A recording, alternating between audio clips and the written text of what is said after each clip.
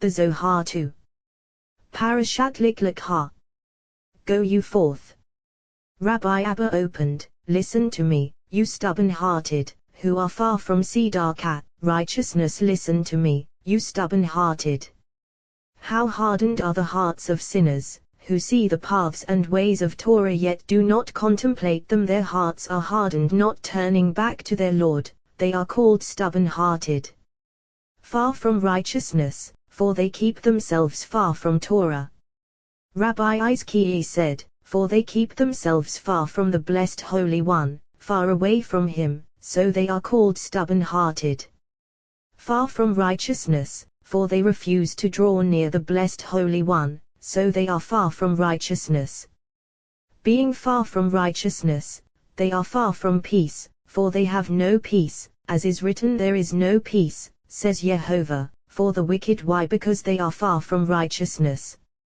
Abraham sought to draw near the blessed Holy One and was drawn near, as is written, you loved tzedek, righteousness, and hated wickedness. Because he loved tzedek, righteousness, he was drawn near tzedakah, righteousness. So it is written, Abraham, my lover. Why my lover? Because you loved righteousness, love of the blessed Holy One, whom Abraham loved more than all his contemporaries, who were stubborn-hearted and far from righteousness, as has been said. Rabbi Yos opened, how lovely are your dwellings, Yehovah Sivaot, O Lord of hosts. How intensely should human beings contemplate the service of the blessed Holy One, for no one knows or reflects upon what the world stands, upon what they themselves stand for. When the blessed Holy One created the world, He made the heavens of fire and water commingled as one, but they did not congeal. Afterward they congealed and endured through supernal spirit. Thence He sewed the world to stand upon pillars, those pillars standing only through that spirit. When the spirit disappears they all quiver and tremble, the world quakes, as is written, who shakes the earth from her place, and her pillars tremble. All stands upon Torah, for when Israel engages in Torah, the world endures and pillars stand firmly in place. At the moment midnight arouses and the blessed Holy One enters the Garden of Eden to delight with the righteous, all those trees in the garden sing praises before Him, as is written, then the trees of the forest will sing for joy before Jehovah. A herald proclaims potently, you are addressed, holy ones of the Most High, those among you whose ears have been penetrated by spirit to listen, whose eyes are open to see, heart receptive to know. When Spirit of all spirits wafts the fragrance of the soul, whence issues voice of voices, potency disseminates in all four directions. One ascends to one side, one descends to the other, one enters between two. Two crown themselves in three, three enter into one. One radiates colors, 6 on one side, 6 descending to the other. 6 enter 12, 12 arouse by 22. 6 encompassed by 10, 10 abides in 1. Woe to those who sleep, slumber in their sockets, unaware, unmindful. Eventually they will arise in judgment, for reckoning is exacted when the body is defiled and the soul drifts through the atmosphere of the noontime sun, rising and falling, gates unopened, stones whirling from the hollow of a sling. Woe to them who will plead for them, they will not arise for this bliss among the joyful places of the righteous, their place is missing. They are delivered into the hands of Duma, falling, not rising. Of them is written, as a cloud fades and vanishes, so whoever goes down to Sheol does not come up at that moment. A single flame flares from the side of the north, striking in all four directions. Swooping down, it impacts between the wings of the rooster, rousing him to crow, but no one is aroused, except the truly virtuous who rise and arouse themselves with Torah. Then the blessed Holy One and all the righteous in the Garden of Eden listen to their voices, as is said, you who dwell in the gardens, companions, listen for your voice, let me hear what is written above her. And died in the Jehovah said to Abram, go you presence of Tra, his fourth father. What is the point here? The point is that until that day no one had ever died in the lifetime of his father. When Abram was cast into the fire, Haran was killed, on account of which they left. What is written? Tra took Abram his son and Lot son of Haran his grandson and Sarah his daughter-in-law, wife of Abram his son, and they set out with them from Ur of the Chaldeans to go to the land of Canaan. The verse should read they set out with him, for look at what is written. Tra took. Why they set out with them? Because Tra and Lot set out with Abram and Sarah, who were the essential ones to leave the wicked. For as soon as Tra saw his son Abram saved from the fire, he came around to fulfilling Abram's desire, so Tra and Lot set out with them. As they set out, what is written? To go to the land of Canaan. Their desire was to go there. From here we learn whoever arouses himself to purity is assisted. Come see, it is so, for as soon as he set out to go to the land of Canaan, immediately Jehovah said to Abram, Go you forth until he first aroused himself. This is not written. An entity above is not aroused until there is first aroused below that upon which it may abide. Mystery of the matter: black light is not joined with white light until she is first aroused. Once aroused, white light immediately abides upon her. Of this is written, Elohim, O God, do not be silent, do not be quiet or still, O God, so that white light may never be torn from her.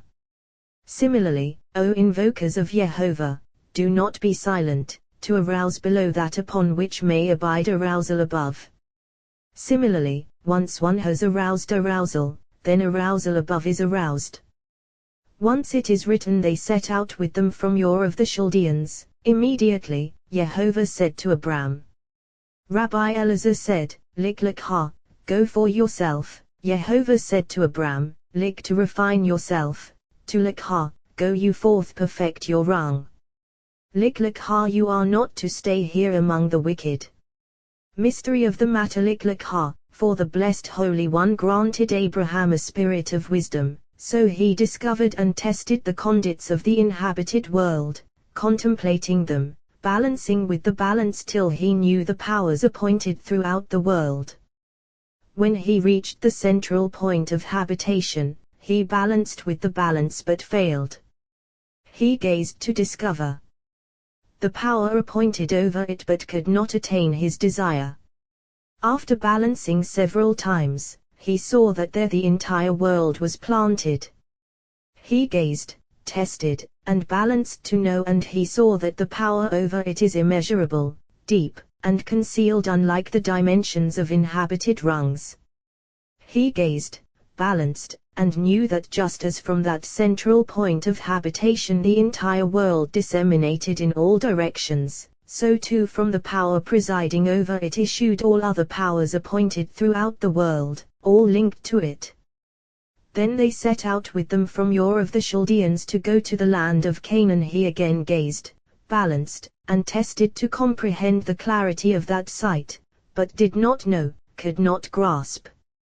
Seeing the power of this sight, incapable of comprehending it, immediately, they came as far as Haran and settled there. What was Abraham's reason he already knew, and tested all those rulers conducting the entire inhabited world. He already balanced and tested those who ruled throughout the world, conducting stars and constellations who overpowered whom. He had succeeded in balancing the entire inhabited world, but when he reached this sight he saw an unbearable, impenetrable potency of depths. Once the blessed Holy One saw his arousal and desire, he immediately revealed himself to him, saying, Lik ha, go to yourself, to know yourself, to refine yourself. From your land, from that habitation to which you clung. From your birthplace, from that wisdom through which you envision and gauge your birth, the precise moment you were born, under which star and constellation. From your father's house, do not consider your father's house, whether you are rooted in your father's house to succeed in the world. So, Lik ha, go you forth from this wisdom, this speculation. It is so, for they had already left Ur of the Chaldeans and were now in Haran. Why would he say go you forth from your land, from your birthplace? Because the essence of the matter consists in what has been said. to the land that I will show you what you could not comprehend and could not know the power of that land, deep and concealed. I will make of you a great nation, and I will bless you. I will enhance your name, and you will be a blessing. I will make of you a great nation, because it is written, go you forth. I will bless you, because it is written from your land. I will enhance your name, because it is written from your birthplace. You will be a blessing, because it is written from your father's house. Rabbi Shimon said, I will make of you a great nation, from the right side. I will bless you, from the left side. I will enhance your name, from the aspect of the middle. You will be a blessing, from the aspect of the land of Israel. Here is the throne of 4 legs, all comprised in Abraham. From here on, blessings to others, nourished from here, as is written, I will bless those who bless you, and whoever curses you I will curse. Through you all families of the earth will be blessed. Rabbi Elazar was sitting in the presence of his father, Rabbi Shimon, together with Rabbi Yehuda, Rabbi Yitzhak, and Rabbi Izkiah. Rabbi Elazar said, concerning what is written, go you forth from your land, from your birthplace. Since they all departed on the journey, why was he not told that they all should go? For even though Terah worshipped idols, since he was aroused in fine arousal to leave with Abraham, and we have seen that the blessed Holy One desires the sincere return of sinners, and he had begun the journey, why is it not written, Likhu Lachem, go you forth? Why to Abraham alone Likha, go you forth? He replied, if you think that Terah left Ur of the Chaldeans in order to turn back to God, not so, rather, he left to save himself, for all his fellow countrymen wanted to kill him. As soon as they saw that Abraham was saved, they said to him, it was you who deceived us with these idols. Fearing them, he left. Once they reached Haran, he did not leave, as is written, Abram went, as Jehovah had told him, and Lot went with him, whereas Terah is not mentioned. He opened, saying, the wicked are denied their light, and the upraised arm is broken. This verse has been established, but the wicked are denied their light. This is Nimrod and his contemporaries, from whom Abraham departed.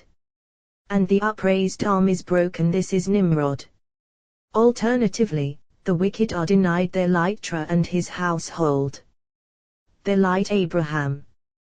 The verse does not read the light, but rather their light, for he was with them. And the upraised arm is broken, Nimrod, who led all the inhabitants of the world astray. Therefore it is written, Likha, go for yourself to enlighten yourself and all those issuing from you hereafter. He opened again, saying, now they do not see light, bright in the heavens, and a wind passes, cleansing them. Now they do not see light. When at the time the blessed Holy One said to Abraham, go you forth bright in the heavens, for the blessed Holy One sought to join Abraham to that supernal light, to shine there. And a wind passes, cleansing them, for later Terah and his whole household returned to God, as is written, and the souls they had made in Haran. And concerning Terah, as for you, you will go to your fathers in peace. Rabbi Elazar said, the verse does not read Abram went, as Jehovah had told Abram set out, but him rather Vayelik, went, as is said, Likha, go you forth. For they had previously set out, as is written, they set out to go to the land of Canaan. So now it is written went, not set out. As Jehovah had told him, assuring him with all those promises. And Lot went with him, joining him to learn from his actions, though he did not learn so well. Rabbi Elazar said, happy are the righteous who learn the ways of the blessed Holy One so they can walk in them, and who fear that day of judgment, when one is destined to render account to the blessed Holy One.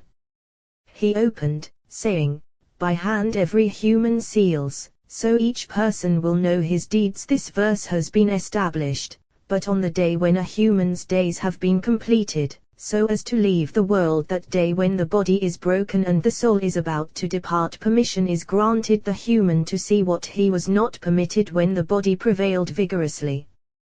Then 3 messengers stand over him, enumerating his days, his sins, and all he has done in this world. He acknowledges everything orally, then signs and seals it by hand, as is written by hand every human seals. By his own hand they are all signed, so that he will be judged in that world for first and last, new and ancient, not a single one forgotten, as is written, so each person will know his deeds. All those deeds he committed in this world with body and spirit, so he renders an account with body and spirit before leaving the world. Just as sinners stiffen their necks in this world, so too, even on the verge of departing. So, happy is the human who learns in this world the ways of the Blessed Holy One so that he can walk in them. But the sinner, even though observing the righteous, stiffens his neck and refuses to learn.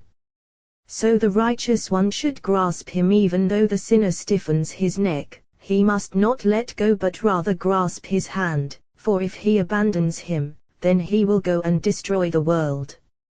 From Elisha, who rejected Gehazi.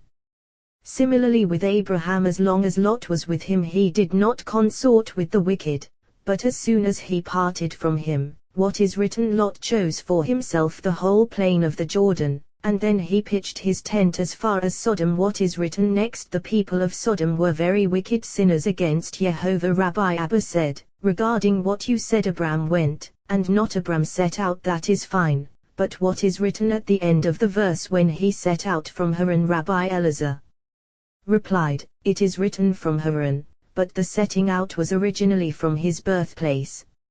Abram took his wife Sarah. What does took mean? He coaxed her with fine words, for a man is not allowed to take his wife to another country without her consent. Similarly it is said, take Aaron, take the Levites. Abram took, he coaxed her with words, showing her how wicked were the ways of their contemporaries. So, Abram took his wife Sarah and his nephew Lot. Why did Abraham take Lot along with him? Because he foresaw through Holy Spirit that David was destined to issue from him. And the souls they had made in Haran, male and female converts whose souls they had refined.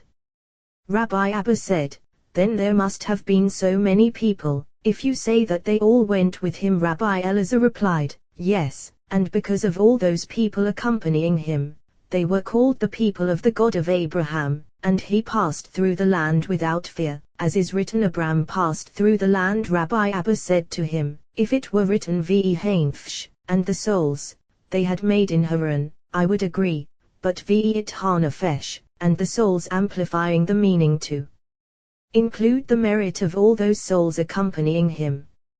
For whoever leads another to virtue is credited with that virtue, which never departs from him. How do we know from what is written, and the souls they had made in Haran? The merit of all those souls accompanied Abraham. Rabbi Shimon said, why does the first Liklik Ha, go you forth revelation of the Blessed Holy One to Abraham open with Liklik Ha? Until now the Blessed Holy One did not speak with him. Why did he open with Liklik Ha? They have said that by its sum he hinted at 100, for at the age of 100 a son was born to him. But whatever the Blessed Holy One does on earth is entirely a mystery of wisdom. Since Abraham was not yet fittingly joined to the Blessed Holy One, he said to him, Liklik Ha, alluding to that sight through which one must approach the Blessed Holy One, the first rung for entering the Blessed Holy One. Therefore, Liklik Ha, Abraham could not grasp this rung until he entered the land, where he received that rung. Similarly it is written, David inquired of Jehovah, should I go up to one of the towns of Judah? Jehovah replied, go up. He asked, where should I go? He replied, to Hebron. Samuel now, since Saul had already died and kingship was designated for David, why didn't he receive kingship over all Israel immediately? It is all a mystery of wisdom, for David could not receive kingship until he joined the patriarchs, who were in Hebron, through whom he could then receive it. So he lingered there for 7 years to receive kingship fittingly, all in the mystery of wisdom, so that his kingship would be perfected. Similarly Abraham did not enter the covenant of the Blessed Holy One until he entered the land. See what is written, V'ya'aveh Avram b'ares, Abram passed through the land via Arvea, he passed. The verse should read Vayelik, he went. But here is an allusion to the holy name by which the world is sealed with 72 engraved letters, all included in this name. Here is written Vaya Arvea, he passed, and there is written Vaya Arvea Yehovah, Yehovah passed, before his face and proclaimed in the book of Rav Yevasava. Here is written Vaya Arvea, he passed, and there is written Ani Avi, I will make all my goodness pass, alluding to the holiness of the land, from a fittingly supernal site. As far as the site of Shechem, as far as the terebinth of Moreh, from one side to the other, fittingly. The Canaanite was then in the land as has been said, until then the evil serpent prevailed, who was cursed and brought curses upon the world, as is written, Cursed be Canaan, slave of slaves shall he be to his brothers, and similarly cursed are you among all animals. There Abraham drew near the blessed Holy One. What is written, Yehovah appeared to Abram. Here was revealed to him what he had not known, that profound power ruling the land. So what had been concealed from him appeared, and then he built an altar there to Yehovah who had appeared to him, since the verse states to Yehovah. Why who had appeared to him? Because here was revealed to him that rung ruling over the land, and he entered enduringly. He moved on from there Har-Hara, to the mountain. There he discovered Har-He, mountain of He, and all those rungs planted there. He spread Ohalot, his tent spelled with a He, spreading a spread, accepting the kingdom of heaven with all its linked rungs. Then he knew that the blessed Holy One rules over all, so he built an altar. There were 2 altars, because here it was revealed to him that indeed the blessed Holy One rules over all, and he discovered supernal wisdom, which he had not known before. So he built 2 altars, one for the revealed rung, one for the concealed. Come see, it is so. First is written, he built an altar there to Yehovah who had appeared to him, and afterwards simply he built an altar there to Yehovah, without who had appeared to him.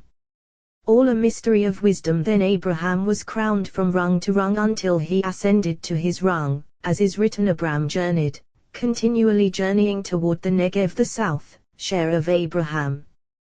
Continually journeying, rung upon rung, until ascending to the south, where he was fittingly bound, ascending to his rung the south. Once Abraham was crowned with his rungs in the Holy Land and entered the Holy Rung. What is written, there was a famine in the land, for no one knew how to draw near the blessed Holy One. There was a famine in the land, for until now the power over the land had not vitalized or nourished the land, for it was still unsanctified, unstable. As soon as Abraham saw that the power appointed over the land had not vitalized it fittingly with holy energy, Abram went down to Egypt to sojourn there. How did Abraham know? As is written, to your seed I give this land. Then Abraham knew that the land would be arrayed in holy array only through certain rungs issuing from him. He discovered a mystery of wisdom, only so would the land be arrayed in holiness. Abram went down to Egypt. Why to Egypt? Because it is equivalent to the garden of Yehovah, as is written, like the garden of Yehovah, like the land of Egypt, for there one river on the right plunges, as is written, the name of the first is Pishon, the one winding through the whole land of Havilah, where there is gold. Once Abraham knew and entered perfect faith, he sought to know all those rungs linked below, and since Egypt drew from the right, he went down to Egypt. Famine prevails only when compassion withdraws from justice. When he drew near to Egypt, Rabbi Elazar said, Ka'asha Hekriv, when he drew someone near. The verse should read Ka'asha Karath, when he came near. Why Ka'asha Hekriv, when he drew someone near? As is written, Pharaoh Hekriv, drew someone near, for he drew Israel back to God. Here too, Hekriv, for he drew himself near to the blessed Holy One fittingly. To enter Egypt, to scrutinize those rungs and shun them, to shun the ways of the Egyptians. Rabbi Yehuda said, because Abraham went down to Egypt without permission, his descendants were enslaved there for 400 years. For look at what is written: Abram went down to Egypt, and not go down to Egypt further. He was troubled all that night over Sarah. He said to his wife Sarah, "Now I know what a beautiful woman you are." Didn't Abraham know she was beautiful before that moment? But they have established that until that moment he had never gazed at Sarah's features, and when he drew near Egypt she was revealed, so he saw her. Alternatively, now I know, for he saw Shekinah accompanying her. So Abraham relied on saying, "She is my sister." This word ascends in two nuances, one literal, the other as is written, "Say to wisdom, you are my sister." Similarly it is written, "Say you are my sister, and you speak with us that it may go well with me because of you." He said this to Shekinah: "Because of you the blessed Holy One will treat me well. And my soul may live thanks to you, for thereby one ascends and attains longevity. Say you are my sister." Rabbi Yisa said, Abraham knew that all those Egyptians were steeped in lechery. Knowing all this, why didn't he fear for his wife and turn back without entering? Because he saw Shekinah. Rabbi Yehuda said, he had put her in a when Abram came to Egypt, the chest, which the Egyptians saw how very open to collect beautiful the woman was customs. As it was opened, she shone like the radiance of the sun, as is written how very beautiful the woman was. Why very? Because they saw another radiance in the chest.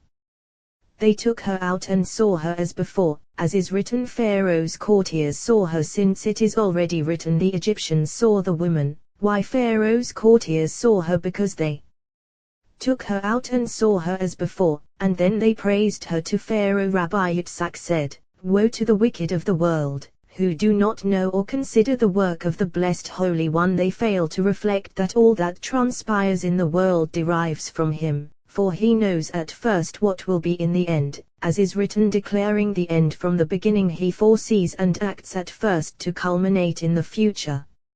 If Sarah had not been taken to Pharaoh, then he would not have been struck, and that striking caused a subsequent striking, when the Egyptians were struck with great plagues. Here is written great plagues, and there is written Jehovah displayed signs and wonders, great and terrible, in Egypt. Just as there 10 plagues, so here 10 plagues. Just as the blessed Holy One performed miracles and mighty deeds for Israel by night, so here he performed miracles and mighty deeds for Sarah by night. Rabbi Yos opened, "You, O Jehovah, are a shield around me, my glory, who lifts up my head." David said, "Even if everyone on earth wages war against me, you, O Jehovah, are a shield around me." What is written, a shield around me? David said before the blessed Holy One, Master of the world, why don't they conclude a blessing with me as they do with Abraham, of whom is written, "I am your shield"? So they say, shield of Abraham. The blessed Holy One replied, "Abraham I have already tried and tested, and he stood erect before me." David said, "If so, examine me, O Jehovah, and try me, test my reins and heart." When he perpetrated that affair with Bathsheba, he reminded him of what he had said, "You examined my heart, you visited by night, you tested me and did not find my plan should not have passed my mouth." He meant, I said, "Examine me, O Jehovah, and try me," and you examined my heart. I said, "Test my reins and heart," and you tested me and did not find me fitting. My plan should not have passed my mouth, if only that word I conceived had never passed my lips. Even so, they do conclude a blessing with him, for they say, "Shield of David." So David said, "You, O Jehovah, are a shield around me, my glory. This rung is my glory with which I am crowned." Rabbi Yitzhak opened, "The righteous will Pharaoh put men in charge of flourish like a palm him, and they escorted him tree, he will thrive like a cedar in Lebanon." Why does scripture compare the righteous to a palm tree? Just as a palm tree, once cut down, takes a long time to rise again, so too the righteous, once one perishes from the world, a long time passes before another arises in his place. Similarly, he will thrive like a cedar in Lebanon. The righteous one will flourish like a palm tree. Just as a palm tree rises only male and female, so too a righteous one arises only male and female. He will thrive like a cedar in Lebanon. Just as a cedar in Lebanon is supreme above all abiding beneath it, so a righteous one is supreme above all abiding beneath him. The world stands upon a single righteous one, as is written, the righteous one is the foundation of the world, on him the world stands, through him it is sustained, upon him it is planted. Rabbi Yehuda said, but we have learned that the world stands on 7 supports, as is written, she has hewn her 7 pillars. Rabbi Yos replied, certainly so, but all those others endure through the 7th support of the world. Righteous one watering, saturating the world, nourishing all, of whom is written, say of the righteous one that he is good, and similarly Jehovah is good to all, and his compassion is over all his works. Rabbi Yitzhak said, look at what is written, a river issues from Eden to water the garden, this support upon which the world stands. Who waters the garden? By whom the garden is watered, through whom it generates fruit, all flourishing, flying into the world, sustenance of the world, sustenance of Torah. Who are they? Souls of the righteous, fruit of the handiwork of the blessed Holy One. So every single night souls of the righteous ascend, and at the moment of midnight the blessed Holy One comes to the Garden of Eden to delight with them. With whom Rabbi Yos said, with all of them, both those whose abode is in that world and those dwelling in their abode in this world. With all of them the blessed Holy One delights at midnight. The world on high needs the arousal of the world below. When souls of the righteous leave this world, ascending above, they all clothe themselves in supernal light, in a splendid form. The blessed Holy One delights in them, desires them, for they are the fruit of his handiwork. So Israel, possessing holy souls, are called children of the blessed Holy One, as is said, you are children of Jehovah your God, actual children, fruit of his handiwork. Rabbi Yisa said, even those on earth. How? He replied, because at midnight all the truly virtuous awaken to declaim Torah and proclaim praises of Torah. As has been said, the blessed Holy One and all the righteous in the garden listen together to their voices, and a thread of grace emanates upon them by day, as is written, by day Jehovah directs his grace, at night his song is with me.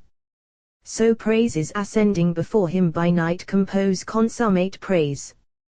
When the Israelites were confined in their homes as the blessed Holy One slew the Egyptian firstborn, they sang songs of praise before him. King David would rise at midnight. For if he sat or lay in bed, singing songs of praise, how is it written, at midnight I rise to praise you? I rise, literally, standing to engage in song and praise of Torah. So David is king forever, even in the days of King Messiah he will be king, for we have learned, if King Messiah is of the living, David is his name, if of the dead, David is his name. He aroused the morning before it appeared, as is written, awake, my glory, awake, harp and lyre I will awaken dawn. The entire night that Sarah was with Pharaoh, supernal angels came to sing praises to the blessed Holy One. He said to them, go, all of you, afflict Egypt with great plagues, prefiguring what I intend to do later.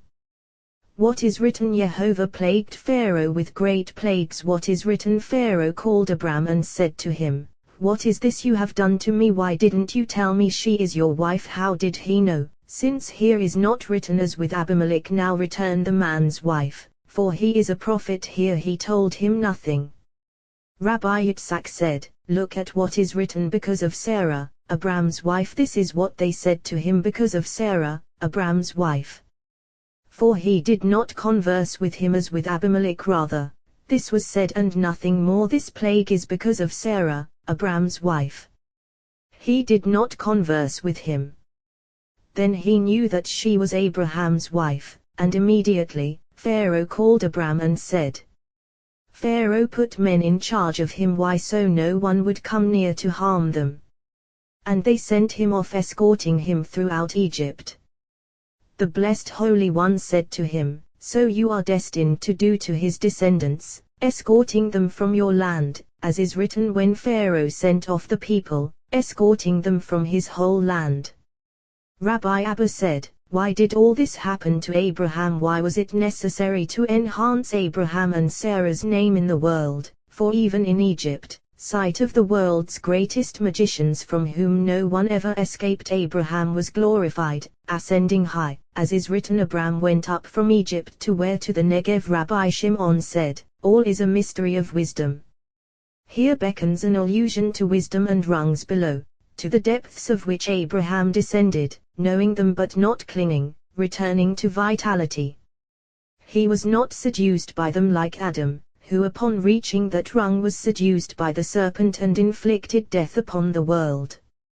He was not seduced like Noah, for when Noah descended and reached that rung, what is written, he drank of the wine and became drunk, and exposed himself inside Ohala, his tent spelled with a he, Ohala, her tent. But of Abraham, what is written, Abram went up from Egypt, ascending, not descending, returning to his domain, the supernal rung he had grasped before. The event transpired to reveal wisdom, for he endured firmly fittingly and was not seduced. He rose erect, returning to his domain, to the Negev, the south, supernal rung to which he had been linked before, as is written, continually journeying toward the Negev, here to the Negev, the site he had grasped before. The mystery of the matter: if Abram had not gone down to Egypt and been refined there first, he would not have become the share of the Blessed Holy One. Similarly with his children, when the Blessed Holy One wanted to make them a unique and perfect people, to draw them close to him, if they had not first gone down to Egypt and been refined there, they would not have become his unique nation. Similarly, if the Holy Land had not been given first to Canaan to rule, it would not have become the portion and share of the Blessed Holy One. It is all one mystery. Rabbi Shimon was walking on the way together with his son Rabbi Elazar, Rabbi Abba, and Rabbi Yehuda. As they were walking, Rabbi Shimon said, I am amazed how people of the world do not care to know the words of Torah and the foundation of their existence. He opened, saying, my soul desires you in the night, the spirit within me seeks you at dawn. They have established this verse, and so have we, but when a person climbs into bed, his soul leaves him and ascends on high. Now, if you say that they all ascend, not everyone sees the face of the king. Rather, the soul departs, and in the body remains nothing but a trace of a pint of the heart's vitality. The soul proceeds, seeking to ascend, countless rungs upon rungs to climb. Flying, she encounters those hooded, hunchbacked, dazzling demons of defilement.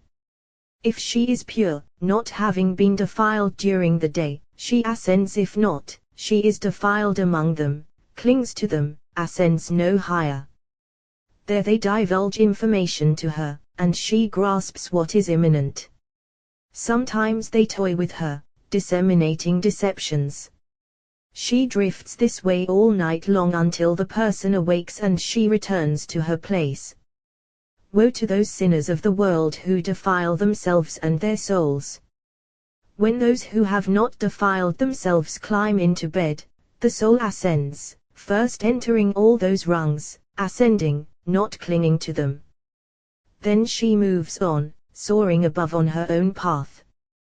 The soul worthy of ascending appears before the countenance of days, cleaving to the desire to appear in sublime longing, to gaze upon the loveliness of the king and contemplate in his palace.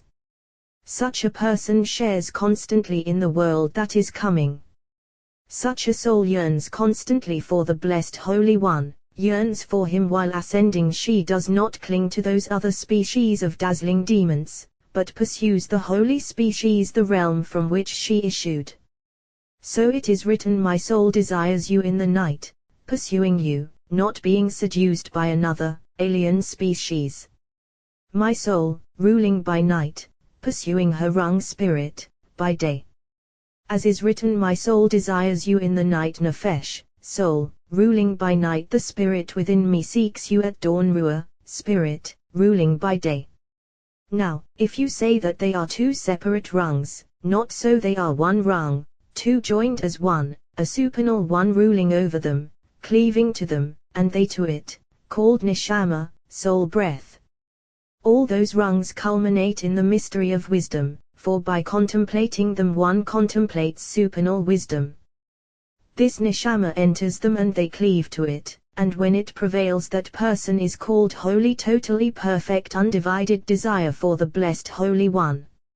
Nefesh, soul, is lower arousal supporting the body, nourishing it. The body fastens on her, she is fastened to the body. Afterward she is arrayed, becoming a throne on which settles Ruah, spirit, through the arousal of Nefesh fastened to the body, as is written, until spirit is poured upon us from on high. Once both have been arrayed, they are ready to receive Neshama, for Ruah becomes a throne for Neshama. This Neshama is concealed, supreme. Above all, hidden of all hidden. Consequently there is throne upon throne, and a throne for the highest above them. When you contemplate the rungs you discover the mystery of wisdom. All is wisdom, in this way grasping the concealed. Nefesh, lower arousal, cleaving to the body like the light of a candle. The lower light, which is black, cleaves to the wick, never parting from it, arrayed by it alone. Once arrayed by the wick, it becomes a throne for the white light settling upon the black light. When both are arrayed, the white light becomes a throne for a concealed light, invisible, unknowable, settling upon the white light. Then the light is perfect.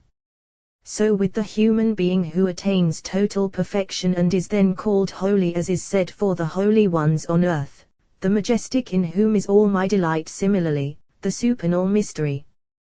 When Abraham entered the land, the blessed Holy One appeared to him, as has been said, for it is written, to Jehovah who had appeared to him there he received Nefesh and built an altar for that rung. Afterward, continually journeying, receiving Ruah.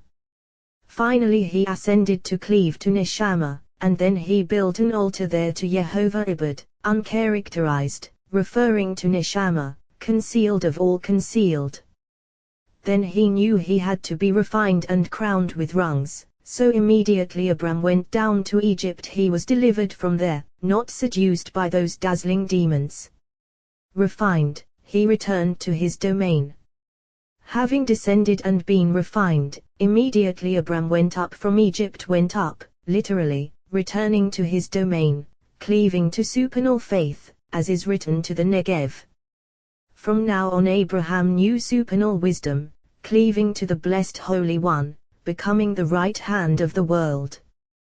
Then Abram was very heavily laden with cattle, with silver, and with gold, very heavily laden on the side of the east, with cattle on the side of the west, with silver on the side of the south, and with gold on the side of the north.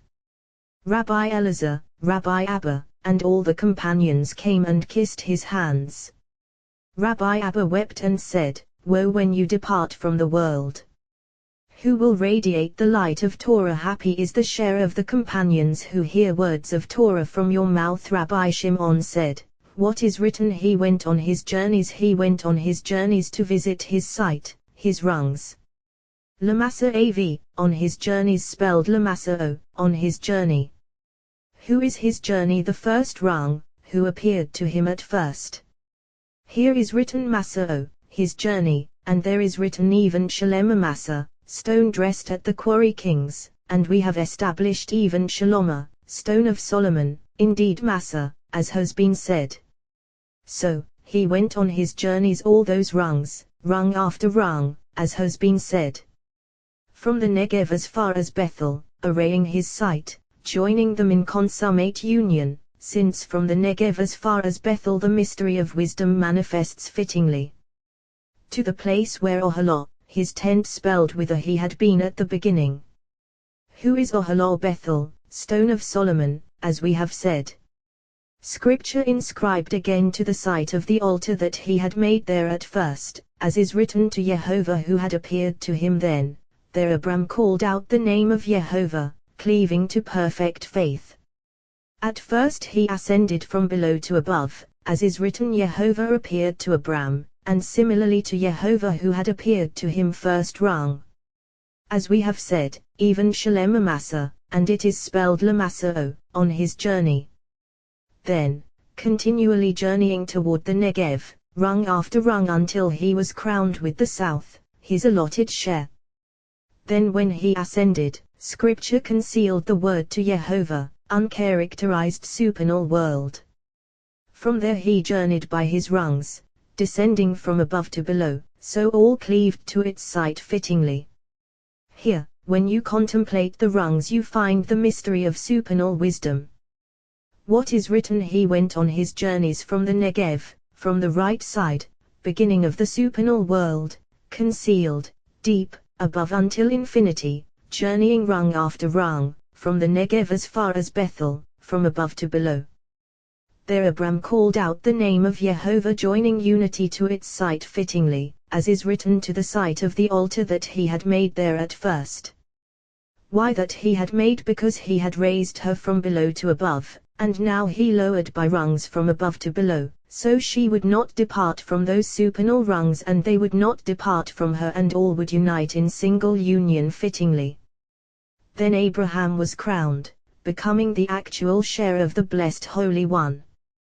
Happy are the righteous who are crowned with the Blessed Holy One, as he is crowned with them. Happy are they in this world, and happy in the world that is coming. Of them is written, your people, all of them righteous, will inherit the land forever. And similarly the path of the righteous is like gleaming light, shining ever brighter until full day. They went on, and when they reached the site of a certain field they sat down.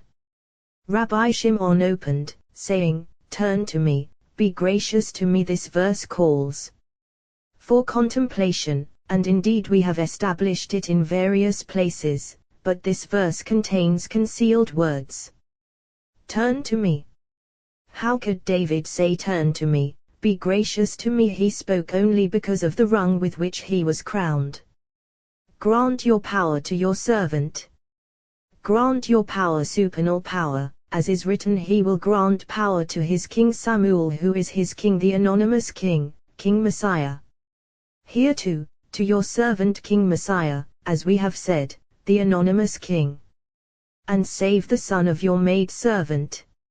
Now, wasn't he the son of Jesse? But we have established that when coming to request something supernal, one should mention that of which he is certain, so he mentioned his mother, not his father.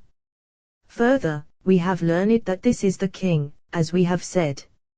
Rabbi Shimon said, What is written? There was riv, a quarrel, between the herders of Abram's cattle and the herders of Lot's cattle, spelled RV, missing the yod, for Lot sought to revert to the idolatry practiced by the inhabitants of the land, as proven by the conclusion of the verse, and the Canaanites and Perizzites were then dwelling in the land.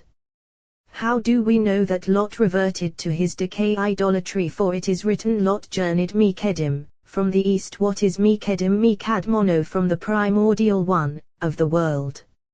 Here is written, Lot journeyed Mekedim, and there is written, when they journeyed Mekedim, from the east, just as there they journeyed from the primordial one of the world, so here did he. As soon as Abraham realized that Lot inclined toward this, immediately Abram said to Lot, Please separate yourself from me, you are not worthy to join me. So Abraham separated from him, not wanting to accompany him, for whoever associates with a sinner eventually imitates him and is punished because of him. How do we know? From Jehoshaphat, who joined with Ahab. Had it not been for the merit of his ancestors, he would have been punished there, as is written, Jehoshaphat cried out, and then he was saved. As is written, God lured them away from him. So Abraham refused to accompany Lot. Nevertheless, Lot refused to turn back from his repulsiveness. Rather, Lot chose for himself the whole plain of the Jordan, and Lot journeyed Mekedim, from the east, journeying Min Kadma'ah, from the primordial one, of the world, not seeking to cleave to perfect faith like Abraham. Abram dwelled in the land of Canaan, to cleave to the realm of faith, to grasp the wisdom of cleaving to his Lord. While Lot dwelled in the cities of the plain, pitching his tent as far as Sodom with those sinners of the world who had abandoned faith. As is written, the people of Sodom were very wicked sinners against Jehovah, each one diverged on his own way appropriately. So, happy are the companions who engage in Torah day and night, whose companionship is with the blessed Holy One. Of them is written, you, cleaving to Jehovah your God, are alive every one of you today. Rabbi Abba opened. Jonah set out to flee to Jehovah, said to Abram, after Lot had Tarshish from the parted from him presence of Jehovah, Jonah, who can flee from the presence of the blessed Holy One, of whom is written, do I not fill heaven and earth, declares Jehovah, and yet he tried to flee his presence. However, it is written, Unity, my dove, in the clefts of the rock, in the covert of the cliff, my dove, assembly of Israel. In the clefts of the rock, Jerusalem, towering above the whole world. Just as a rock is supreme and mighty above all, so is Jerusalem. In the covert of the cliff, the holy temple, site called Holy of Holies, heart of the whole world. So it is written in the covert of the cliff, for there Shekinah concealed herself, like a woman secluded for her husband, not venturing outside the house, as is said, your wife like a fruitful vine in the recesses of your house. Similarly, assembly of Israel does not dwell outside her domain, in the secrecy of the steep, except in time of exile, when she is in exile, and because she is, other nations enjoy greater prosperity and tranquility. When Israel dwelled in the Holy Land, all was arrayed fittingly, the throne perfect above them. They performed the rite, piercing the atmospheric belts of the world, and that rite ascended to its site, for the land is tillable by Israel alone. So other nations kept aloof, not ruling as now, being nourished only by drippings. Now, you might say, look, we see there were numerous kings ruling over the world while the temple stood. In the era of the first temple, before Israel defiled the land, other nations did not rule but were nourished by drippings, through which they ruled, yet limitedly. Once Israel sinned, defiling the land, they thrust Shekinah from her sight, as it were, and she was drawn toward another place. Then other nations prevailed, and were empowered to rule. The land of Israel is not ruled by any official or by anyone other than the blessed Holy One himself. When Israel sinned by offering incense to alien gods within the land, Shekinah was driven from her sight, as it were. By offering incense, they attracted alien gods to interlinking them, so dominion was yielded to, for incense constitutes a nexable nexus. Ever since, other nations have ruled, prophets have ceased, and all those supernal rungs no longer prevail on earth. Other nations were not divested of dominion, for they drew Shekinah to themselves. So in the era of the Second Temple, their dominion was not withdrawn, all the more so during the exile of Shekinah among other nations, where other officials rule. So they all suck from Shekinah, who was drawn toward them. Therefore when Israel dwelled in the land performing the rite of the blessed Holy One, Shekinah was secluded among them, never venturing outside the house to reveal herself. So all the prophets living at that time received prophecy only in her domain, as we have said. That is why Jonah fled outside the Holy Land, so prophecy would not be revealed to him and he would not have to go on the mission of the blessed Holy One. Now, you might say, look, we see that Shekinah revealed herself in Babylon, which is outside, but they have established that it is written Helohia, happening it happened. Ezekiel, what happened had never happened before, ever since the day the temple was built, and this prophecy happened for that particular moment. It is written Al Nehar Kiva, by the river Kiva. What does this mean? River of already existing since the day the world was created, upon which Shekinah reveals herself constantly, as is written, a river issues from Eden to water the garden, and from there it divides and becomes 4 river heads. The name of the first is This is one of them, and there she revealed herself at that precise moment, because in their suffering Israel needed her. But at other times she does not reveal herself. So Jonah, in order that Shekinah not settle Shekinah, them upon him nor reveal herself to him, left the Holy Land and fled, as is written, from the presence of Jehovah. Just as Shekinah reveals herself only in a place befitting her, so too she manifests and reveals herself only in a person befitting her. For look, ever since Lot entertained the desire to revert to his repulsiveness, Holy Spirit departed from Abraham. As soon as Lot parted from him, immediately Holy Spirit settled in its sight, as is written, Jehovah said to Abram, after Lot had parted from him. When Abraham saw that Lot had relapsed into his repulsiveness, he was frightened and wondered, perhaps, perish the thought, because of associating with this one, I have lost the holy share with which the blessed Holy One crowned me. As soon as he parted from him, he said to him, raise your eyes now and look from the place where you are. What is meant by where you are? Where you cleaved at first and were crowned in perfect faith. To the north, to the south, to the east, to the west his journeys undertaken at first, as is written, he went on his journeys, and similarly continually journeying toward the Negev supernal rungs, for first he was crowned in perfect faith and then assured it would never depart from him and his descendants, as is written, for all the land that you see I will give to you and to your seed forever. What is meant by that? You roe, see the first rung that was revealed to him, as is said to Jehovah. Hanire, who had been seen by him, so that you see, for this rung comprises all those rungs, all seen within it. So, for all the land that you see, Rabbi Elazar came upon an inn at Lyre, and with him was Rabbi Izkiah. He rose at night to engage in Torah. Rabbi Izkiah rose alongside him. Rabbi Elazar said to him, in a village castle companions appear. Rabbi Elazar opened, saying, like an apple tree among the trees of the forest, so is my beloved among the young men. In his shade I delighted to sit, and his fruit is sweet to my mouth. Like an apple tree the blessed Holy One, more desirable and adorned in colors than all other trees, for none compares with him. Distinguished among all, for no other is like him. So, in his shade I delighted to sit. In his shade, not in another shade. In his shade, not in the shade of other officials. I delighted. When from the day Abraham came into the world, for he desired and loved the blessed Holy One passionately, as is said, Abraham, my lover, and his fruit is sweet to my mouth. Isaac, holy fruit. Alternatively, in his shade I delighted to sit. Jacob, and his fruit is sweet to my mouth. Joseph the righteous, who generates holy fruit in the world. Similarly it is written, these are the generations of Jacob, Joseph, for all those generations of Jacob inherit Joseph, who engenders generations corresponding to all the tribes.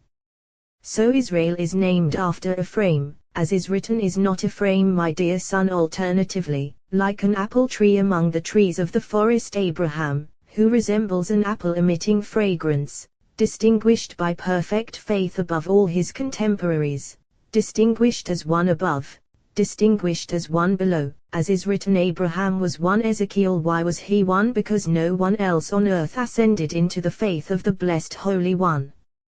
Rabbi Izkiah said to him, but it is written, and the souls they had made in Haran. He replied, they had not yet attained the supernal rungs with which Abraham was crowned.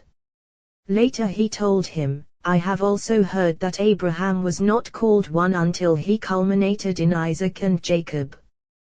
Once he did so, and all three of them constituted the patriarchs of the world. Abraham was called one and became the apple of the world, distinguished above all inhabitants of the world. He said to him, you have spoken well. Alternatively, like an apple tree among the trees of the forest, as has been said, the blessed Holy One. So is my beloved among the young men, the blessed Holy One. In his shade the blessed Holy One.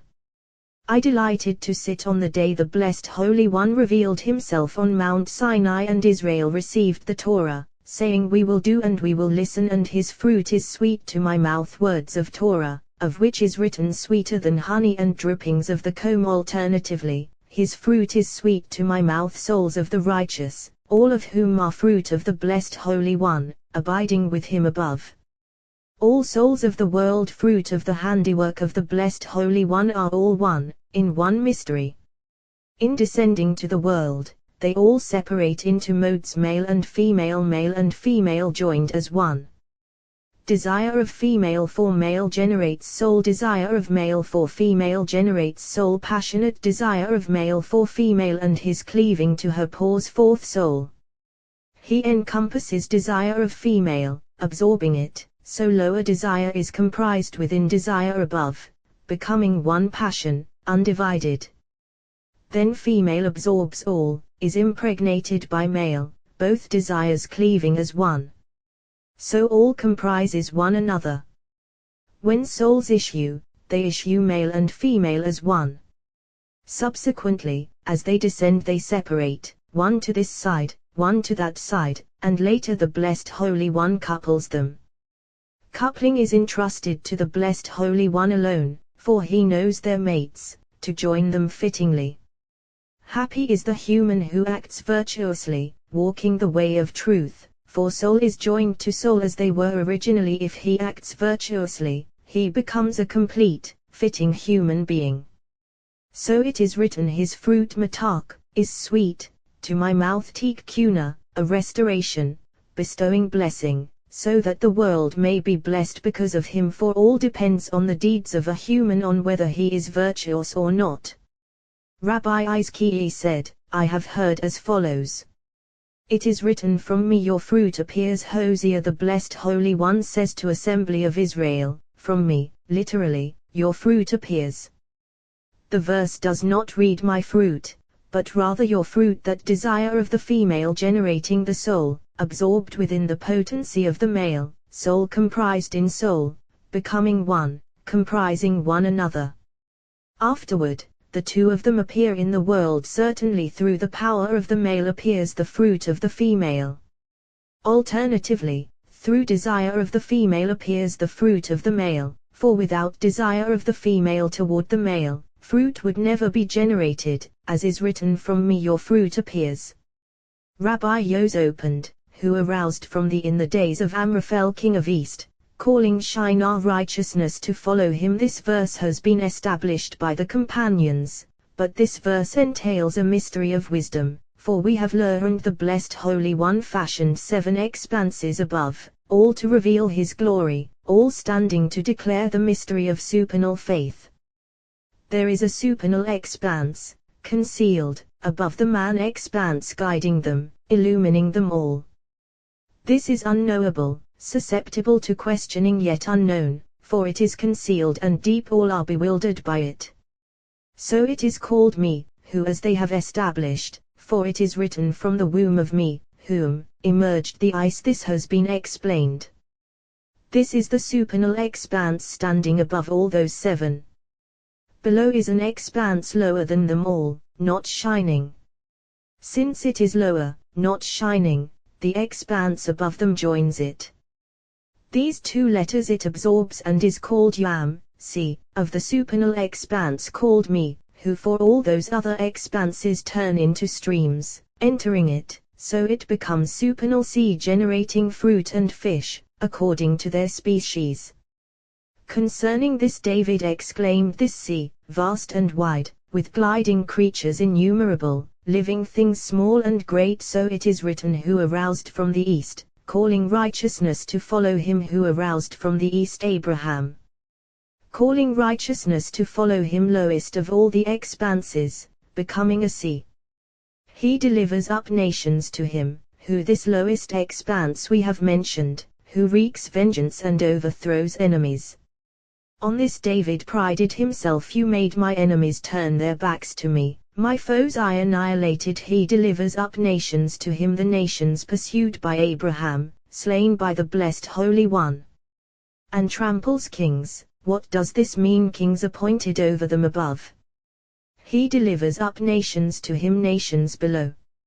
And tramples kings appointed princes above, for when the Blessed Holy One executes judgment against a nation, he does so totally, above and below.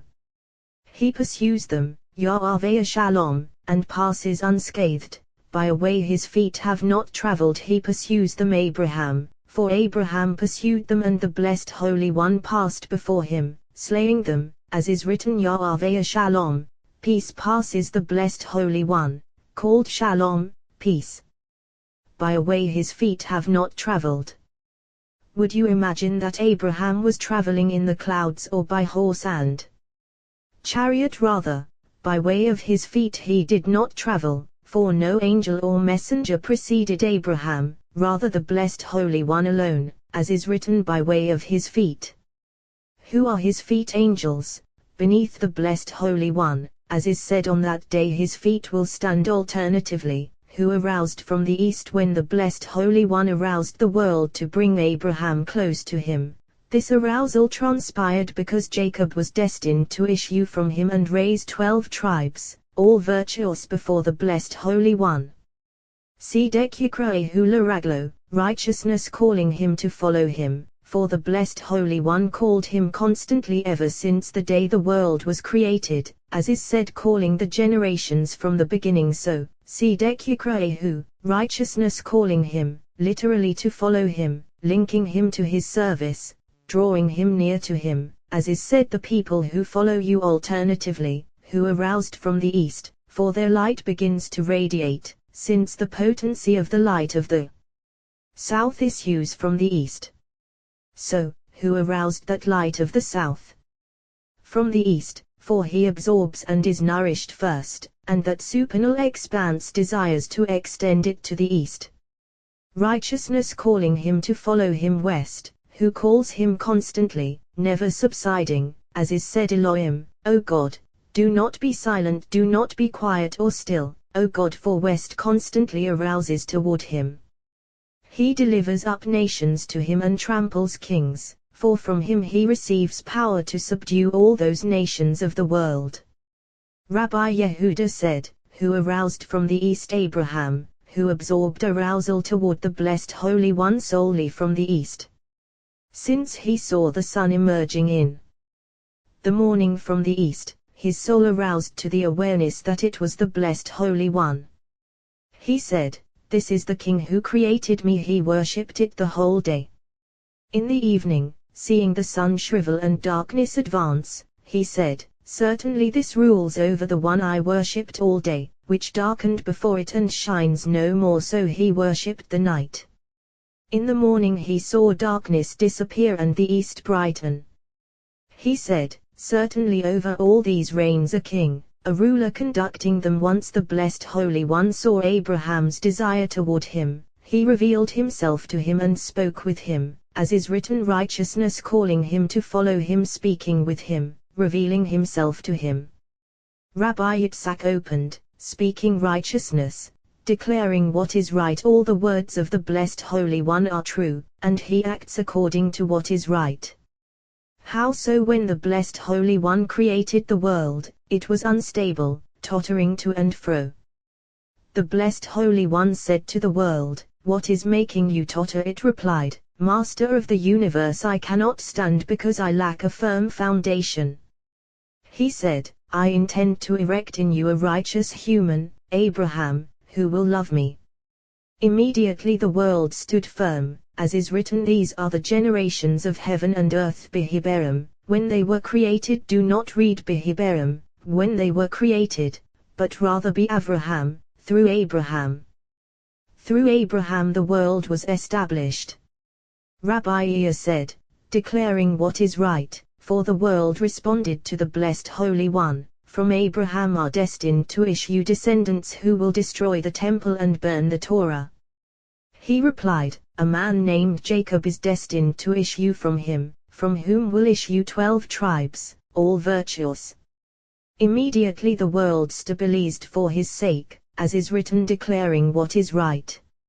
Rabbi Elazar said, we have aroused our awareness. Vedaber, he spoke the Yid, he declared Veomer, he said, all diverge in meaning. Vedaber, he spoke, is revealed an outer rung, not as inner as those supernal rungs. Dover, speaking, righteousness. Vayagd, he declared, alluding to an inner, supernal rung, controlling speech. Magid, declaring, what is right. Who is what is right? Supernal rung inhabited by Jacob, as is written you established what is right so it is written Maggid, declaring, not Dover, speaking. Rabbi Yitzhak said, but look at what is written Vayagd, he declared, to you his covenant he replied, certainly so that rung controls the lower one speaking righteousness. All is intended for contemplation. Even though Deva, word, is low, do not think it is not high, it is certainly filled with everything, a supernal rung. Your mnemonic, it is not an empty word for you. Rabbi Elazar was going to the house of his father-in-law along with Rabbi Ea, Rabbi Yos, and Rabbi Izkiah. Rabbi Elazar said, I see that arousal above transpires only with arousal below, for arousal above depends on desire below. He opened, saying, Elohim, O God, do not be silent, do not be quiet or still, O God, this is arousal below, intending to prevail. David exclaimed, Elohim, do not be silent, arousing above, joining the right. Why, for look, your enemies they conspire with a single mind, forming an alliance against you, so, Elohim, do not be silent, arousing above, for then right arouses, linking with her.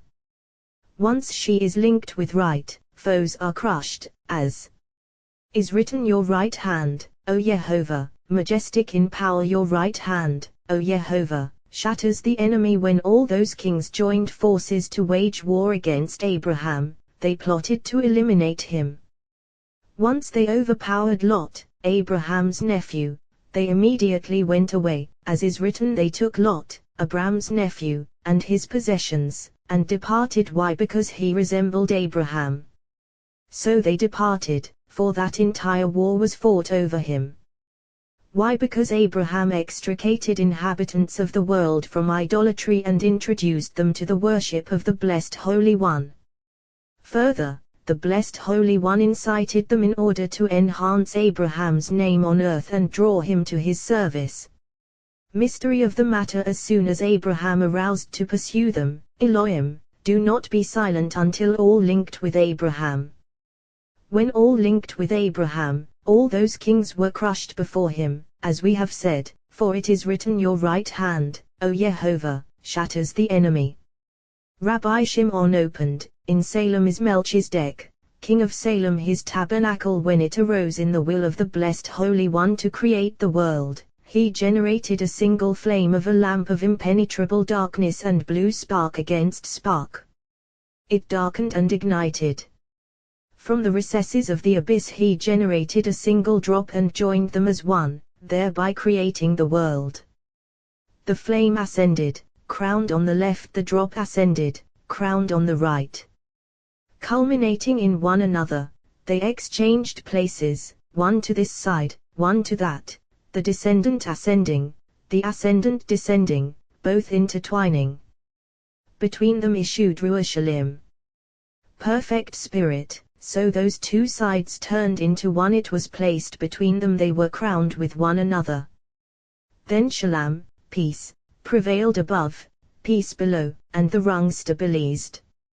He was crowned with Vov, Vov with he, then he ascended, bound in a perfect bond.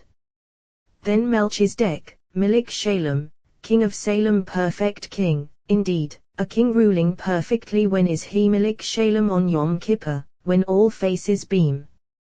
Alternatively, Melchizedek, last world king of Salem, supernal world, crowned with one another inseparably, two worlds as one. Even the lower world constitutes all, a single entity. Brought out bread and wine, for she contains both of these. He was priest of God Most High, world-serving world. He was priest the right of God Most High, supernal world. So the priest must bless the world. The blessings absorbed by this lower world when joined with the high priest. Then he blessed him, saying, Blessed be Abram of God Most High. Certainly so correspondingly, the priest below must cluster clusters, blessing this site so that it will link with the right, linking two worlds as one. Blessed be Abram. Mystery of the word instituting blessings. Blessed be Abram, as we say, blessed are you. Of God Most High Yehovah, our God. possessor of heaven and earth, king of the world. This verse constitutes the mystery of blessings. So, he blessed him, from below. Blessed be God Most High, who has delivered your foes into your hand, from above to below. He gave him a tenth of everything to cleave to the site where a cluster clusters below. While they were walking, they encountered Rabbi Yisa, accompanied by a certain Jew. That Jew was discussing of David. To you, Yehovah, I lift up my soul of David. Why is it not written a psalm of David, or of David, a psalm, because he exclaimed of David on behalf of his wrong, praising it. To you, Yehovah, I lift up my soul. To you, Yehovah above, I lift up my soul.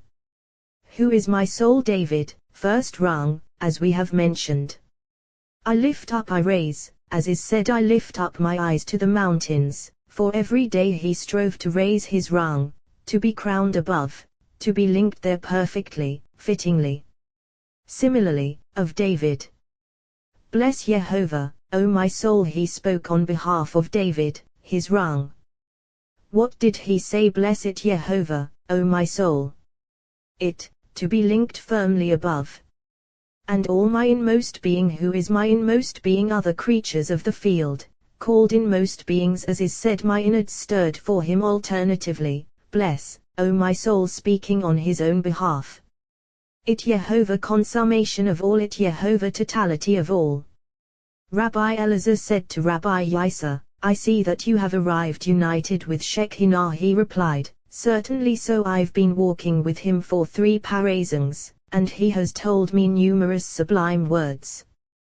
When I hired him for the day, I didn't realize that he was a radiant lamp, as now Rabbi Elazar asked him, what is your name? He replied, Yoezer. He said, let Yoezer and Elazar sit together. They sat by a rock in the field. The Jew opened, saying, I am he who obliterates your transgressions for my own sake, and your sins I will not remember. Why 2 times I? Because one alludes to Sinai, and one to the moment he created the world, as is written, I am Yehovah your God at Sinai, and when he created the world I made the earth and created humankind upon it. He, showing there is no separation between above and below. Obliterates your transgressions. It is not written removes your transgressions, but rather obliterates, so they never be seen again. For my own sake. What does this mean? For the compassion deriving from me, as is written, Yehovah your God is a compassionate God. Alternatively, obliterates your transgressions for my own sake. The wicked of the world produce a defect above, for when those sins ascend, compassion disappears, supernal radiance and suckling of blessings no longer descend, and this rung does not absorb blessings from above to suckle those below. So, for my own sake, so that blessings will not be withheld from suckling above. Similarly, see now that I am he, showing there is no separation between above and below, as has been said. Correspondingly, when righteous humans appear in the world, they arouse blessings for all worlds.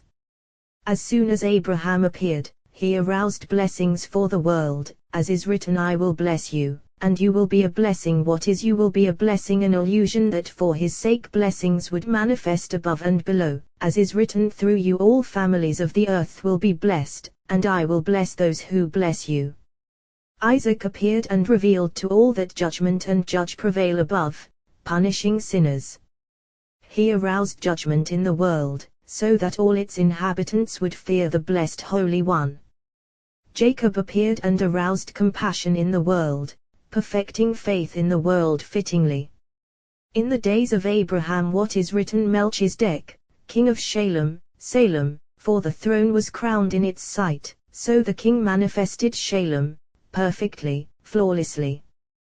Brought out bread and wine, brought forth nourishment for all worlds fittingly. Brought out bread and wine, for blessings were not withheld from all those worlds. Brought out, as is said, let the earth bring forth from rungs above. He brought forth nourishment and blessings for all the worlds. He was priest of God Most High, for all manifested in supernal perfection, showing that just as sinners taint the world and withhold blessings, so the righteous bring blessings to the world and through them all its inhabitants are blessed. He gave him 1/10 of everything. What is 1/10 of everything? Of those blessings issuing from everything, for from that sight issue all blessings descending to the world. Alternatively, he gave him 1/10 of everything. The Blessed Holy One gave him 1/10. Who is that? A rung on which abide all openings of faith and blessings of the world. 1/10, 1 of 10, 10 of 100. From here Abraham entered supernal existence fittingly. Rabbi Elazar said to him, "You have spoken well." He then asked him, "What is your work?" He replied, "Teaching tender children where I live." But now Rabbi Yos from the village of Anin came to town, and they were taken away from me and assigned to him.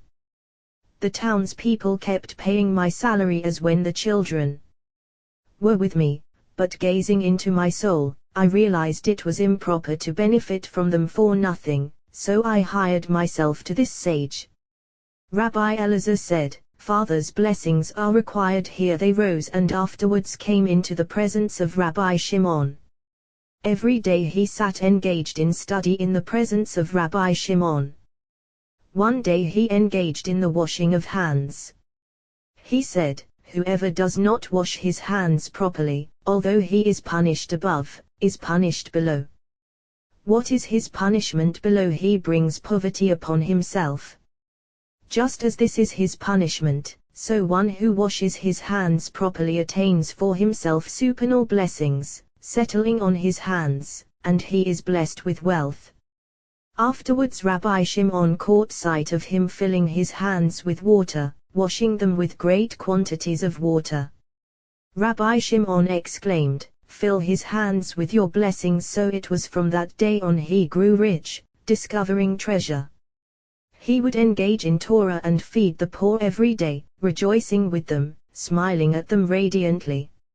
Rabbi Shimon proclaimed for him, "You will rejoice in Yehovah, and glory in the Holy One of Israel." Rabbi Yehuda opened, "I am my beloved's, and after these things the word of his desire is for me." Yehovah came to Abram in a vision. They have already established that through an arousal below arises an arousal above, for nothing arouses above until something arouses below.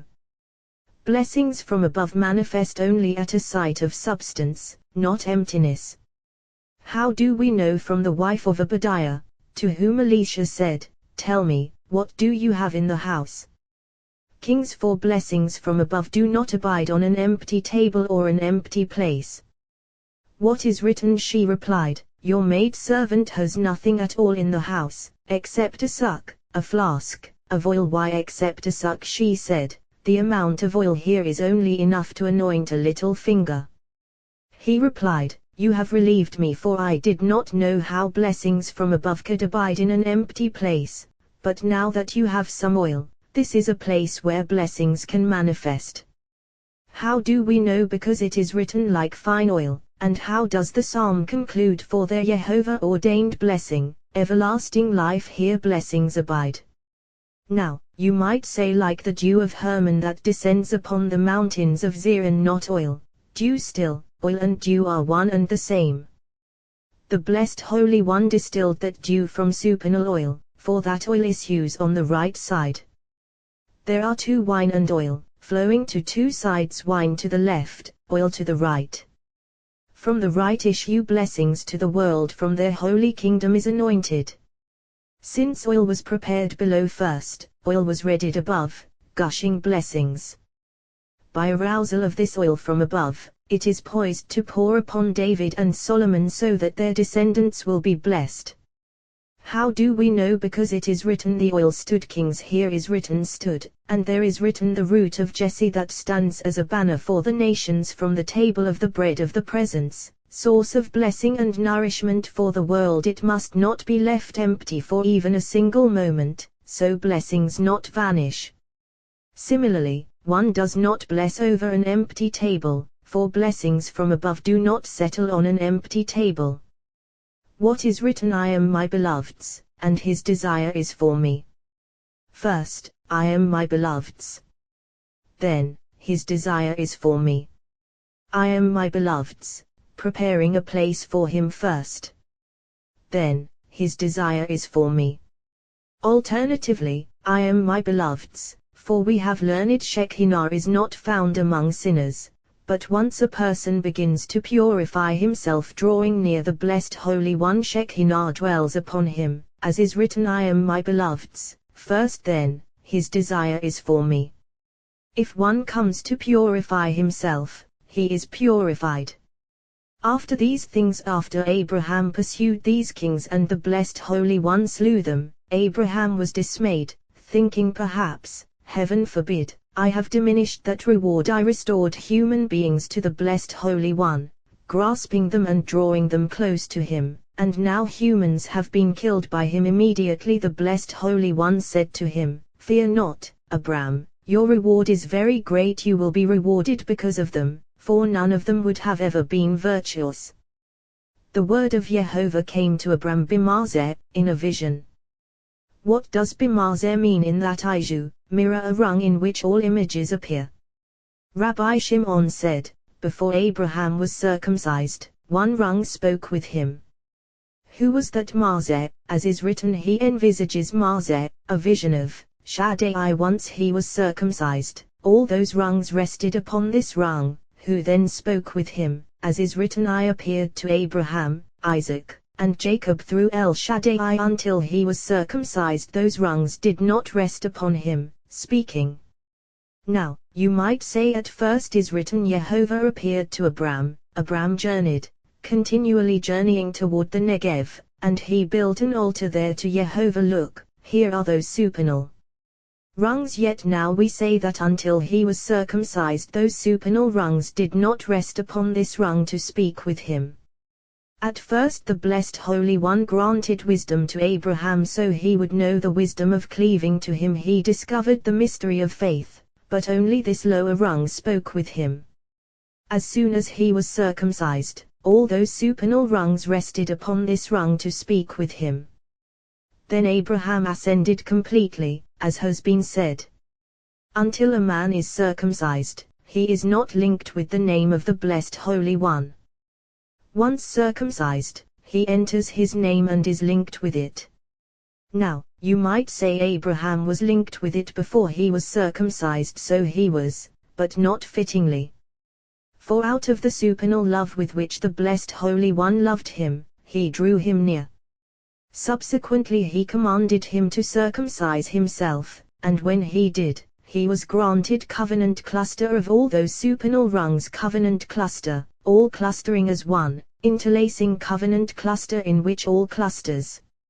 So until Abraham was circumcised, the word manifested to him only in Mazeh, as has been said.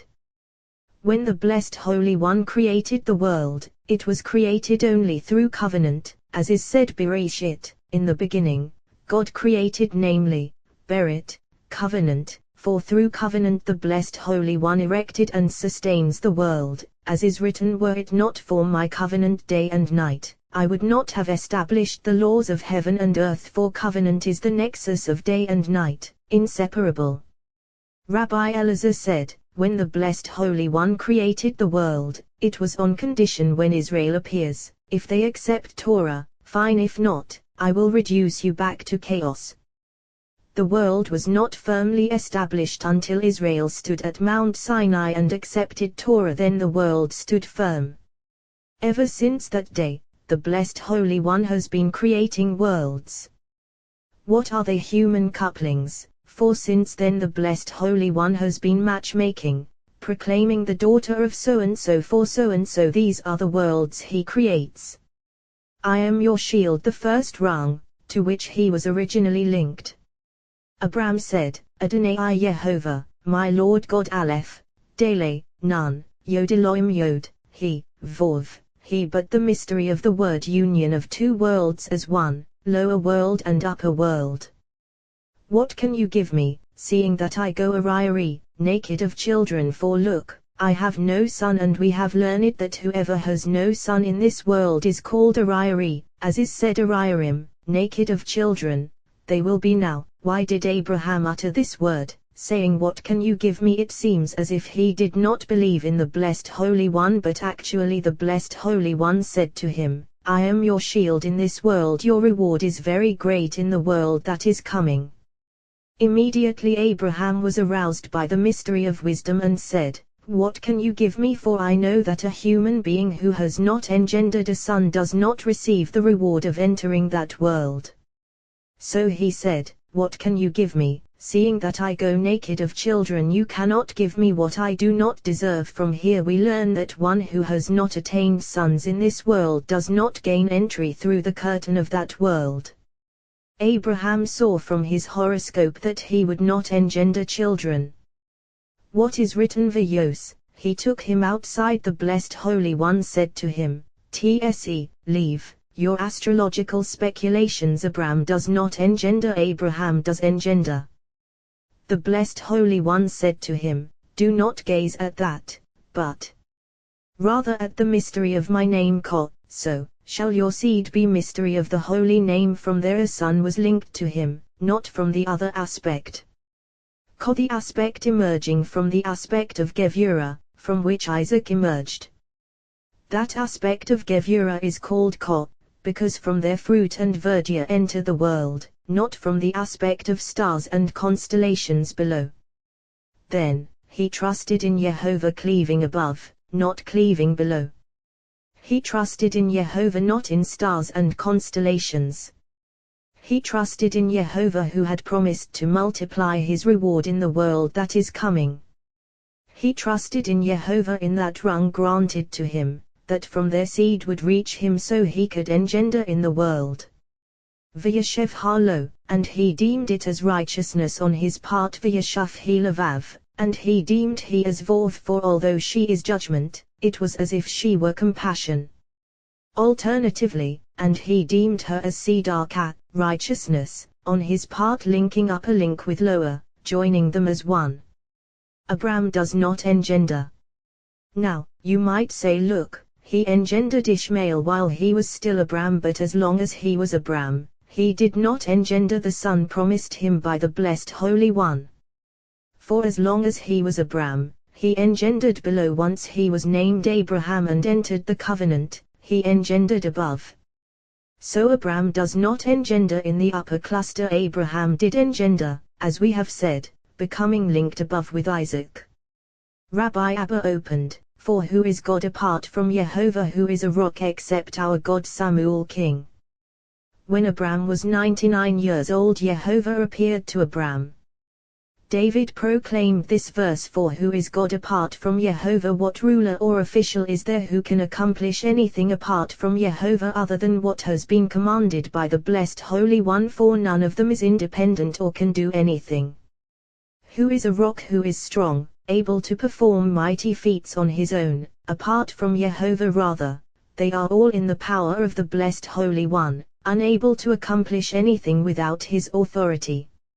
Alternatively, for who is God apart from Jehovah? For all is in the power of the Blessed Holy One, not as appears from the configuration of stars and constellations. They all signify something, yet the Blessed Holy One transforms it into a different aspect. Who is a rock, except our God? They have already established that there is no Tsayah, artist, like the Blessed Holy One, consummate artist, designing and fashioning image within image, perfecting that image in all its array, inserting supernal soul resembling the supernal array. So there is no artist but the Blessed Holy One. From human seed, when desire arouses toward his female, and his female arouses toward him, the two of them join as one, and from them issues a single son, blending two images as one, for the Blessed Holy One designs him in a pattern embracing them both. Therefore one should sanctify himself at that time, so the image will appear in consummate design, fittingly.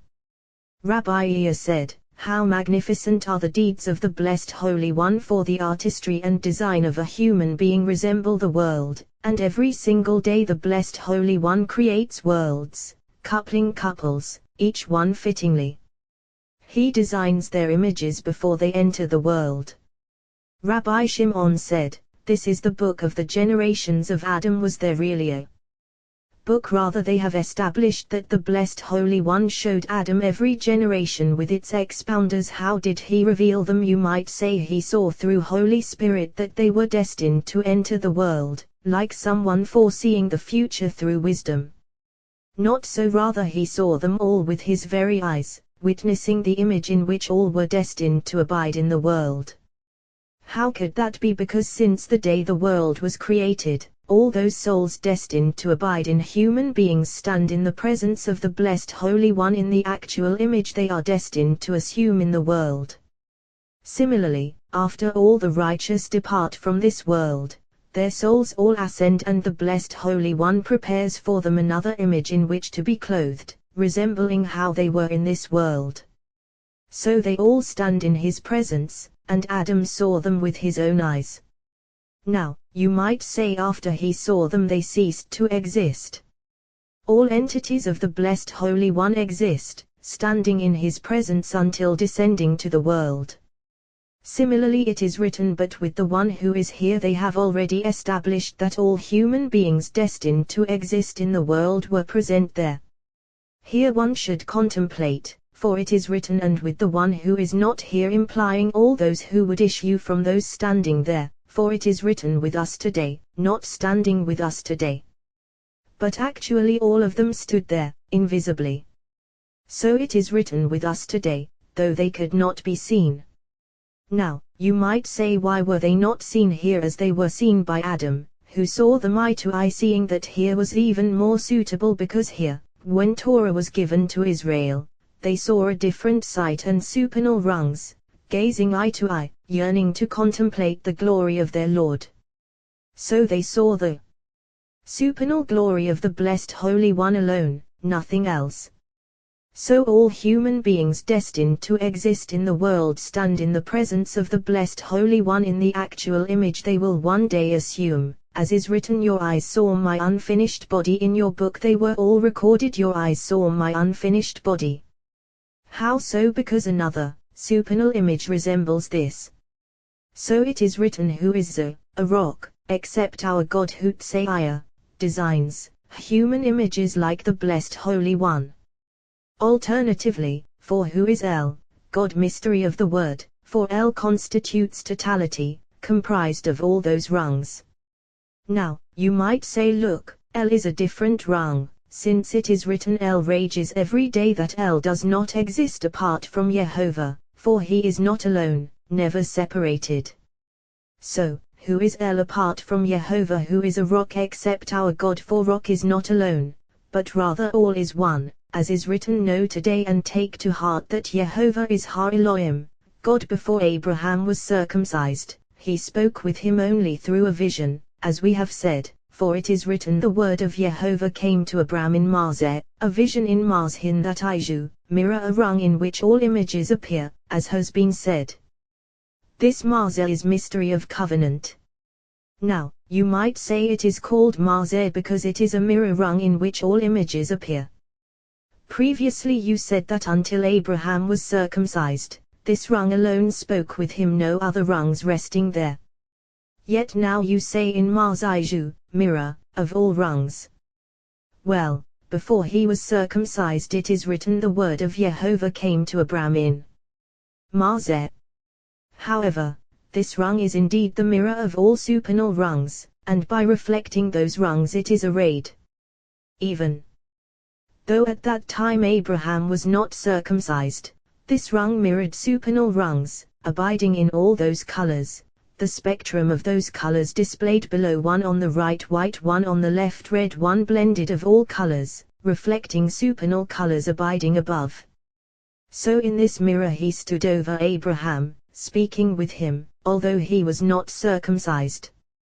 Once he was circumcised, what is written, Jehovah appeared to Abram. Balaam said, Marzeh, vision of Shaddai, and of Abraham is written simply Marzeh unspecified.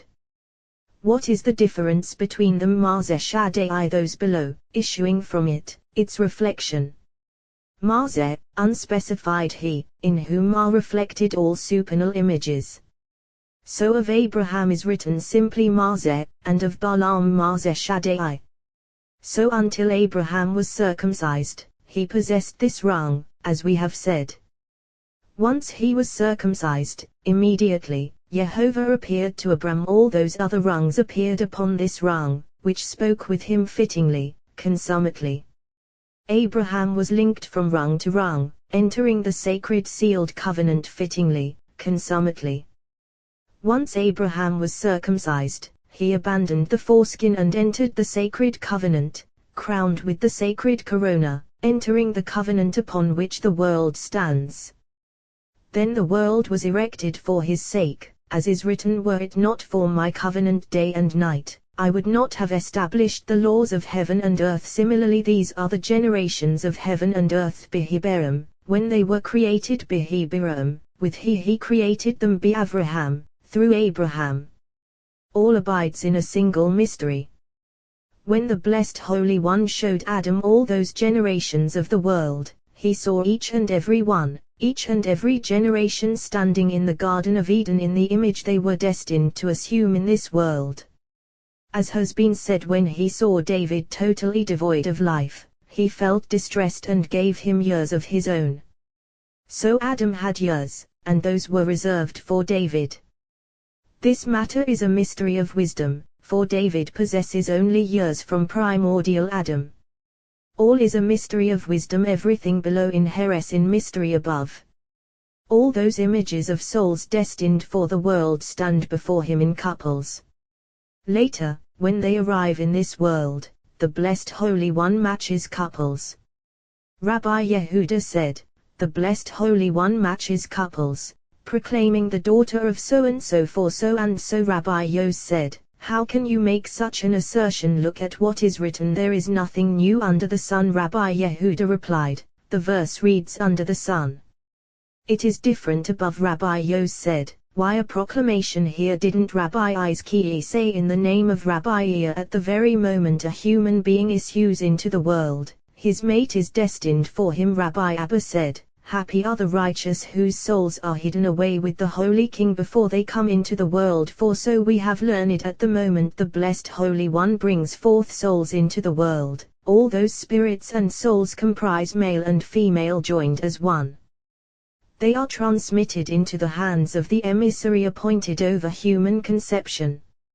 As they descend and are entrusted to him, they separate, sometimes one preceding the other, and he deposits them in human beings. When the time of their coupling arrives, the Blessed Holy One, who knows those spirits and souls, unites them as at first and issues a proclamation. When they unite, they become a single body, a single soul, right and left, fittingly. So, there is nothing new under the sun. Now, you might say, but we have learned coupling accords only with a person's conduct. So it is, for if he is virtuous and his actions seemly, then he attains his uniting as when issuing. Rabbi Iya said, where should one whose acts are seemly search for his mate? He replied, we have learned a man should always sell everything he owns and marry the daughter of a scholar, for in the hands of a scholar are deposited treasures of his Lord. It has been taught in the mystery of the Mishnah, all those arriving through cycling of souls can anticipate their mates by supplication. Concerning this our companions aroused lest another anticipate him by supplication.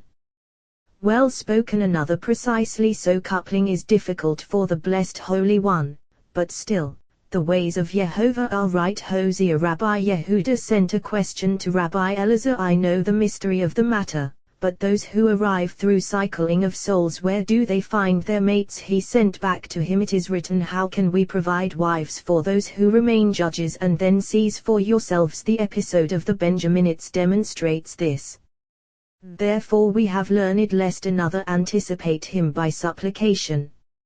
Rabbi Yehuda said, now truly, coupling is difficult for the Blessed Holy One. Happy is the share of Israel, whom Torah teaches the ways of the Blessed Holy One and all the treasures hidden away with him. Truly it is written, the Torah of Jehovah is perfect, reviving the soul. The decrees of Ashur, making wise the simple. Happy is the share of one who engages in Torah, not parting from her, for whoever parts from Torah for a moment is like one who parts from eternal life. as is written, she is your life and the length of your days, and similarly they will bestow on you length of days, years of life and peace.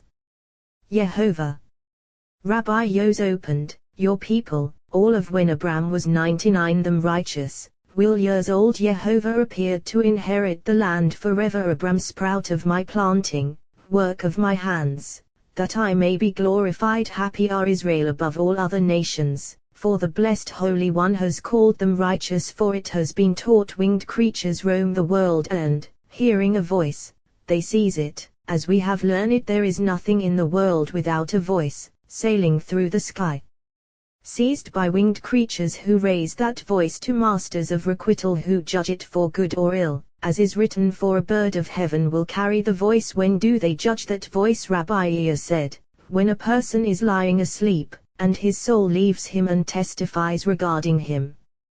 Then that voice is judged, as is written, from her who lies in your bosom guard the doors of your mouth. Micah. Why? Because she testifies. Rabbi Yehuda said, whatever one does each day, his soul attests at night.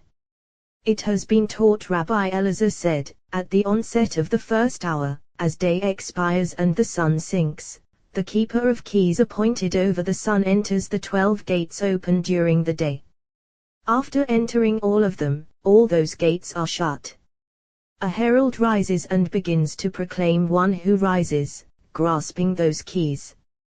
Once the herald has finished, all those guardians of the world gather and ascend, no one opening an orifice, all subsiding. Then chastisers below arouse, roaming the world. The moon begins to shine, trumpeters blow and wail. At the second trumpeting, they arouse song, chanting before their Lord. Countless shield-bearing warriors stand erect, and chastisements arouse in the world. Then while human beings sleep, the soul goes forth, offers testimony, and is found guilty. But the blessed Holy One acts lovingly with that person, and the soul returns to her sight. At midnight, when birds arouse, the side of the north arouses in a wind. A scepter from the side of the south rises erect and strikes that wind, so it subsides, turning fragrant. Then the blessed Holy One arouses, following his custom, to delight with the righteous in the Garden of Eden. At that moment, happy is the share of the human being who rises to delight in Torah, for the blessed Holy One and all the righteous in the Garden of Eden listen to his voice, as is written, you who dwell in the gardens, companions, listen for your voice. Let me hear further.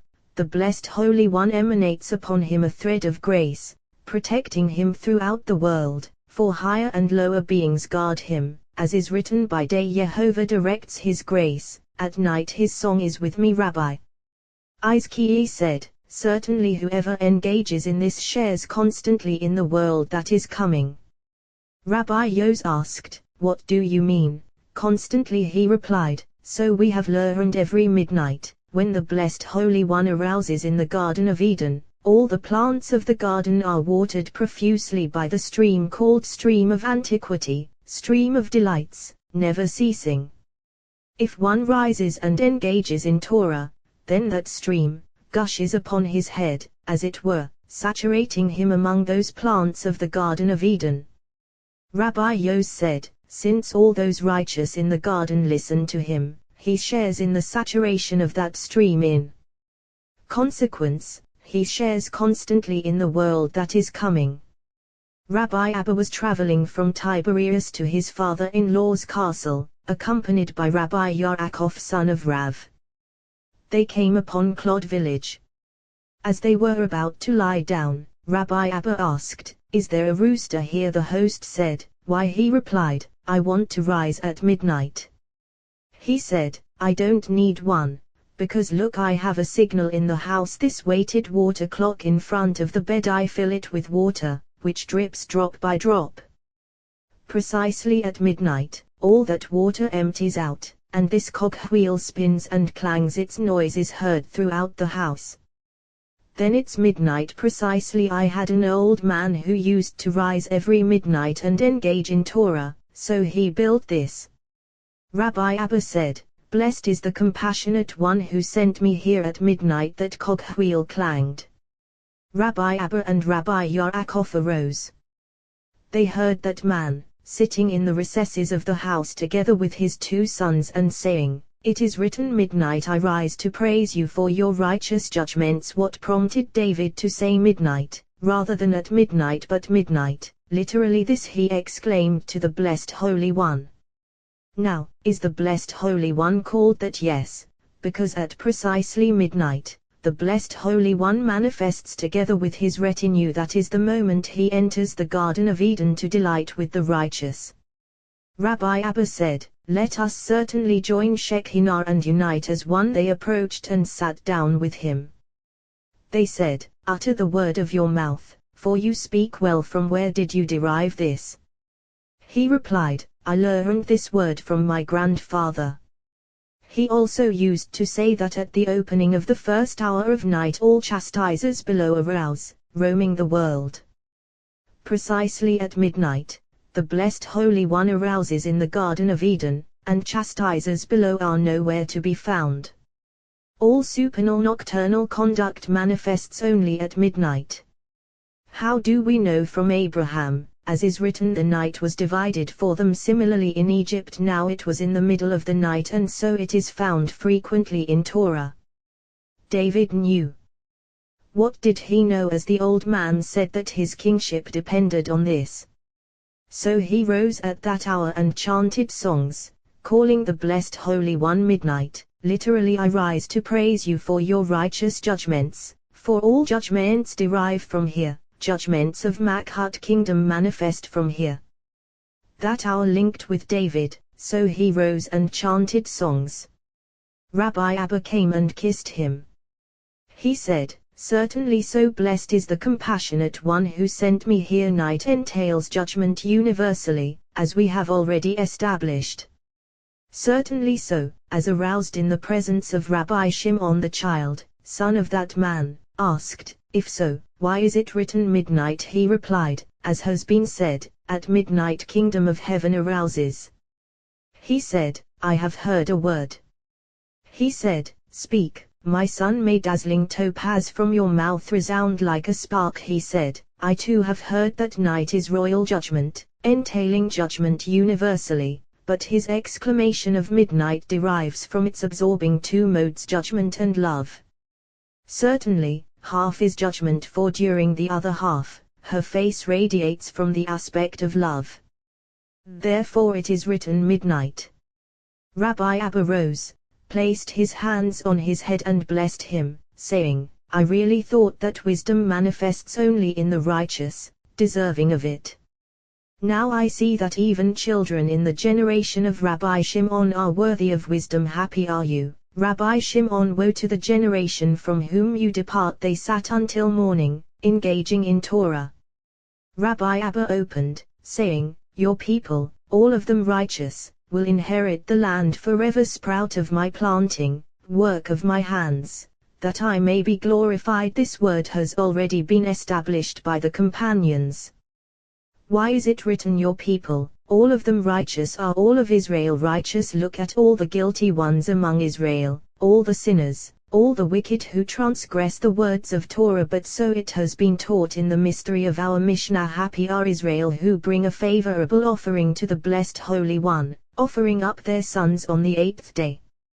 When they are circumcised, they enter this fine share of the Blessed Holy One. As is written, the righteous one is the foundation of the world. Having entered this share of the righteous one, they are called righteous truly, all of them righteous, so they will inherit the land forever, as is written, "Open for me gates of righteousness," through which the righteous will enter. Those who have been circumcised are called righteous.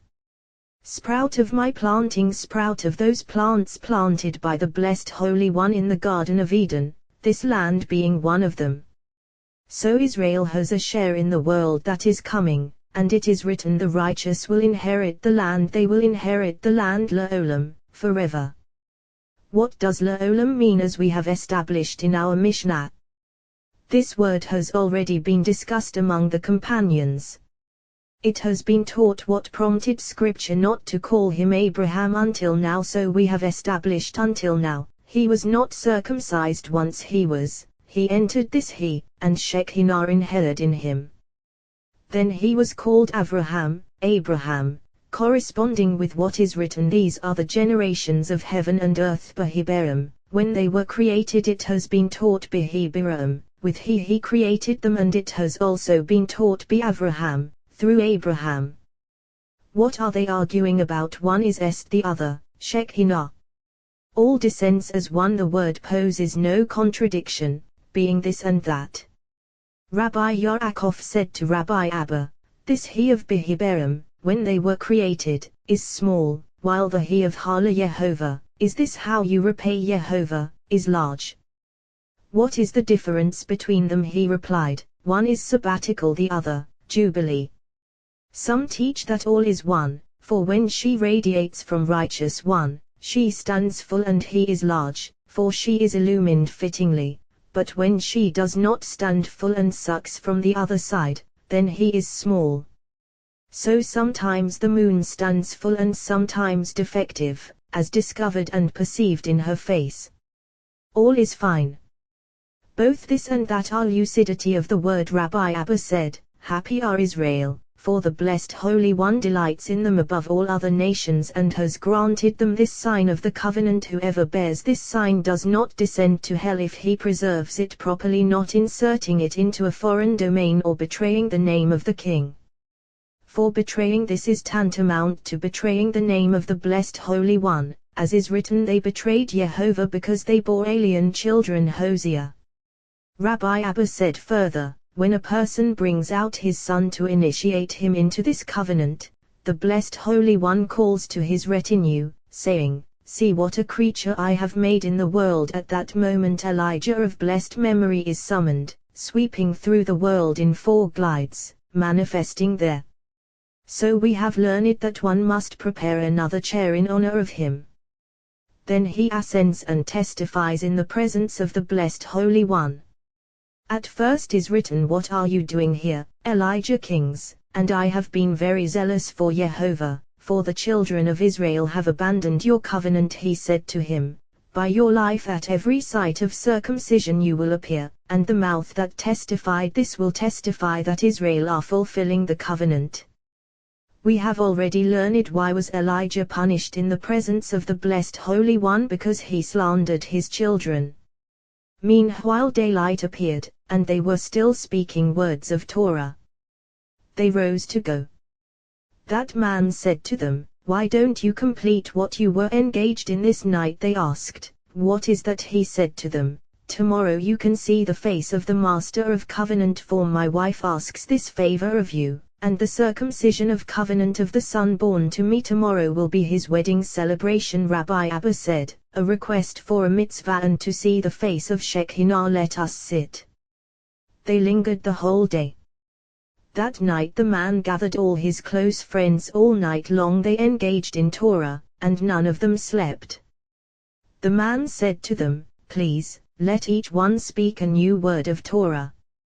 One opened, saying Bifro Aparaot, when uncoverings are uncovered, in Israel when the people willingly offer themselves. Bless Yehovah. Judges. What prompted Deborah and Barak to open with this verse? We have learned the world is erected only upon this covenant, as is written, were it not for my covenant day and night, I would not have established the laws of heaven and earth, for upon this heaven and earth stand. So as long as Israel fulfills this covenant, the norms of heaven and earth endure, but whenever perish the thought Israel nullifies this covenant, heaven and earth no longer endure, and blessings vanish from the world. Other nations dominated Israel only when they nullified this covenant. What did they nullify? They failed to uncover and remained unrevealed. So it is written, the children of Israel abandoned Yehovah, so he delivered them into the hand of Sisera Samuel. They abandoned Yehovah, literally, until Deborah appeared, inspiring all of Israel to offer themselves for this, whereupon their enemies were subdued. Correspondingly we have learned the blessed Holy One said to Joshua, Israel are obstructed, still covered, my covenant unrevealed, and you want to bring them into the land and subdue their enemies, circumcise the children of Israel again, a second time Joshua, until they were uncovered. This covenant revealed they did not enter the land, nor were their enemies subdued. Similarly here, once Israel willingly offered themselves for this sign, their enemies were subdued and blessings restored to the world, as is written, when uncoverings are uncovered in Israel, when the people willingly offer themselves, bless Jehovah. Another rose and opened, saying, at an encampment on the way, Jehovah encountered him and sought to kill him, to kill whom Moses, the blessed Holy One, said to him, are you going to bring forth Israel and subdue a great king and ruler, when you have cast off my covenant? For your son is uncircumcised. Immediately he sought to kill him. It has been taught Gabriel descended in a flame of fire to burn him and assumed the guise of a fiery serpent to swallow him up. Why a serpent? The blessed Holy One said to him, you are going to kill a great and mighty serpent, and your son is uncircumcised. Immediately he assumed the guise of a serpent to kill him. But Zipporah saw and circumcised her son, and he was saved, as is written, Zipporah took a flint. What is healing?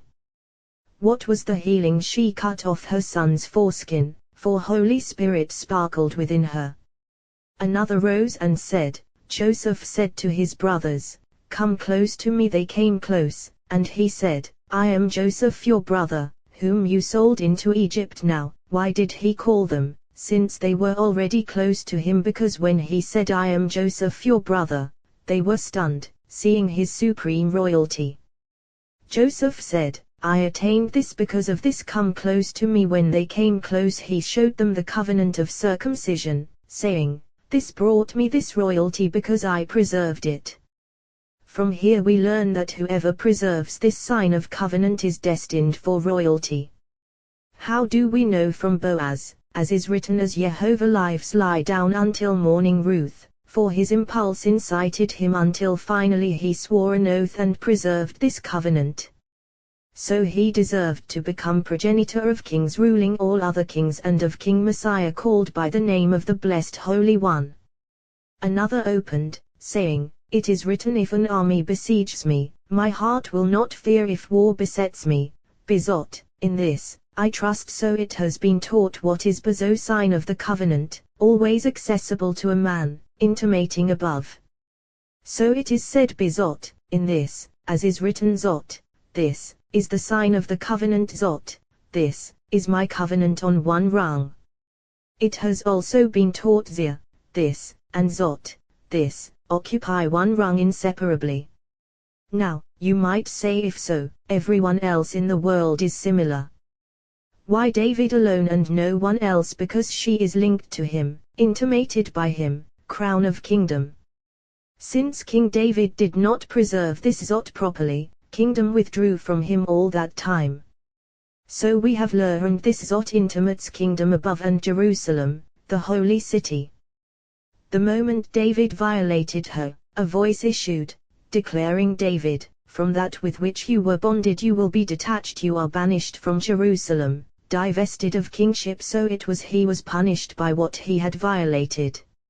If this is what happened to King David, how much more so with everyone else in the world? Another opened, saying, unless Jehovah had been my help, my soul would soon have dwelt with Dumah. It has been taught what entitles Israel not to descend to hell like other nations, nor to be delivered into the hands of Dumah, this sign. For so it has been taught, when a person leaves this world, numerous bands of dazzling demons are assigned to him. When they raise their eyes and see this sign, covenant of holiness, they scatter, and he is not handed over to Dumah to descend to hell. For whoever is delivered into his hands undoubtedly descends to hell. Upper and lower beings fear this sign. Baneful chastisers are powerless against a man if he succeeds in preserving this sign, for he is linked with the name of the blessed Holy One.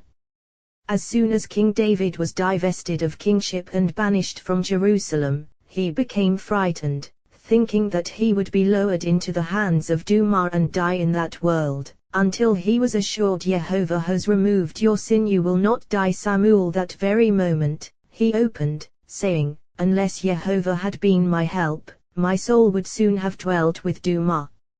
Another opened, saying, "What is this that David said he will show me Oto, himself, and his abode? Why, he will show me himself, and then his abode. Who can see the blessed Holy One?" But so we have learned when that punishment was decreed against him, and he realized that for not preserving this sign properly he was being punished this way, no longer called righteous, for all is linked as one, all intimated by this sign. He pleaded, "Show me Oto." What is Oto? Sign of the Holy Covenant. For I fear that it has disappeared from me. Why? For these two, kingdom and Jerusalem, are linked with this. So he affixed to his plea Oto and its abode, so that kingdom of this sign would be restored to its site. All is one entity. Another opened, saying, "From my flesh I will see God." Why from my flesh? The verse should read from my being.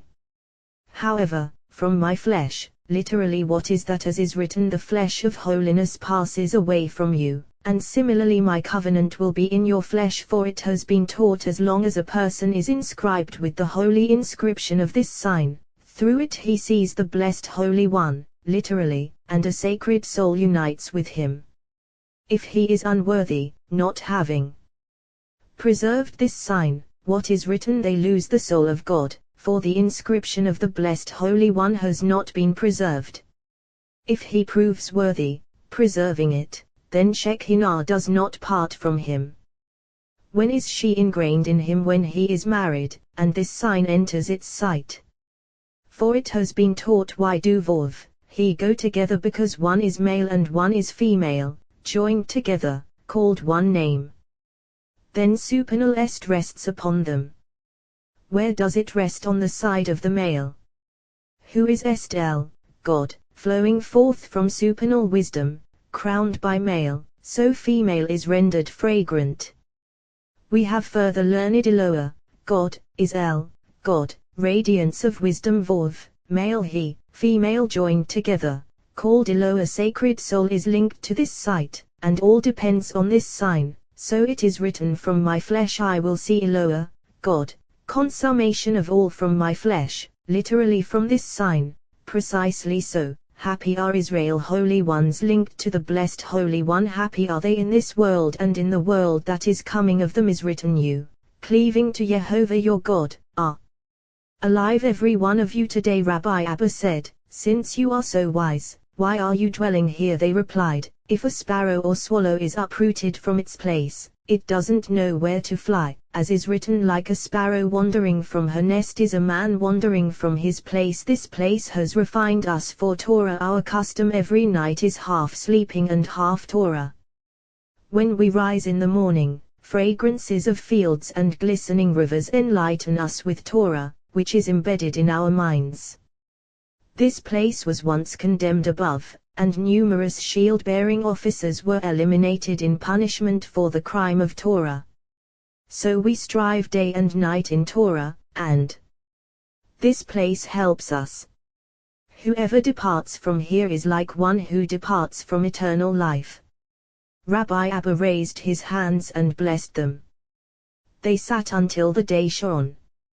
Once day shone, they said to the tender children sitting in front of them, "Go out and see, then let each one say a new word for this distinguished man."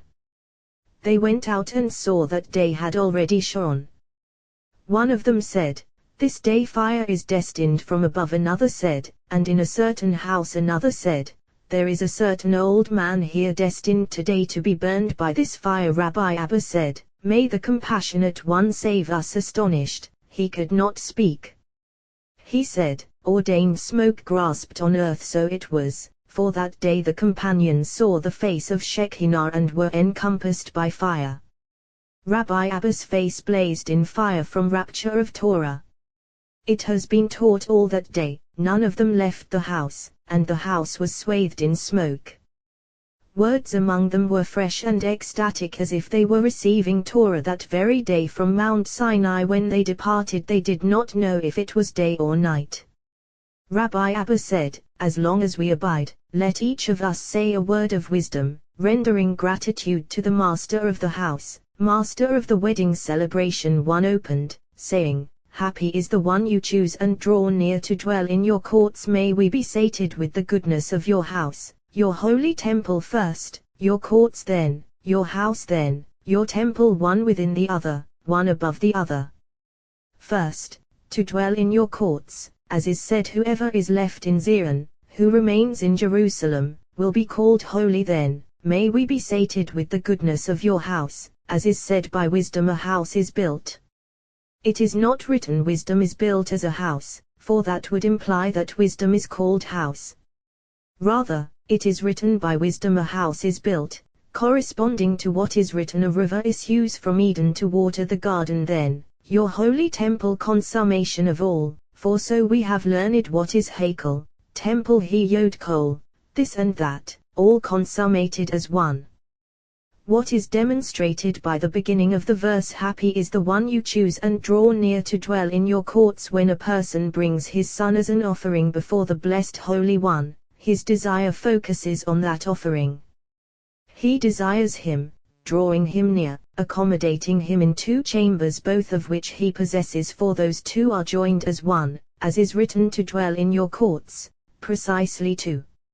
So when the ancient Hasidim elders of this place brought their sons for this offering, they would open by proclaiming, Happy is the one you choose and draw near to dwell in your courts. Those standing by him responded, May we be sated with the goodness of your house, your holy temple. Then he would say, Who has sanctified us with his commandments and commanded us to initiate him into the covenant of our father Abraham. Those standing by him responded, As you have initiated him into the covenant, we have learned first, a person should pray for himself, then for another, as is written, he will make atonement for himself and for his household, and for the whole congregation of Israel he will make atonement for himself, first, then, for the whole congregation of Israel. We ourselves have adopted this custom, it seems so fine to us. Rabbi Abba said, Certainly so, how fitting. Whoever fails to recite this excludes himself from 10 canopies that the blessed Holy One intends to erect for the righteous in the world that is coming, all tied to this. So 10 words of faith appear in this verse. Happy is the one you choose and draw near. Out of every single word, one canopy is constructed. Happy is your share in this world and in the world that is coming, for Torah is bound to your hearts as if you yourselves stood at Mount Sinai when Torah was given to Israel. Another opened, saying, Make an altar of earth for me and sacrifice on it your burnt offerings and your peace offerings, your sheep and your oxen. Wherever I record my name I will come to you and bless you. It has been taught, whoever brings his son as this offering is regarded as if he brought all the offerings of the world before the blessed Holy One, and as if he built a perfect altar before him. So one should arrange an altar in a vessel filled with earth, circumcising this holy covenant over it. Then he is regarded before the blessed Holy One as if he sacrificed burnt offerings and sacrifices, sheep and oxen. This pleases him more than all of them, as is written, Sacrifice on it your burnt offerings and your peace offerings, your sheep and your oxen. Wherever I record my name I will come to you and bless you. What does this mean? I record my name. Circumcision, of which is written, The secret of Jehovah is for those in awe of him, to them he reveals his covenant. This altar of earth is certainly as I have said. What is written next? If you make an altar of stones for me, alluding to a convert converting from a stiff-necked, hard-hearted people, called altar of stones. Do not build it hewn. What is that? One must introduce him to worshipping the blessed Holy One so that he will forget the alien worship he practiced until now and eliminate his hard-heartedness. For if he is circumcised without eliminating that hardness, so as to enter holy worship, then he resembles a stone idol hewn on this side and on that, but still stone as before. So, do not build it hewn, retaining its hardness, for if so, by wielding your tool upon it you defile it, that circumcision does him no good.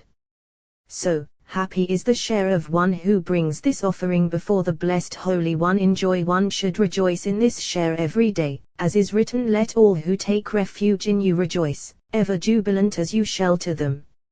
Let those who love your name exult in you. Another opened, saying, when Abram was 99 years old, Jehovah appeared to Abram and said to him, I am El Shaddai. Walk in my presence and be perfect. One should examine this verse. When Abram was 99 years, this is difficult in several ways.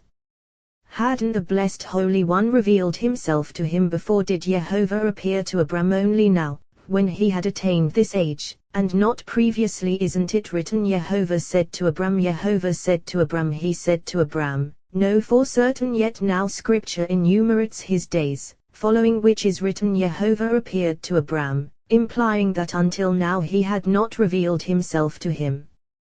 Further, it is written, Ben Tishim Shana Ve Tesha Shanim, 90 year and 9 years old first, Shana, year, and then Shanim, years. But so it has been taught during all those years appeared is not written. Why? Because since he was obstructed and concealed, the Blessed Holy One did not reveal himself to him fittingly. Now he did, so it is written appeared.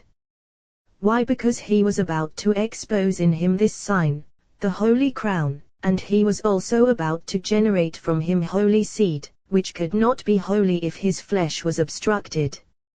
He said, now that he is 99 years old, and the time draws near for holy seed to issue, let him be holy first, then holy seed will issue from him. So Scripture enumerates his days here, not on all those previous occasions.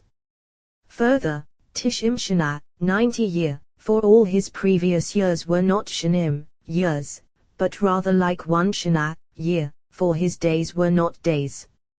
Now that he arrived here, they were years, not a year. He said to him, I am El Shaddai. What is implied by the fact that until now he did not say, I am El Shaddai? So it has been taught the Blessed Holy One made lower crowns, unholy, below, and all those who are uncircumcised are defiled by them, marked by them. How are they marked? By the appearance of the letters Shin, Dele, nothing more. So they are defiled by them and cling to them. Once they have been circumcised, they escape from these and enter under the wings of Shekinah. The holy mark Yod is revealed in them, sign of the perfect covenant. So Shaddai is inscribed in them, completely fulfilled. So here is written, I am El Shaddai. Walk in my presence and be perfect, complete. For now you are defective, inscribed with Shin Dele. Circumcise yourself and become complete with the inscription of Shaddai. Whoever possesses this inscription is worthy of being blessed by this name, as is written, El Shaddai will bless you. Who is El Shaddai? The one from whom blessings issue, the one ruling over all lower crowns. Dreading him, all are thwarted and tremble. So all unholy beings shun one who is circumcised and are powerless against him. Furthermore, he does not descend to hell, as is written, your people, all of them righteous, will inherit the land forever. All those who are circumcised are called righteous, so they will inherit the land forever, for only one called righteous inherits this land. Similarly, here your people, all of them righteous, will inherit the land forever.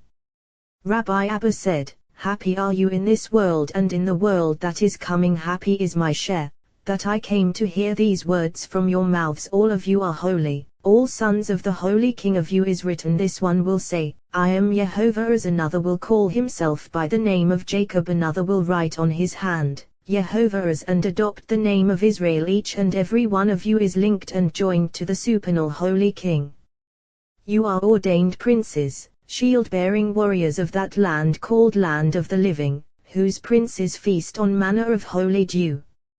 He opened, saying, happy are you, O land whose king is a son of free ones and whose princes feast at the proper time. And it is written, woe to you, O land whose king is a child and whose princes feast in the morning. These verses are contradictory yet not. Happy are you, O land alludes to the supernal land, regulating all supernal life, therefore called Land of the Living. Of her is written, a land that Jehovah your God looks after, and similarly a land where you will eat bread without scarcity, where you will not lack anything, where you will not lack coal, anything. Precisely why such abundance? Because your king is a son of free ones, the blessed Holy One. As is said, my firstborn son is Israel, son of free ones. What is this? As is said, it is a jubilee, it shall be holy to you. And it is written, proclaim liberty throughout the land, for all freedom comes from jubilee. So, son of freedom. Now, you might say it is written son of Orin, free ones, not son of Erat, freedom. Certainly so it should read son of Erat. But we have learned in our concealed Mishnah, when Yod unites with he, then this verse is fulfilled. A river issues from Eden to water the garden. Do not say when they unite, but rather they unite literally. So it is written son of Orin, free ones. Consequently, happy are you, O land whose king is a son of free ones, and whose princes feast at the proper time in joy, plenitude, and pleasure. Woe to you, O land whose king is a child. This one below, as has been taught, all other lands of other nations were granted to shield-bearing princes appointed over them. Above them all, he of whom is written, I was a child and now I am old, and it has been taught this verse was uttered by the Prince of the world. So it is written, woe to you, O land whose king is a child. Woe to the world, sucking from this side, and when Israel are in exile they suck like one who sucks from an alien power. And whose princes feast in the morning, not all day long in the morning, not any other time of the day. For it has been taught, when the sun begins to shine and humans come to bow down to it, wrath looms over the world. At the time of afternoon prayer, wrath looms over the world. Who causes this? Whose king is a child, that one called child.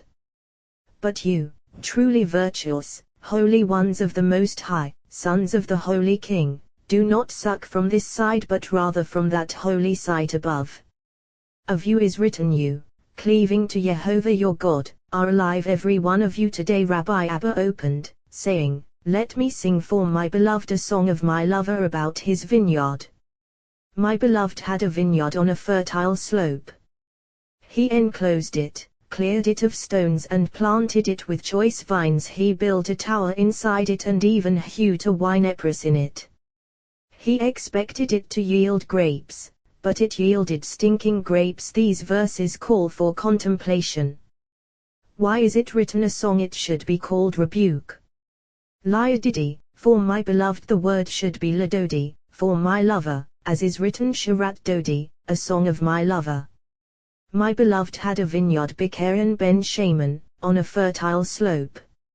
I have searched through the entire Torah and have not found a place called Karen ben Shaman. Now, the companions have already established these verses in various nuances, all of which are fine and accurate. However, let me sing for my beloved Isaac, who was beloved, called beloved before issuing into the world. Why beloved? As we have learned, the blessed Holy One felt immense love for him, for he was not created until Abraham his father was circumcised, called complete, augmented by he for consummation. Similarly, with Sarah this he was bestowed upon her. Here one should contemplate. For Sarah, he is appropriate, but for Abraham why he and not Yod? It should be Yod, for he was male. However, it is a supernal mystery concealed among us. Abraham ascended, obtaining a mystery from supernal he, world of the male. Higher he and lower he, one dependent on male, the other female. Indeed, so Abraham ascended with higher he, Sarah descended with lower he, for it is written, so shall your seed be, and it has been taught your seed literally, for he began entering this covenant, and whoever begins enters. Consequently, a convert who is circumcised is called convert of righteousness, for he does not issue from holy stock who have been circumcised. So one entering this is called thus Abraham. Therefore it is written, so shall your seed be. Your seed, literally he was transmitted to him, and if he had not been transmitted to Sarah, then he would have had to engender below, as this so engenders below. Once he was transmitted to Sarah, the two he's joined as one, engendering above. What issued from them is Yod, so is the first letter of Yitzhak, Isaac male. From here the male begins to expand, so it is written because through Isaac seed will be named for you through Isaac, not through you. Isaac engendered above, as is written you give truth to Jacob Micah Jacob consummated all. Now, you might ask was Abraham linked here? No higher look at what is written est, loving kindness, to Abraham that, indeed, is his share, because he acted lovingly with the inhabitants of the world but for engendering he was linked here from here he began.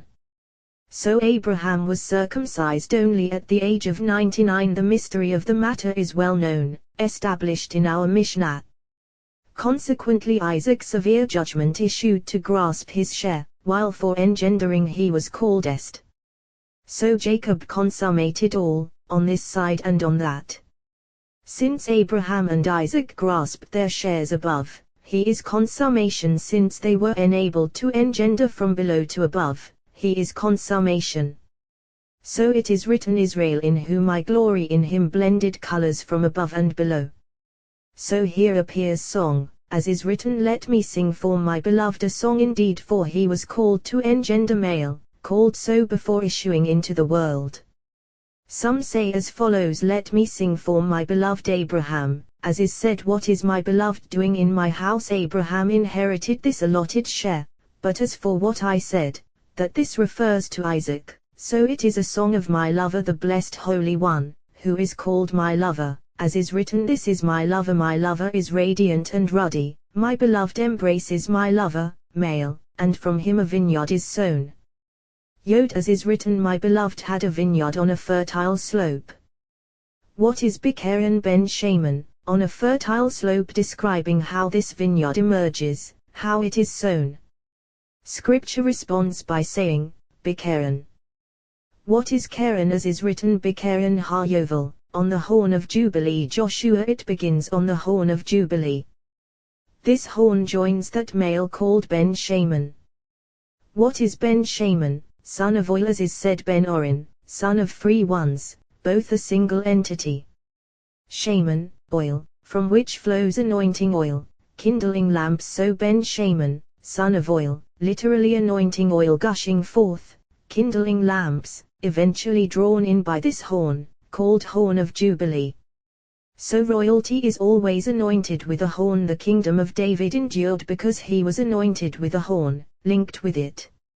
Ve'azkehu, he enclosed it, cleared it of stones like Isca, a ring, surrounded on every side. Cleared it of stones removing from it and its share all those princes, all those shield-bearing warriors, all those lower crowns taking this vineyard for his share, as is written for Jehovah's share is his people, Jacob his allotted inheritance he planted it with choice vines, as is said I planted you as a choice vine. Entirely seed of truth color, entirely, spelled with a he color, bride. From here Abraham began engendering above from this issued seed of truth entirely seed of truth, indeed, corresponding to what is written so, shall your seed be, all one entity. Happy is the share of Israel, who have inherited this holy heritage the verse concludes he built a tower inside. What is a tower as is said? The name of Jehovah is a tower of strength, into which runs the righteous one and is safe into which runs the righteous one, literally. And even Huta Winepris in it gate of righteousness, as is said open for me gates of righteousness implying what that every Israelite who is circumcised enters both of them, attaining both of them. Whoever brings his son as this offering initiates him into the holy name.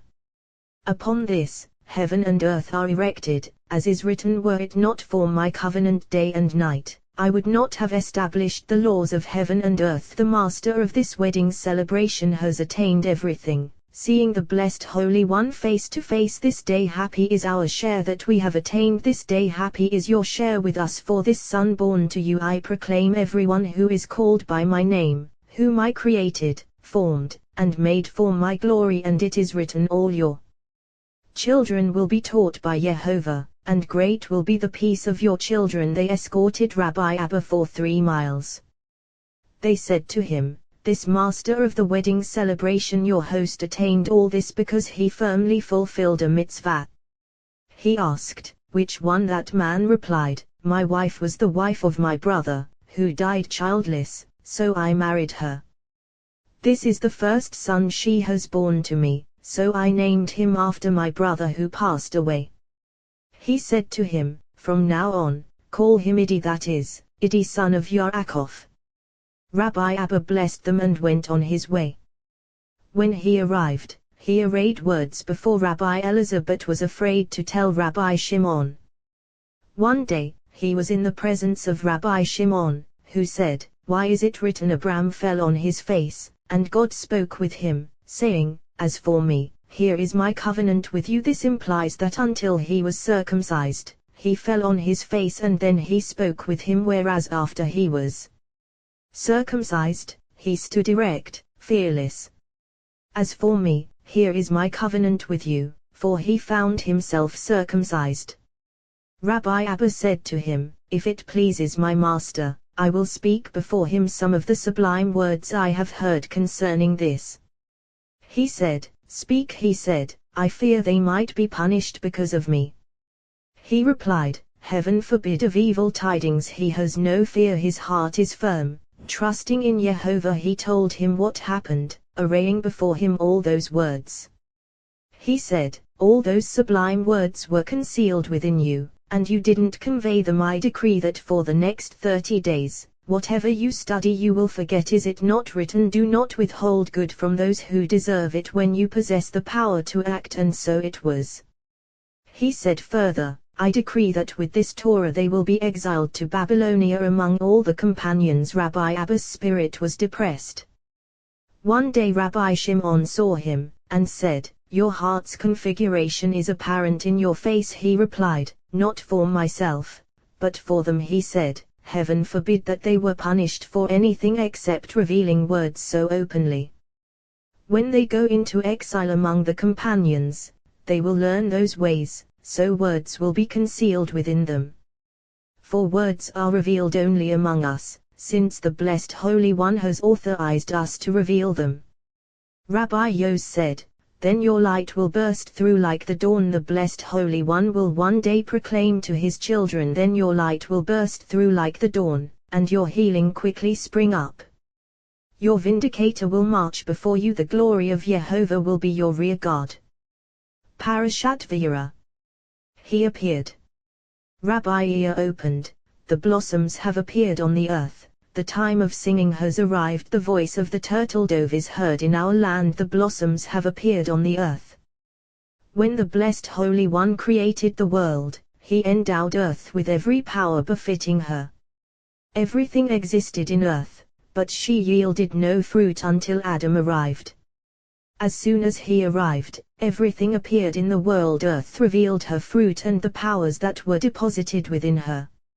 Similarly, heaven did not impart power to earth until Adam arrived, as is written, no bush of the field was yet on earth, no plant of the field had yet sprouted, for Jehovah Elohim had not rained upon earth, and there was no human to till the soil. All generations were concealed, unrevealed. Heaven was hindered from raining on earth, for there was no human to be found, no human yet created. All was delayed because of him. As soon as Adam appeared, immediately the blossoms appeared on the earth, along with all powers hidden, bestowed within her. The time of singing has arrived, inaugurating the ritual of singing praises before the Blessed Holy One, lacking as long as Adam was not created. The voice of the turtle dove is heard in our land, for the word of the Blessed Holy One was absent from the world until Adam was created. As soon as Adam appeared, everything appeared. Once he sinned, everything disappeared from the world and the earth was cursed, as is written, cursed is the ground because of you. And similarly, when you till the ground, it will no longer yield its strength to you, and similarly thorns and thistles it will sprout for you. Noah arrived and invented spades and multi-toothed files. Later, he drank of the wine and became drunk. The inhabitants of the world came and sinned before the Blessed Holy One, so the powers of earth disappeared as before, and so they remained until Abraham arrived. As soon as Abraham arrived in the world, immediately the blossoms appeared on the earth. All powers of earth were arrayed and revealed. The time of pruning has arrived when the Blessed Holy One told him to circumcise himself. The moment that the covenant manifested in Abraham through circumcision, this entire verse was fulfilled, the world was firmly established, and the word of the Blessed Holy One was openly revealed, as is written. Jehovah appeared to him. Rabbi Elazar opened with this verse regarding the moment Abraham was circumcised. Until he was circumcised, he spoke with him only on a low rung, upon which no high rungs stood. As soon as he was circumcised, immediately the blossoms appeared on the earth. Low rungs generated and arrayed by this low rung. The time of pruning has arrived. Branches of foreskin. The voice of the turtle dove is heard in our land, a voice issuing from within the innermost. This voice is heard, a voice sculpting a spoken word, rendering her perfect. Until Abraham was circumcised, this rung alone stood over him, as we have said. Once he was circumcised, what is written? Jehovah appeared to him. To whom it is not written, Jehovah appeared to Abram, for if to Abram, how is this more laudable than before he was circumcised, when it is written, Jehovah appeared to Abram? Rather, a concealed mystery. Jehovah appeared to him, to that rung who spoke with him, which did not happen previously, before he was circumcised. Now voice was revealed, joining speech in addressing him. He was sitting at the opening of the tent, he not revealing whom, yet revealing here wisdom of all those rungs settling upon this lower rung, once Abraham had been circumcised. Jehovah appeared to him, mystery of audible voice joining speech, revealing itself there. He was sitting at the opening of the tent, supernal world poised to illumine it. In the heat of the day, for right was radiant, rung to which Abraham cleaved. Alternatively, in the heat of the day when rung drew near rung, desiring one another. He appeared to him. Rabbi Abba said, before he was circumcised, he was obstructed. As soon as he was circumcised, all was revealed and Shekinah rested upon him completely, fittingly. He was sitting at the opening of the tent. He supernal world resting upon this lower world. When in the heat of the day, in the midst of desire of a certain righteous one abiding there, immediately, he raised his eyes and saw here, 3 men standing over him. Who are these 3 men? Abraham, Isaac, and Jacob, who stand over this rung, from whom it sucks nourishment. Then, when he saw, he ran to meet them, for this lower rung desires to join them, delights in being drawn after them, and bowed to the ground, preparing a throne for them. The Blessed Holy One made King David one leg of the supernal throne, just like the patriarchs. Although he serves as their throne, when he joins them, he becomes one leg installed in the supernal throne. Therefore King David assumed kingship in Hebron for 7 years in order to join them, as already explained. Rabbi Abba opened, who may ascend the mountain of Jehovah, who may stand in his holy place? All those inhabitants of the world fail to see the foundation of their existence in the world. Days pass, ascending, standing in the presence of the Blessed Holy One. All those days lived by humans in this world. For they have all been created, and they all endure above.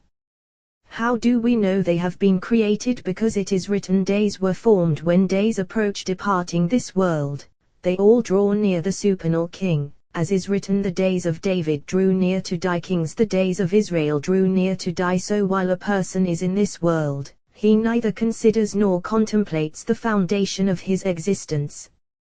Rather, he regards each and every day as if it passes into emptiness. When a soul departs this world, which way she will be wafted is unknown, because the way ascending to the realm of radiance where supernal souls shine is not be extended to every soul. For as one draws down upon himself in this world, so is he drawn upon departing. If a person is drawn toward the Blessed Holy One, his desire pursuing him in this world, then afterward, when he departs, he is drawn toward him and extended away to ascend, following the attraction drawn daily, aspiringly in this world. Rabbi Abba said, "One day I happened upon a certain town formerly inhabited by children of the East, and they told me some of the wisdom they knew from ancient days. They had found their books of wisdom, and they brought me one, in which was written, as one's aspiration is directed in this world, so he draws upon himself a spirit from above, corresponding to the aspiration to which he cleaves. If his aspiration focuses on a supernal entity, he draws that entity from above to himself below. If he aspires to cleave to the other side, focusing there, then he draws that from above to himself below." They said the essence of the matter depends on words, action, and the aspiration to cleave, whereby the side to which one cleaves is drawn from above to below. I found in it all the ritual acts of star worship, requisites, and how to focus the will upon them, drawing them down. Similarly with one seeking to cleave above to Holy Spirit, for the matter depends on action, words, and aspiration of the heart focusing on that entity, drawing it toward him from above to below, cleaving to it. They said, as a person is drawn in this world, so is he drawn when departing this world. Whatever he cleaves to and is drawn to in this world, so too in that world. If holiness, holiness; if defilement, defilement. If holiness, he is drawn toward that side, cleaves to it above, and is transformed into an ordained attendant, ministering before the blessed Holy One among the other angels. So he cleaves above, standing among those holy beings, as is written, "I will give you free access among these standing here." So too, correspondingly, if defilement, he is drawn toward that side, made like one of them, clinging to them. They are called wounds wreaked upon humans, and when he leaves this world, they take him and drag him into hell, to that region where brood of defilement are punished, those who have defiled themselves and their spirits. Afterward he clings to them, becoming a wounder like one of those universal wounders. I said to them, "My children, this is close to words of Torah, but you should shun these books, so that your hearts will not stray after these rites, toward all those sides mentioned here, lest heaven forbid you stray from the right of the blessed Holy One. For all these books deceive human beings, since the children of the East were wise, having inherited a legacy of wisdom from Abraham, who bestowed it upon the sons of the concubines, as is written, to the sons of his concubines Abraham gave gifts while he was still alive, and he sent them away from his son Isaac eastward, to the land of the East. Afterward they were drawn by that wisdom in various directions. Not so with the seed of Isaac and the share of Jacob, for it is written, Abraham gave all that he had to Isaac, holy heritage of faith to which Abraham cleaved. From that share, from that side issued Jacob. What is written, behold, Jehovah was standing over him, and similarly you, Jacob, my servant. So a person should be drawn to the blessed Holy One, cleaving to him. Who may ascend the mountain of Jehovah? Scripture responds explicitly, one who has clean hands, whose hands have not fashioned a figure nor grasped what they should not, one who has not been defiled by them nor defiled the body with them, like those who defile themselves by hand defilingly.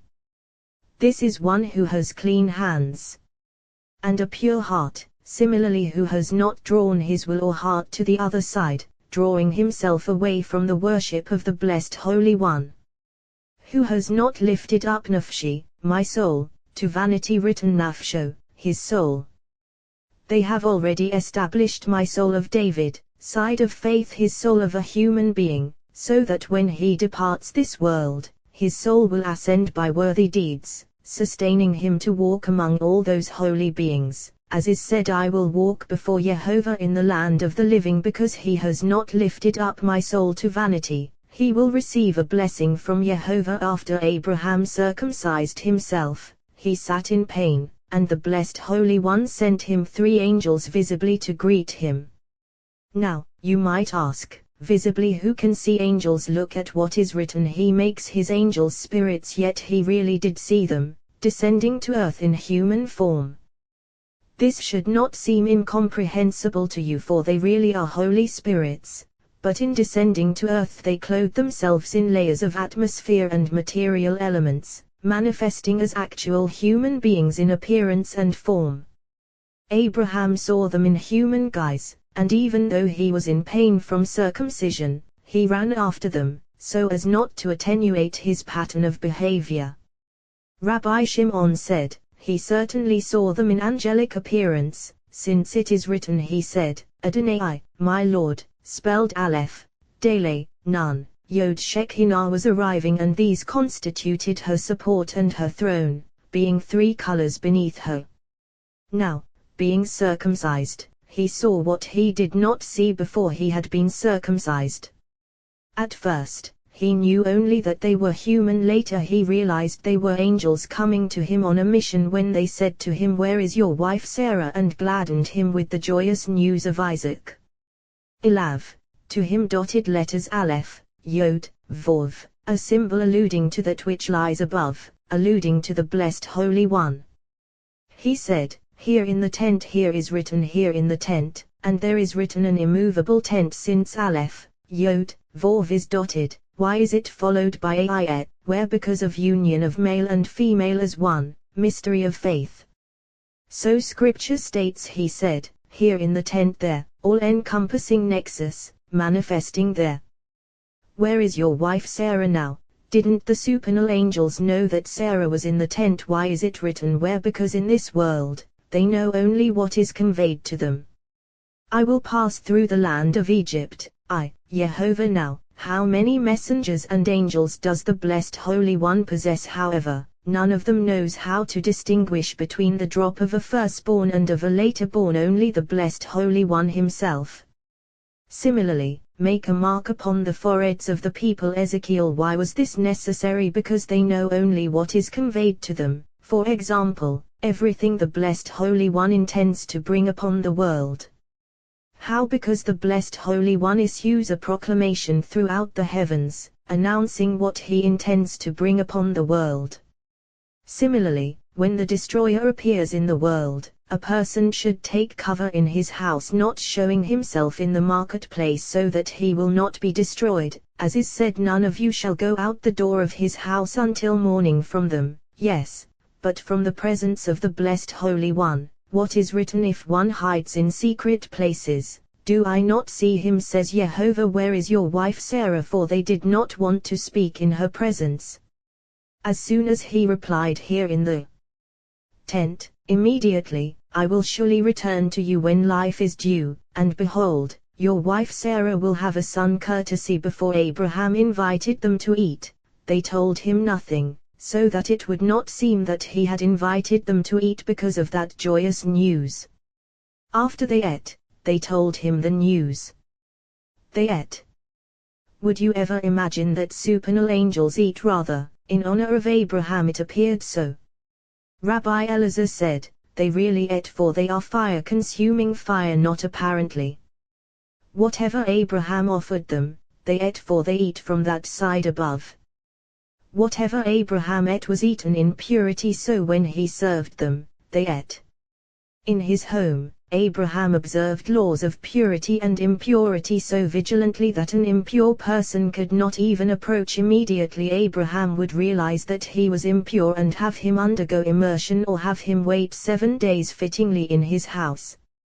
So it is what is written, "If a man becomes impure due to nocturnal mishap, what is his remedy?" It is written, "Toward evening he shall bathe in water if another impurity befell him, such as flow, leprosy, or menstrual defilement." There now being 2 impurities, then that immersion is insufficient, whether the mishap befell him before or after the other impurity. Abraham and Sarah arranged immersion for everyone, he for men, she for women. Why did Abraham engage in purifying people? Because he was pure, called pure, as is written, "Who can bring forth pure from impure? Is it not the one pure Abraham who issued from true?" Rabbi Shimon said, in order to reinforce the rung of Abraham. Who is that water? So he arranged to purify the inhabitants of the world with water. When he invited the angels, What were his opening words? Let a little water be fetched to buttress that rung holding water. Therefore he purified all human beings, purifying them from the aspect of idolatry and from the aspect of defilement. As he purified the men, Sarah purified the women, so all who approached them were entirely pure. Wherever Abraham resided, he planted a tree, but nowhere did it sprout fittingly until he resided in the land of Canaan. Through that tree, he discovered who embraced the Blessed Holy One and who embraced idolatry. Whoever embraced the Blessed Holy One, the tree would spread its branches, covering his head, shading him nicely. Whoever embraced the aspect of idolatry, that tree would withdraw, its branches rising above. Then Abraham knew and warned him, not departing until he embraced faith. Whoever was pure, the tree would welcome; whoever was impure, it would not, so Abraham knew and purified them with water. Underneath that tree was a spring of water. If someone needed immediate immersion, water gushed toward him and the tree's branches withdrew. Then Abraham knew he was impure, requiring immediate immersion. If not, the water dried up, so Abraham knew he had to remain impure for 7. Even when he invited the angels, he said to them, recline under the tree in order to see and test them, for with that tree, he tested all inhabitants of the world. He enacted a mystery corresponding to the Blessed Holy One, who is the tree of life, for also, recline under the tree, not under idolatry. When Adam sinned, he sinned with the tree of knowledge of good and evil, inflicting death upon all inhabitants of the world. When Abraham appeared, he mended the world with another tree, the tree of life, proclaiming faith to all inhabitants of the world. Rabbi Yitzhak said, I will surely return. The verse should read, he will surely return, since the key for fertilizing the barren lies in the hand of the Blessed Holy One, not in the hand of any. I will surely return to you when messenger, as we have life is due. Learned, 3 keys have not been handed over to any messenger of childbirth, resurrection, and reign. Since they have not been handed over to any messenger, why is it written, I will surely return? If you say the Blessed Holy One spoke, then look at what is written. They said to him, where is your wife Sarah? But indeed the Blessed Holy One standing above them spoke the word, so it is written. He said, I will surely return to you. Everywhere it is written, he said, anonymously, or he called, anonymously, this is the angel of covenant, no other. He said, as is written. He said, if you listen carefully to the voice of Jehovah your God. He said, not specifying who he called, as is written. He called to Moses, not specifying who it was. He said, as is written to Moses. He said, ascend to Jehovah, not specifying who it was. Similarly here, as is written. He said, I will surely return. He said, anonymously, not specifying who it was. In all of these it was the angel of covenant, entirely the Blessed Holy One, so it is written. He said, I will surely return to you. And behold, your wife Sarah will have a son. Why isn't it written, and behold you will have a son, so that he wouldn't think that he would issue from Hagar, as previously? Rabbi Shimon opened, a son honors his father, and a servant his master. Malachi, a son honors his father Isaac to Abraham. When did he honor him? When he bound him on the altar, intending to offer him up as a sacrifice. Isaac was 37 years old, while Abraham was an old man, so if he had kicked with 1 foot he could not have withstood him. Yet he honored his father, allowing himself to be bound like a lamb to fulfill his father's will. And a servant his master Eliezer to Abraham, for he sent him to Haran, and he performed Abraham's will completely, honoring him, as is written. Jehovah has blessed my master abundantly, and he has become wealthy. And similarly he said, I am Abraham's servant, in order to honor Abraham. Here was a man who brought silver, gold, gems, and camels, and was himself quite handsome, yet he did not claim to be Abraham's intimate friend or relative, but rather said, I am Abraham's servant, to enhance the prestige of Abraham, glorifying him in their eyes. So, a son honors his father, and a servant his master, but you Israel, my children are ashamed to declare that I am your father or that you are my servants. If I am a father, where is my honor? Malachi? So, behold, a son, this is truly a son, not Ishmael, this is a son who honors his father fittingly. For your wife Sarah, Sarah's son, because of whom she died, over whom her soul suffered until it departed. Behold, a son for Sarah ascending because of him, when the blessed Holy One sits in judgment over the world. Then, Jehovah attended to Sarah as he had said. We mention Sarah because of Isaac. So he is a son for Sarah.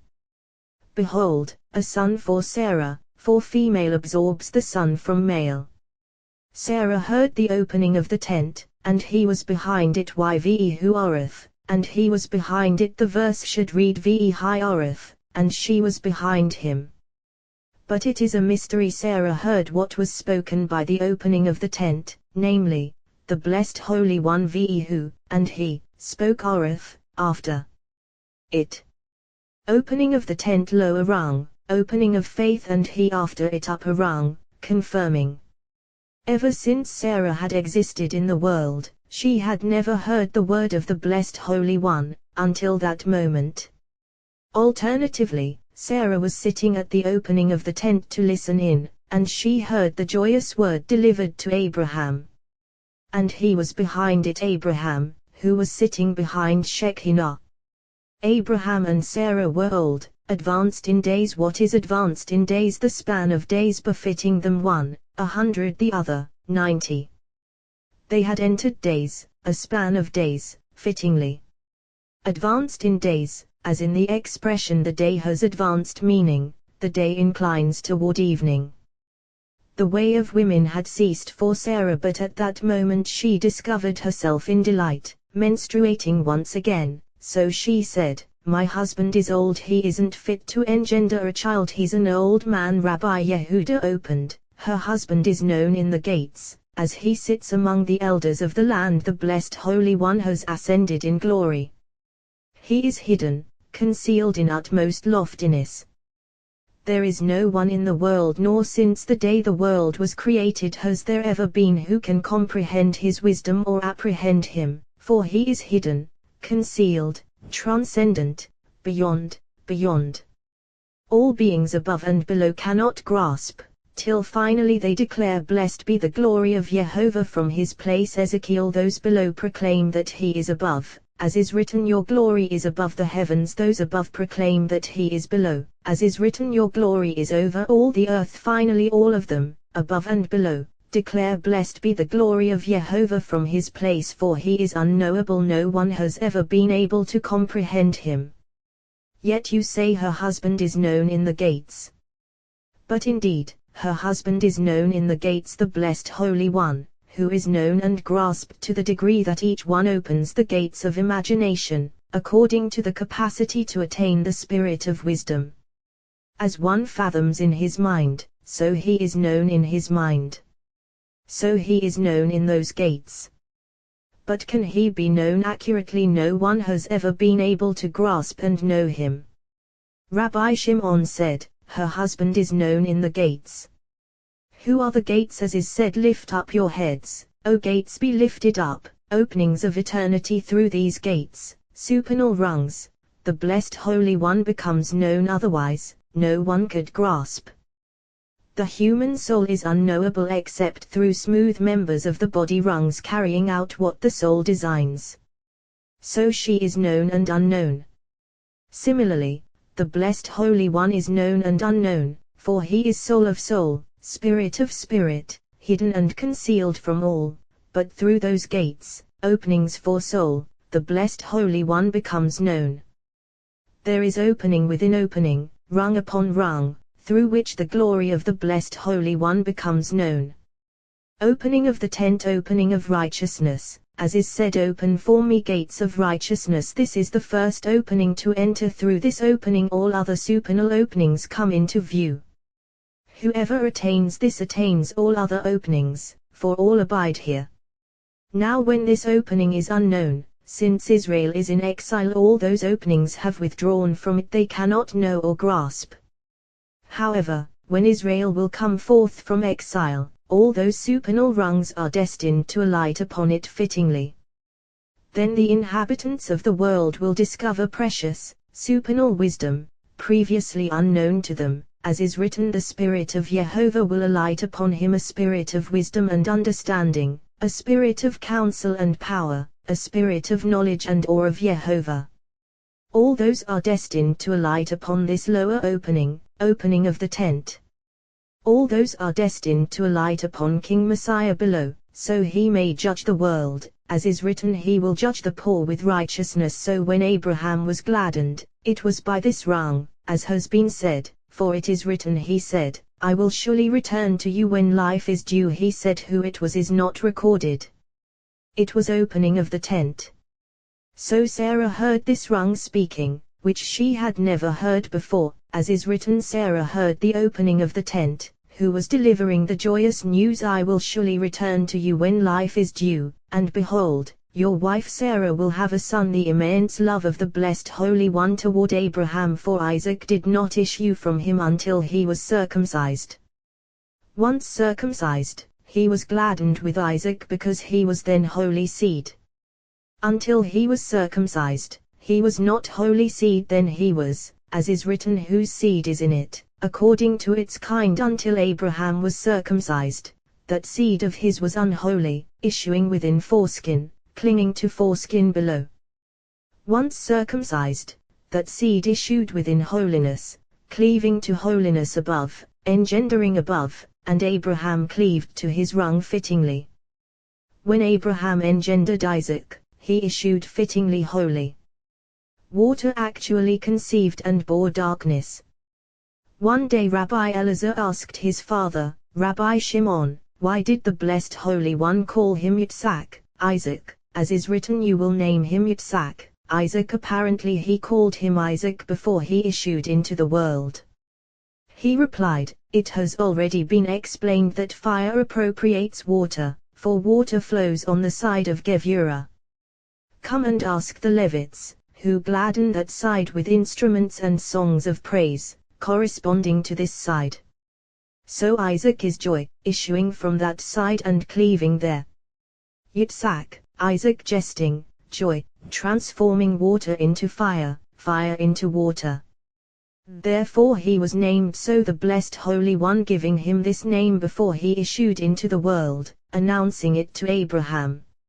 In all other cases, the blessed Holy One let them name their children, even women named their children, but here, the blessed Holy One did not let his mother name him, only Abraham, as is written, you will name him Isaac, you and no one else, transforming water into fire, fire into water, encompassing him in his side. Once Abraham was gladdened by the joyous news of Isaac, what is written, the men arose from there and gazed toward Sodom. Rabbi Elazar said, how kindly the blessed Holy One treats all creatures, especially those who walk in his paths. For even when he is about to execute judgment upon the world, he creates an opportunity for his beloved to demonstrate virtue before judgment arrives. For we have learned, when the blessed Holy One loves someone, he sends him a gift.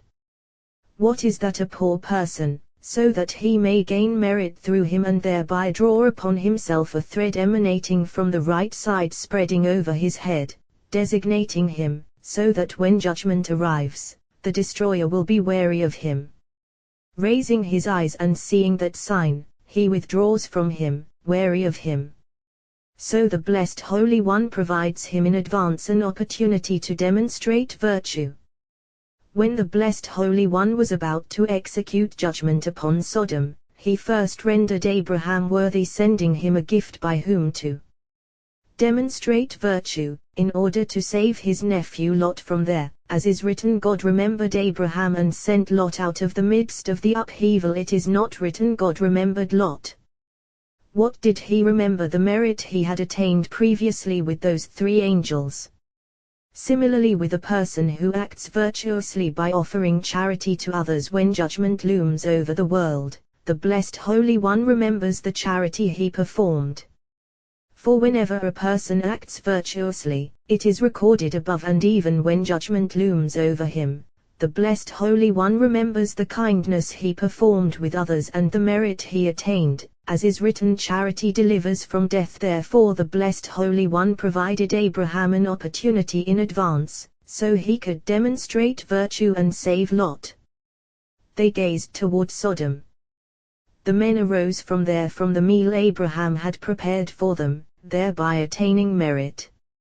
For although they were angels, he attained merit, and of all that food nothing remained for Abraham's sake, so he could demonstrate virtue. For look at what is written, they ate, eaten by their fire. Now, you might say, look, there were 3 angels, this one, fire this one, water this one, air, but each encompassed the other, so they ate. Similarly, they beheld God, and they ate and drank, actually eating, feasting on Shekinah. Here too, they generated nourishment from the side of Abraham, leaving nothing of what Abraham offered them. Similarly, one should drink from the cup of blessing to attain blessing from above. They too ate from what Abraham prepared for them, rendering themselves worthy of being nourished from the side of Abraham, for from that side issues nourishment for all supernal angels. They gazed arousal of compassion to deliver Lot. Here is written they gazed, and there is written gaze from your holy abode, just as there, compassion, so here, compassion. Abraham was walking with them to send them off to escort them. Rabbi Yisa said, if you say that Abraham knew they were angels, then why did he escort them? Rabbi Elazar replied, because even though he knew, he regularly escorted all his guests. For a person must escort guests, since all depends upon this. While he was walking with them, the Blessed Holy One revealed himself to Abraham, as is written, and Jehovah said, shall I hide from Abraham and Jehovah? For the Blessed Holy One was accompanying them. When one person escorts another, he draws Shekinah to join him, to accompany him on the way and protect him. So a person must escort his guest, thereby joining him to Shekinah, drawing her to unite with him. So, and Jehovah said. Rabbi ear opened, surely Jehovah Elohim does, and Jehovah said, shall I hide from nothing without Abraham what I am about to, revealing his secret to do his servants the prophets. Amos, happy are the righteous of the world, in whom the Blessed Holy One delights. Whatever he does in heaven or intends to do in the world, he does by means of the righteous, hiding nothing from them. For the Blessed Holy One desires to collaborate with the righteous, so that the wicked will have no pretext to complain about anything he does. He reveals everything to the righteous, so that they may come and warn people to turn back from sinning and not be punished by supernal judgment, and so they will have no pretext to complain against him. Therefore the Blessed Holy One divulges to them his secret act. Furthermore, so they cannot claim that he executed judgment upon them unjustly. Rabbi Elazar said, woe to the wicked who do not know and do not care, unaware of how to protect themselves from sin. The Blessed Holy One's actions are true, his way just, yet he does nothing in the world without first revealing it to the righteous, so that people will have no pretext to complain. All the more so, human beings should act so that others cannot speak falsely against them, and so it is written, you will be clear before Jehovah and before Israel. They should act so that others will have no pretext. They should warn them if they are sinning and failing to protect themselves, so that the Blessed Holy One's attribute of judgment will have no opening to attack them. How? Through returning and good deeds. And Jehovah said, shall I hide from Abraham what I am about to do? Rabbi Yehuda said, the Blessed Holy One gave the entire land to Abraham as an eternal inheritance, as is written, for all the land that you see I give to you and your seed forever. And raise your eyes now and see later. The Blessed Holy One had to uproot these places. He said, I have already given the land to Abraham, so I must inform him. Therefore, and Jehovah said, shall I hide from Abraham what I am about to do? Rabbi Abba said, The humility of Abraham. Although the Blessed Holy One said to him, "How great is the outcry of Sodom and Gomorrah," even though he patiently told him that he was intending to execute judgment upon Sodom, he did not plead with him to save Lot from the punishment. Why? So as not to demand reward for his deeds. Therefore the Blessed Holy One sent Lot forth, delivering him for Abraham's sake, as is written, God remembered Abraham and sent Lot out of the midst of the upheaval when he overturned the cities where Lot dwelled. What does this mean? Where Lot dwelled, it has been explained, but all of them were wicked, not a single one of them possessing the slightest merit, except for Lot. From here we learn that any place where the wicked dwell is ruined. Where Lot dwelled. Now, did Lot dwell in all of them? Rather, on account of him they dwelled and were not destroyed. If you say it was due to his merit, no, rather, the merit of Abraham. Rabbi Shimon said, that serving a righteous person protects one in this world. Furthermore, even if one is sinful, he learns from his ways and follows them. That because Lot joined Abraham, although he didn't adopt all his ways, she learned to render kindness to creatures by imitating Abraham, and this is how all those cities were settled so long after Lot immigrated there. Rabbi Shimon said, that Shekinah did not depart from Abraham while the Blessed Holy One was speaking with him.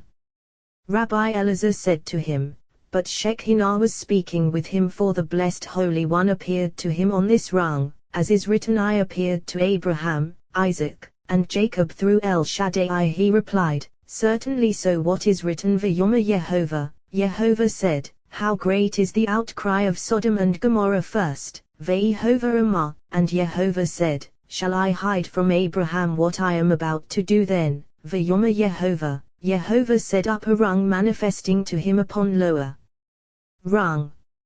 It is written, I will go down and see if it accords with the cry that has come to me, Aju Kala, carry out annihilation. To whom did he say this? If you say, to those angels, who has ever seen such a thing, speaking with one and commanding another? Rather, he said it to Abraham, in whose jurisdiction those places lay. Alternatively, to those angels.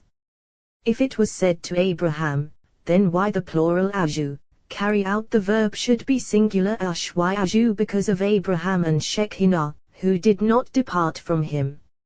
If it was said to the angels, that was because they were present there, poised to execute judgment, so, Aju. Alternatively, Aju, to do, according to its translation they have done. But didn't the Blessed Holy One know? Why did he have to say, I will go down and see all is revealed before him?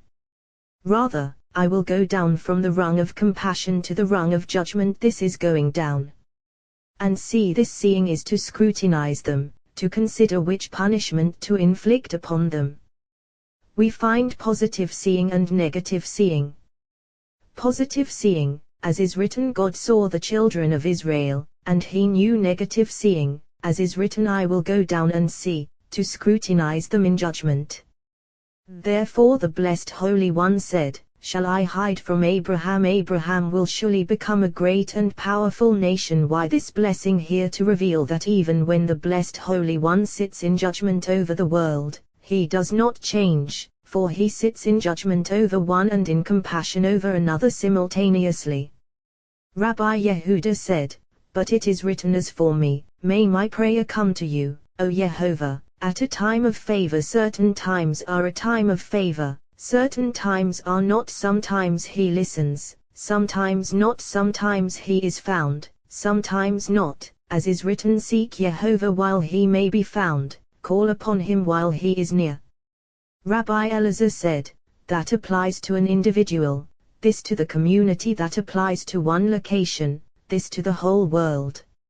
So he blessed Abraham, who is equivalent to the whole world, as is written, these are the generations of heaven and earth Behiberim, when they were created, and it is written, Be-Avraham, through Abraham. Yoi, will become. So we have learned the Blessed Holy One destined 30 righteous humans for the world, as he destined Abraham. He opened, saying, of the 30 he was most honored, but the 3 he did not attain. Samuel, of the 30 he was most honored, the 30 righteous whom the blessed Holy One has destined for the world irrevocably. Benaiah, son of Jehoiada, of whom is written, of the 30 he was most honored, was one of them. But the 3 he did not attain, not being equivalent to 3 others, on whom the world stands. But the 3 he did not attain, to be counted as one of them. He proved worthy of entering the ranks of those 30, but the 3 he did not attain, not worthy of joining them, of sharing their portion. Yahweh will become, as we have learned, 30. So the blessed Holy One blessed him with those 30 righteous. The blessed Holy One said to Abraham, "How great is the outcry of Sodom and Gomorrah, for how they treat the whole world has arisen before me, since the whole world avoids setting foot in Sodom and Gomorrah, as is written, a torrent bursts forth against strangers, forgotten of foot, feeblest of humans, wandering away, a torrent bursts forth against strangers, bursting forth against any inhabitants of the world who entered there, for if they discovered anyone offering food or drink to another, they cast him into the depths of the river, along with the recipient. So all inhabitants of the world were forgotten of foot, withholding their feet from entering there. And whoever did enter, feeblest of humans, wandering away, for they became emaciated, being refused food or drink, so their features deteriorated from normal human features, as is written, feeblest of humans, wandering away. Here is written wandering, and there is written her paths wander. Similarly, they would deviate on pathways to avoid entering there. Even birds of heaven avoided entering, as is written, a path unknown to any vulture. So the entire world cried out against Sodom and Gomorrah and all those cities, since all were stained alike. How great is the outcry of Sodom and Gomorrah? Abraham asked. Why, he replied, how very grave is their sin. So, I will go down and see Harkeisa Akata, if they have done altogether according to her cry. The verse should read Harkeisa Akatam, if according to their cry, for look, it is written, the outcry of Sodom and Gomorrah, there were 2 cities, so why if according to her cry? But they have already established this. On the side beneath the hailstone, vapors ascend in a thick cluster, condensing into a single drop, entering chasms of the immense abyss, becoming 5 in one when voices clarify, all becoming one. A voice ascending from below enters among them, conducted as one. That voice, ascending, descending, clamors for justice to be conducted below. When this voice ascends, demanding justice, the blessed Holy One manifests to scrutinize in judgment. Rabbi Shimon said, if according to her cry, who is this decree of judgment, demanding justice every day? So we have learned for many years decree of judgment stood in the presence of the blessed Holy One, demanding justice for the sale of Joseph by his brothers. Decree of judgment cries out for justice, so if according to her cry, Ha-Ba, that has come to me. What is Ha-Ba to me? A mystery, as is written, in the evening she-Ba comes, in the morning she returns. Esther, this is Ha-Ba, coming to me constantly. Similarly, end of all flesh comes before me, as already explained. Rabbi Yehuda said, who has ever seen a? Abraham drew near and said, Father, as compassionate will you really sweep away thee as Abraham come and innocent along with the guilty sea of Noah? Is written, God said to Noah, end of all flesh has come before me. Make yourself an ark of gopher wood, and he was silent, saying nothing, not pleading for mercy.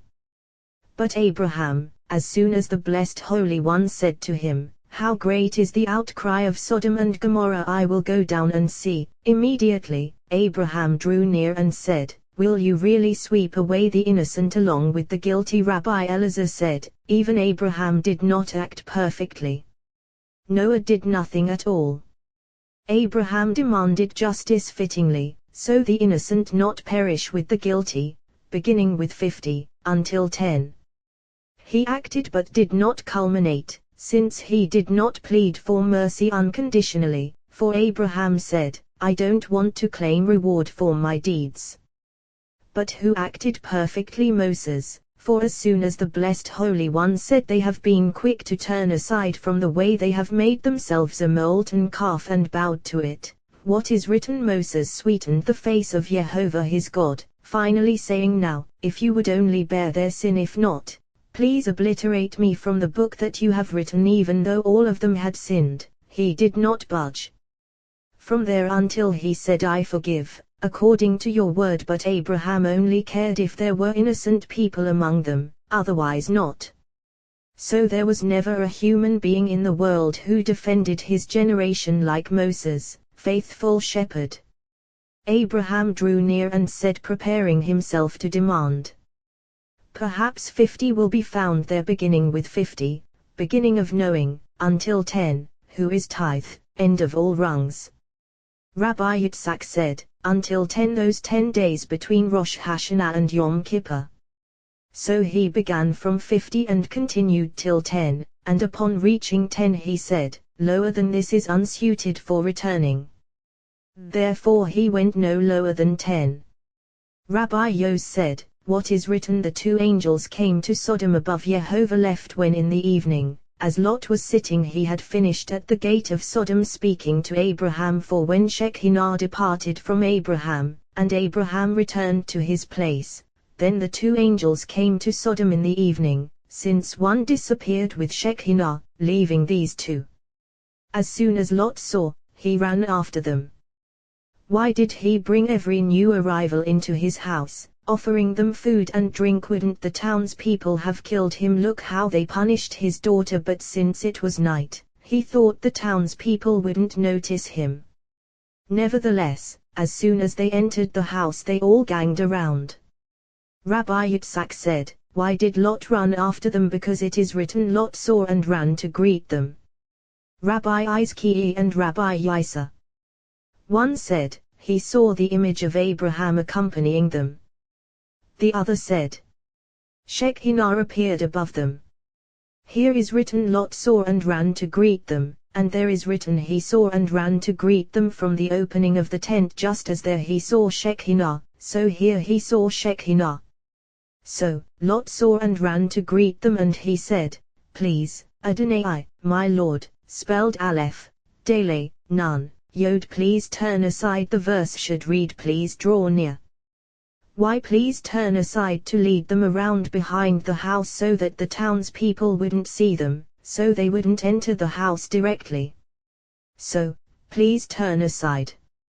Rabbi Izki opened, for he views the ends of the earth, sees everything under the heavens. How intensely human beings should contemplate the service of the blessed Holy One and engage in Torah day and night. For on everyone engaging in Torah, the blessed Holy One prides himself above and below, since Torah is a tree of life for all those grasping her, extending them life in this world and in the world that is coming. For he views the ends of the earth, to provide them food, to satisfy all their needs, since he watches over her constantly, as is written, the eyes of Jehovah your God are always upon her, from the beginning of the year to the end of the year. For what is written of this land, from afar she brings her food afterward, she provides food and nourishment for all those beasts of the field, as is written, she rises while it is still night and provides food for her household and a portion for her maidens. So, he views the ends of the earth, sees everything under the heavens, all the inhabitants of the world, providing them food, according to what each of them needs, as is written, you open your hand and satisfy the desire of every living thing. Alternatively, for he views the ends of the earth, gazing upon human actions, inspecting everything humans do in the world, sees everything under the heavens, observing each and every one. When the blessed Holy One saw the actions of Sodom and Gomorrah, he sent those angels to destroy Sodom. What is written, Lot saw, he saw Shekinah. Now, who can see Shekinah? Rather, he saw a radiant aura above their heads, and then he said, please, Adonai, my Lord, spelled Aleph, Dele, Nun, Yod, as has been explained. He said this because of Shekinah, shimmering radiance. Please turn aside to your servant's house, spend the night, wash your feet. Abraham did not act this way, rather, first he said, wash your feet, and then let me fetch a little bread so you can refresh yourselves. But Lot said, please turn aside to your servant's house and spend the night, and then wash your feet, and you can rise early and go on your way, so that people wouldn't discover them. They said, no, we will spend the night in the square, for that is what visitors there used to do, since no one would bring them into his house. So they said, no, we will spend the night in the square. What is written, he urged them strongly, when the blessed Holy One executes judgment upon the world, a single messenger acts. Yet now we see two messengers. Why wasn't one enough? But really there was only one. As for the wording two, one was to bring out Lot and save him, so afterward one remained. Rabbi ear opened, behold, the day of Jehovah is coming, cruel with rained brimstone and fire on Sodom and Gomorrah, from Jehovah. Wrath, behold, the day of Jehovah, lower court of justice, is coming, as has been said, coming to me, for it executes judgment only after entering and obtaining authorization. Similarly, end of all flesh comes before me. Alternatively, behold, the day of Jehovah is coming, when destroyer below seizes the soul, so, cruel with wrath, to make the earth a desolation, Sodom and Gomorrah, and annihilate its sinners from it, inhabitants of the land. What is written next? For the stars of heaven and their constellations will not shine their light, because from heaven he rained fire upon them, eliminating them from the world. What is written next? I will make a human more precious than pure gold. Abraham, elevated by the blessed Holy One above all inhabitants of the world. Rabbi Yehuda applied these verses to the day on which the temple was destroyed, for on that day those above and below darkened, heaven and stars darkened. Rabbi Elazar applies these verses to the day on which the blessed Holy One will raise the assembly of Israel from the dust. That day will be known above and below, as is written, there will be one day that will be known as Jehovah, as that day is a day of vengeance, when the blessed Holy One intends to wreak vengeance upon other nations. When he does, then, I will make a human more precious than pure gold, King Messiah, who will transcend and be more precious than all inhabitants of the world, all of whom will worship and bow down before him, as is written, those who dwell in the wilderness will bow down before him, kings of Tarshish and of the isles will render tribute out. Jehovah of heaven. Although this prophecy was proclaimed over Babylon, it was proclaimed over all. For we see what is written in this portion, for Jehovah will have compassion on Jacob, nations will take them and bring them to their place for Jehovah, and Jehovah reigned on Sodom, rung of lower court of justice, obtaining authorization from above. Rabbi Yitzhak said, executing judgment with compassion, as is written, from Jehovah out of heaven, so that judgment would manifest compassionately. Now, you might ask, what compassion is found here? As is written, so it was, when God destroyed the cities of the plain, that God remembered Abraham and sent Lot out later. Two entire nations issued from him, and he was privileged to have among his descendants King David and King Solomon. See what is written, as they were bringing them outside, he said, flee for your life, do not look behind you, do not stop anywhere in the plain. Flee to the hills or you will be annihilated. When judgment looms over the world, a person should not let himself be found in the street, as has been said, because since judgment prevails, it does not distinguish between innocent and guilty. Nor should one gaze there, which is why, as has been said, Noah shut himself in the ark, so that he would not observe the world as judgment was being executed. It is written too, none of you shall go out the door of his house until morning, until judgment has been executed. So, he said, flee for your life, do not look behind you. Rabbi Yitzhak and Rabbi Yehuda were walking on the way. Rabbi Yehuda said to Rabbi Yitzhak, the punishment inflicted by the blessed Holy One during the flood and the punishment of Sodom were both punishments of hell, since sinners in hell are punished by water and fire. Rabbi Yitzhak said, Sodom was punished by the punishment of hell, as is written, and Jehovah rained brimstone and fire on Sodom and Gomorrah, one from the side of water, one from the side of fire, constituting the punishment of hell, where sinners are punished by both of these. He replied, the punishment of sinners in hell lasts 12 months. Then the Blessed Holy One raises them from hell, where they have been purged, and they sit at hell's gate, watching sinners enter to be punished, and they plead for mercy for them. Soon the Blessed Holy One takes pity upon them, bringing them to where they should be. From that day on, the body subsides in dust, while the soul inherits a fitting domain.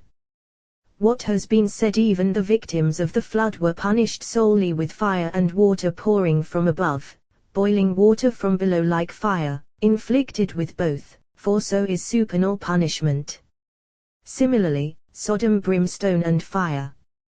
He asked, will they arise for the day of judgment? He replied, this has already been discussed, but those of Sodom and Gomorrah will not arise, as proven by Scripture. Brimstone and salt, all its land burning, nothing sown, nothing sprouting, like the overturning of Sodom and Gomorrah, which Jehovah overturned in his anger, and his fury which Jehovah overturned in this world in his anger in the world that is coming, and his fury when the Blessed Holy One intends to revive the dead.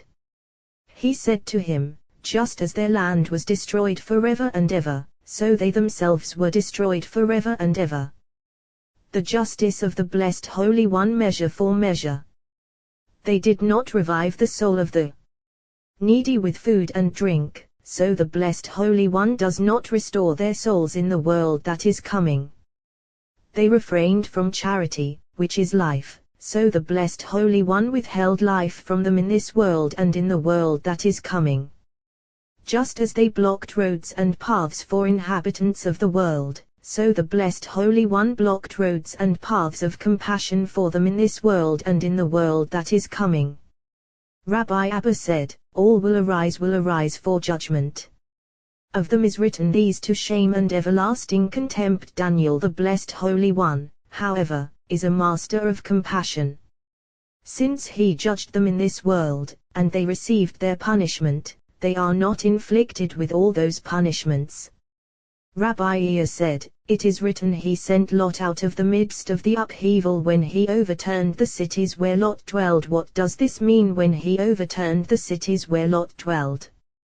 That Lot dwelled in them all, as is written, Lot dwelled in the cities of the plain, pitching his tent as far as Sodom, but no one welcomed him except the king of Sodom, who welcomed him on account of Abraham.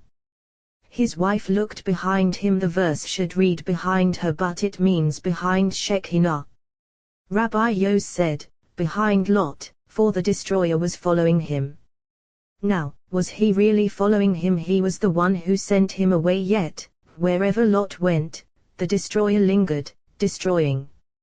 Any place he passed, leaving it behind, the destroyer overturned.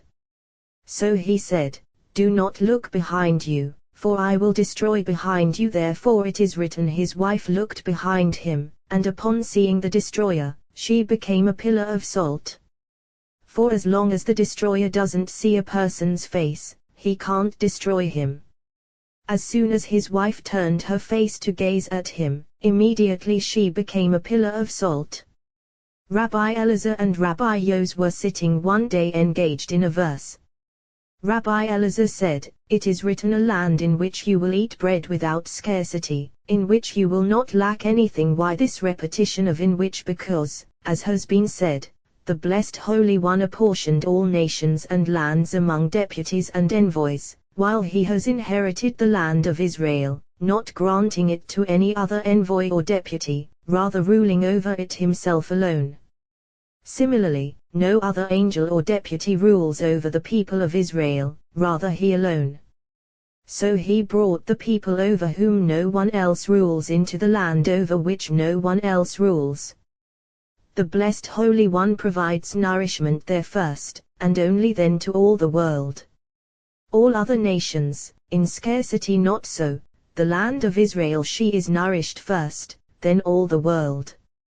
So, a land without scarcity rather, in abundance, in total satisfaction, in which you will eat nowhere else, in which in sanctity of the land in which abides supernal faith, in which abides supernal blessing, nowhere else. What is written like the garden of Jehovah, like the land of Egypt. Now, it is unclear whether the garden of Jehovah is the land of Egypt or Sodom, or the garden of Jehovah known as Garden of Eden.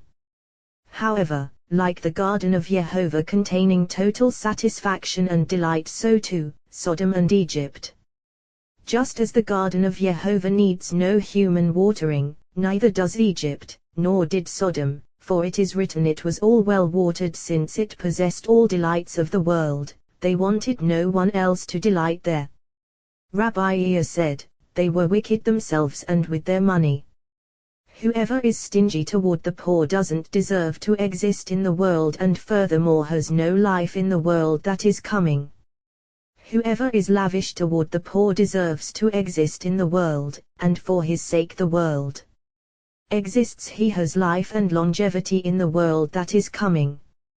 Lot went up from Zoar and settled in the hills with his 2 daughters, for he was afraid to settle in Zoar. Why? Because he saw that it was close to Sodom, so he went up from there. Rabbi Yitzhak opened, he revolves wheels by his devices, according to their deeds. Whatever he commands them on the face of the inhabited earth, he revolves wheels. The blessed Holy One spins revolutions in the world, bringing cloaked dazzlers to carry out his acts, then turning and transforming them. How? By his devices, cunningly spinning revolutions to generate them anew. According to their deeds, on account of human deeds as they act, so he transforms them. Whatever he commands them on the face of the inhabited earth, because of human acts he rotates those wheels, the turn of events, in all that he commands them on the face of the earth. Rabbi Elazar said, he revolves wheels. The blessed Holy One spins revolutions, bringing about enduring phenomena in the world, but when people suppose that those phenomena will endure, the blessed Holy One transforms them. Bitabulotif, by his devices, spelled bitabulato, by his device.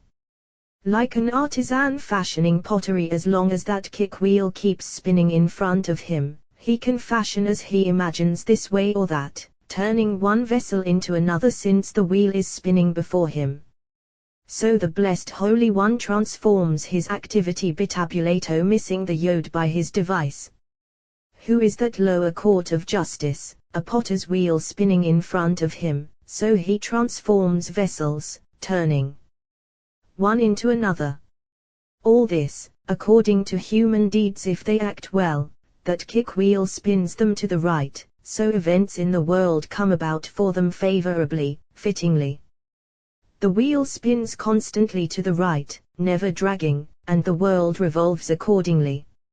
However, if humans begin to do wrong, the blessed Holy One spins his constantly spinning device, which had maintained a rightward spin, to the left, rotating wheels and previously fashioned vessels leftward. Then the potter's wheel spins and events in the world come about harmfully for humans. The wheel keeps spinning in that direction until people return to acting well. It turns upon human deeds, so by his device, according to their deeds, never standing still. The blessed Holy One revolves the turn of events in the world to arrange everything fittingly, all issuing from a supernal source and root. He drew Abraham near to him, and Ishmael issued from him, since Abraham was then uncircumcised, being situated below, not yet perfected by the sign of the Holy Covenant. Then the blessed Holy One revolved revolutions by his device, and Abraham was circumcised, entering the covenant, being perfected through his name, called Avraham, crowned by supernal he in the mystery of water from spirit. Once perfected and circumcised, Isaac issued from him holy seed, linked above in the mystery of fire from water. So it is written, I planted you as a choice vine, entirely seed of truth, not linked to the other side. From Lot and his daughters issued 2 separate nations, linked to the side befitting them. So the blessed Holy One revolves knob revolutions, rotates rotations in the world, so that all will turn out fittingly, all linked to its site. It would have been more seemly for Lot had the Blessed Holy One engendered these two nations from him and his wife, but it was in order for them to be linked to the site befitting them. They were generated from wine mysteriously, as is said he drank of the wine and became drunk. This has already been discussed and established. Moab and Ammon were named by them. Moab Rabbi Yos said, impudently she said, Moavi, Moab mi Abba, from father, he issued. The younger one also gave birth to a son and named him Ben-Ami Ibad, decorously she said, Ben-Ami, son of my people, not revealing from whom he issued. First it is written he was unaware of her lying down of Kumar, or her rising spelled with a vav, dotted above, supernal assistance attending that act, from which King Messiah was destined to issue, so here vav is included. Concerning the other, it is written of Kumar, or her rising lacking vav, since from her a share of the Blessed Holy One did not issue, like the other. So concerning the other, older one, it is written of Kumar, or her rising, with a vav, dotted above. Rabbi Shimon said, he was unaware that the Blessed Holy One intended to raise from her King David, Solomon, all the other kings, and King Messiah. Further, or her rising, as is written, she rose before one person could recognize another. Ruth that day, she really rose for Boaz united with her to raise the name of the dead upon his inheritance. Ruth, so from her were raised all those kings and the eminence of Israel. He was unaware of her lying down, as is written she lay at his feet until dawn, or her rising, as is written she rose before one person could recognize another. Therefore of Kumar, or her rising, contains a dotted vav. The humility of Abraham, for even at first when the Blessed Holy One was about to execute judgment upon Sodom he didn't plead for mercy for Lot, and later when he saw the smoke of the land rising like the smoke of a furnace, he didn't implore for Lot nor say anything to the Blessed Holy One. Nor did the Blessed Holy One say anything to him, so that Abraham wouldn't think he had deducted any of his merit. Now, if you say that Abraham didn't care about Lot at all, look, he risked his life by going to wage war against 5 mighty kings, as is said, when Abram heard that his kinsman had been captured he pursued as far as Dan. He deployed against them by night, he and his servants, and struck them. Pursuing them as far as Hobah he recovered all the possessions and also brought back his kinsman Lot and his possessions, but out of his love for the Blessed Holy One, and because he saw Lot's improper conduct, Abraham did not want the Blessed Holy One simply for his sake to forgive anything he had done. So he didn't implore for him, neither at the beginning nor at the end. Abraham journeyed from there to the region of the Negev. All his journeyings were toward the side of the south more than toward any other side, since he acted in wisdom, cleaving to the south.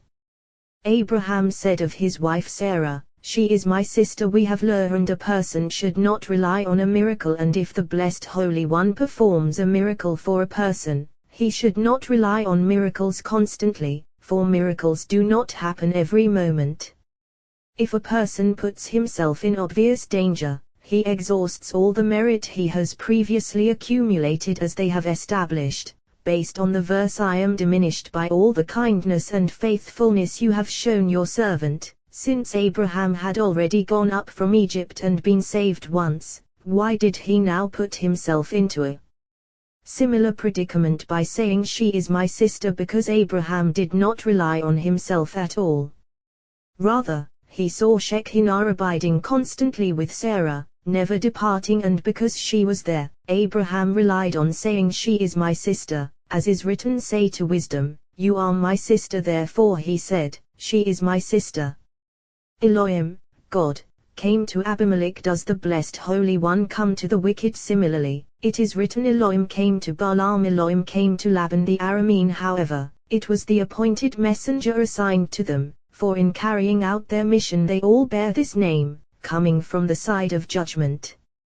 So, Elohim came to Abimelech in a night dream and said to him, "You are about to die because of the woman you have taken." Rabbi Shimon opened, "A lip of truth endures forever, but a lying tongue lasts only a moment. A lip of truth endures forever. Abraham, all of whose words, at first and at last, were truthful. But a lying tongue lasts only a moment. Abimelech. Abraham said, "She is my sister." This was at first because of Shekinah who accompanied Sarah. He said, "She is my sister." Abraham acted in wisdom.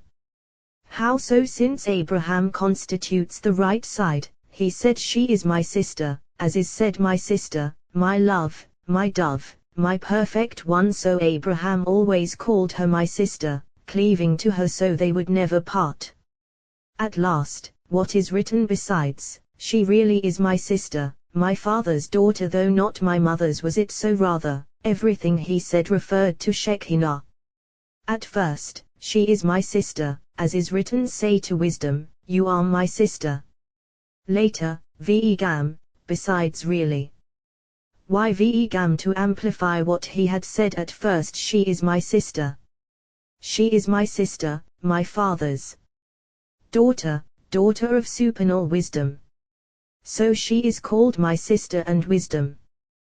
Though not my mother's daughter, deriving from the realm of origin of all, concealed, supreme.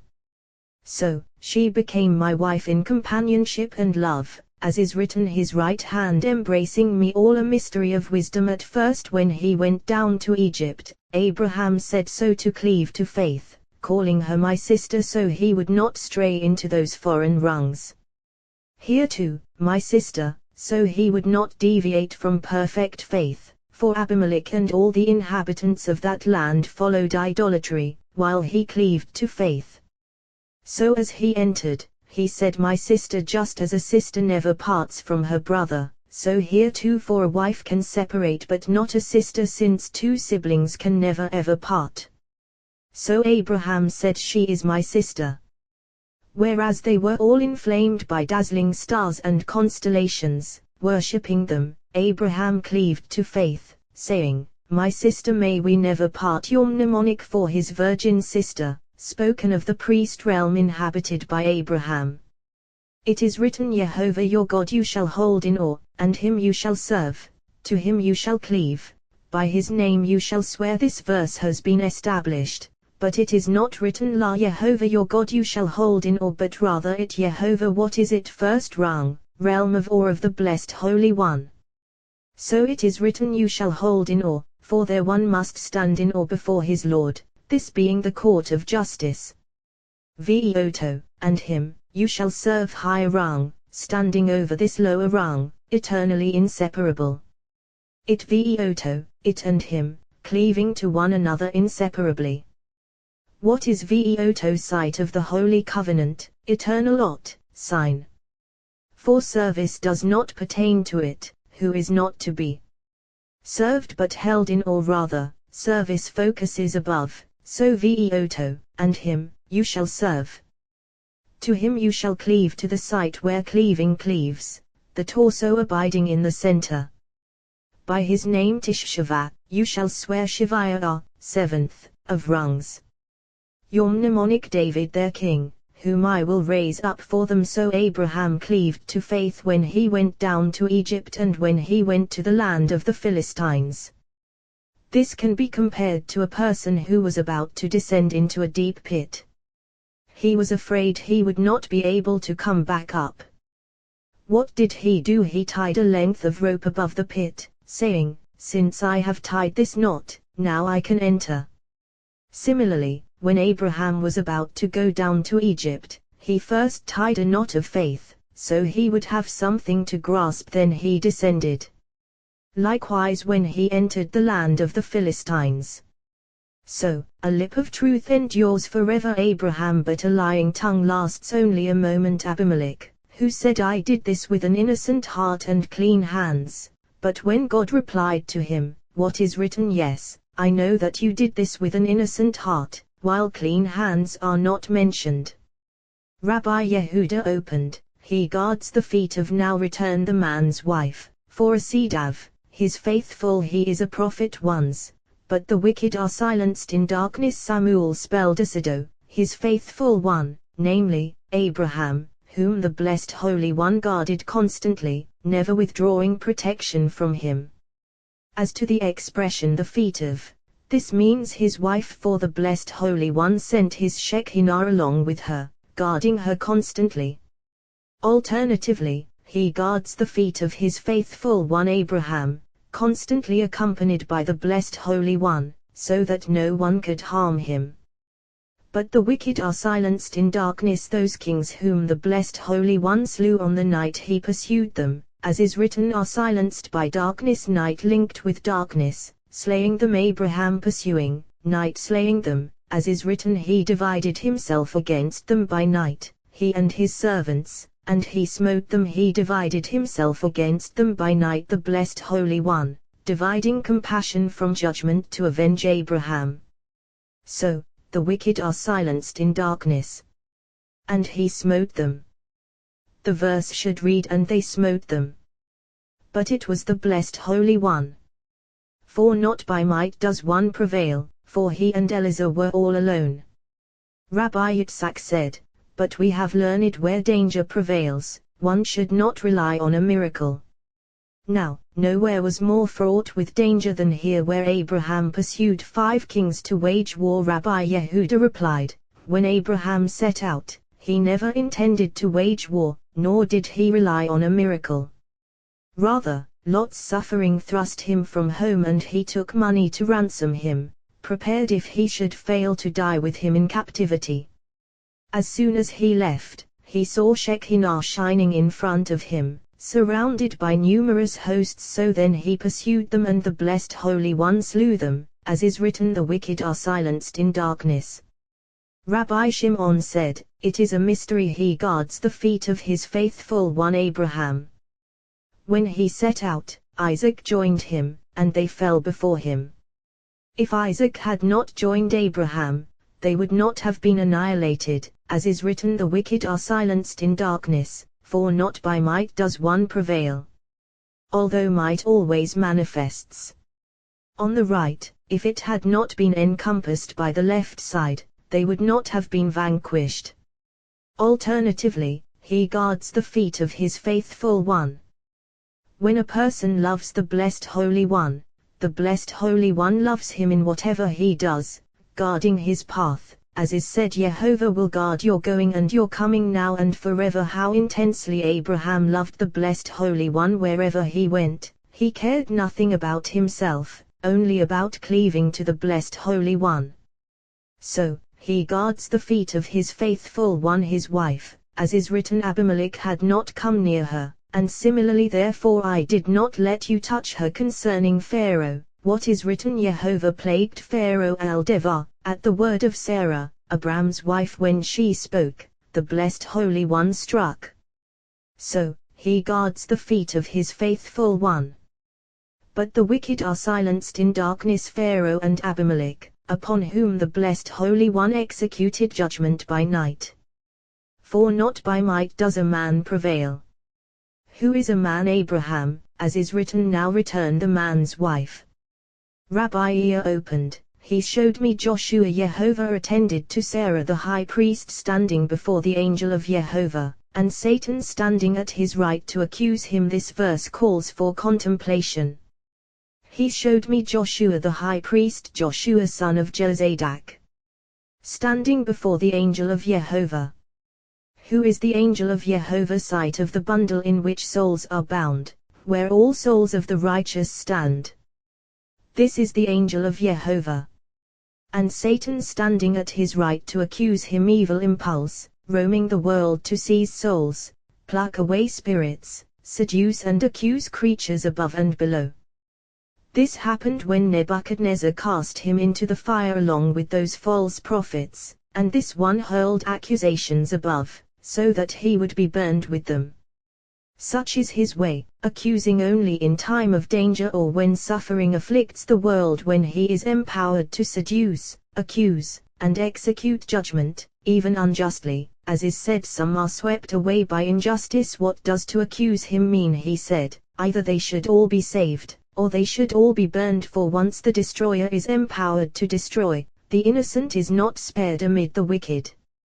Therefore when judgment looms over a city, a person should flee before being seized, for once the destroyer begins, he handles innocent and wicked alike, especially here, since all three of them were together, and so he demanded that they all be burned or all be saved. For when a miracle is performed, it is not enacted half miracle, half judgment, but rather entirely one, either miracle or judgment. Rabbi Yo said to him, "No, but when the Blessed Holy One split the sea for Israel, he tore it open for them so that they could walk through on dry land, while from the other side the waters surged back, drowning the others. Manifesting as one a miracle here, and judgment here simultaneously," he replied, "that's what was difficult for him, for when the Blessed Holy One enacts judgment and miracle as one, it does not happen in one place or one house, manifesting entirely as one. And if it does, it proves difficult for him, for above, everything is enacted completely, as one, either miracle or judgment, in one place, not in half. Therefore the Blessed Holy One does not execute judgment upon the wicked until their guilt is complete, as is written, for the guilt of the Amorites is not yet complete. And similarly by exact measure, by exiling her you strive with her. So he accused Joshua, demanding that he be burned along with them, until he said to him, "Jehovah rebuke you, Satan," who said this to him? The angel of Jehovah. Now, if you say, Jehovah said to Satan, Jehovah rebuke you, Satan, so too with Moses at the bush, as is written, the angel of Jehovah appeared to him in a flame of fire, and then Jehovah saw that he turned aside to see sometimes, the angel of Jehovah sometimes, Jehovah. So, he said to him, Jehovah rebuke you, Satan, and not behold, I rebuke you. Similarly, on the day that judgment appears in the world and the Blessed Holy One sits on the throne of judgment, Satan appears, accusing and seducing above and below, to destroy the world and seize souls. Rabbi Shimon was sitting, studying Torah, engaged in this verse: the elders of that city shall take a heifer, and they shall break the heifer's neck there in the wadi according to the law, one must break its neck with a hatchet. Rabbi Elazar said, "Why is this necessary?" Rabbi Shimon wept and said, "Woe to the world, allured after this one forever, since the day on which that evil serpent enticed Adam and dominated all inhabitants of the world, he stands poised to seduce and accuse the world. The world cannot escape his punishment until King Messiah comes and the Blessed Holy One raises those who sleep in the dust, as is written, he will swallow up death forever. And similarly I will eliminate the spirit of impurity from earth. He bestrides this world to seize all human souls. It is written, if a corpse is found in the land, souls of all inhabitants of the world depart at the hand of the angel of death. Now, if you say that this person's soul departed at his hand, not so, rather, the one who killed him removed his soul before his time had come for that angel of death to dominate him. So, the land will not be purged of the blood that is spilled upon it except by the blood of the one who spilled it. Isn't it enough that he stands poised to seduce the world gratuitously and accuse constantly, that they should rob him of what is his to take? But the Blessed Holy One feels compassion for his children, so they offer this calf to compensate for that human soul stolen from him, so that he not accuse the world. Here we have learned a supernal mystery: ox, cow, calf, heifer, all manifesting in supernal mystery, so with this he is compensated. Correspondingly it is written, our hands did not spill this blood, nor did we cause his death. Thereby he does not accuse them. For everything, the Blessed Holy One offers advice to the world.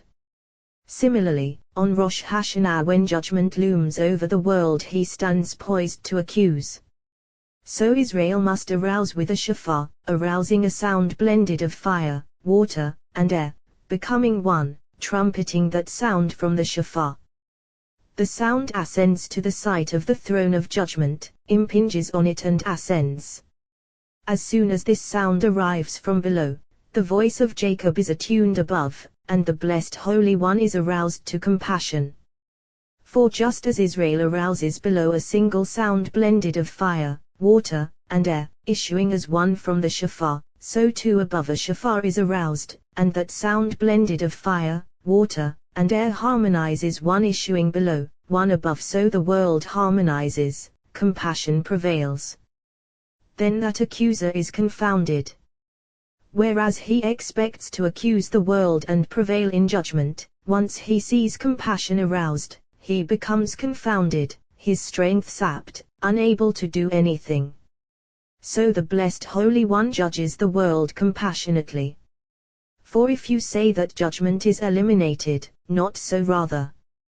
Compassion joins judgment, and the world is judged compassionately. What is written: blow the shofar at the new moon, Beacus, at the covering, for our feast day, for the moon is concealed, since then this evil serpent rules, liable to harm the world. But when compassion arouses, the moon ascends, removing herself, so he is confounded, unable to rule, removed so he cannot approach. So on Rosh Hashanah one must confound him, like someone roused from sleep, totally unaware. On Yom Kippur one must pacify and appease him with that goat offered to him, and then he turns into an advocate for Israel. But on Rosh Hashanah he is confounded, unaware, unable to do anything.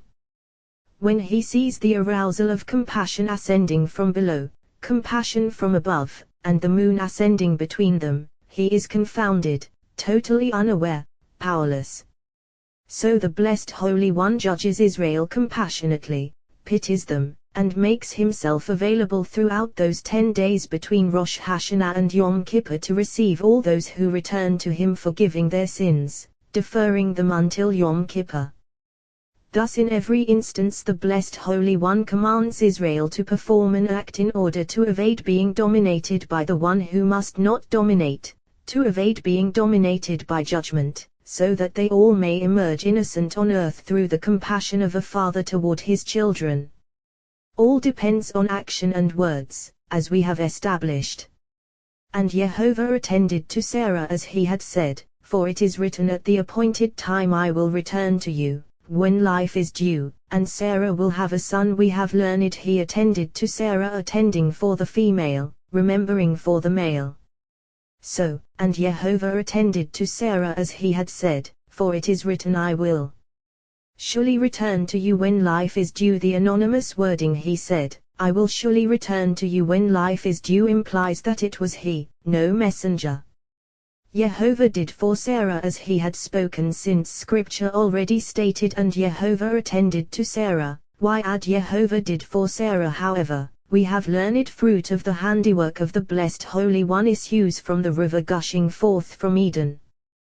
This is souls of the righteous, this is the flux of destiny from which flow forth all fine blessings, rains of blessing, as is written, to water the garden, watering from above below, for children depend on this flux of destiny, not on any other sight.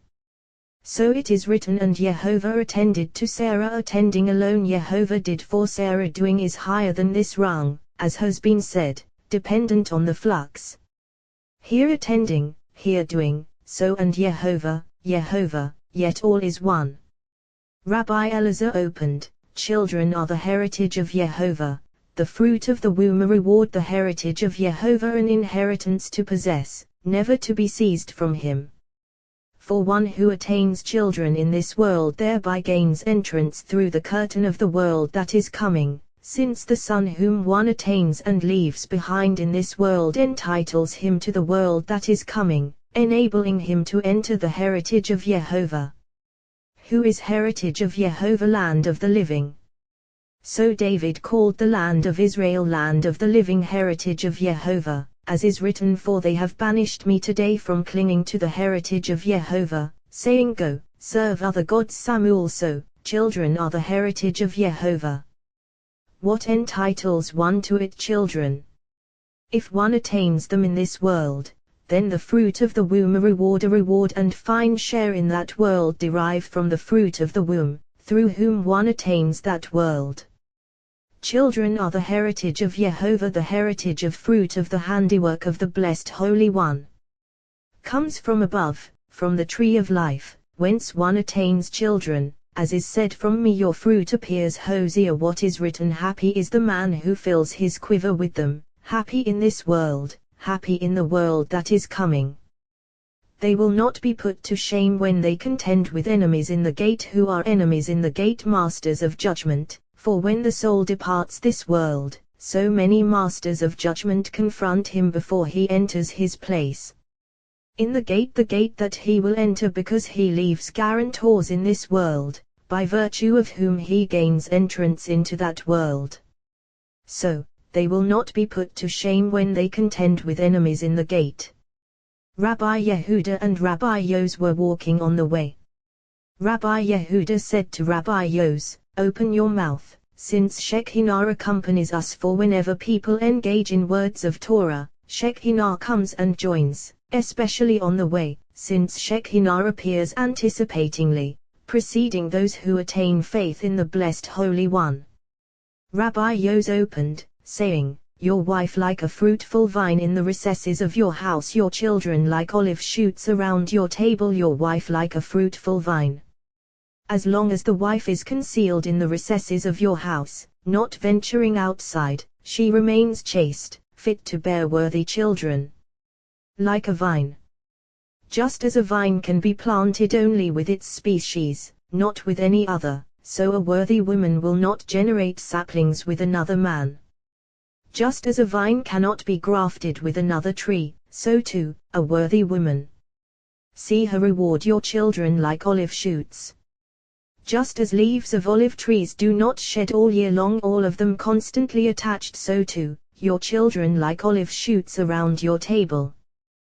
What is written next? Behold, surely so will the man who reveres Yehovah be blessed. Why Hinekikon? Behold, surely so the verse should read Hinekon, behold, so. In order to amplify the meaning, for from this we learn that as long as Shekinah was concealed in her sight fittingly, your children, as it were, like olive shoots Israel, when they dwelled in the land. Around your table eating, drinking, bringing offerings, and rejoicing before the Blessed Holy One. Through them, those above and below are blessed. After Shekinah departed, Israel were banished from their father's table, scattered among the nations, crying out every day, no one caring except for the Blessed Holy One, as is written. Yet in spite of this, when they are in the land of their enemies, I will not reject them. We see how many holy ones of the Most High died through harsh decrees, due entirely to the punishment of Torah, which Israel failed to fulfill when they dwelled in the Holy Land. See what is written: because you did not serve Yehovah your God in joy and gladness of heart for the abundance of everything. This verse is a mystery, because you did not serve when the priests brought sacrifices and burnt offerings. This is in joy and gladness of heart, the Levites. For the abundance of everything Israel, in between them, absorbing blessings from all sides. Similarly it is written, you have magnified the nation, you have increased their joy, the priests. They rejoice before you as in joy at the harvest. Israel, blessed by the Blessed Holy One with produce of the field, from all of which they offer a tithe. As they exult when dividing plunder, the Levites, who take a tithe from the threshing floor. Alternatively, you have magnified the nation Israel, over whom hovers the faith of the Blessed Holy One fittingly. Higdalta, you have increased their joy, rung of the supernal head, to which Abraham cleaved, Gadol, great, and filled with joy. They rejoice before you when they ascend to cleave to you. As in joy at the harvest assembly of Israel, for joy at the harvest is hers. As they exult when dividing plunder other powers and chariots below, dividing plunder, tearing prey first of all. Rabbi Yehuda opened, time to act for Yehovah. They have violated your Torah. What does this mean? Time to act for Yehovah. This has been established, but time is assembly of Israel, who is called time, as is said, he is not to come at just any time to the sanctuary. What does this mean? He is not to come at just any time, as is said, to protect you from a strange woman, corresponding to they offered strange fire in the presence of Yehovah. Why time? Because she has a fixed time for everything. Drawing near, being illumined, uniting fittingly, as is said, as for me, may my prayer come to you, O Yehovah, at a time of favor Larasot, to act, for Yehovah, as is written v'yor as David made, a name Samuel, for whoever engages in Torah fashions and arrays this time, preparing her to unite with the blessed Holy One. Why all this? Because they have violated your Torah. If they had not violated your Torah, there would never have been separation from the blessed Holy One. Rabbi Yos said, similarly, it is written, I, Yehovah, will hasten it Beata, in its time. What is Beata? Be it he, in the time of he when she rises from the dust, then I will hasten it. Rabbi Yos continued, even so, assembly of Israel lies in the dust for one day, no more. Rabbi Yehuda said, so they have declared, but the mystery that I have learned, when assembly of Israel was exiled from her realm, letters of the holy name separated, as it were he separating from Vov. Since they separated, it is written, I was dumb, silent, because Vov departed from he and voice disappeared, so speech was silenced. She therefore lies in the dust that entire day of he. What is that fifth millennium? Although she went into exile before the beginning of the fifth millennium, mystery of he. When the sixth millennium arrives, mystery of Vov will raise he at 6 times 10. Then consummation of Vov ascending to 10, descending to 5, fulfilled by 10 6 times, becoming 60, to raise from the dust. Every 60 years of that sixth millennium, he is invigorated, scaling its rungs. In the 600th year of the sixth, springs of wisdom will open above, springs of wisdom below, and the world will prepare to enter the seventh, just like a person preparing on the sixth day, as the sun is about to set, to enter Sabbath. Yom mnemonic. In the 600th year of Noah's life, all the springs of the great abyss burst and the sluices of heaven were opened. Rabbi Yos said to him, all this is longer than the companions have established, namely, 1 day of exile for assembly of Israel, no more, as is written, he has made me desolate, faint all the day. He replied, so I learned from Father in the mysteries of letters of the holy name, the duration of the world and the days of creation, all a single mystery. Then the rainbow will appear in the cloud in radiant colors, like a woman adorning herself for her husband, as is written, I will see her, to remember the everlasting covenant. So they have established, and it is fine. I will see her in her radiant colors fittingly. Then, to remember the everlasting covenant. Who is everlasting covenant? Assembly of Israel. Vov will join he, who will rise from the dust, as is said, she will be a sign of the covenant. When Vov arouses toward he, supernal wonders will arise in the world, and the Reubenites will instigate wars throughout the world. The blessed Holy One will raise assembly of Israel from the dust, remembering her. He will be present at her side in exile for account of Vov, 6 times 10, 10 years. Then she will rise, vengeance will be wreaked upon the world, and the lowly will be exalted. Rabbi Yos said to him, well spoken, for this is implied in the mystery of letters. We should not arouse any other calculations of the end, since in the book of Rav Yevasava we find a similar calculation, as is written, then the land will desire mystery of Vov, as is written, I will remember my covenant with Yaakov, Jacob Vov, all as one.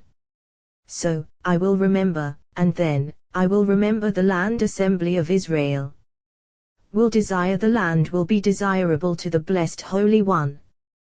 But as for the 1 day of which the companions have spoken, it is certainly all hidden with the blessed Holy One, all discovered in the mystery of letters of the holy name, for Rav Yevasava revealed the exile through those letters, and now through these letters it is revealed. He said to him, even when Sarah was attended by this rung, it attended her only through the mystery of Vov, as is written, Yehovah, and Yehovah, attended to Sarah, since all is encompassed by the mystery of Vov, embracing all, revealing all. For whatever is concealed reveals everything concealed. One who is revealed does not come and reveal what is concealed. Rabbi Yos said, how long we must endure this exile until that time arrives. Yet the Blessed Holy One makes everything depend upon returning if they prove worthy or not, as that verse has been explained. I, Jehovah, will hasten it in its time. If they are worthy, I will hasten it; if not, in its time. They walked on. While they were walking, Rabbi Yos said, "Now I remember that one day I was sitting here with my father, and he said to me, 'My son, when your days amount to 60 years, you are destined to discover in this place a treasure of supernal wisdom.' Well, I have attained that total of days and have not found it.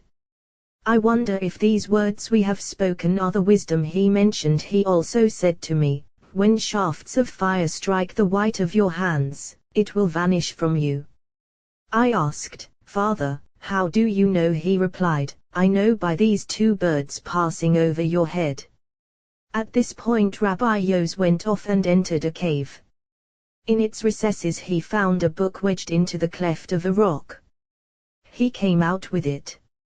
As soon as he opened it, he saw 72 engravings of letters originally transmitted to Adam, through which he discovered all the wisdom of holy supernal beings and of all those behind the millstones revolving behind the curtain among supernal dazzling demons, and everything destined to come about in the world until the day when a cloud will arise in the west, darkening the world. He called Rabbi Yehuda and they began to study that book. Before they had finished 2 or 3 sides of those letters, they found themselves contemplating supernal wisdom. As they began penetrating the secrecy of the book, conversing with one another, a flame of fire and a whirlwind burst forth, striking their hands, and it vanished from them. Rabbi Yos wept and said, "Perhaps, heaven forbid, we are tainted by sin or are unworthy of knowing this." When they came to Rabbi Shimon and told him what had happened, he said to them, "Perhaps you engaged in calculating the messianic end with those letters." They replied, "This we do not know, for everything is obliterated from our memory." Rabbi Shimon said to them, "The Blessed Holy One does not want this to be revealed openly to the world. But verging on the days of the Messiah, even children of the world are destined to find hidden treasures of wisdom, thereby discovering calculations of the end. At that time it will be revealed to all, as is written, for then Zephaniah." What does then mean when assembly of Israel rises from the dust, raised by the Blessed Holy One? "Then I will transform the language of the peoples into a pure one, so they may all call upon the name of Jehovah and serve him shoulder to shoulder." Although it is written of Abram journeyed, continually journeying toward the Negev, and all his journeys were toward the south, where he was linked, he did not attain his realm fittingly until Isaac was born. As soon as Isaac was born, he attained his realm, joining with him, and they were linked with one another. Therefore no one else named him Isaac, so that water would merge with fire, as is written, Abraham named his son who was born to him, whom Sarah bore him, Isaac, who was born to him. Fire from water. Rabbi Ea said, since the day Isaac was born, as long as Ishmael remained in Abraham's house, he did not attain a name. Sarah saw the son of Hagar the Egyptian, whom she had borne to Abraham, Metzak, playing. Wherever gold is found, scoria goes unmentioned. So, the son of Hagar the Egyptian, a male unworthy of being mentioned in the presence of Isaac. Rabbi Elazar said, Sarah saw. She saw him through a contemptuous eye, eyeing him not as the son of Abraham but as the son of Hagar the Egyptian. So, Sarah saw. Sarah saw him with that eye, not Abraham, since in relation to Abraham it is not written son of Hagar the Egyptian, but rather his son.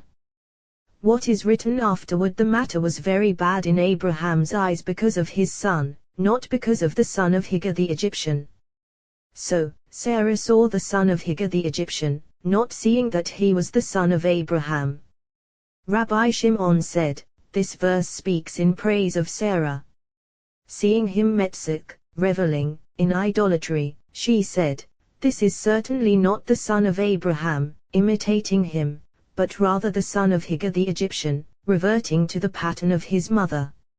So she said to Abraham, "Cast out this maidservant and her son, for the son of this maidservant will not inherit with my son, with Isaac." Now, would you ever imagine that Sarah was jealous of her or her son? If so, the Blessed Holy One would not have consented to her, as is written, "Whatever Sarah tells you, hearken to her voice rather," because she saw him engaging in idolatry and because his mother taught him idolatrous customs. Sarah said, "For the son of this maidservant will not inherit I.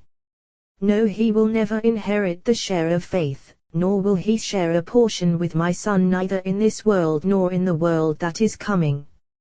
Therefore the Blessed Holy One consented. The Blessed Holy One sought to separate holy seed fittingly, since that was why he created the world, for Israel arose in the will of the Blessed Holy One before the world was created. Therefore Abraham issued into the world, and the world was sustained for his sake. Abraham and Isaac arose but did not settle in their sights until Jacob issued into the world. Once he did, Abraham and Isaac became firmly established, and the entire world as well. From there the holy people issued into the world, and all was established fittingly, corresponding to the sacred pattern. Therefore the Blessed Holy One said to him, "Whatever Sarah tells you, hearken to her voice, because through Isaac's seed will be named for you, not through Ishmael." What is written afterward, "She went and strayed in the wilderness of Beersheba." Here is written Vateta, and strayed, and there is written they are vanity, worked Tartuim, delusion. Yet for the sake of Abraham, the Blessed Holy One did not abandon them, neither her nor her son.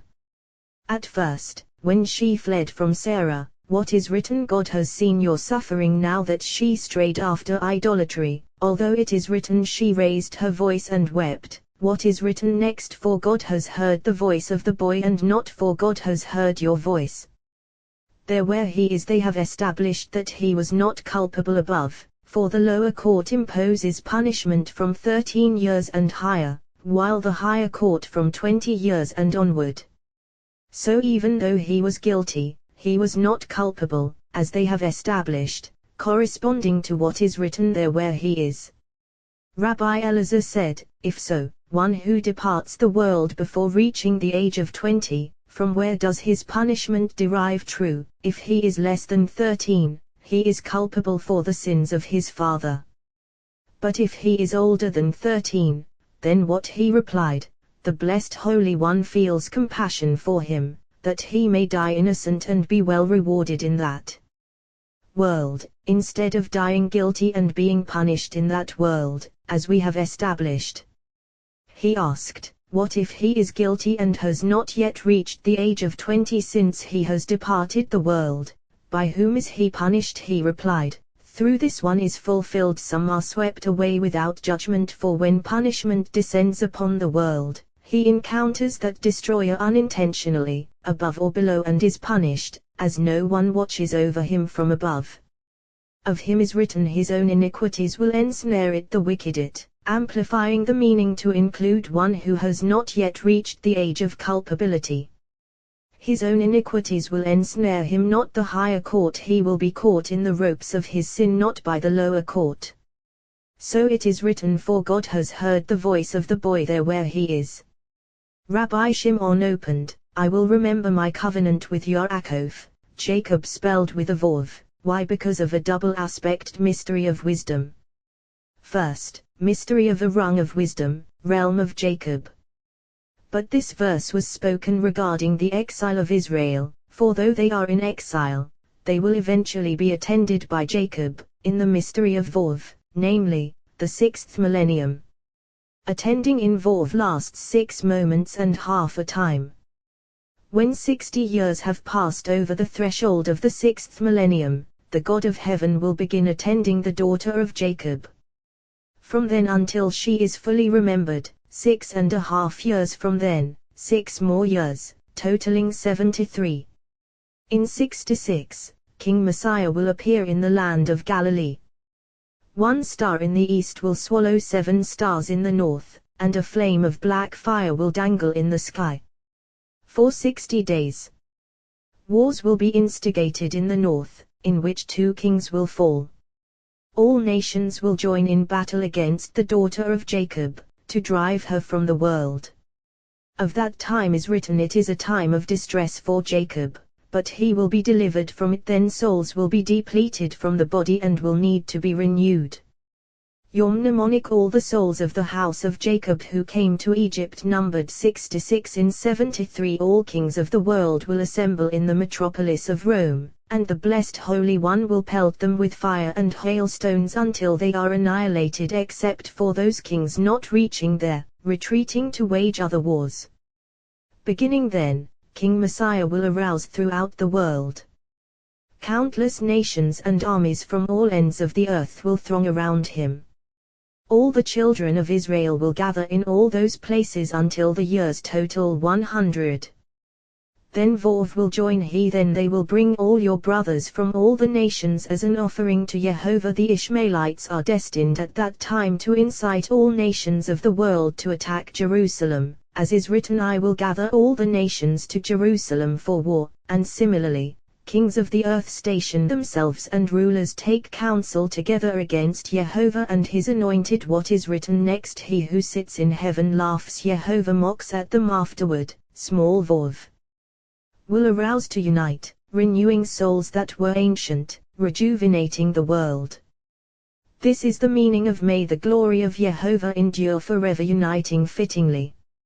May Jehovah rejoice in his works, bringing them down to the world, so that they all become new creatures, uniting all worlds as one.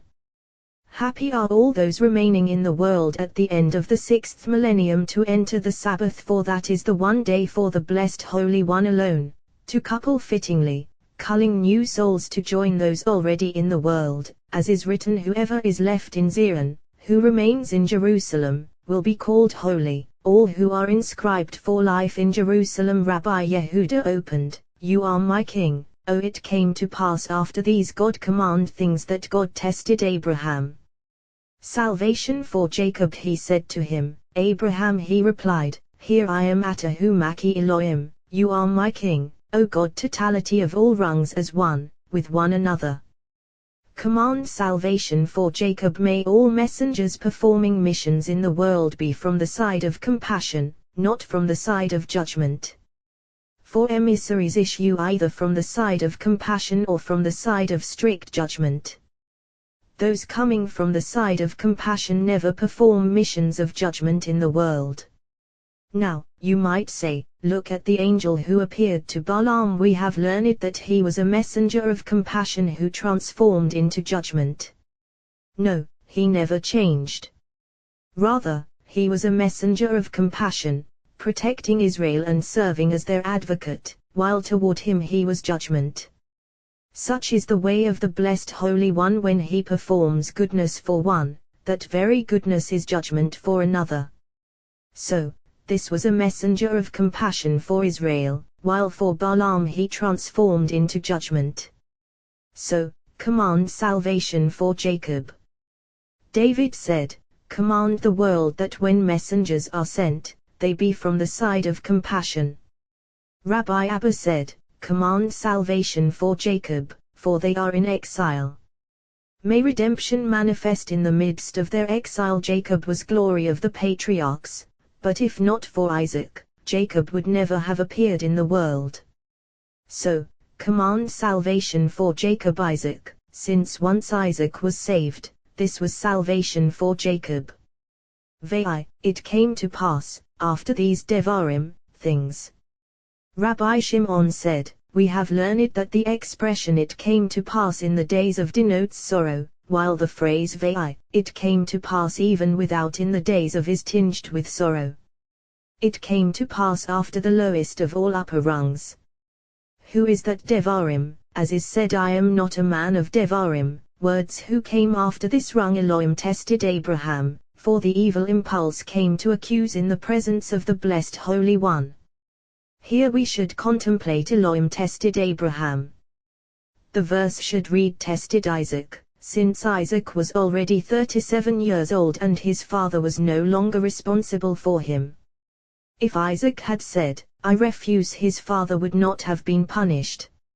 So why is it written Elohim tested Abraham, and not Elohim tested Isaac but Abraham?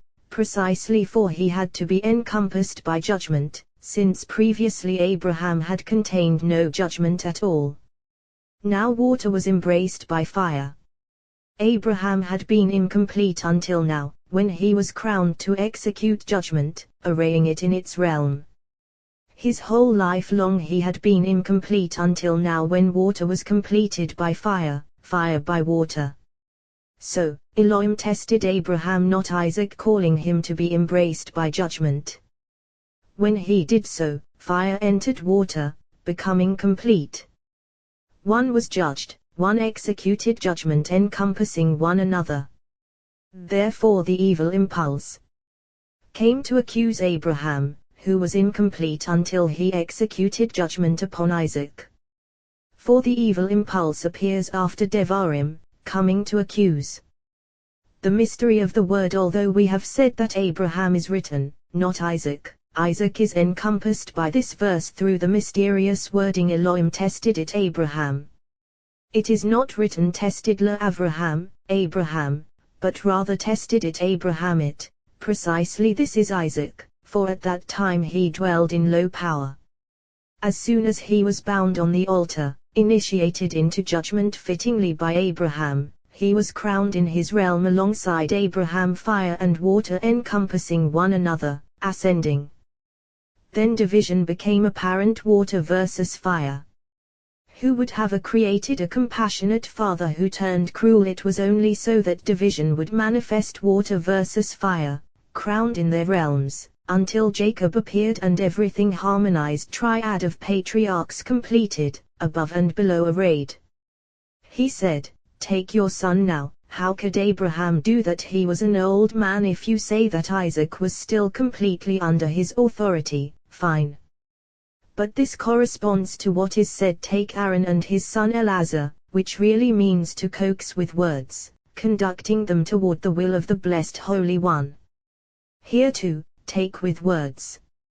Your son, your only one, whom you love, Isaac, this has been established. And go forth to the land of Moriah, as is said, "I will go forth to the mountain of Mur," to be enhanced in an appropriate site.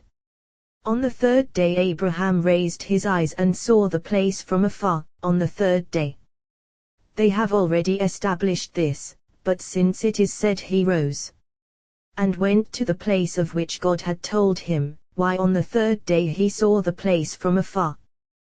Because it is written through Isaac, "Seed will be named for you, namely, Jacob, who issued from him." This is the third day. He saw the place from afar, as is said, "From afar, Jehovah appeared to me." He saw the place Jacob, of whom is written, "He took one of the stones of the place." Abraham gazed at the third day, third rung, and saw Jacob, destined to issue from him.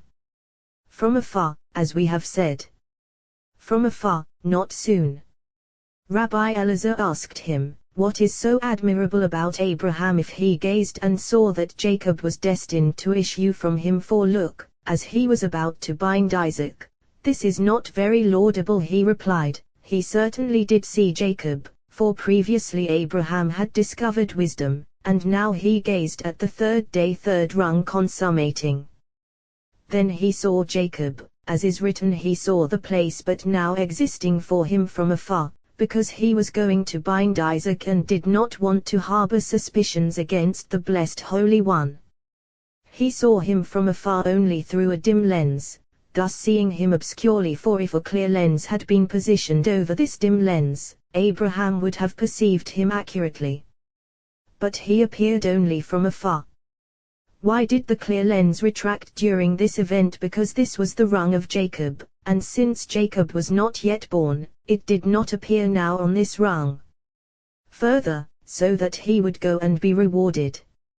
He saw the place Jacob, as has been said, from afar, for he never succeeded in seeing him with his own eyes in this world, only from afar through this rung, since when Jacob arrived, Abraham had already died and departed the world. He saw the place from afar, not otherwise.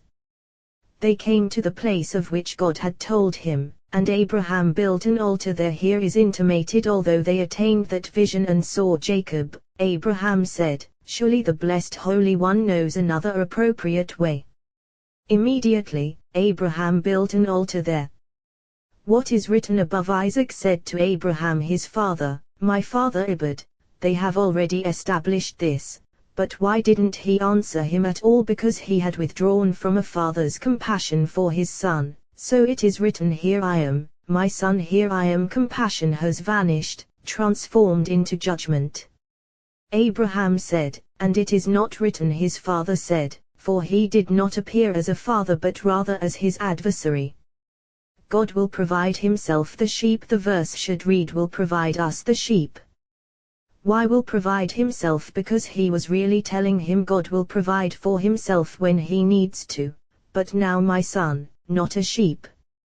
Immediately, the two of them walked on together. Rabbi Shimon opened, behold, the valiant cried outside, angels of peace weep bitterly. Behold, the valiant supernal angels cried at that moment, seeking to comprehend the word that is written. He took him outside, so they cried outside. Angels of Shalom, peace, other angels destined to escort Jacob, for whose sake the blessed Holy One promised them Shalom, wholeness, as is written, Jacob went on his way, and angels of God encountered him, namely, angels of Shalom. All of them wept when they saw Abraham binding Isaac. Above and below trembled, all for Isaac. An angel of Jehovah called Abraham. Abraham separated by a punctuation mark, for the latter Abraham was unlike the former. The latter, complete; the former, incomplete. Similarly, Samuel the latter, complete; the former, incomplete. The latter, a prophet; the former, not a prophet. But Moses unseparated, because from the day he was born, Shekinah never departed from him. Abraham, Rabbi Ea said, to arouse him with another spirit, another act, another heart. Rabbi Elazar said, Isaac was sifted, ascending favorably in the presence of the blessed Holy One, like the fragrance of burning incense offered before him by the priests twice a day, and the sacrifice was consummated. For Abraham agonized when he was told, do not lay your hand on the boy, do not do anything to him, thinking that his offering was incomplete, that he had built an altar and arranged everything in vain. Immediately, Abraham raised his eyes and saw here a ram. We have learned that this was the ram created at twilight, and it was in its first year, as is said, one lamb in its first year, as it must be. You say it was created at twilight, but Isaac was not yet in the world. Rather, a force was ordained so that this sheep would appear at the moment Abraham needed it. With each of those twilight entities, a force was empowered for it to manifest the moment it was needed. Similarly, this ram, offered in place of Isaac. He opened, saying, in all their affliction lo tzah, he did not afflict, and the angel of his presence saved them. In all of Israel's affliction, when trouble befalls them, lo written with an aleph but read with a vav, for the blessed Holy One shares in their affliction. Lo, with an aleph, an extremely high realm, beyond agitation or affliction there, above, Israel's affliction reaches.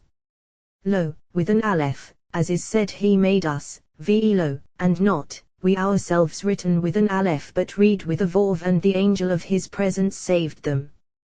But he shares in that affliction, so how can you say saved them? However, it is not written saves them, but rather saved them, already, for he is right there in that affliction, suffering with them. Whenever Israel is in exile, Shekinah accompanies them, as they have established, for it is written, V'yishav Yehovah Elohecha, Jehovah your God will return, with your captivity and have compassion on you. Alternatively, and the angel of his presence saved them, Shekinah, who accompanies them in exile.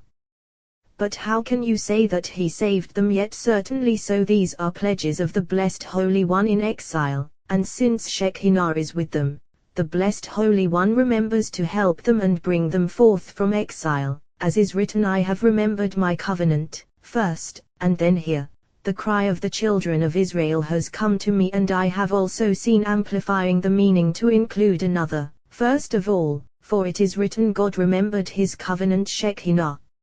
It Avraham, with Abraham. Why it Avraham? The verse should read La Avraham, with Abraham. But it Avraham, with Abraham, implies her union and coupling with the patriarchs. It Avraham.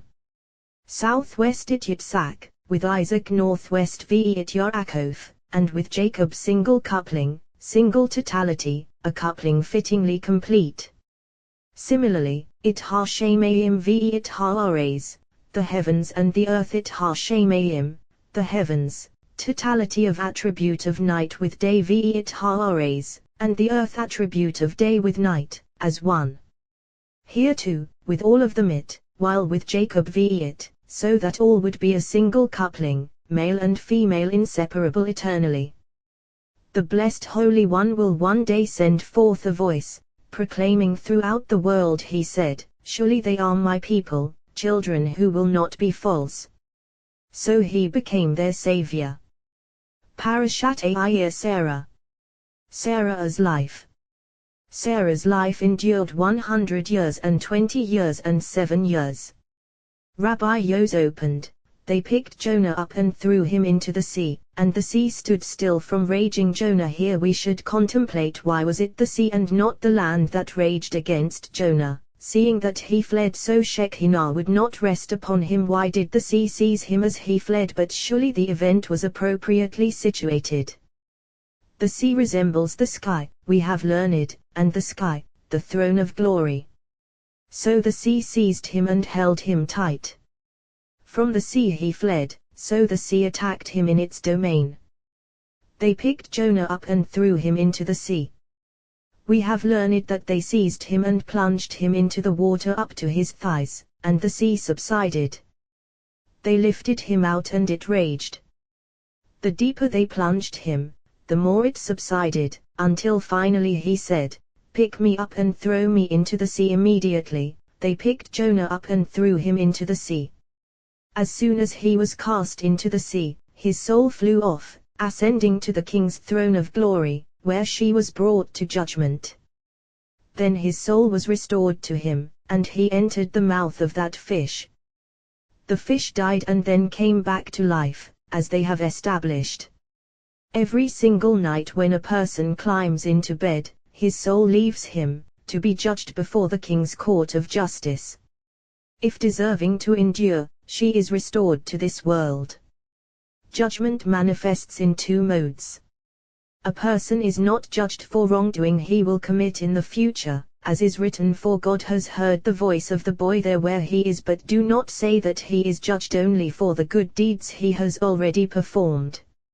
Not so, rather, also for good deeds he will eventually perform, on account of which he is saved, even though now he is guilty.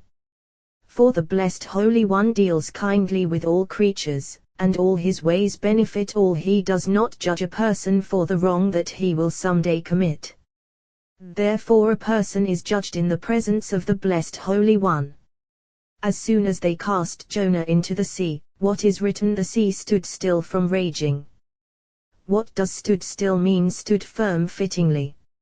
Standing signifies assuagement of wrath. When judgment prevails in the world, that court of justice is like a pregnant woman undergoing hard labor. Once she gives birth, agitation subsides.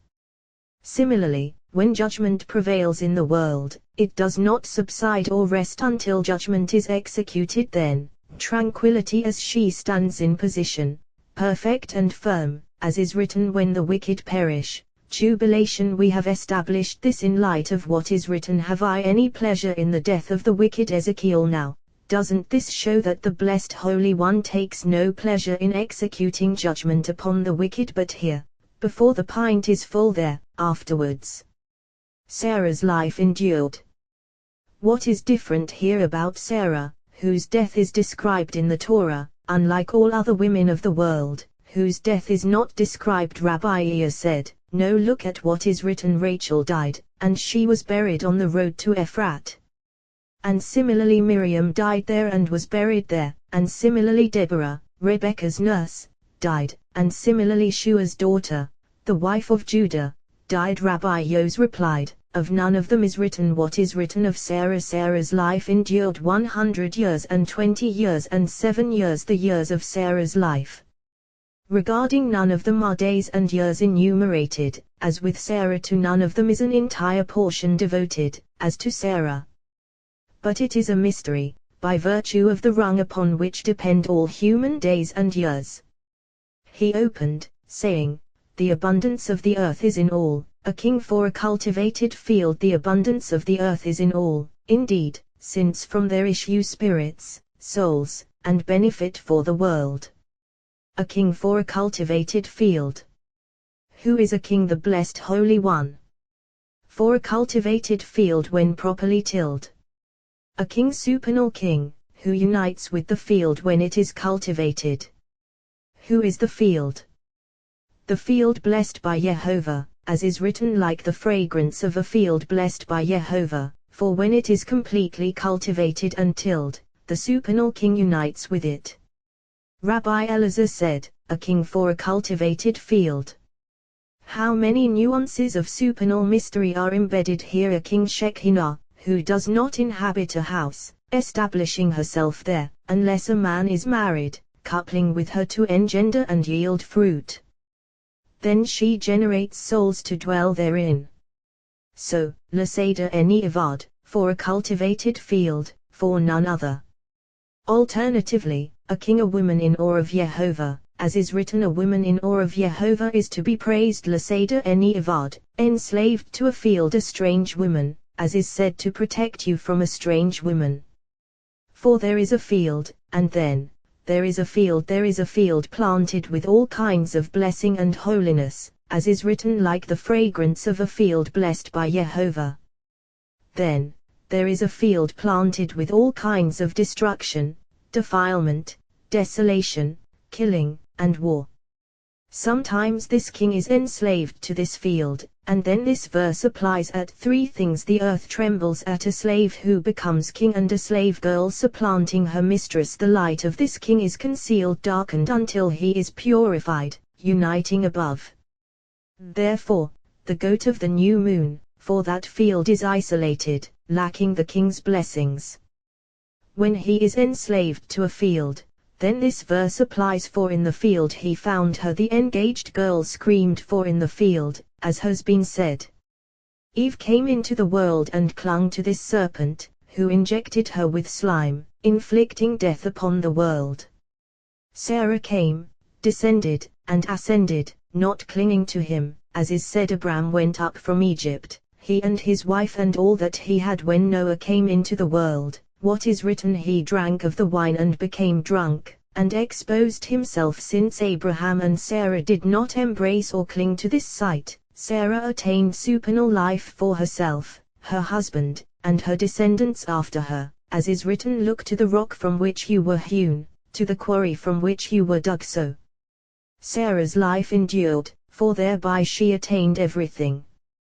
Of no other woman is it written, her life endured. For example, Eve's life endured, or anyone else. This one cleaved to life, so life was hers. Sarah's life endured.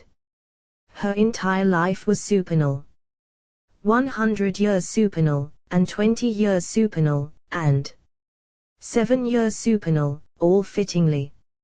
Rabbi Shimon said, the mystery of the word, why the variation between all the others, where the verse reads Shana, year, and these 7, where it reads Shanim, years, as is written 100 Shana, year, and 20 Shana, year, and then 7 Shanim, years, because 100 Shana, year, is totality of all encompassed in 100 in the mystery of 100 daily blessings. Similarly, 20 Shana, year. So it is written Shana, year, mystery of singularity, unity, eternally inseparable. 7 years separating, diverging from concealed totality above, though all constitutes a single unity, yet separating into judgment and compassion in various directions and paths, unlike above. So of these 7 years is written Shanim, years, not Shana, year. They are all called life. Sarah's life endured, really endured, created, abiding above. Rabbi Ea said, they have established this, for when Isaac was bound he was 37 years old, and as soon as he was bound, Sarah died, as is written. Abraham came to mourn for Sarah and to weep over her. From where did he come? From Mount Moriah, after binding Isaac. Those 37 years from the day Isaac was born until the time he was bound were Sarah's true life, equivalent to the numerical value of the UAU. It endured. It was 37 years, corresponding to the span of time from when Isaac was born until he was bound. Rabbi Yos opened, a psalm. Sing to Jehovah a new song, for he has worked wonders. The companions have already established that this verse was uttered by cows, as is written. V'yishshana harparot, the cows went straight ahead, along the road. Samuel. What does V'yishshana mean? They were singing Shirta, a song. Which song did they sing? A psalm. Sing to Jehovah a new song, for he has worked wonders. Here one should contemplate, for everything created by the blessed Holy One chants praises and songs before him, both on high and below. Now, if you say they sang this song on their own, certainly so, for it is a mystery above. But they had the ark on their backs, and since they were carrying and elevating the ark, their singing did not slacken. For look, as soon as the ark was removed from them, they began lowing like all other cows and no longer sang. Certainly the ark on their backs made them sing. A psalm. We have already established that it is always written a psalm of David, or of David, a psalm. Yet here, David is not mentioned at all, because this psalm is destined to be sung by the Holy Spirit when the blessed Holy One raises Israel from the dust. Then, sing to Jehovah a new song. Then it will be new, for a song such as this has never been sung since the day the world was created. Rabbi Ea said, it is written, there is nothing new under the sun. Yet here this song is both new and under the sun, for it will exist under the sun. What is it? The moon, which will then be new under the sun. Why? For he has worked wonders. What are those wonders? As is written, his right hand and his holy arm have won him victory, have won whom victory? The rung singing this song, for by them it is supported, by right and left. Have won him victory, indeed, the rung of this psalm. When at the time when the dead arise, awaking from the dust, then it will be new, never realized in this world. Rabbi Yos said, when the blessed Holy One wreaks vengeance on the world for the sake of Israel, this song will be sung.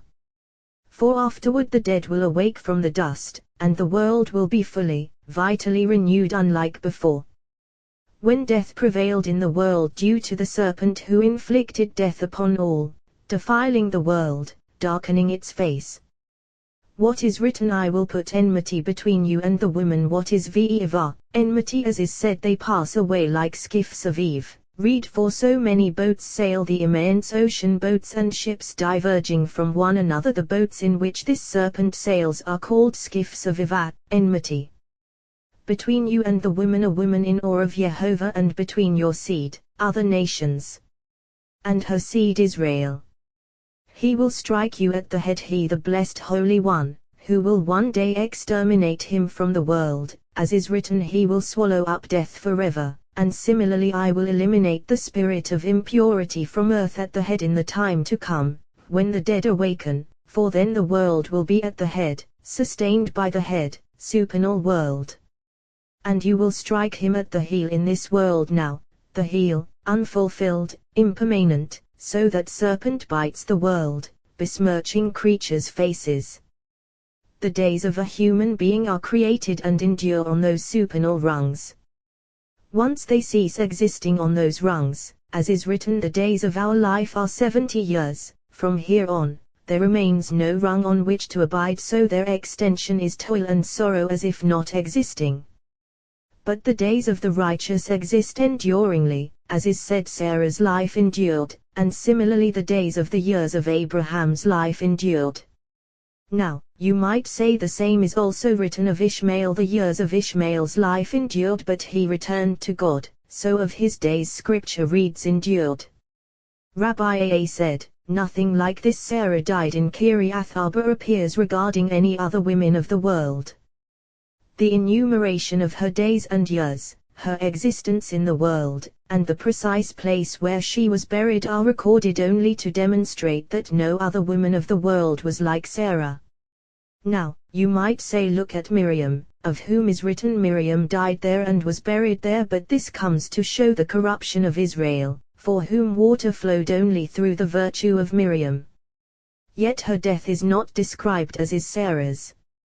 Rabbi Yehuda opened, happy are you, O land whose king is a son of free ones and whose princes feast at the proper time. This verse has been established, but we should contemplate it, for happy are Israel, to whom the blessed Holy One has given Torah to discover all hidden paths, uncover supernal secrets, as has been said. Happy are you, O land of the living, for her king summons all blessings for her. She is blessed by supernal patriarchs, mystery of Vov poised to pour blessings upon her constantly. He is a son of free ones, issuing from the supernal world, who continuously generates all life, all radiance, all anointing oil. All this the firstborn son conducts to this land, as is said, my firstborn son is Israel. So, happy are you, O land.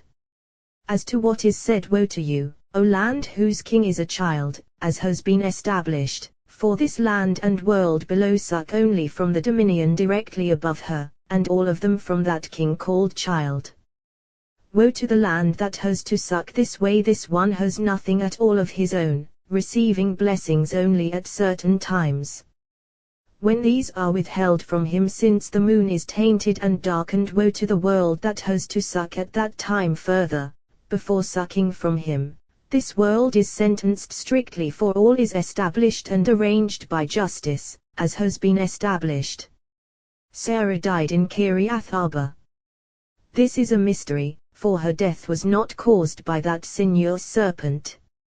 Over her he had no dominion, as he does over other inhabitants of the world, who have died by his hand ever since Adam inflicted this upon them, except for Moses, Aaron, and Miriam, of whom is written by the mouth of Jehovah, although out of respect for Shekinah, this is not written of Miriam. But of Sarah is written Bichiriat Arba, by Kiriath Arba, city of 4, mystery of Kiriat Shmo, reciting Shmo. By supernal mystery, by no one else, by Kiriath Arba, not by the serpent. By Kiriath Arba, city of 4, that is, Evron, Hebron, for King David at Abba, joined, the patriarchs. So her death was caused by no one else, rather by Kiriath Arba. When the days of a human being abide on supernal rungs, that human abides in the world. No longer abiding on supernal rungs, they depart and descend, approaching the rung inhabited by death. Then he obtains authorization and plucks out the soul, swooping through the world in a single moment, seizing souls, defiling the body, which remains so. Happy are the righteous, who are undefiled and remain so in the middle of the sky. A lustrous path is woven, celestial serpent, all gossamer stars clustered within, mounds upon mounds, encharged with requiting the deeds of inhabitants of the world. Similarly, numerous bands of dazzling demons issue from this supernal, primordial serpent by whom Adam was seduced, and they are all encharged with requiting deeds of the world. So if a person comes to purify himself, he is assisted from above, his Lord's assistance encircles him, and he is protected, called holy. If a person comes to defile himself, numerous bands of dazzling demons lie in wait for him, they all hover over him, surrounding him, defiling him, and he is called impure. They all go in front of him, proclaiming, impure, impure, as is said, he shall call out, impure. All of them are linked with that primordial serpent, requiting countless deeds of the world. Rabbi Yitzhak and Rabbi Yos were walking from Tiberias to Lyra. Rabbi Yitzhak said, I am amazed at that wicked Balaam, all of whose actions stemmed from the side of impurity. Here we learn a mystery: all species of Nashaya, sorcery, throughout the world are linked with, and issue from, that primordial Nash, serpent slimy spirit of impurity. So all witchcraft of the world is named accordingly Nishim, serpentine sorcery, all issuing from this side. Whoever is drawn here becomes defiled. Furthermore, he must defile himself in order to draw upon himself that side of impure spirit. For we have learned as one arouses, so he draws upon himself from above. If one arouses the side of holiness, he draws upon himself supernal holiness from above and is sanctified. If one arouses the side of impurity, he draws upon himself a spirit of impurity, and is defiled. As already mentioned, we have learned that if a person comes to defile himself, he is defiled. So in order to draw upon himself impure spirit from that supernal serpent, that wicked Balaam defiled himself every night with his donkey, engaging with her conjugally, in order to become defiled and draw upon himself impure spirit. Then he enacted his sorcery. To begin with, he would take one of those snakes and offer up incense before it. Then he split its head, extracted its tongue, took certain herbs, and burned everything concocting incense. Next he took the snake's head, split it in four, and concocted another incense. He traced a circle, recited a formula, and performed further rites until he had drawn upon himself impure spirits, who revealed to him what he needed. Through them he accomplished his acts, by their knowledge derived from that celestial serpent. He continued his acts of sorcery until he had drawn upon himself a spirit from that primordial serpent.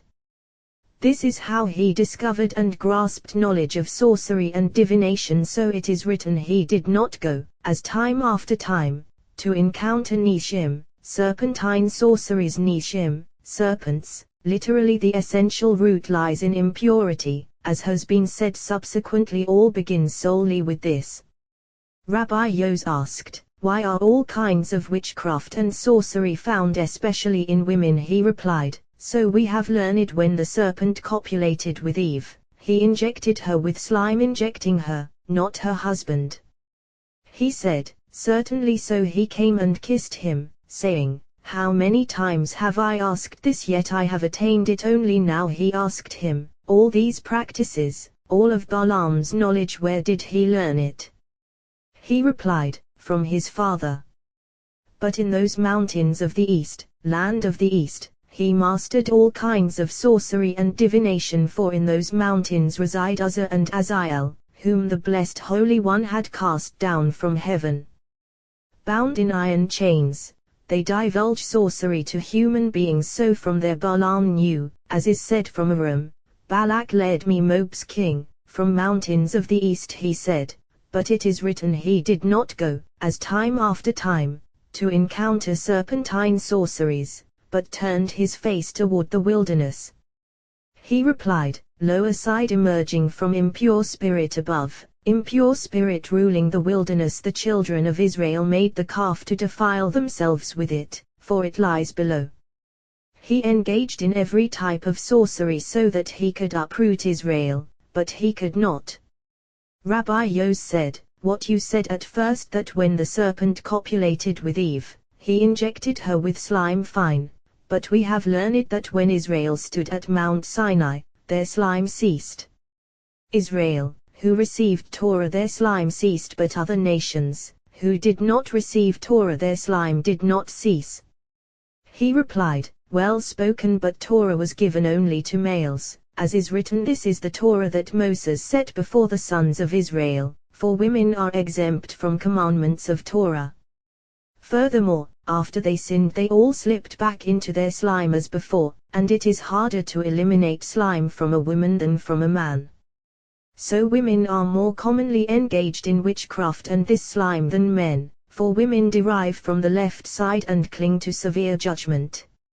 As has been said, this side clings to them more than to men, since they derive from the side of severe judgment. Everything clings to and follows its species.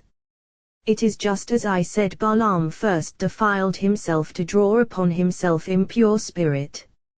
Similarly, During the days of a woman's impurity, a man must beware of her, since she clings to impure spirit. If during that time she practices sorcery, she will succeed more than at any other time, for impure spirit abides with her. So whatever she approaches is defiled all the more so. One who approaches her happy are Israel, to whom the Blessed Holy One gave Torah, declaring do not approach a woman during her menstrual impurity, exposing her nakedness. He asked him, one who contemplates the chirping of a bird, why is he called Nash, serpentine sorcerer? He replied, because it derives from that side, since impure spirit hovers over that bird, divulging worldly matters, and every impure spirit clings to the serpent. Before arriving in the world, no one in the world escapes him, for he manifests in everything until the Blessed Holy One someday eliminates him from the world. As is written, he will swallow up death forever, and similarly I will eliminate the spirit of impurity from earth. Rabbi Yehuda said, Abraham recognized a sign in that cave, and there his heart's desire focused, for previously he had entered and seen Adam and Eve buried there. How did he know it was them? Because as he gazed upon his image, an opening to the Garden of Eden appeared, and that same image was standing nearby. Whoever gazes upon the image of Adam can never escape, for as a person departs this world he sees Adam and that very moment dies. Yet Abraham gazed upon him, seeing his image, and endured. He saw a light illumining the cave and a lamp burning. Then Abraham yearned to dwell in that sight, and his heart's desire focused constantly on the cave. Now Abraham acted wisely when he sought a burial site for Sarah. For look, when he asked, he did not ask right then for the cave, nor did he say that he wanted to separate himself from them. Rather, he said, give me possession of a burial site among you, so I may bury my dead out of my sight. Now, if you say that Ephron wasn't there, yes, he was, for it is written Ephron was sitting among the Hittites at that point. Abraham didn't tell him anything, just what he told them all. As is written, he spoke to the Hittites. Would you ever imagine that Abraham wanted to be buried among them, among the impure, or that he desired to mingle with them? Rather, he acted wisely, and from Abraham's action here we learn a lesson in tactfulness. Since he desired that cave intensely, though Ephron was right there, he did not want to ask him immediately, displaying desire for the cave. Instead, he asked at first for something he didn't need, dressing the others, not Ephron.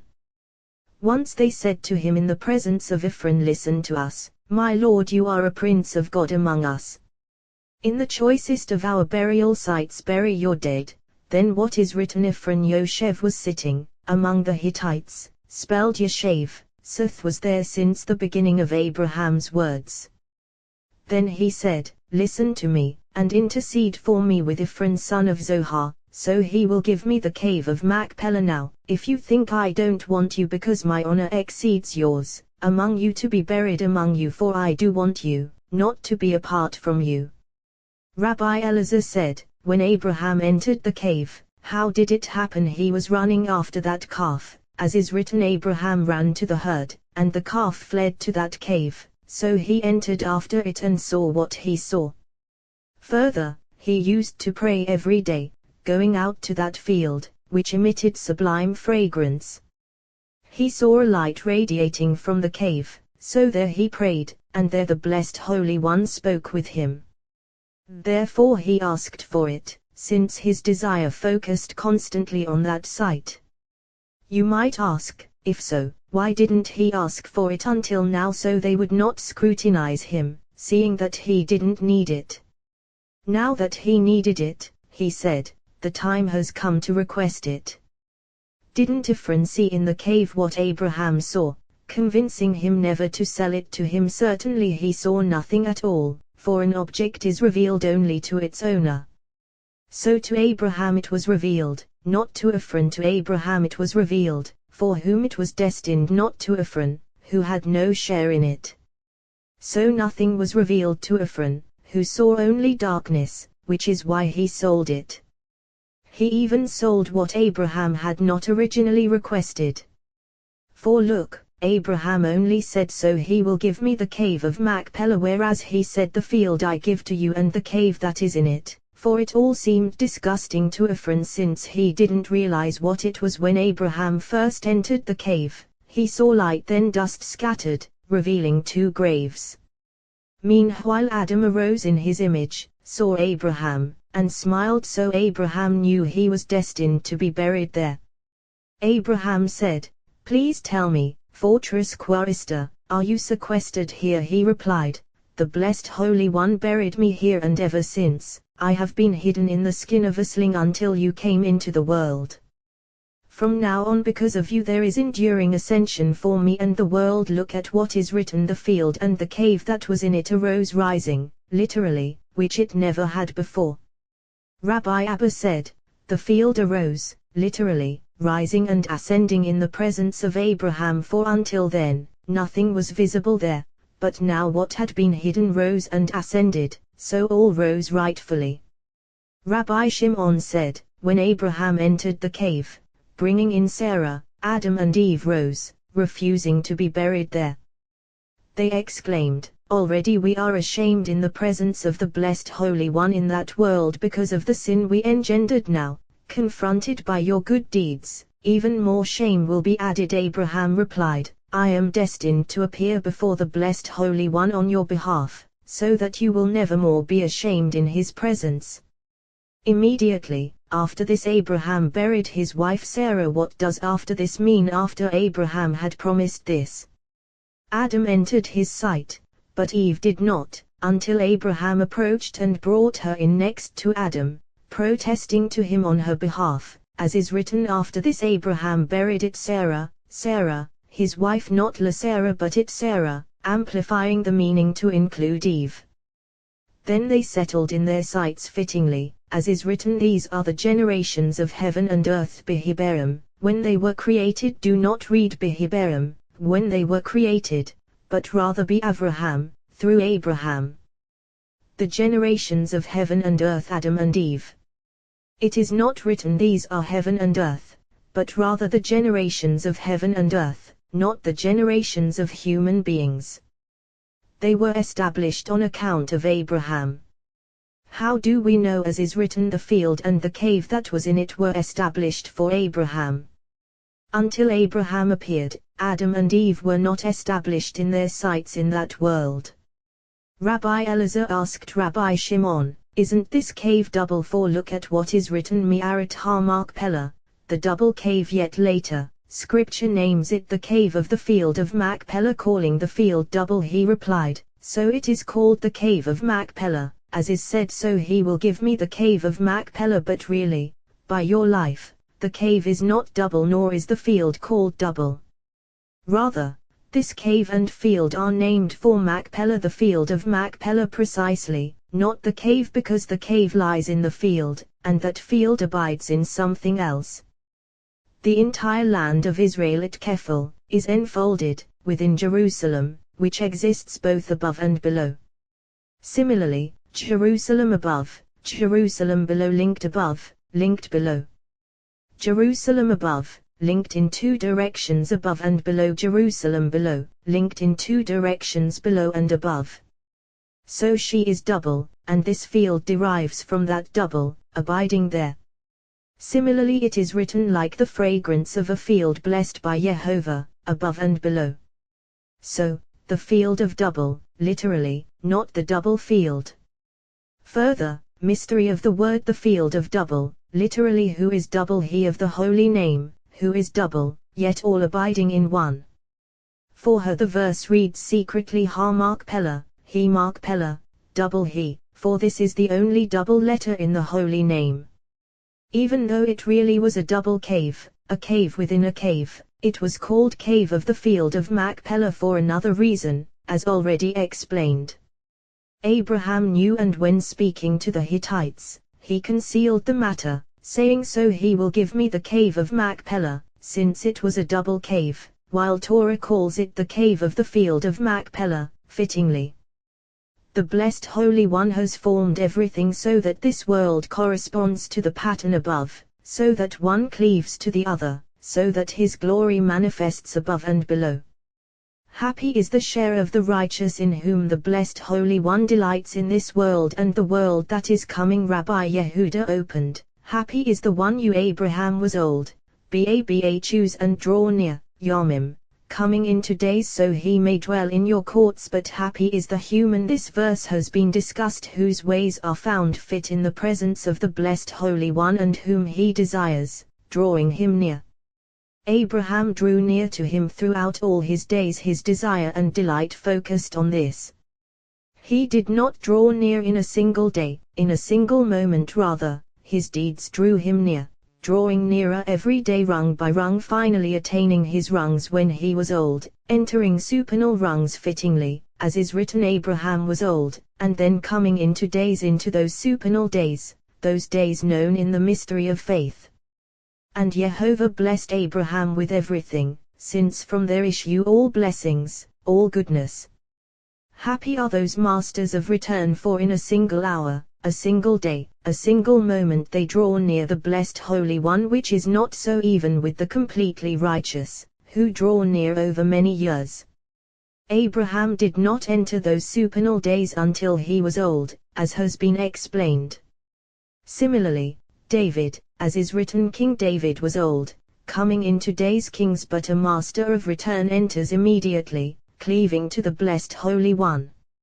Rabbi Yos said, we have learned in the place in that world where masters of return stand, the completely righteous are not allowed to stand, for they are closer to the king than anyone, drawing the flow upon themselves so passionately and intensely to approach the king.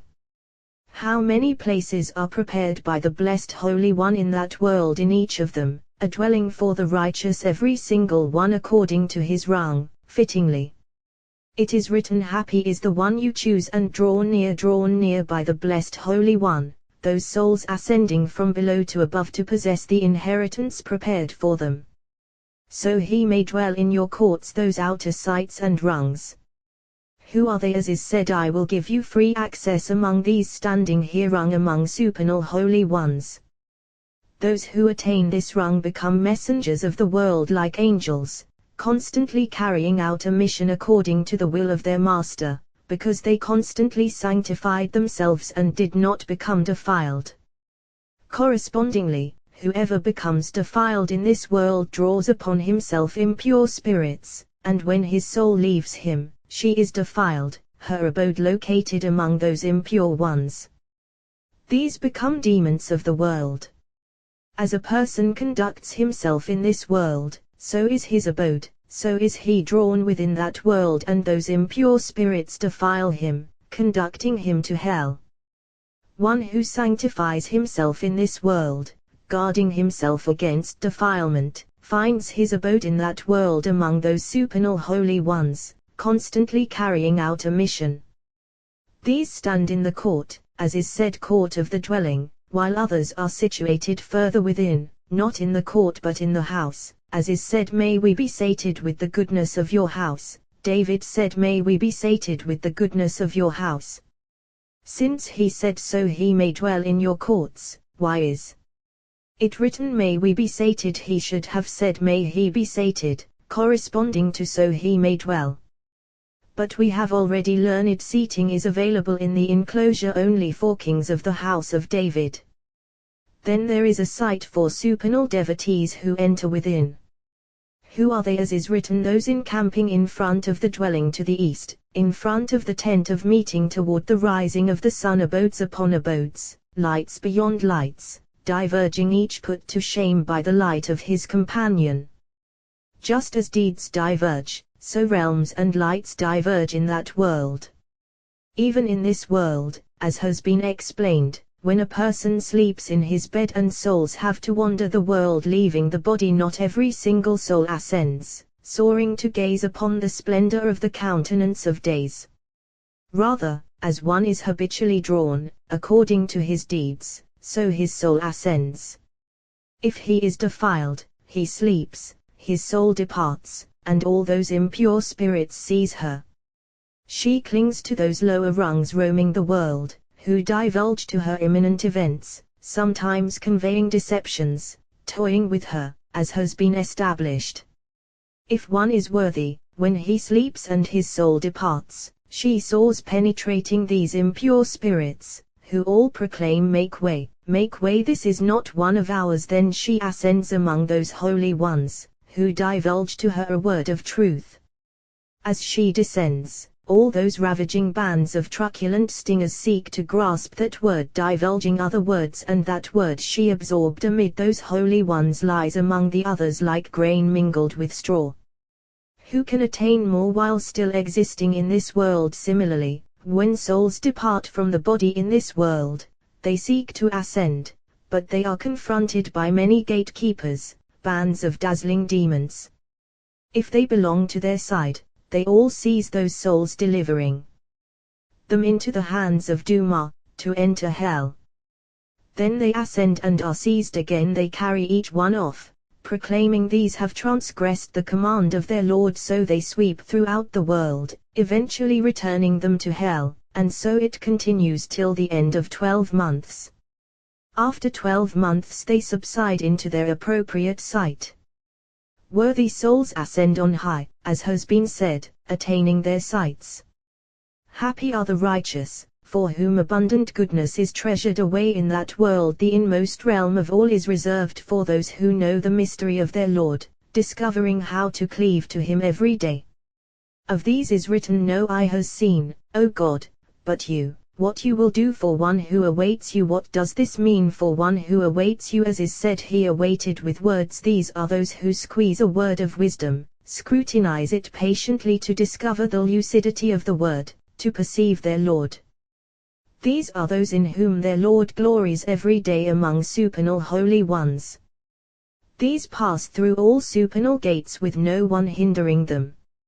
Happy is their share in this world and in the world that is coming. Abraham entered to know and cleave to his Lord fittingly after first performing deeds, so he attained those supernal days and was blessed from the sight from which all blessings flow, as is written, Jehovah blessed Abraham with everything. What does with everything mean? Sight of the river whose waters never cease. Rabbi Ea said, Abraham did not want to intermingle with women of the world or cleave to other nations, since women of other nations defile men who cleave to them. For once Abraham had discovered wisdom, he knew the root and source from which impure spirits issue to roam the world. Therefore he made his servant swear not to take a wife for his son from other nations. Rabbi Yitzhak opened, the dust returns to the earth as it was, and the spirit returns to God who gave it. When the blessed Holy One created Adam, he took his dust from the site of the temple and fashioned his body from the 4 directions of the world, each infusing energy into him. Then the spirit of life was poured upon him, as is said, he blew into his nostrils the breath of life. Then he rose and realized he was of above and below. He grasped and knew supernal wisdom. Similarly, every human being in the world comprises of above and below. All those who know how to sanctify themselves in this world fittingly, when they engender a son, they draw down upon him Holy Spirit from the realm from which all holiness issues. These are called sons of the blessed Holy One. Since the body is formed in holiness fittingly, so too he is given a spirit from a supernal holy realm, appropriately, as has been said. When a human is destined to render an account of his deeds as he is about to depart the world, that day is a day of reckoning, for body and soul render an account. Afterward the soul separates from him and the body returns to the earth, each returning to the realm from which it was taken, as has been established. Until the time when the blessed Holy One intends to revive the dead, all is treasured away before him. That very body, that very soul the blessed Holy One will one day restore to the world, as before, renewing the face of the world, as is written, your dead will live, my corpses will arise. That very soul is treasured away before the blessed Holy One, returning to her realm according to her ways, as is said, and the spirit returns to God who gave it.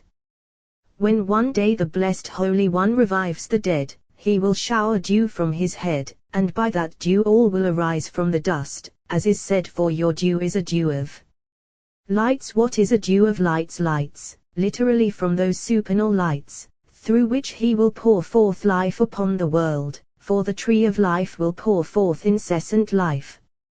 Now life ceases, since the evil serpent prevails and the moon is obscured so its waters fail, as if it were possible, and life does not prevail in the world fittingly.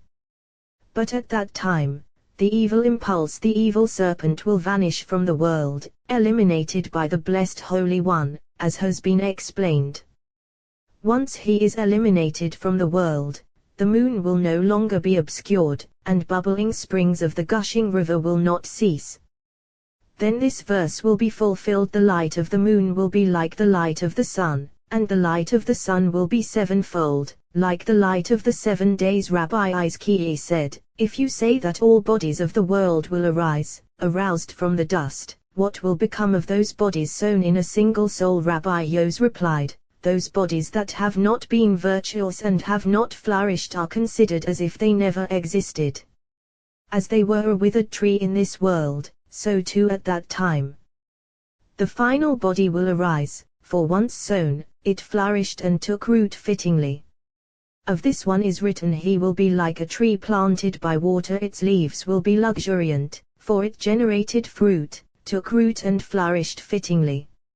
Of that previous body is written, he will be like a shrub in the desert, and will not see when good comes. When good comes, revival of the dead, when that light destined to illumine the righteous will shine, treasured away before him since the day the world was created, as is written, God saw that the light was good. Then the blessed Holy One will revive the dead, and it is written, for you who revere my name, the Son of Victory will rise, with healing in its wings. Malachi. Then good will prevail in the world, and the one called evil will be eliminated from the world, as we have said. Then those previous bodies will be as though they had never been. Rabbi Yitzhak said, the blessed Holy One will one day pour upon those bodies other spirits. If they prove worthy of them, they will arise in the world fittingly.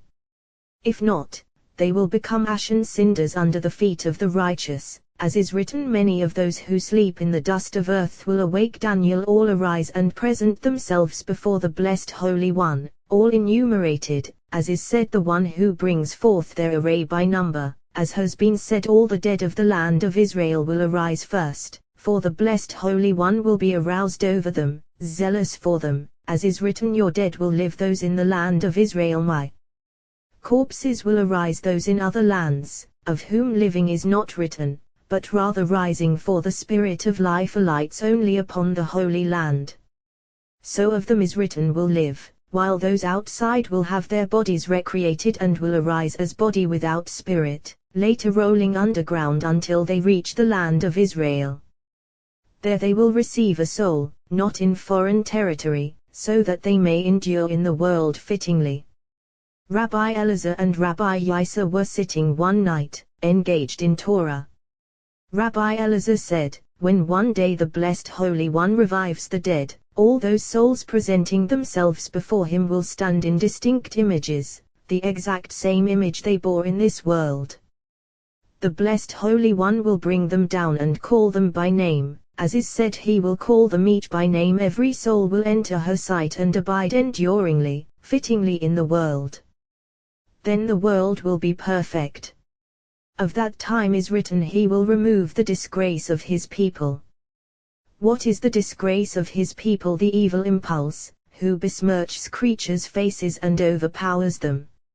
Rabbi Yisa said, we see that as long as a human being abides in this spirit, he does not impart impurity, but as soon as his soul departs, he does. He replied, certainly, as already explained, when that evil impulse seizes a person's spirit, he defiles him and the body is left impure. Other nations while still alive are impure, since their souls derive from the impure side, so once that impurity is poured out, the body is left without any impurity at all. Therefore whoever cleaves to a woman of the other nations is defiled, and the son born to him receives an impure spirit. Now, you might say, look, on his father's side he descends from Israel. Why should he receive an impure spirit? He became defiled previously, the moment he cleaved to that woman who is impure. Since he was already defiled and became impure, and that woman is impure, all the more so the son who is born will receive an impure spirit. Furthermore, he has violated Torah, as is written, do not bow down to another god, for Jehovah his name is jealous, since he is jealous for this covenant. Rabbi Elazar said, as has been said, once Abraham perceived wisdom, he sought to separate from all other nations, not to cleave to them. So it is written, I will have you swear by Jehovah, God of heaven and God of earth, that you will not take a wife for my son from the daughters of the Canaanite, from the daughters of the Canaanite. Precisely a mystery, corresponding to what is said, he has married the daughter of a foreign god Malachi, among whom I dwell. Precisely here is written I, and there is written, it is I who made the earth, all this so as not to be defiled by them. Whoever inserts this holy covenant into that woman inflicts defilement upon himself and upon another sight. Of this is written, at 3 things the earth trembles, and at a slave girl supplanting her mistress. Although he made him swear by this covenant, Abraham did not trust him until he had prayed before the blessed Holy One, saying, Jehovah, God of heaven, he will send his angel, indeed, angel of covenant, so this covenant be preserved, not defiled among those nations. Just don't take my son back there. Why? Because Abraham knew that among all of them there was no one who perceived the blessed Holy One, only he alone. He did not want Isaac dwelling among them, but rather with him, so that Isaac would constantly learn from him the ways of the blessed Holy One, straying neither right nor left. That is why Abraham did not want Isaac dwelling there. Rabbi Yisra said, certainly Abraham's merit lighted upon that servant, for on the same day he set out, he reached the fountain, as is written, I came today to the spring, as they have established. Rabbi Elazar opened, saying, uncover my eyes, so I can see wonders out of your Torah. How stupid people are, ignorant and unmindful of engaging in Torah, for Torah constitutes all life, freedom, and goodness in this world and in the world that is coming. Freedom, both in this world and in the world that is coming. Life in this world, for they attain days in this world, and length of days in the world that is coming, for that is perfect life, a life of bliss with no trace of sadness, life that is really life. Freedom in this world, total freedom, for whoever engages in Torah cannot be dominated by all the nations of the world. Now, you might ask, what about those who suffer persecution? This was decreed from above, as with Rabbi Akiva and his companions, so it arose in thought. Freedom from the angel of death, who is powerless against him. Certainly so, for if Adam had cleaved to the tree of life, namely, Torah, he would not have inflicted death upon himself and upon the entire world. So when the blessed Holy One gave Torah to Israel, what is written, Arat, engraved, upon the tablets, as they have established. If only they had not sinned, forsaking the tree of life, they would not have re-inflicted death upon the world. The blessed Holy One declared, I thought you were gods, children of the Most High, all of you, but now that you have corrupted yourselves, you will surely die like Adam. So whoever engages in Torah cannot be overpowered by that evil serpent who darkens the world. Rabbi Yisra said, then why should he die? He replied, he certainly does die, but as we have said, he is not overpowered by him, killed by him, defiled by him. He certainly does not die, but rather cleaves to Shekinah and proceeds to eternal life. Such a one is called living, as has been established, for it is written, Benaiah, son of Jehoiada, son of a living man, Samuel. So whoever engages in Torah attains total freedom in this world from being dominated by other nations, freedom in the world that is coming, for he will not be prosecuted in that world at all. Torah contains countless concealed, supernal secrets, so it is written, she is more precious than rubies. How many hidden treasures she contains! When David contemplated the spirit of wisdom and realized how many wonders emerge from Torah, he opened, saying, uncover my eyes, so I can see wonders out of your Torah. He had not even finished speaking, when here, Rebekah came.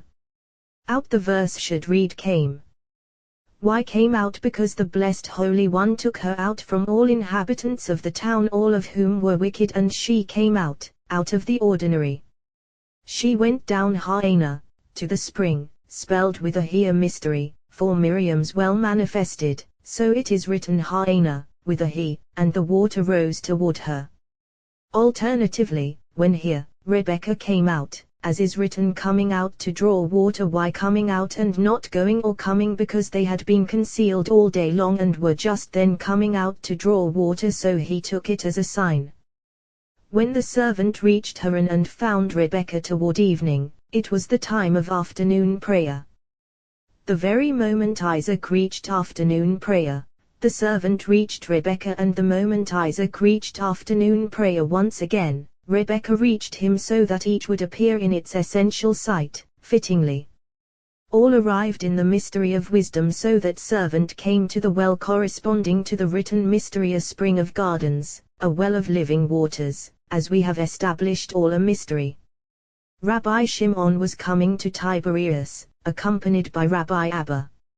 Rabbi Shimon said to Rabbi Abba, "Let us go on, for I see that a certain man will soon reach us, with new words in his mouth, words of Torah." Rabbi Abba said, "I already know that wherever you go, the blessed Holy One sends winged flying angels to delight you."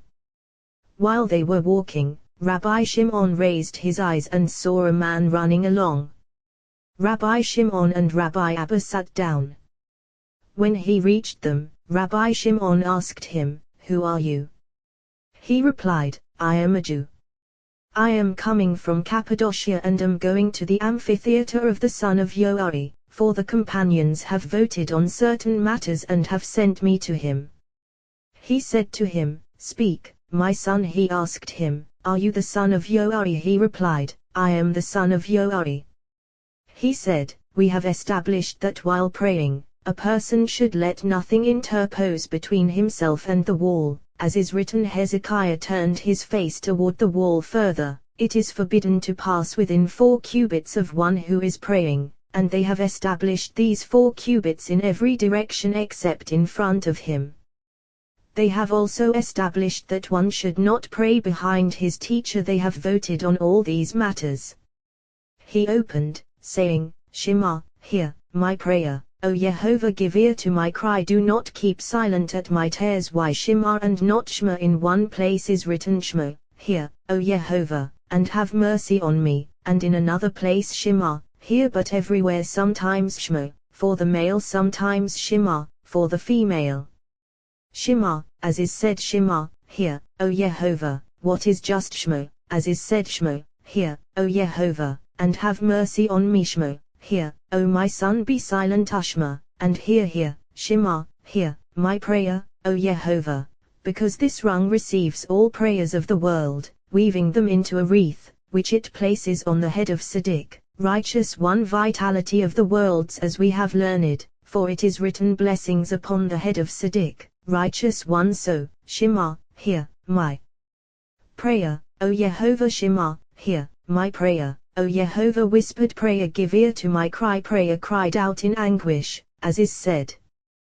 Their cry rose up to God. What is a cry? Raising one's voice, raising one's eyes, as is said, crying to the mountain. Such prayer smashes gates, beating on them so prayer may enter. At my tears entering the presence of the King. No gate can withstand them. Tears never return unfulfilled. Look, here are 3 rungs: prayer, cry, tears. Corresponding to these 3 others, for I am a stranger with you, Ibad then, a sojourner then, like all my fathers, essence of the world. Human prayer is recited standing. For there are 2 prayers, one sitting, one standing, and they are one corresponding to 2 rungs: tefillah, phylactery, of the hand, and tefillah of the head, corresponding to day and night, and all is one. Here too, sitting prayer corresponds to tefillah of the hand, adorning her as one adorns a bride, bedecking her to enter the canopy. Similarly, we adorn her in the mystery of her chariots and camps, creator of ministering angels, who and the Ophanim and holy beings. So this prayer is recited sitting.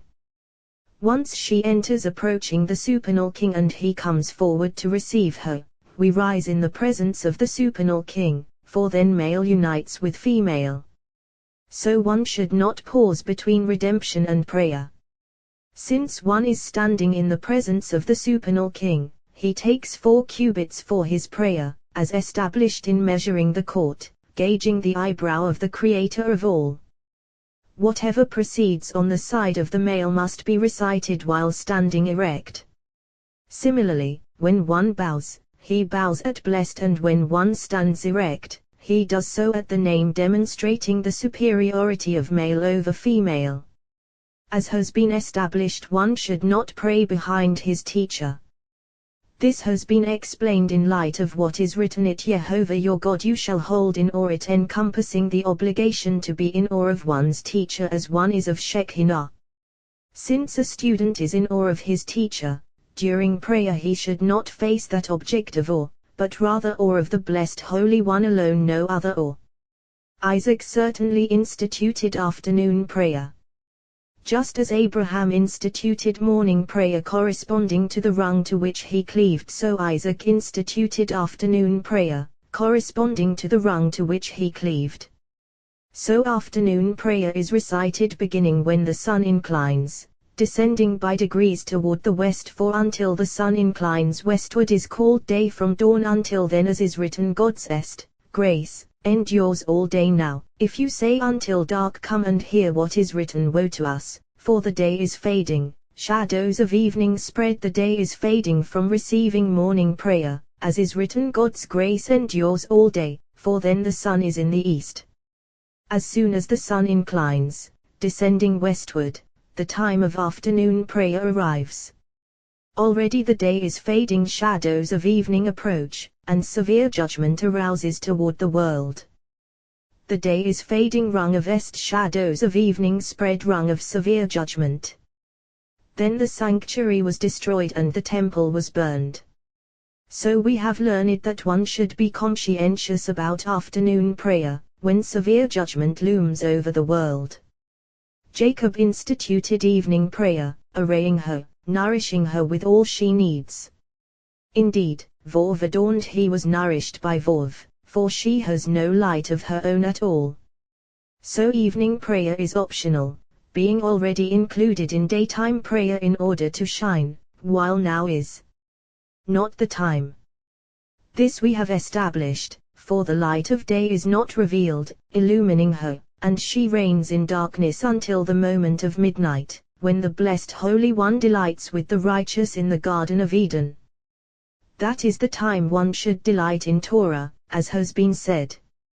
David came and mentioned these 3 periods of prayer, as is written, evening, morning, and noon. Look 3, yet he prayed only 2 of them, as is written, I meditate and moan no more, 1 for morning prayer, 1 for afternoon prayer. In the morning, time of grace, I meditate suffices. In the afternoon, time of severe judgment, moaning is required. Later, at the moment of midnight, he would rise in song and praise fittingly, as is written, at night his song is with me, as already said. Rabbi Shimon rose and they walked on, that man accompanying him to Tiberias. As they were walking, Rabbi Shimon said, Our masters, members of the Great Assembly, instituted the prayers corresponding to the continual daily offerings, for we find 2, as is written, 1 lamb you shall offer in the morning, and the 2nd lamb you shall offer at twilight. They are offered at times of day coinciding with the times of prayer. That man said, but originally the patriarchs instituted these prayers. The ones instituted by Abraham and Isaac are essential, while the one instituted by Jacob, glory of the patriarchs, why is it optional and not essential like these? Rabbi Shimon replied, this has already been explained, but these 2 times of prayer are intended solely to unite Jacob with his share. Once they are joined with one another, we need no more, for once woman is placed between 2 arms and joined with body, nothing more is needed. Therefore we must arouse 2 arms, so that she may be placed between them. Once she is between them, words of body and woman are whispered, not recited. So we have learned that Jacob performs on high. What is on high, as is said, you are on high, all is a mystery for fathomers. Rabbi Abba and the Jew came and kissed his hands. Rabbi Abba said, until this day I never comprehended this matter, only now happy is my share that I have been privileged to hear it. Rabbi Yos said, this verse is difficult. Isaac brought her to the tent, Ha-ohala, to the tent, Sarah his mother. It should read La-oel, to the tent of Sarah his mother. Why Ha-ohala? Because Shekinah returned there. As long as Sarah existed, Shekinah never departed from her. A lamp would burn from one Sabbath eve to the next, illumining all the days of the week. After she died, that lamp died out. As soon as Rebekah appeared, Shekinah reappeared and the lamp rekindled. Sarah his mother resembling Sarah in all she did.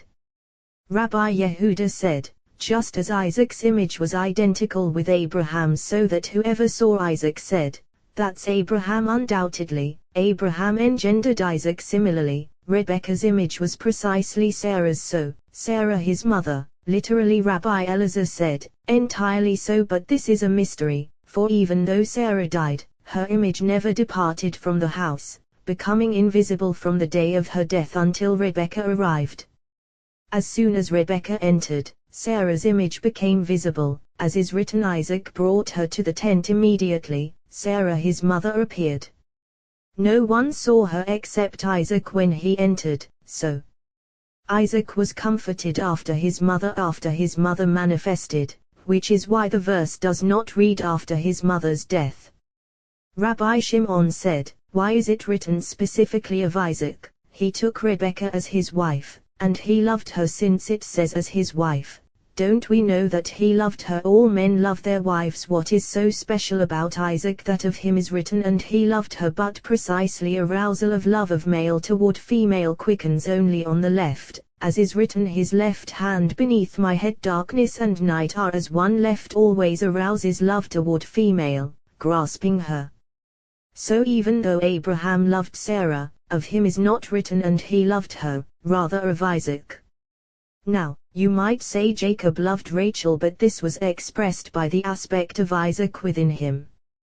When Abraham saw Rebekah, he embraced her. Nothing more, but Isaac, being her husband, grasped her, laying his arm under her head, as is written, his left hand beneath my head, his right embracing me. Later, Jacob came and performed in bed, engendering 12 tribes, all fittingly. All the patriarchs traced one mystery, each and every one of them performing with 4 women. Abraham with 4, Sarah, Hagar, and 2 concubines, as is written, to the sons of Abraham's concubines 2, totaling 4. Isaac with mystery of 4 from the aspect of Rebekah, as is written, he took Rebekah 1 as his wife 2, and he loved her 3. So Isaac was comforted after his mother, totaling 4. Correspondingly, Jacob had 4 women, all in one mystery. Rabbi Ea said, Abraham and Isaac each performed with 1 woman in the mystery of holiness, Abraham with Sarah, Isaac with Rebekah. Corresponding to both of them, Jacob had 4 women in 2 portions. Rabbi Shimon said, words have ascended to their sight, for all was enacted in holy mystery, all in one mystery. Once again Abraham took a wife, and her name was Keturah. Keturah is identical with Hagar. For we have learned that after Hagar separated from Abraham and strayed after her father's filthy idols, she was eventually adorned v'et Keturat, and perfumed, with worthy deeds, so her name was changed. From here we learn that a change of name purges sins, so her name was changed and she was called Keturah, perfumed, with worthy deeds, and Abraham took her as a wife. Once again Abraham. What does once again mean? If you say in addition to Sarah, no, rather, during Sarah's lifetime he coupled with her once, banishing her afterward on account of Ishmael. Later, once again as before, another time in addition to taking her at first. Just as she had changed her deeds, so her name changed. What Rabbi Elazar said. Isaac brought her to the tent Sarah his mother, for the image of Sarah manifested. Once his mother appeared, Isaac was comforted, gazing at her image every day. Although Abraham remarried, not in that house, and he never brought this woman inside, so that a slave girl would not supplant her mistress. No woman but Rebekah ever appeared in Sarah's tent. And even though Abraham knew that Sarah's image appeared there, he left that tent to Isaac, to gaze upon his mother's image every day. Isaac, not Abraham, as is written, Abraham gave all that he had to Isaac, all that he had, precisely the image of Sarah in that dwelling. Alternatively, Abraham gave all that he had to Isaac, mystery of supernal faith, so that Isaac would cleave fittingly to his destined rung. Here fire was completed by water. Indeed, fire absorbed water, as indicated by Abraham gave all that he had to Isaac, water embraced by fire. At first, fire embraced by water. When the moment he bound Isaac, executing judgment upon him, then fire was embraced by water. Now water blended with fire, so that all would become a mystery of supernal faith. To the sons of his concubines Abraham gave gifts. What are gifts? Aspects of low rungs, names of aspects of impure spirit, to complete rungs so that Isaac would ascend on high, all fittingly in supernal faith. The sons of his concubines, sons of Keturah, concubine at first and concubine now. Rabbi Ea said, concubines, literally he sent them away from his son Isaac so as not to rule along with Isaac. While he was still alive, while Abraham was still alive and enduring in the world, so that they would not antagonize him later, so that Isaac would be empowered on the side of supernal, severe judgment, prevailing over them all of them overwhelmed. Eastward, to the land of the east, domain of those aspects of impure witchcraft.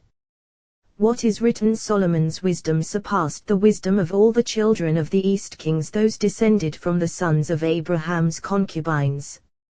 We have already established that in the mountains of the east dwell those who teach witchcraft to human beings. From that land of the east issued Laban, Beer, Balaam, his sons, and all sorcerers, as has been established. Rabbi Isaiah opened, who gave up Jacob for spoil. Ever since the day the temple was destroyed, blessings are absent from the world, withheld, as it were, above and below, so all those other, lower rungs are empowered and come to dominate Israel, who bring this about through their sins. Words of this verse are unsettled, for it is written, who gave up Jacob for spoil. Having said this, why against whom we have sinned, the verse should read against whom they have sinned, and if we have sinned, the verse should continue, we would not. Why they would not, having just said we have sinned, but actually when the sanctuary was destroyed, the temple burned, and the people exiled, Shekinah sought to be uprooted from her sight to accompany them in exile. She said, first I will go see my house, my temple, and visit the site I used to inhabit and the stations of the priests and Levites who served in my house. Rabbi Elazar said, at that moment assembly of Israel looked up and saw that her husband had withdrawn from her far above. She descended below and entered her house, gazing at all those places. A voice was heard far above, a voice was heard below, as is written, a voice is heard on a height wailing, bitter weeping, Rachel weeping for her children, as has been established. When she went into exile, she gazed at her people and saw them being oppressed, trampled under the feet of other nations. Then she said, who gave up Jacob for spoil? They replied, was it not Jehovah, against whom we have sinned? She responded, in whose ways they would not walk and whose Torah they would not obey. When one day the blessed Holy One attends to his people, and assembly of Israel returns from exile, she will first go to her house, since the holy temple will be built. First, the blessed Holy One will say to her, rise from the dust. She will respond, where should I go? My house is destroyed, my temple burned. So first the blessed Holy One will build the sanctuary, restore the temple, rebuild the city fittingly, then he will raise her from the dust, as is written, Jehovah builds Jerusalem. First then, he gathers the banished of Israel. He will tell her, shake off your dust, arise, sit enthroned, O Jerusalem. Then he heals the broken-hearted and binds up their wounds. Revival of the dead. And it is written, I will put my spirit within you. Ezekiel. Parashat Toledo. Generations. These are the generations of Isaac, son of Abraham. Abraham engendered Isaac. Rabbi ear opened, who can express the mighty acts of Jehovah or declare all his praise? When the blessed Holy One desired, when it arose in his will to create the world, he gazed into Torah and created it. For every act of creation throughout the world, the blessed Holy One gazed into Torah and created, as is written, I was with him as Ammon, a nursling. Do not read Ammon, nursling, but rather Amman, artisan. As he was about to create Adam, Torah exclaimed, if a human being is created and then proceeds to sin, and you punish him, why should the work of your hands be in vain, since he will be unable to endure your judgment? He replied, I have already prepared Teshuvah, returning, before creating the world. Once he had made the world and created Adam, the blessed Holy One exclaimed, O world, you and your laws are based solely upon Torah.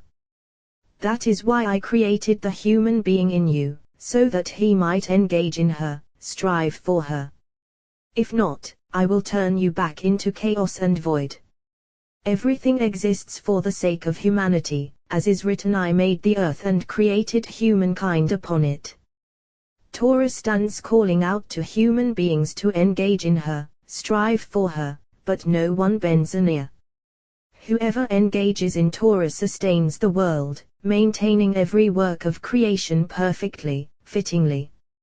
Every single smooth member in the human body corresponds to a creature in the world. For just as a human being is composed of members upon members, all standing rung upon rung, arrayed one upon another, yet all one body, so too the world, all those creatures are members upon members, standing one upon another, which when all arrayed actually form one body. All these resemble Torah, for Torah is entirely members, joints, sections standing one upon another, all arrayed, becoming one body. When David saw this handiwork, he opened and said, O Jehovah, how manifold are your works! In wisdom you have made them all. The earth is full of your creatures. Within Torah abide all supernal, sealed mysteries, ungraspable. Within Torah abide all supernal matters, revealed and unrevealed. Within Torah abide all things above and below.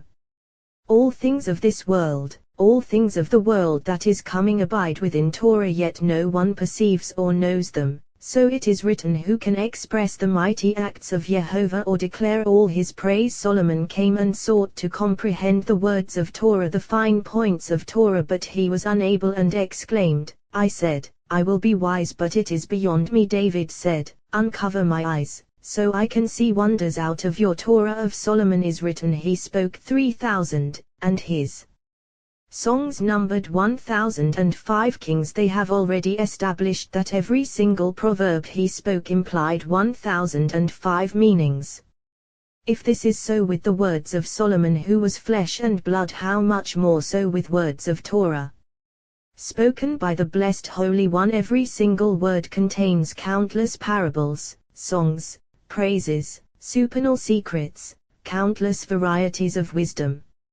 So, who can express the mighty acts of Jehovah? What is written above? These are the generations of Ishmael, namely, 12 princes.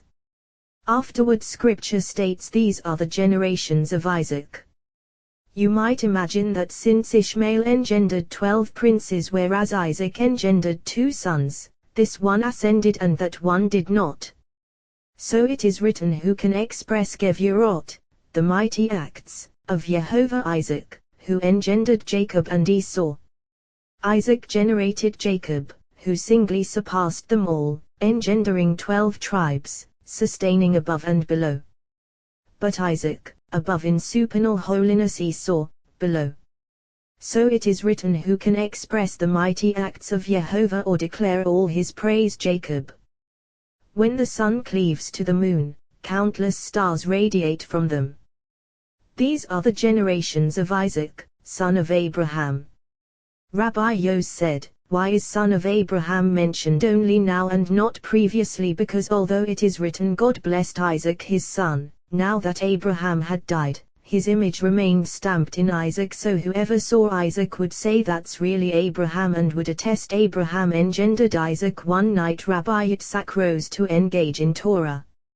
At the same moment, Rabbi Yehuda rose in his Caesarean castle. He said, I will go to Rabbi Yitzhak's house and engage in Torah, so we can join as one. His young son Izki accompanied him. As he approached his door, he heard Rabbi Yitzhak saying, after the death of Abraham, God blessed Isaac his son.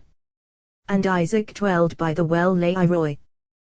The beginning of this verse is inconsistent with its end, and its end with its beginning. Why, in this case, did the blessed Holy One have to bless Isaac because Abraham didn't bless him? Why, so that Esau would not be blessed. Consequently he consigned those blessings to the blessed Holy One, as they have established. Isaac dwelled by the well Lairoi. What does Lairoi mean? That he joined Shekinah, a well upon which appeared the angel of covenant, as the verse is translated. Therefore he blessed him. Meanwhile Rabbi Yehuda knocked on the door and entered, and they joined together. Rabbi Yitzhak said, now coupling of Shekinah consorts with us. Rabbi Yehuda said, what you said about the well Lairoi is well spoken, but that is implied by its very words. He opened, saying, a spring of gardens, a well of living waters, flows from Lebanon. This has already been discussed, but they have established a spring of gardens. Abraham, a well of living waters. Isaac flows. Jacob, a well of living waters. Isaac, as is written, Isaac dwelled by the well Lairoi, precisely the well Shekinah Lairoi, of the living one, life of the world's righteous one, vitality of the worlds. They are not to be separated. He lives in two worlds, above, upper world, and with the lower world, enduring, glowing through him. The moon is illumined only when seeing the sun. Upon seeing him, she shines. So, this well Lairoi sees the living one, precisely, and is then illumined, sustained by living waters. Lairoi, seeing the living one to be filled and illumined by this living one. Benaiah, son of Jehoiada, son of a living man Samuel, for he was righteous, illumining his generation as living one above illumines the world. This well constantly gazes upon the living one to be illumined, as we have said. Isaac dwelled by Beer, the well, Lairoi, corresponding to what is written Bikato it Rivka, when he took Rebekah, dwelling with her, uniting with her, darkness with night, as is written, his left hand beneath my head. After Abraham died, Isaac was in Kiriath Arba. So what is the meaning of Isaac dwelled by the well Lairoi? That he embraced and coupled with that well to arouse love, as we have said. Rabbi Yitzhak opened, saying, the sun shines forth and the sun sets, and pants toward where he rises. The sun shines forth, sun illumining moon, for when appearing with her, he glows, illumined, shining forth from the supernal sight abiding above him, whence he shines constantly. Zohar Shemesh, and the sun sets coupling with the moon. Moving toward the south, the right, depositing its potency there. Since its potency lies there, all the power of the body is on the right, dependent on the right. Then circling toward the north, illumining this side, illumining that side. Round and round whirls the wind.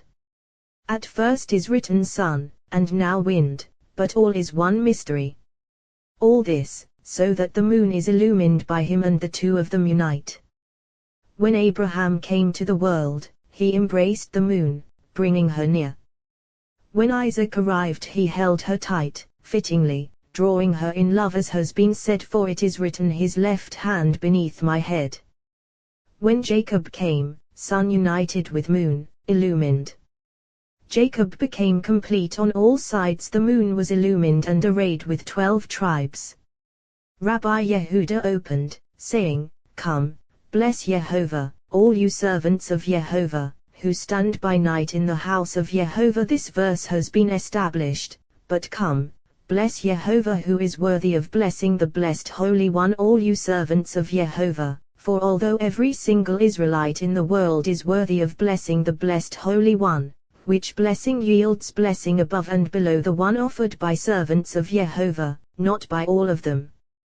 Whose blessing is true blessing? Those who stand by night in the house of Yehovah, those who rise at midnight, awakening to recite Torah. These stand by night in the house of Yehovah, for then the blessed Holy One comes to delight with the righteous in the Garden of Eden. Since we are standing here to be aroused by Torah, let us discuss Isaac, with whom we are engaged. Rabbi Yitzhak opened, saying, Isaac was 40 years old when he took Rebekah. 40 years old. Why does Scripture specify that he was 40 years old when he married Rebekah? Because indeed, Isaac encompassed north and south, fire and water. So Isaac was 40 years old when he took Rebekah, who resembled a rainbow green, white, red. She was 3 years old when he embraced her. When he embraced Rebekah and when he engendered at 60, generating fittingly, so that Jacob would issue perfectly from a 60-year-old. All of them were later linked with Jacob, and he became a consummate man. Daughter of Bethuel the Aramean from Paddan Aram, sister of Laban the Aramean. Who cares about all this? It has already been stated. Bethuel fathered Rebekah, now daughter of Bethuel the Aramean, then from Paddan Aram, then sister of Laban the Aramean. But they have established that although she was among the wicked, she did not act like them. For she was daughter of Bethuel, from Paddan Aram, and sister of Laban, all of whom were perniciously evil, yet she ascended by worthy deeds and did not imitate them. Now one should contemplate, if Rebekah had been 20 years old or more, or even 13, then it would have been commendable if she had not acted like them. But since she was only 3, what is so great about it? Rabbi Yehuda replied, she was 3 years old, yet she performed all that service for the servant. Rabbi Yitzhak said, even though she did all that, we do not know if her actions were worthy or not. But what is written, like a rose among thorns, so is my beloved among the maidens, like a rose, assembly of Israel, who lies among her hosts like a rose among thorns. Mystery of the word Isaac issues from the side of Abraham, supernal est, who acts in love toward all creatures, though he is severe judgment. Rebekah issues from the side of severe judgment, but she withdrew from among them and joined Isaac. For although she issues from the side of severe judgment, she is mild judgment, a thread of grace dangling from her. Isaac, severe judgment; she, mild, like a rose among thorns. If she had not been mild, the world could not have endured the severe judgment of Isaac. Similarly, the blessed Holy One matches couples in the world, one stern, one tender, so that all will be arranged harmoniously, so that the world will be firm and sweet. Rabbi Yehuda opened after him, saying, V'yitar Yitzhak, Isaac entreated Yehovah on behalf of his wife. What does V'yitar mean? He offered him an offering and prayed over it. What did he offer? An ascent offering, as is written, V'yeta lo Yehovah, and Yehovah let himself be entreated. Here is written V'yeta lo Yehovah, and there is written V'yeta Elohim, and God let himself be entreated. For the land Samuel, just as there an offering, so here an offering. It is written Isaac entreated, and then Yehovah let himself be entreated, for fire issued from above, corresponding to fire below. Alternatively, Isaac entreated, offering his prayer, delving above, penetrating to the streaming constellation in charge of children, for children depend on that sight, and then V'yeta lo Yehovah, Yehovah let himself be entreated. Do not read V'yeta, let himself be entreated, but rather V'yeta, he penetrated. the Blessed Holy One dug an opening for him, accepting him, so his wife Rebekah conceived. For 20 years Isaac waited with his wife, but she did not give birth until he offered his prayer, since the Blessed Holy One delights in prayers of the righteous when they plead before him for what they need. Why? So that through prayers of the righteous, holy anointing oil will increase and spread for the one in need. Abraham did not pray to the Blessed Holy One for children, even though Sarah was barren. Now, you might say, look at what is written here, you have given me no seed, but that was not said in prayer, rather as someone speaking before his master. Isaac, however, prayed for his wife, since he knew she was infertile, not he. For Isaac knew a secret of wisdom: Jacob was destined to issue from him with 12 tribes. But he did not know whether through this wife or another, so on behalf of his wife, that boy, son of Rabbi Yehuda, asked, if so, why didn't Isaac love Jacob as much as Esau, since he knew he was destined to arise from him with 12 tribes? He replied, well spoken, but every species loves its own kind and is drawn to its kind. Esau issued red, as is written, the first one came out ruddy. Quality of Isaac, severe judgment above, from whom issued Esau, severe judgment below, resembling his kind.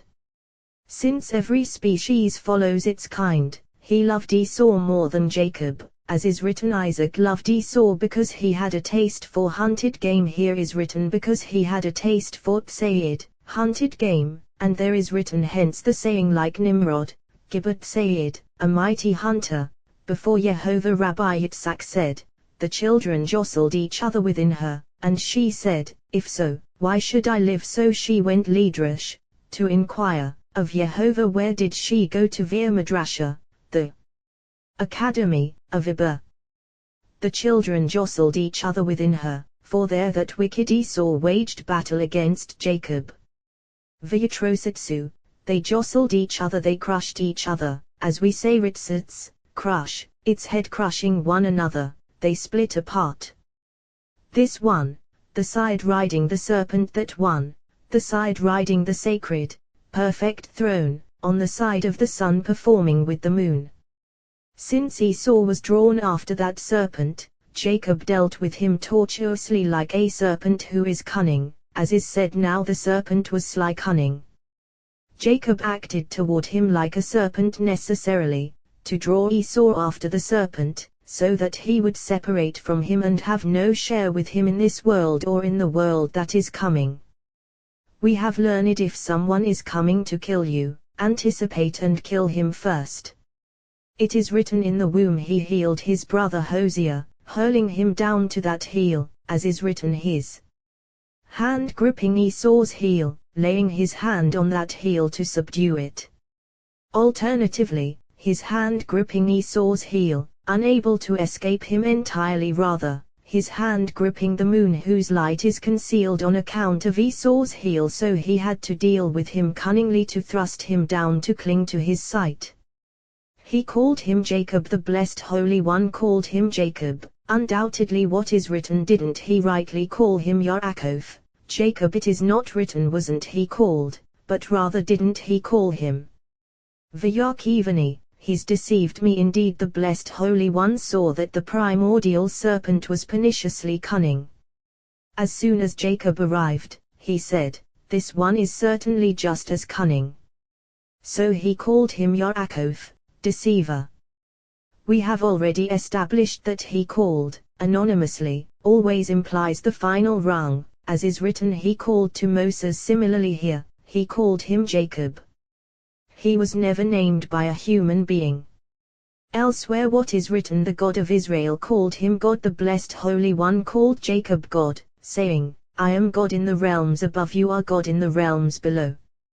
Jacob knew that Esau had to cling to that tortuous serpent, so in all his dealings he conducted himself toward him like another tortuous serpent, tortuously, cunningly, necessarily.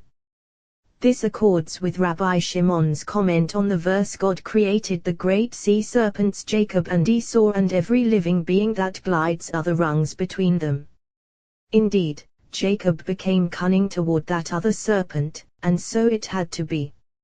Therefore every new moon, a single goat luring him to his sight, so that he will separate from the moon. Similarly on Yom Kippur, offering that goat cunningly to prevail against him, rendering him harmless, as is written V'Hasaiah, the goat, will bear upon itself all their iniquities. Esau, who is Saiah, a hairy demon, as has been established. All cunningly, deceptively toward him. Why? Because it is written with the crooked, deal tortuously Samuel, for he is the wicked serpent, twisted spirit, perniciously cunning, accusing, and seducing above and below. So Israel anticipates and outsmarts him cunningly, tortuously, rendering him powerless. Therefore Jacob, mystery of faith, constantly acted toward Esau so as to prevent that serpent from defiling the sanctuary or even approaching it. Neither Abraham nor Isaac had to conduct himself tortuously, since Esau, aspect of that serpent, had not yet arrived in the world. But Jacob, master of the house, had to confront the serpent, totally denying him the power to defile Jacob's temple. So Jacob had to act so more than anyone else in the world. Consequently, Holy Israel was selected as the share of the blessed Holy One, as is written, for Jehovah's share is his people, Jacob his allotted inheritance. The boys grew up. Rabbi Elazar said, each one diverged on his path, one to the side of faith, the other to the side of idolatry. So it had been in Rebekah's womb, each one inclining to his side. For when she engaged in good deeds or passed by an auspicious site for performing a mitzvah, Jacob would joyously thrust to come out, and when she went by an idolatrous site, that wicked one would kick to come out, as they have established. Consequently, when they were created and emerged into the world, each one diverged, drawn to his appropriate place. So, the boys grew up. Esau became a skilled hunter. Isaac loved Esau because he had a taste for hunted game. This has been established, as is written, a skilled hunter. Here is written a skilled hunter, and there is written he was a mighty hunter before Jehovah, a man of the field. What does this mean? Robbing people and murdering them, while pretending to be engaged in prayer, trapping him with his mouth. A man of the field, for his allotted share was not inhabited land but rather desolate places, wilderness, and fields. So, a man of the field. Now, you might ask, how could Isaac be unaware of all of Esau's wicked deeds, seeing that Shekinah accompanied him? For if Shekinah did not abide with him, how could he have blessed Jacob when he later did well? Certainly Shekinah dwelled in his home, dwelling with him constantly. But she did not reveal it to him, so that Jacob would be blessed without his intention, rather with the intention of the blessed Holy One, as it had to be. When Jacob entered the presence of his father, Shekinah entered with him, so Isaac perceived in his mind that he was worthy of being blessed, and he was blessed with the intention of Shekinah. Jacob was boiling a stew, when Esau came in from the field, exhausted. Jacob was boiling. Rabbi Elazar said, they have established that this was for mourning over Abraham, but if so, the verse should read Isaac was boiling a stew. However, Jacob prepared that dish, knowing his root on the side to which he clung. Therefore he cooked a red dish, lentils, a dish that breaks the power of red blood, to break his power. So he prepared it cunningly in the color of red, and for that dish he sold himself as a slave and sold his birthright to Jacob. At that moment, Jacob realized that for the sake of one goat offered by Israel to his wrong, he would turn into a servant to his descendants, no longer accusing them. Throughout, Jacob dealt cunningly with Esau because of Esau's cunning wrong, so that he could not prevail, would be overturned so that his house would not be defiled, defended by him. Rabbi Yehuda said, with Laban too this was fitting, for he was a sorcerer, as is written, I have augured that Jehovah has blessed me. Even though Jacob was called a consummate man, he was complete precisely so, dealing appropriately with whoever deserved compassion, dealing appropriately with whoever deserved harsh judgment and tortuousness. For he comprised two components, and of him is written with the kind, deal kindly with the crooked, deal tortuously Samuel with the kind, on the side of Est, kindness with the crooked, on the side of Dina Kashiah, harsh judgment all fittingly. Rabbi Yehuda opened, Yehovah tests that there was a famine in the land righteous, but the wicked and one who loves violence his soul hates. How perfectly arranged are the deeds of the blessed Holy One. Whatever he does is based entirely on justice and truth, as is written, the rock, his work is perfect. The blessed Holy One did not judge Adam until he had commanded him for his own good, so that his heart and will would not stray on an alien path, so that he would not be defiled. But he wasn't careful and violated his master's command, after which he imposed punishment upon him. Nevertheless, he did not punish him as he deserved, postponing his anger, so he endured for a day which is 1,000 years, except for those 70 he gave to King David, who had none at all of his own. Similarly, he does not punish a person in accordance with the evil deeds he constantly commits, for if so, the world could not endure. Rather, the blessed Holy One postpones his anger for the righteous, and for the wicked even more than the righteous for the wicked, so that they will turn back completely and endure in this world and in the world that is coming, as is written, as I live declares Yehovah Elohim, I do not desire the death of the wicked, but that the wicked turn from his way v'yah, and live Ezekiel, and live in this world, and live in the world that is coming. This is why he always postpones his anger for them, or so that a fine shoot will issue from them into the worlds he generated Abraham from Tra, a fine shoot, stock and root, a fine share for the world. However, the blessed Holy One always deals strictly with the righteous in all that they do, because he knows they will not stray right or left. So he tests them, not for his own sake, since he knows their impulse and the strength of their faith, but rather for their sake, to elevate them. As he did with Abraham, for it is written, God Nisi, tested, Abraham. What does Nisi mean? As is said, raise Nes, a banner, lift up Nes, a banner. He raised his banner throughout the world, although this has already been explained, for the blessed Holy One raised Abraham's banner in the eyes of all, as is written, Nisi, he elevated Abraham. Similarly, to raise the banner of the righteous, the blessed Holy One tests them, elevating them throughout the world. He tests the righteous. Why? Rabbi Shimon said, because when the blessed Holy One delights in the righteous, what is written, Yehovah delights in crushing him by disease. This has been established, but the reason is that the delight of the blessed Holy One focuses only on soul, not on body, for soul resembles soul, while body is incapable of uniting above, even though the body's image abides in supernal mystery. When the blessed Holy One delights in a person's soul, deriving pleasure from her, he strikes the body so that the soul can dominate. For as long as soul corresponds with body, soul cannot prevail, but once the body is broken, soul becomes dominant. He tests the righteous. What does this mean? As is said, a tested stone. Similarly, he tests the righteous, strengthening him like this tested stone, which is a precious cornerstone. So too, he tests the righteous. But the wicked and one who loves violence, Sain Arnafsho, his soul hates.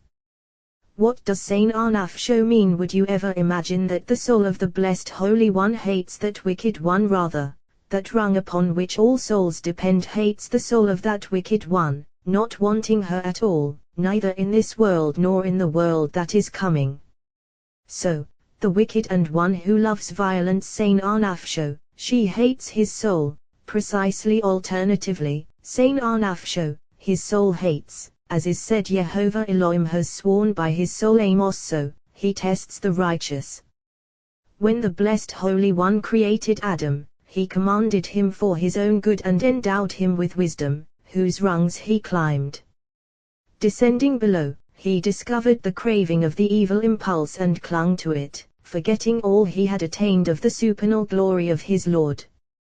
Then came Noah. At first is written Noah was a completely righteous man. Later he descended below and saw strong wine, unclarified, 1 day old.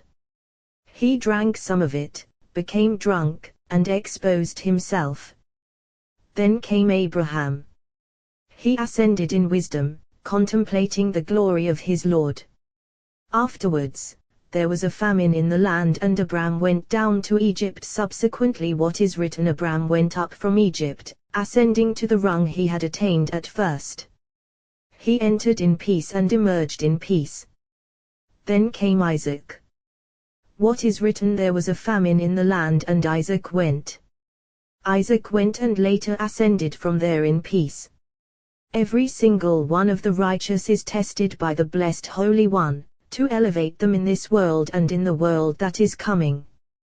When the men of the place asked about his wife, he said, "She is my sister," just as Abraham had said, because Shekinah accompanied him with his wife, and on account of Shekinah he said this, as is written, "Say to wisdom, you are my sister," so he was emboldened to say, "She is my sister." Further, Abraham and Isaac were entitled to this precisely because of the verse, "My sister, my love, my dove, my perfect one," so it was certainly fitting for them to say, "She is my sister." Thereby the righteous embrace the blessed Holy One. When he had been there a long time, Abimelech king of the Philistines gazed through the window and saw here was Isaac Metzakit Rivka Ishto, fondling Rebekah his wife, it Rivka Ishto, precisely this is Shekinah. Just as concerning idolatry, it is written they rose Lasaic, to revel, so too Metzak, fondling.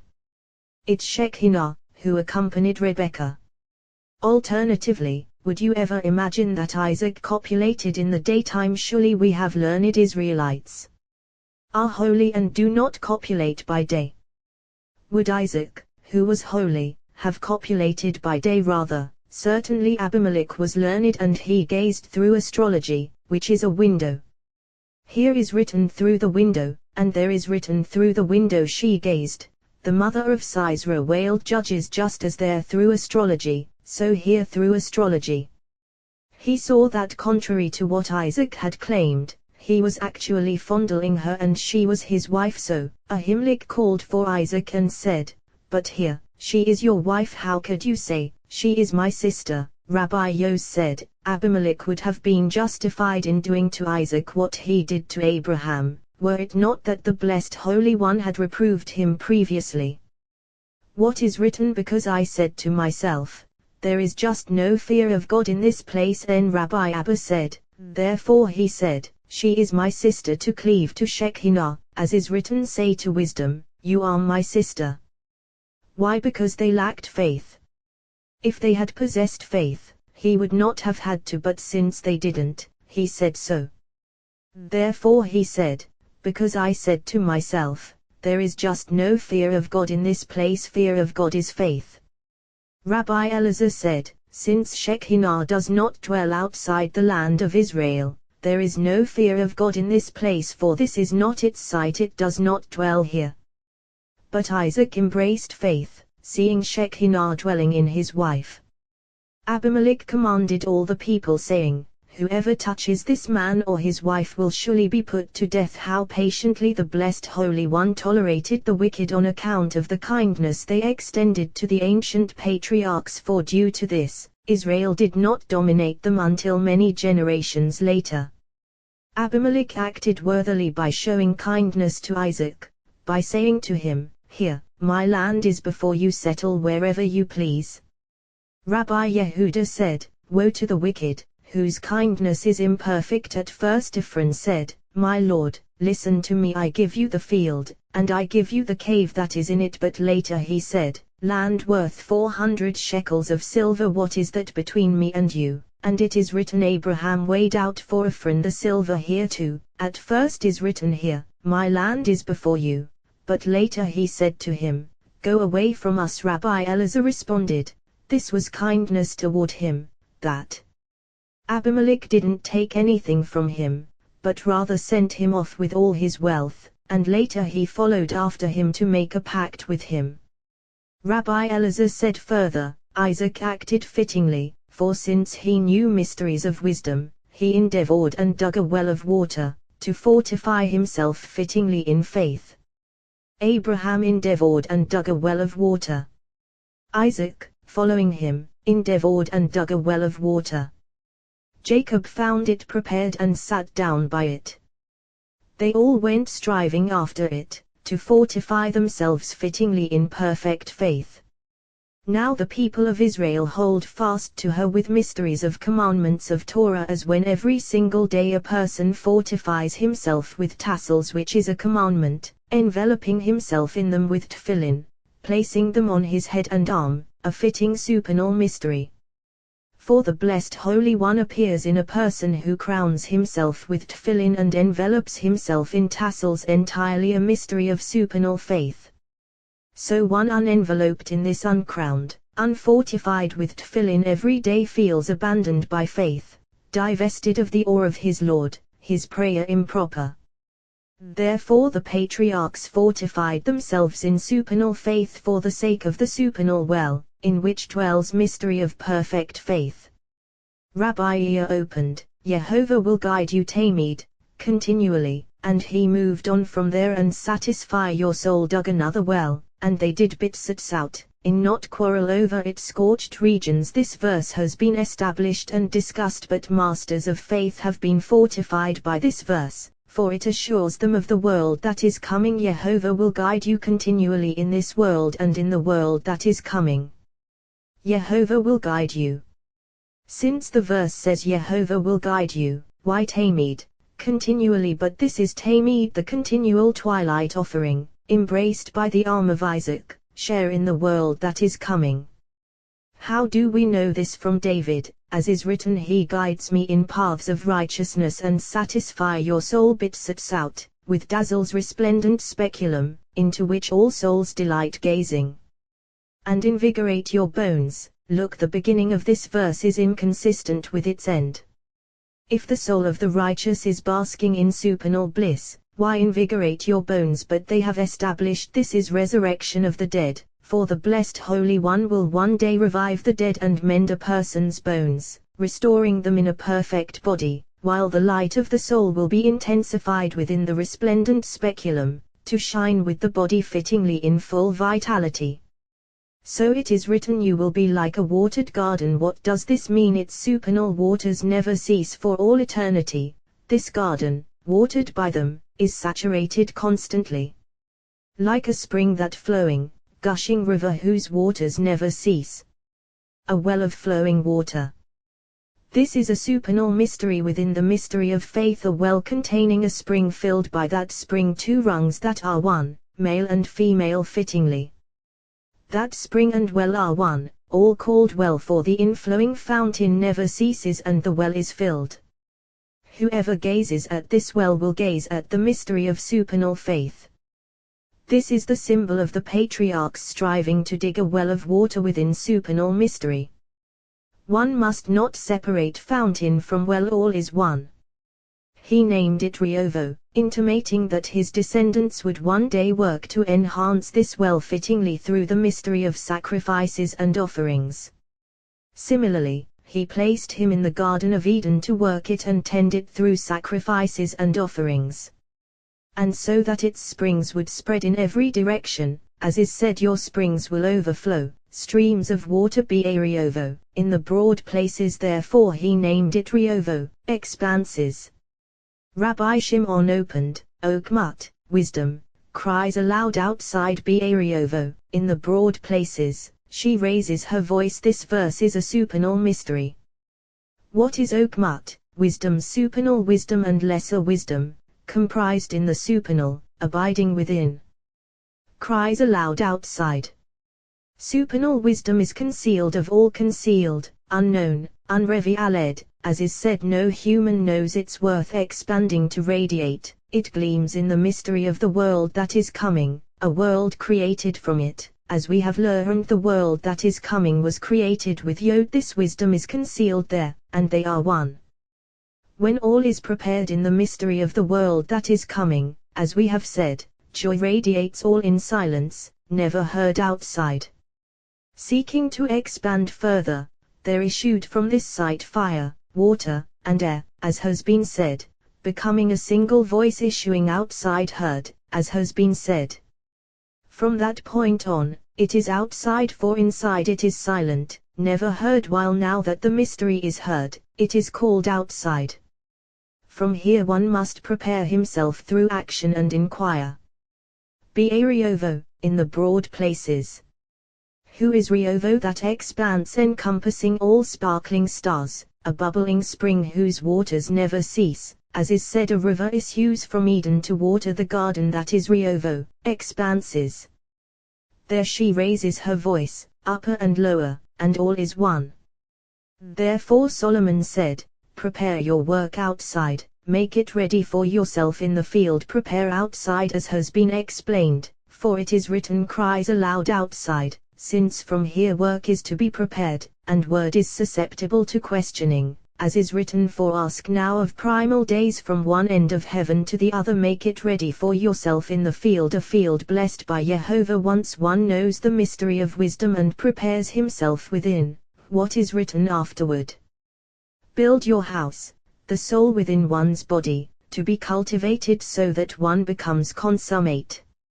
So when Isaac dug and built a well in peace, he called that peace Riovo, expanses, all fittingly.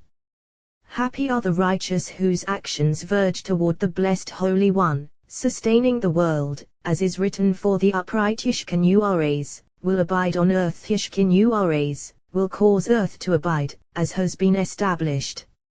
Rabbi Shimon said, it is written, God called the light day, and the darkness he called night. This verse has been established and explained, but all actions of when Isaac was old the blessed Holy One are true entities, reflecting supernal mystery. All words of Torah are words of faith, supernal mysteries, fittingly. Isaac was not as virtuous as Abraham, whose eyes were neither blinded nor dimmed. But here is a supernal mystery, a mystery of faith, as has been said, for it is written, God called the light day Abraham, light of day, whose light grows brighter and stronger in the ripening of day. So what is written? Abraham was old, Ba Yamim, coming into days, into those luminous lights. As he aged, he grew brighter, corresponding to what is said, shining ever brighter until full day. So God called the light day, and the darkness he called night. Isaac, who is darkness, proceeding to absorb night. So as he aged, what is written? When Isaac was old, his eyes were too dim to see. Certainly so he had to grow dark, cleaving to darkness, his wrong, fittingly. Rabbi Elazar, his son, came and kissed his hands. He said, fine, Abraham shines from the side of his wrong, Isaac darkens from the side of his wrong. But why of Jacob is it written, Israel's eyes were heavy from old age? He replied, precisely so it is written, were heavy, not were dim. It is written from old age, not from his old age. Rather, from old age, from Isaac's old age, from that side they were heavy. He could not see properly, but they were not dim, whereas Isaac's were really dim, totally, so he turned into darkness, embraced by night, fulfilling the darkness he called night. He called Esau, his elder son, encompassed by the aspect of severe judgment. He said, here, I am old, and I do not know the day of my death. Rabbi Elazar opened, happy is the one whose strength is in you, highways in his heart. Happy is the one whose strength is in you. Happy is the one who fortifies himself in the blessed Holy One, placing his strength in him. Does this mean like Hananiah, Mishael, and Azariah, who boldly declared, if it is so, our God whom we serve is able to deliver us from the blazing fiery furnace, and he will deliver us from your hand, O King Daniel? If the blessed Holy One would not save them and stand by them, then the holy name would not be sanctified in the eyes of all, as they declared. Rather, once they realized they had spoken improperly, they reversed themselves and said, but if not, let it be known to you, O King, whether he saves us or not, let it be known to you, O King, that we will not serve your God. We have learned that a word was revealed to Ezekiel, which they heard from him and accepted, namely, that the blessed Holy One would not stand by them, so that they would be rewarded. Then they reversed themselves and said, but if not, let it be known to you, O king. A person should not embolden himself to say the blessed Holy One will save me or he will do this for me. Rather, he should place his strength in the blessed Holy One, to help him fulfill the commandments of Torah and walk in the way of truth, for as soon as one comes to purify himself, he is certainly assisted. So should one fortify himself in the blessed Holy One in order that he may help him, holding fast to him, not placing his strength in another. So, whose strength is in you? Highways in his heart, refining his heart, free of alien imaginings, rather like a smooth highway traversing every region required. So, correspondingly. Alternatively, happy is the one whose strength is in you. Strength, as is said, Jehovah gives strength to his people, for one should engage in Torah for the sake of the blessed Holy One, since anyone engaging in Torah for ulterior motives better for him if he had never been created mezilot, highways, in his heart. What does mezilot mean? As is said, Solahu, exalt, him who rides upon the clouds, engaging in Torah to elevate the blessed Holy One, rendering him unique in all the world. All of Jacob's actions were for the sake of the blessed Holy One, so he accompanied him constantly, Shekinah never departing from him. Look, when Isaac called Esau his son, Jacob was not there, but Shekinah revealed it to Rebekah, and Rebekah to Jacob. Rabbi Yos said, if, heaven forbid, Esau had been blessed at that moment, Jacob would have never prevailed, but it issued from the blessed Holy One, everything falling into place fittingly. What is written? Rebekah loved Jacob, which has already been discussed. So she sent for Jacob and said to him, look, I have heard your father speaking to Esau your brother. Now, my son, listen to my voice. It was then the eve of Passover, when the evil impulse must be exterminated and the moon prevail, mystery of faith. So she prepared 2 dishes. Rabbi Yehuda said, an intimation here that Jacob's descendants would one day offer 2 goats on Yom Kippur, one for Jehovah and one for Azazel. Therefore she offered 2 goats, one for a supernal rung and one to subdue the rung of Esau, so he would not dominate Jacob. So, 2 goat kids, both of which Isaac tasted and ate. He brought him wine and he drank. He brought him wine, intimating an intimation from a distant realm. He brought it near, from the realm of Esau. Rabbi Elazar said, an intimation from that wine in which all delight is found, to delight Isaac who needs delight, as delight is needed on the side of the Levites. So, he brought him wine and he drank. Rebekah took the precious garments of Esau, her elder son. These are the garments Esau won from Nimrod, precious garments tracing back to Adam. They came into the hands of Nimrod clothed in them. He hunted game, as is written, he was a mighty hunter before Jehovah. Esau went out to the field and waged war against Nimrod, killing him, taking those garments from him, as is written. Esau came in from the field and he was faint, and they have established here is written, faint, and there is written, for my soul faints before killers. Esau stored those garments away with Rebekah, and clothed in them, he went out to hunt game. That particular day he did not take them, and when he went out to the field he was delayed.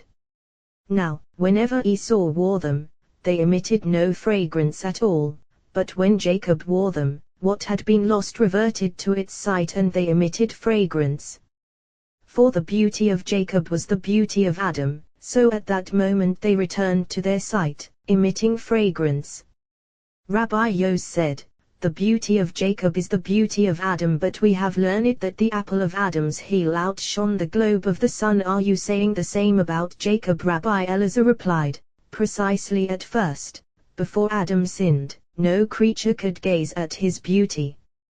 Once he sinned, his beauty deteriorated, his height diminished, and he became 100 cubits tall.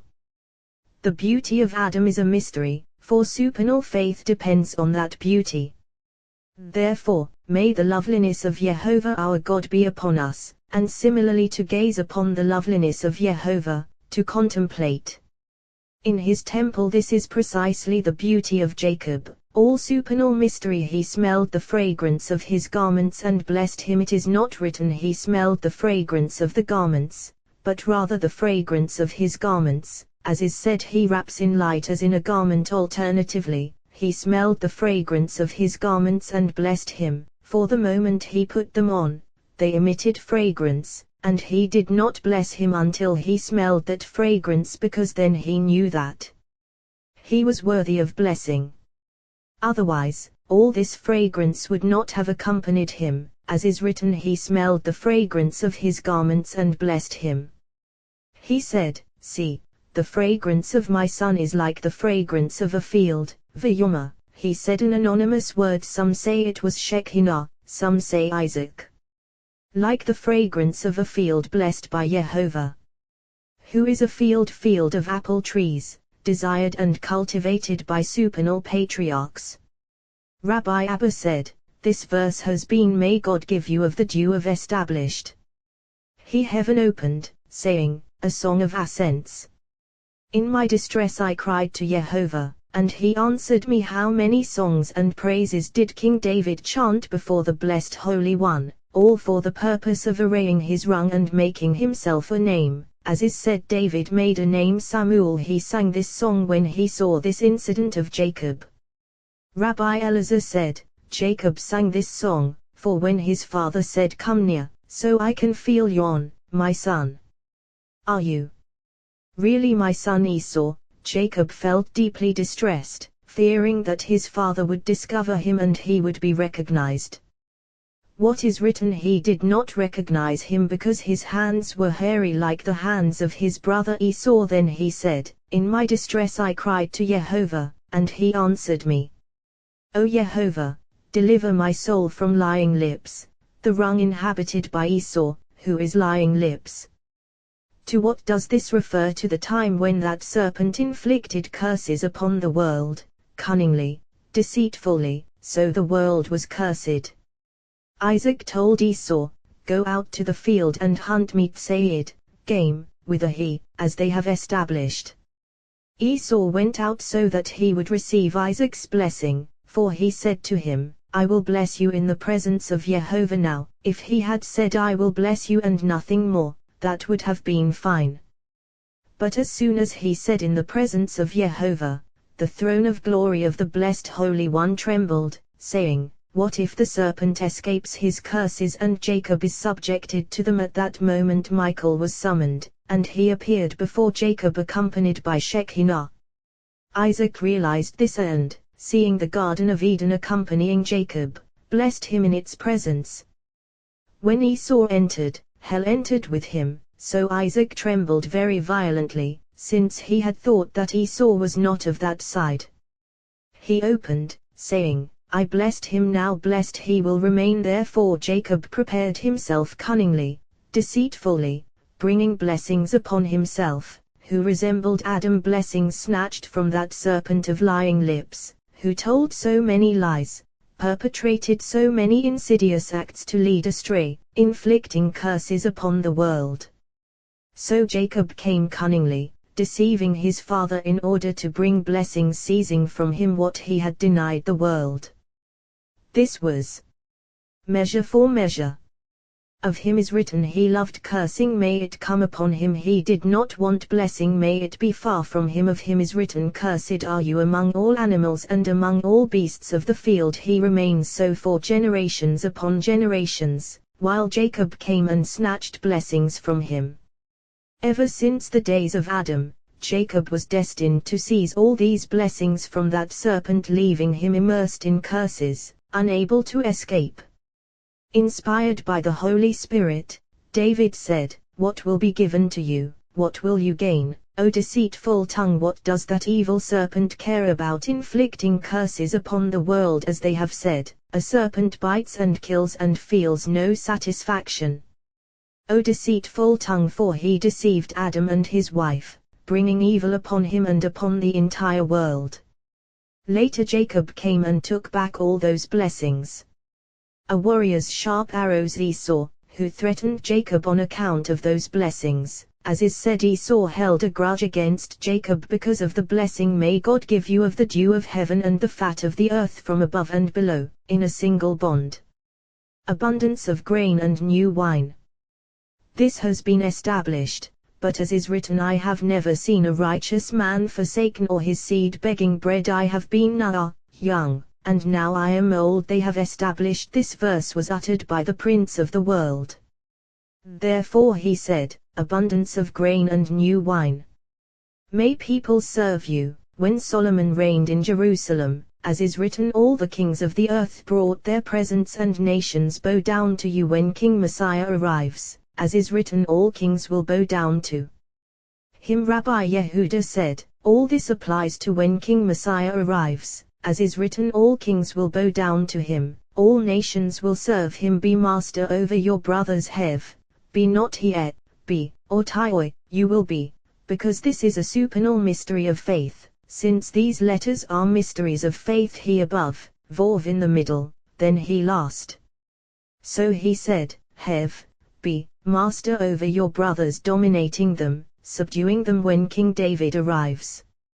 Rabbi Yos said, all this applies to when King Messiah arrives, for since Israel has transgressed the words of Torah, you will tear his yoke from your neck. May God give you. Rabbi Yos said, all these blessings derived from the side of Jacob's share, so he took his own.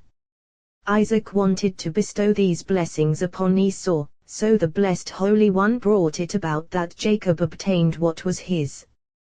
When that serpent inflicted curses upon the world, and the earth was cursed, what is written to Adam, he said, since you listened to the voice of your wife, cursed is the ground because of you, not yielding fruit or verdure fittingly.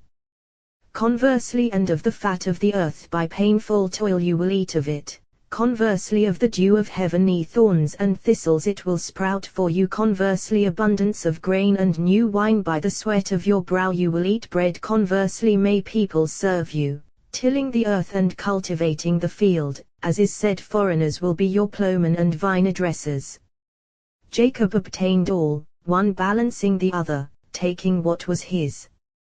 The blessed Holy One brought it about that Jacob would receive these blessings, so he would cleave to his sight and share, and so Esau would cleave to his sight and share. Rabbi Izkiah said, but we see that later Esau received the fat of the earth and the dew of heaven, as is written here, from the fat of the earth will be your dwelling, and from the dew of heaven above. Rabbi Shimon replied, not so, this unlike that, one unlike the other. How separated are the rungs of Jacob is written, may God give you, while of this one is written will be. Of Jacob is written of the dew of heaven and the fat of the earth, while of Esau is written from the fat of the earth and the dew of heaven. This is unlike that. How widely separated the rungs, for look, of Jacob is written, may God give you of the dew of heaven, supernal dew flowing from the Ancient of Days, called dew of heaven. Supernal heaven dew flowing through the rung of heaven, and from there to the holy apple orchard. And of the fat of the earth, supernal earth, land of the living. Whereas concerning Esau, on earth here below, in heaven here below. Jacob, above, above Esau, below, below. Furthermore Jacob, above and below Esau, below. Although it is written, when you grow restive, you will tear his yoke from your neck, this one here below, but above not at all, as is written, for Jehovah's share is his people, Jacob his allotted inheritance. When Jacob and Esau began to receive their blessings, Jacob obtained his share above, while Esau obtained his share below. Rabbi Yos son of Rabbi Shimon son of Lekaniah said to Rabbi Elazar, have you heard anything from your father as to why the blessings Isaac bestowed upon Jacob were not fulfilled, while those bestowed upon Esau were fulfilled entirely? He replied, all those blessings are fulfilled, along with other blessings bestowed upon Jacob by the blessed Holy One. However, Jacob immediately obtained above, Esau below. Later, when King Messiah arises, Jacob will receive above and below, while Esau will be deprived of everything, left with no share or memory in the world. As is said, the house of Jacob will be fire, the house of Joseph flame, and the house of Esau stubble. Obadiah, for he will be deprived of everything, and Jacob will inherit two worlds, this world and the world that is coming. Of this time is written, Saviors will climb Mount Zion to execute judgment on Mount Esau, and dominion will be Jehovah, as the dominion that Esau obtained in this world will revert to the blessed Holy One alone. Is it now not his? Rather, even though the blessed Holy One reigns above and below, he has granted the other nations, each and every one, an inherited share to utilize in this world, but at that time he will take dominion from all of them, so all will be his, as is written, dominion will be Jehovah's, his alone, as is written, Jehovah will be king over all the earth. Jacob had scarcely gone out from the presence of his father Isaac. Rabbi Shimon said, Ach Yetzer, scarcely going out. Had gone out. Why these two outgoings? The answer is one refers to Shekinah, one to Jacob, for when Jacob entered, Shekinah entered with him, and he was blessed in her presence. Isaac proclaimed the blessings, and Shekinah confirmed them. When Jacob went out, Shekinah went out with him, as is written, Jacob Yetzer, two outgoings as one. His brother Esau came in from his hunt. It is not written from the hunt, but rather from his hunt, his own hunt, devoid of blessing.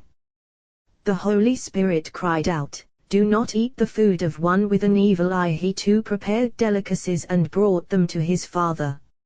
Let my father get up. His speech was harsh and aggressive, tasteless words. Let my father get up. The difference between Jacob and Esau. Jacob spoke shamefacedly to his father, humbly. What is written? He came to his father and said, Father. Why so? Because he didn't want to startle him, rather, entreatingly, Get up, please, sit, and eat some of my game. Whereas Esau said, Let my father get up, as if he were not addressing him. When Esau entered, hell entered with him. Isaac trembled in fear, as is written, Isaac trembled very violently. Since it is written Isaac trembled, why very violently? Because no such fear or terror had fallen upon Isaac since the day he was created. Even at the moment he lay bound on the altar and saw the knife looming over him, he did not tremble as when Esau entered and he saw hell accompanying him. Then he said, Before you came, I blessed him. Now blessed he will remain, because he saw Shekinah confirming those blessings. Alternatively, Isaac said, I blessed him, and a voice issued, saying, Now blessed he will remain. So the blessed Holy One confirmed those blessings. All, above and below, confirmed those blessings. Even he, allotted share of Esau, confirmed them, blessing him himself, confirming those blessings, elevating him above his own head. How do we know this? As is written, he said, Let me go, for dawn has risen. He replied, I will not let you go unless you have blessed me. He said, Let me go, because Jacob had seized him. Now, how can a human of flesh and blood take hold of an angel, who is pure spirit, as is written, he makes his angels spirits? Rather, from here we learn that when angels, messengers of the blessed Holy One, descend to this world, they materialize, clothing themselves in a body corresponding to this world. It is fitting not to deviate from the custom of the place where one goes, as has been explained, for when Moses ascended on high, what is written, he was there with Jehovah 40 days and 40 nights. He ate no bread and drank no water, because of the custom not to deviate from the place where one goes. Similarly, when those angels descended below, what is written, he was standing by them under the tree, and they ate here too. When this angel descended below, he wrestled with Jacob only by being clothed in a body corresponding to this world. So it was that Jacob wrestled with him all night long.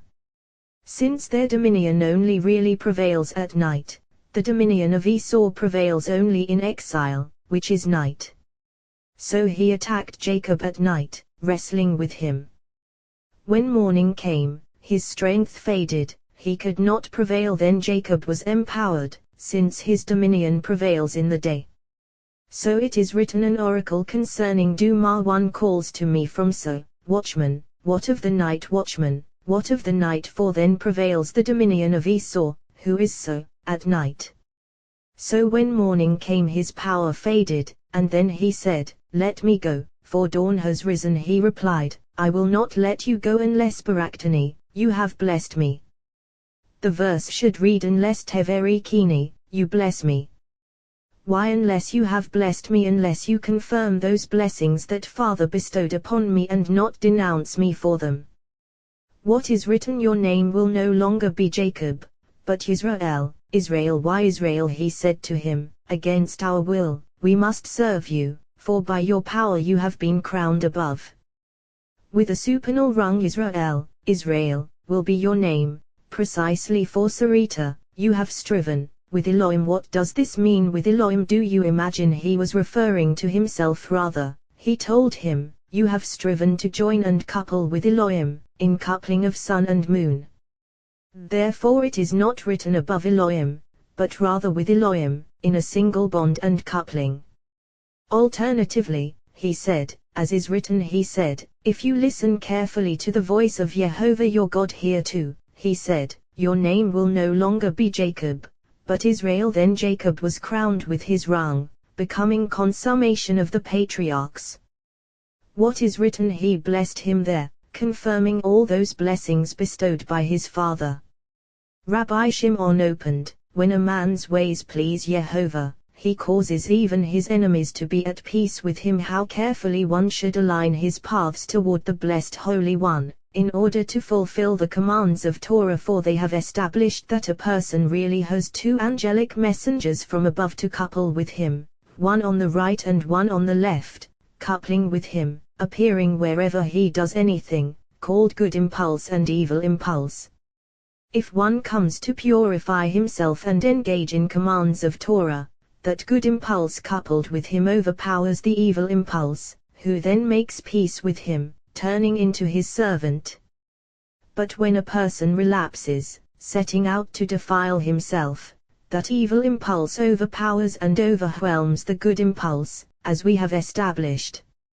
Indeed, when that person comes to purify himself, how potently he is empowered as the good impulse prevails.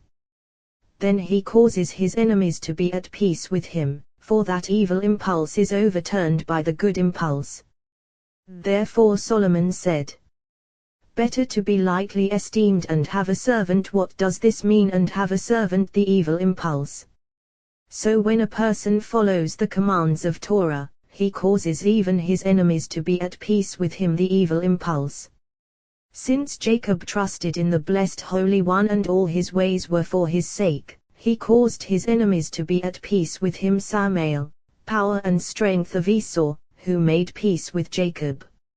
Since he made peace with him and confirmed those blessings, Esau made peace with him, and until Jacob was at peace with that official appointed over him, Esau did not make peace with him. So everywhere power below depends on power above. Isaac trembled very violently and said, Huifo. What is the meaning of Huifo? The verse should read Huhuzia. Was this but really Huifo? For Shekinah stood there when Isaac blessed Jacob, so he said, Huifo Ho was standing here, confirming those blessings I bestowed upon him. Surely now blessed he will remain, for the blessed Holy One approved those blessings. Rabbi Yehuda said, for having terrified his father Isaac with trembling, Jacob was inflicted with the punishment of Joseph, trembling. Similarly, when they told him this, we have found Isaac said, Huifo. With Ifo Jacob was punished, as is written, Ifo, where are they pasturing there? Joseph disappeared and Jacob was punished. Even though the blessed Holy One approved those blessings, he was punished with Ifo. Ifo, where are they pasturing there? He disappeared from him, and he was punished so severely. Isaac trembled Aradajadola, violently. Why Jadola? Here is written Jadola, and there is written let me not see this Jadola, great fire anymore, so I will not die, for hell entered with him. Ad me od, very. Why ad me od? Here is written ad me od, and there is written and behold, it was Toph me od, very good angel of death. So he said, who ifo, is to be baked. When Esau heard his father's words, Rabbi Ea said, how much harm was inflicted by those tears Esau shed before his father in order to be blessed by him, since he cherished his father's word. Hark high, didn't he rightly name him Yaakov? Jacob, the one who named him. Contemptuously, he spewed a spurtle of spittle. It is not written wasn't he rightly named, but rather didn't he rightly name him. He's deceived me. Zerephaim, this, 2 times. Why this, 2 times? The verse should read 2 times. But a single word appears 2 times. Bikhorati, my birthright, reappearing once again as Berkati, my blessings. This happened 2 times. Similarly, by now Shav knew, we could have returned Zerephaim, this, 2 times. Single word, 2 times. First, we could have returned without being ashamed. Before that man Shav knew, we could have returned Boshnu, we are ashamed before him, whereas we could have returned similarly, Liof said, you consider me your oiv, enemy, transposing Liof into oiv, enemy, as they have established, for it is written, for he crushes me with a tempest. Here, he took Bikhorati, my birthright, and look, now the word is transposed, he's taken Berkati, my blessing.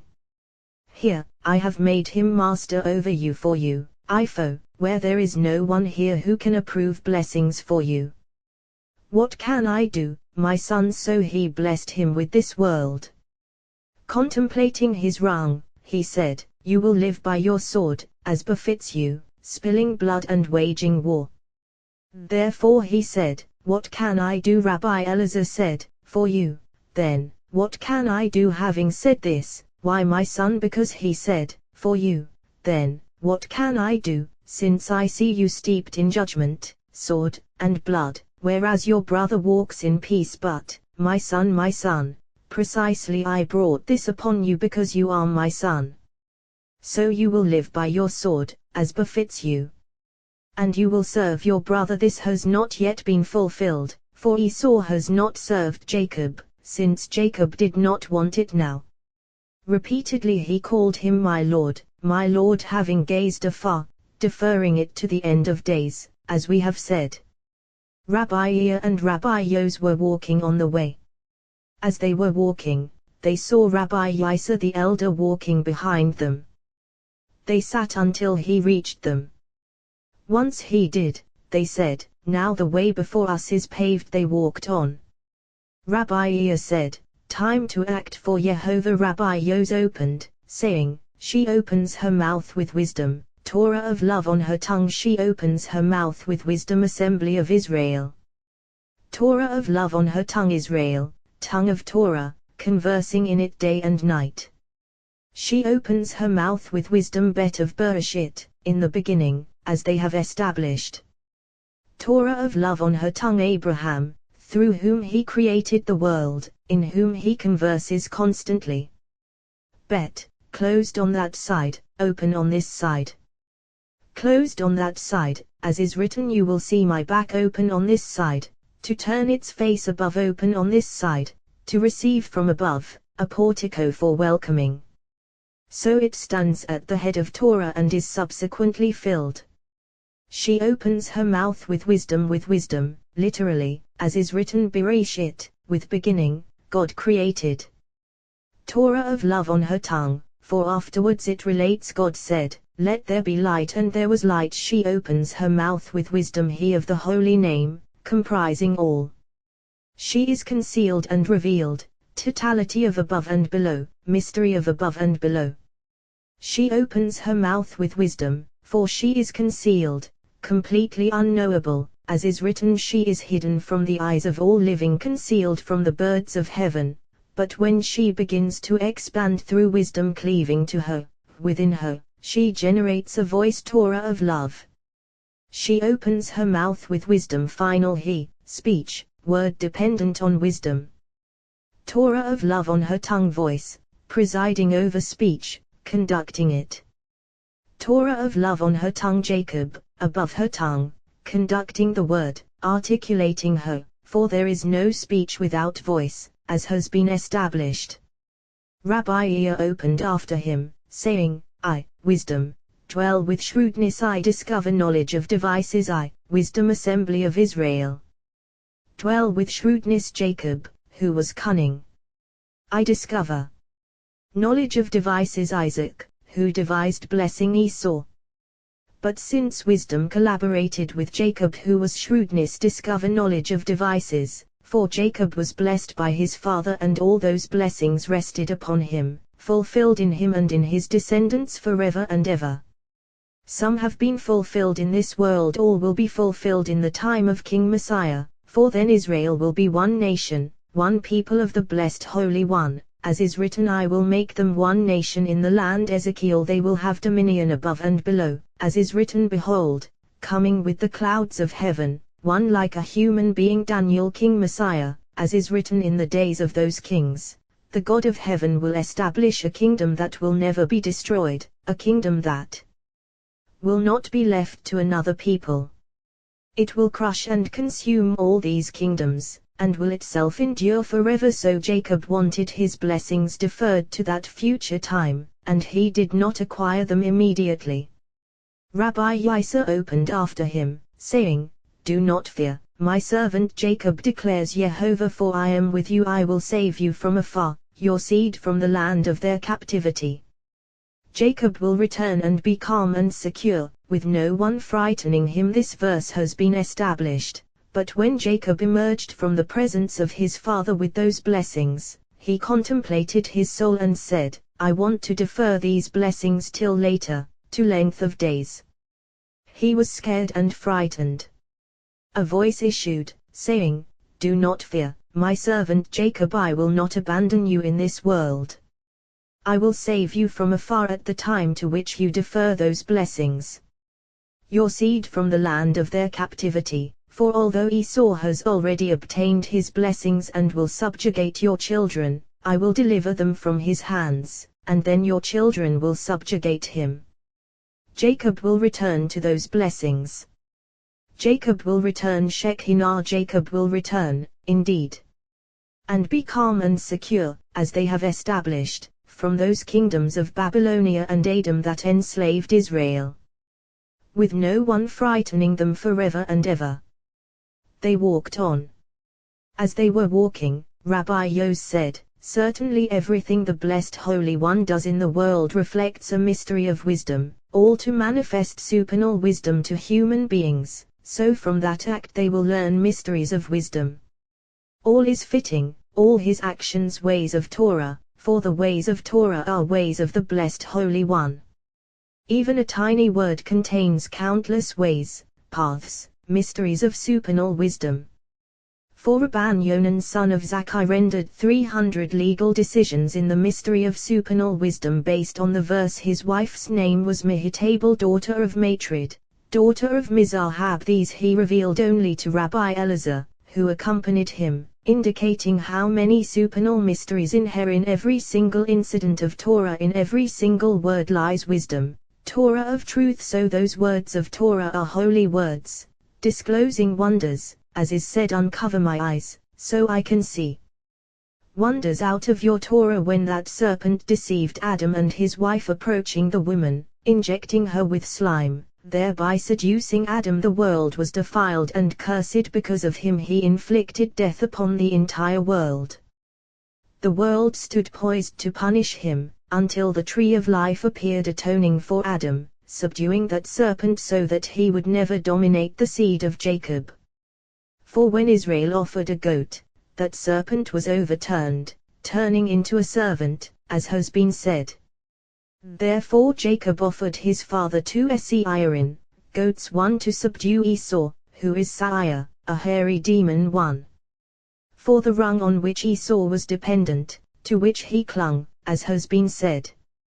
So the world existed, until there appeared a woman resembling Eve and a man resembling Adam, who would deal tortuously, cunningly with that evil serpent and his rider, as has all been explained. he opened, saying, Esau became a skilled hunter, a man of the field, as has been said, while Jacob was a simple man, dwelling in tents. Ishtam, a simple man. Givar Shalim, a consummate man, as translated. Dwelling in tents. Why was he Tam? Because of dwelling in tents, for he embraced two sides, Abraham and Isaac. So Jacob approached Esau from the side of Isaac, as has been said, for it is written, with the kind, deal kindly, with the crooked, deal tortuously. Samuel, when he came for blessings, he came with help from above, with the help of Abraham and Isaac, because of wisdom, as has been said. When Jacob aroused toward Samuel, wrung of Esau, who submitted to him, Jacob vanquished him on several flanks, cunningly and tortuously defeating the serpent, defeated solely by the goat. Even though all is one, he also vanquished Samuel in another victory, defeating him, as is written, a man wrestled with him until the rising of dawn, and he saw that he could not prevail against him. The immense virtue of Jacob, for he came seeking to eliminate him from the world, and that night was the night on which the moon was created, yet Jacob remained alone, unaccompanied by anyone. Now, we have learned one should not venture out alone at night, especially on the night when the luminaries were created, since the moon is defective, as is written, let there be Meorit, lights, spelled deficiently. Yet that night he remained alone. Now, when the moon is defective, the evil serpent is empowered to prevail. So Samuel came and accused him, seeking to annihilate him from the world. But Jacob was strong on all sides, side of Isaac and side of Abraham, who constitute the potency of Jacob. Approaching on the right, he saw Abraham, potently empowered. Approaching on the left, he saw Isaac, empowered with severe judgment. Approaching the torso, he saw Jacob, empowered on both these sides surrounding him, from here and from there. So when he saw that he could not prevail against him, he touched the socket of his thigh side outside the torso, one pillar of the torso. Then, the socket of Jacob's thigh was wrenched once. Morning aroused and night had passed. Jacob was invigorated while the power of Samuel languished, so he said, let me go. His turn had come to chant morning song. He had to leave, so he confirmed the blessings and added another one, as is written, he blessed him there. How many blessings Jacob received? One from his father, tortuously gaining all those blessings. One from Shekinah, bestowed upon him by the blessed Holy One when he returned from Laban, as is written, God blessed Jacob. One offered him by that angel appointed over Esau. One, another blessing bestowed upon him by his father when he went to Padanaram, as is written, may El Shaddai bless you and make you fruitful and numerous. Seeing himself endowed with all these blessings, Jacob wondered, which of these blessings should I utilize now? He decided, I will use the weakest one now. Which is that this last one, offered him by his father, for although it is potent, he said, it is not as potent for dominion in this world as the first one. Jacob said, now I will take this one and use it, reserving all those others for when I and my children after me will need them. When is that? When all nations gather to annihilate my children from the world. As is written, all nations surrounded me by the name of Jehovah, I will surely cut them down. They surrounded me on every side by the name of Jehovah, I will surely cut them down. They surrounded me like bees, they were extinguished like burning thorns by the name of Jehovah, I will surely cut them down. Look, here are three, corresponding to the three remaining ones. 1. The first blessings of his father. 2. The blessings bestowed upon him by the blessed Holy One.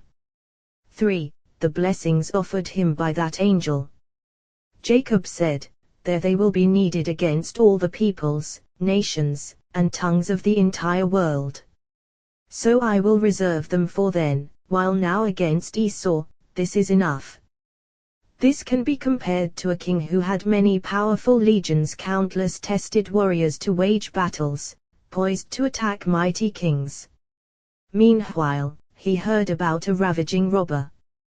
He said, "Let these gatekeepers go there." They asked him, "Of all your legions, are you only sending these?" He replied, "To deal with that robber these will suffice, since I am keeping all my legions and warriors in reserve for when I need to confront those powerful kings on the day of battle."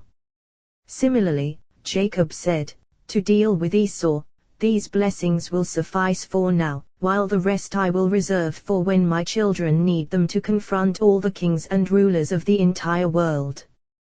When that time arrives, those blessings will rouse in every direction, and the world will be established firmly, fittingly. From that day on, this kingdom will dominate all other kingdoms, as has been established, for it is written, it will crush and consume all these kingdoms, and will itself endure forever." Daniel, namely, that rock hewn from the mountain not by hands, as is said from there, the shepherd, rock of Israel, who is the rock assembly of Israel, as is said, and this rock that I set up as a pillar will be a house of God. Rabbi Ea said, "From here a remnant will return, a remnant of Jacob, the other remaining blessings." Similarly, it is written, "The remnant of Jacob will be among the nations, among all the nations, not just Esau." Like dew from Jehovah. Micah. Rabbi Yisa opened, "A son honors his father, and a servant his master." Malachi. A son Esau, for no one in the world ever honored his father as much as Esau honored his, and the honor he rendered to him granted him dominion in this world. And a servant his master Eliezer, Abraham's servant, as they have established. For here was a person who came to Haran with so much wealth, so many presents and gifts, loaded camels, yet he didn't claim to Bethuel and Laban that he was an intimate friend of Abraham or someone coming at Abraham's request.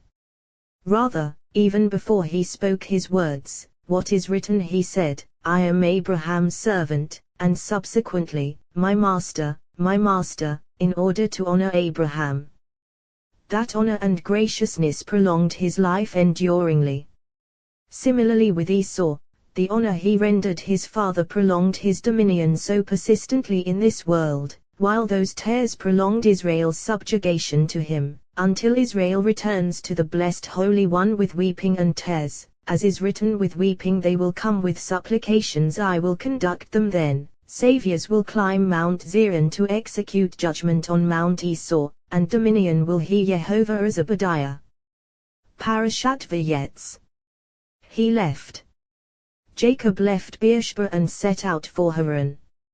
Rabbi Ea opened, "The sun rises and the sun sets, and pants toward the place where he rises." This verse has been established, but the sun rises Jacob, when he was in Beersheba, and the sun sets when he went to Haran, as is written, he stayed there for the night because the sun had set, and pants toward his place, shining forth there, as is written, he lay down in that place. Although the sun illumines the whole world, his journeyings bear in two directions, as is said, moving toward the south, circling toward the north, for one is right, the other left.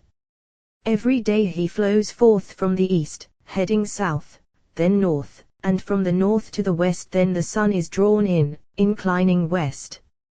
Issuing from the east, inclining west. Issuing from the east, as is written, Jacob left Beersheba. Inclining west, as is written, and set out for Haran. Rabbi Shimon said, he left the sphere of the land of Israel, as is written, Jacob left Beersheba, and went to an alien domain, as is written, and set out for Haran, land of alien dominion. Rabbi Ea said, when the sun inclines to the west, this west is called site of the sun, his throne, place of his abode, as is written, and pants toward his place, shining forth there, heading there to illumine it, conveying all lights, gathering them there.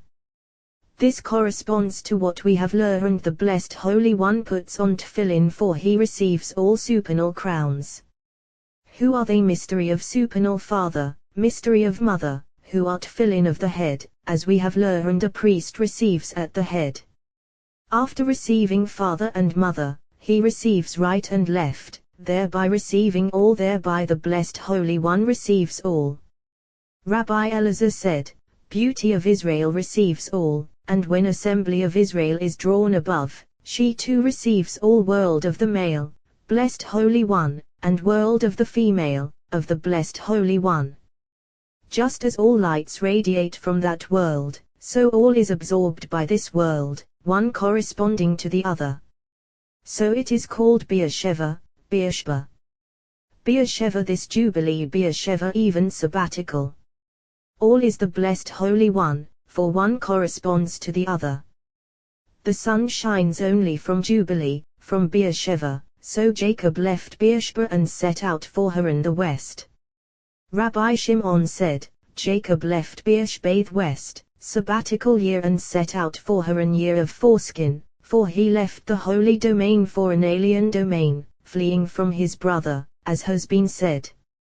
When he reached Bethel, within the holy domain, what is written, he encountered a certain place, which place Rabbi Ea said, the place we have mentioned, as is written, and pants toward his place. He stayed there for the night because the sun had set, as is said, pants, shining forth, therefore he came to illuminate.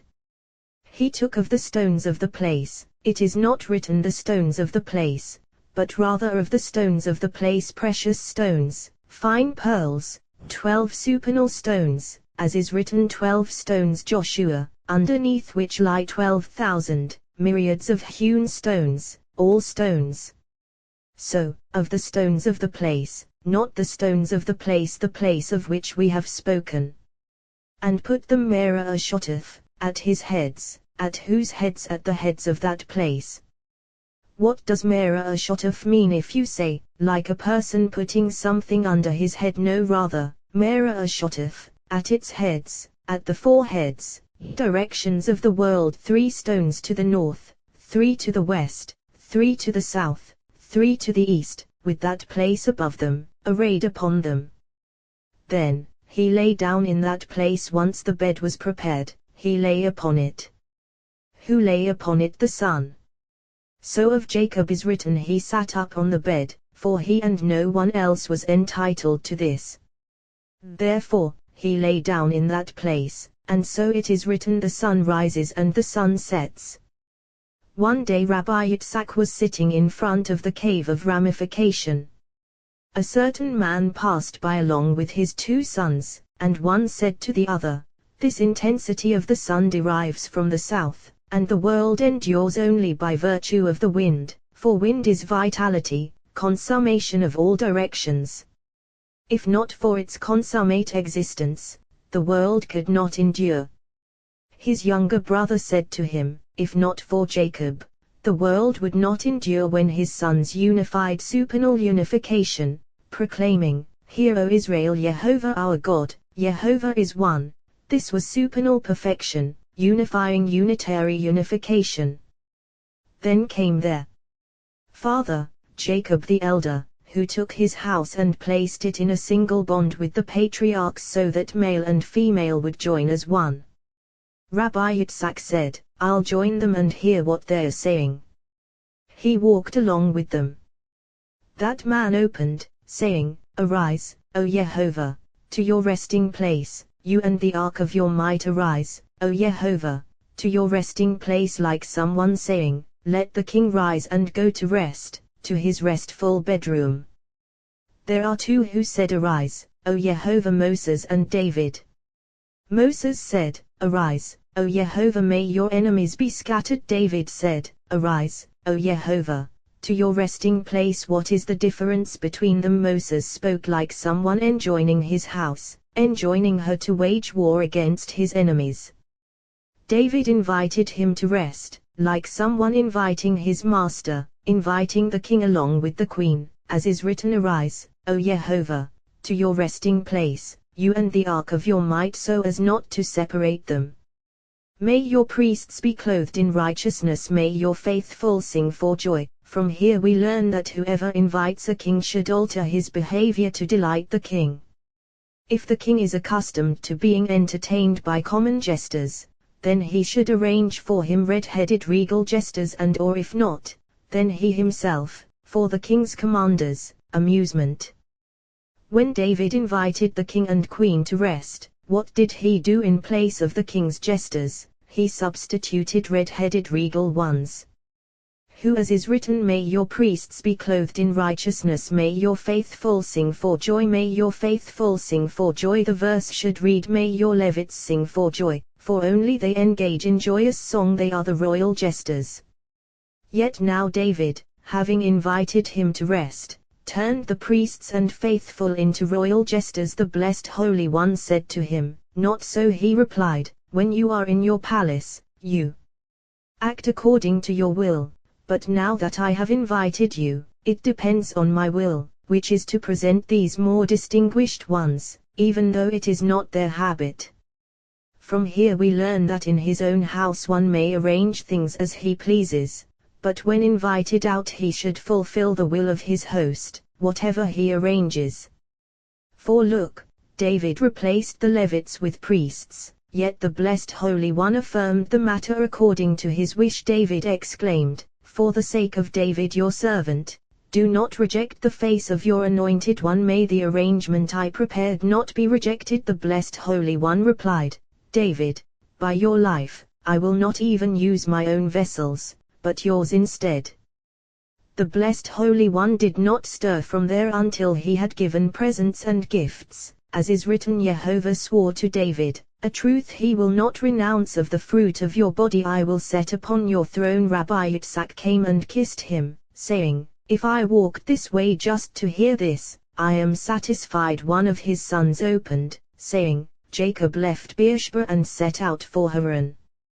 This corresponds to what is written, therefore a man leaves his father and mother and cleaves to his wife. Alternatively, Jacob left Beersheba and set out for Haran, alluding to when Israel left the temple and were exiled among the nations, as is said, all the splendor of the daughter of Zion has left her, and similarly Judah has gone into exile because of affliction. The younger one opened, saying, he encountered a certain place and stayed there for the night because the sun had set.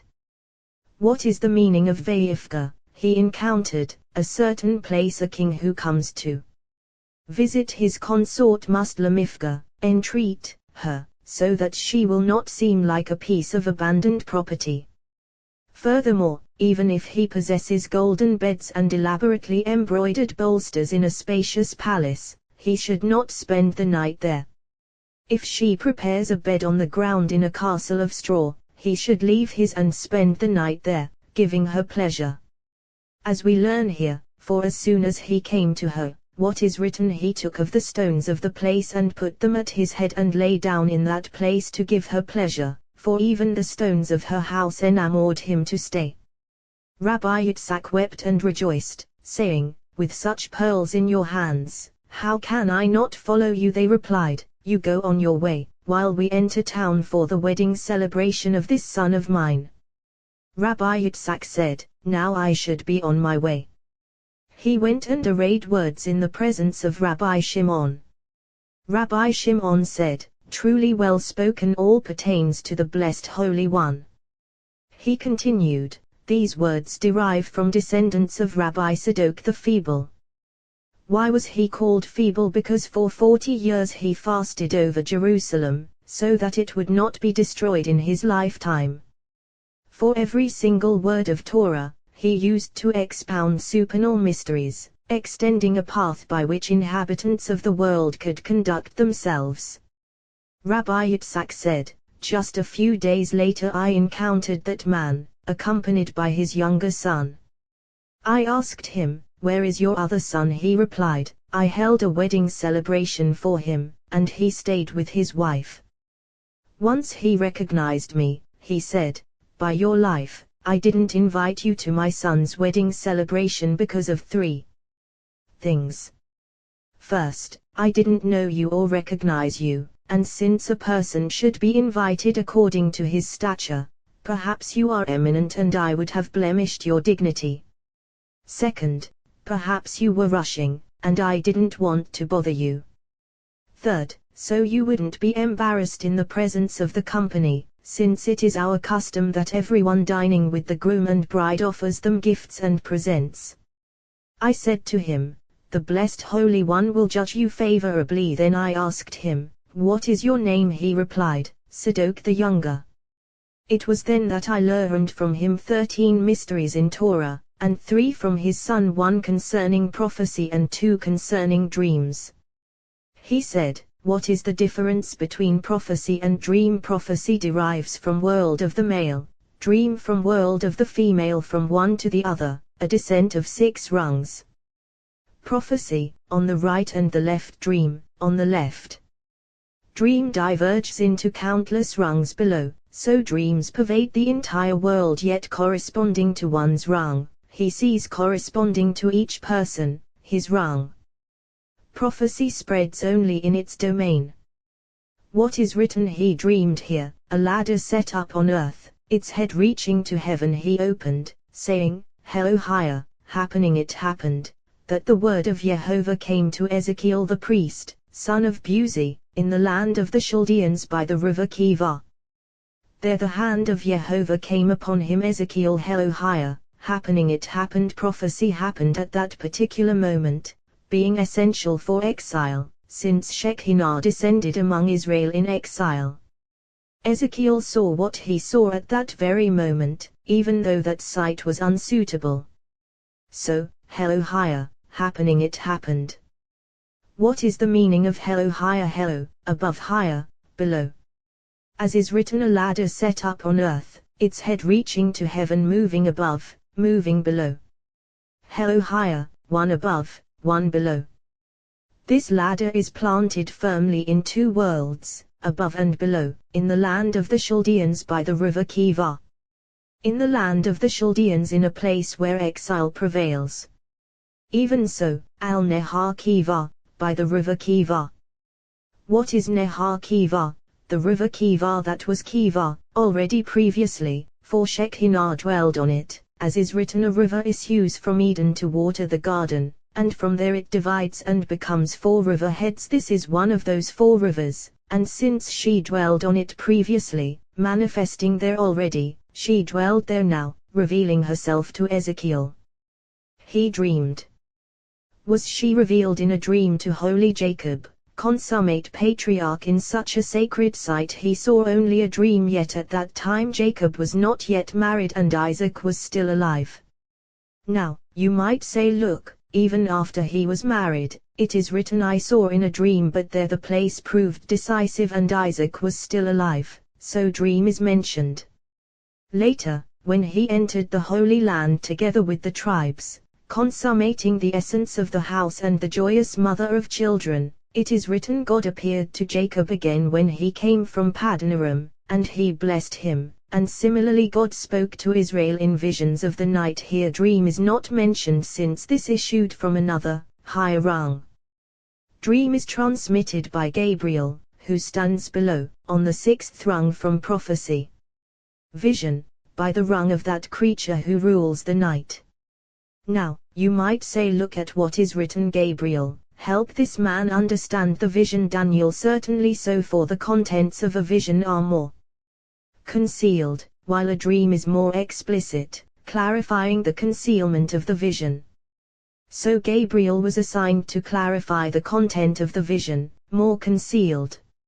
Therefore concerning vision it is written, Vayira, he appeared; Vayira, I appeared. Why? Because Ma'e, a vision, resembles Ma'a, a mirror, in which all images appear.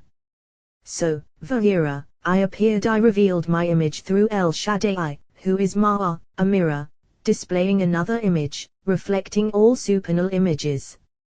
So at that time it is written of Jacob, he dreamed here, a ladder set up on earth. What does ladder imply? A rung on which other rungs depend.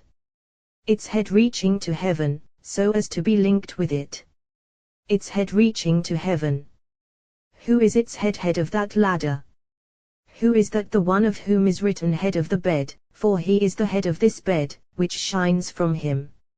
Reaching to heaven, for he is consummation of the body, standing between above and below, just as covenant is consummation of the body, standing between thighs and torso. So, reaching to heaven. And here, angels of God ascending and descending on it, deputies of all nations who ascend and descend on this ladder. When Israel sins, this ladder is lowered and they ascend. When Israel rectifies its actions, This ladder ascends, they all descend below, and their dominion vanishes. All depends on this ladder. Here Jacob saw in his dream dominion of Esau, dominion of other nations. Alternatively, and here, angels of God ascending and descending both, because of him. Because of whom head of that ladder? For when its head withdraws, the ladder is subdued and they all ascend when the head unites with it, the ladder ascends and they all descend. All is one word. It is written, God appeared to Solomon in a dream by night and said to him, ask what I should give you kings. Now, you might say here, in a dream what authority does a dream have to do this? But here rung merged with rung, upper rung with lower rung. For until now, Solomon was incomplete. As soon as he attained perfection, it is written Jehovah gave Solomon wisdom kings, and similarly the wisdom of Solomon increased, for the moon became full, the temple was built, and then Solomon saw wisdom eye to eye and had no need of dreams. After he sinned, he needed dreams as before, so it is written who had appeared to him twice was it twice and no more, rather the aspect of dream manifested twice, the aspect of wisdom every day. Even so, the aspect of dream excelled that of all other humans, since rung merged with rung, vision with vision. Now, though, toward the end of his days, more obscurely, because he sinned and the moon verged on defectiveness. Why? Because the sacred covenant was violated when he engaged with foreign women.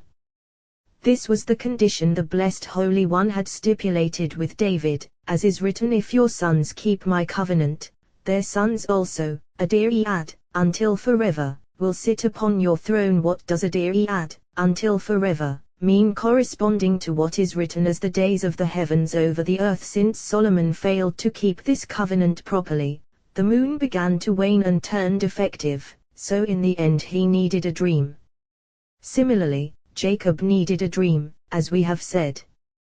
Here, Jehovah Nitzave Aleph was standing upon it. Here he saw the cluster of faith as one.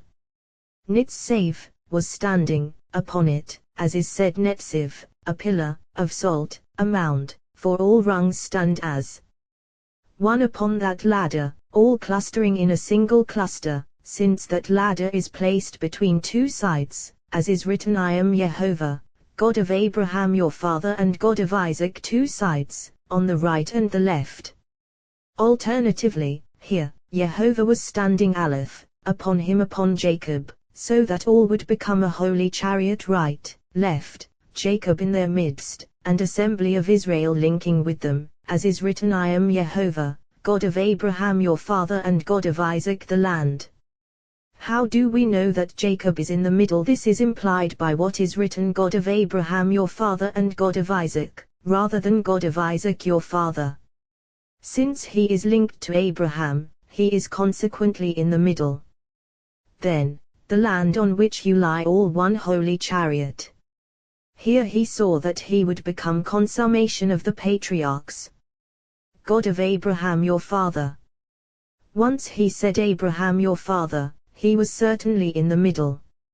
And God of Isaac, intimating here that he was linked to two sides, embracing both, linked to one side, as is written, Abraham your father linked to the other side, as is written Ve'elohia, and God of Isaac, the extra vav added to Isaac, revealing that Jacob embraces both sides. Since Jacob was not married, nothing more is said explicitly, though it is conveyed explicitly to one who knows the ways of Torah. After he married and engendered, this is said to him explicitly, as is written, there he set up an altar, and the God of Israel called him God. From here we learn that whoever is incomplete below is incomplete above. Jacob is different, for he was complete, but not openly. Now, if you say he was complete even then, no, rather, he saw that he would be complete eventually. And you might say, look at what is written here, I am with you, I will protect you wherever you go. True, the providential protection of the blessed Holy One never left Jacob whatever he needed in this world, but in the supernal world, not until he was complete. Jacob awoke from his sleep and said, surely Jehovah is in this place, Veranok High, I did not know why, and I did not know. Is it any wonder that he didn't know? Rather, Veranok and I did not know corresponds to I have not sweetened the face of Jehovah. Samuel, he said, has all this been revealed to me, and yet I haven't endeavored to know. Enoch entering under the wings of Shekinah, becoming complete. What is written, she said. If so, why Enoch every single day Rebekah saw the radiance of Shekinah in her dwelling and prayed there, but as soon as she felt pangs in her womb, what is written, she went to inquire of Jehovah, leaving this rung for another rung. So it is written, why Enoch similarly, Jacob said, have I seen so much, and yet Enoch I did not know, because he was alone and had not entered under the wings of Shekinah. Immediately, he was awestruck, and said, how awesome is this place! A twofold word. How awesome is this place! First, referring to that place mentioned previously. Second, referring to this sign of the sacred covenant, which must not stagnate. Although these are two aspects, it is one. He said, this is none other than the house of God. This must not stagnate, this must not exist alone. Its fulfillment is none other than the house of God, performing with it, creating fruit within it, pouring blessings into it from all smooth members of the body. For this is the gate of the whole body, as is written, this is the gate of heaven, gate of the body, indeed gate through which blessings pour below, fastened above, fastened below.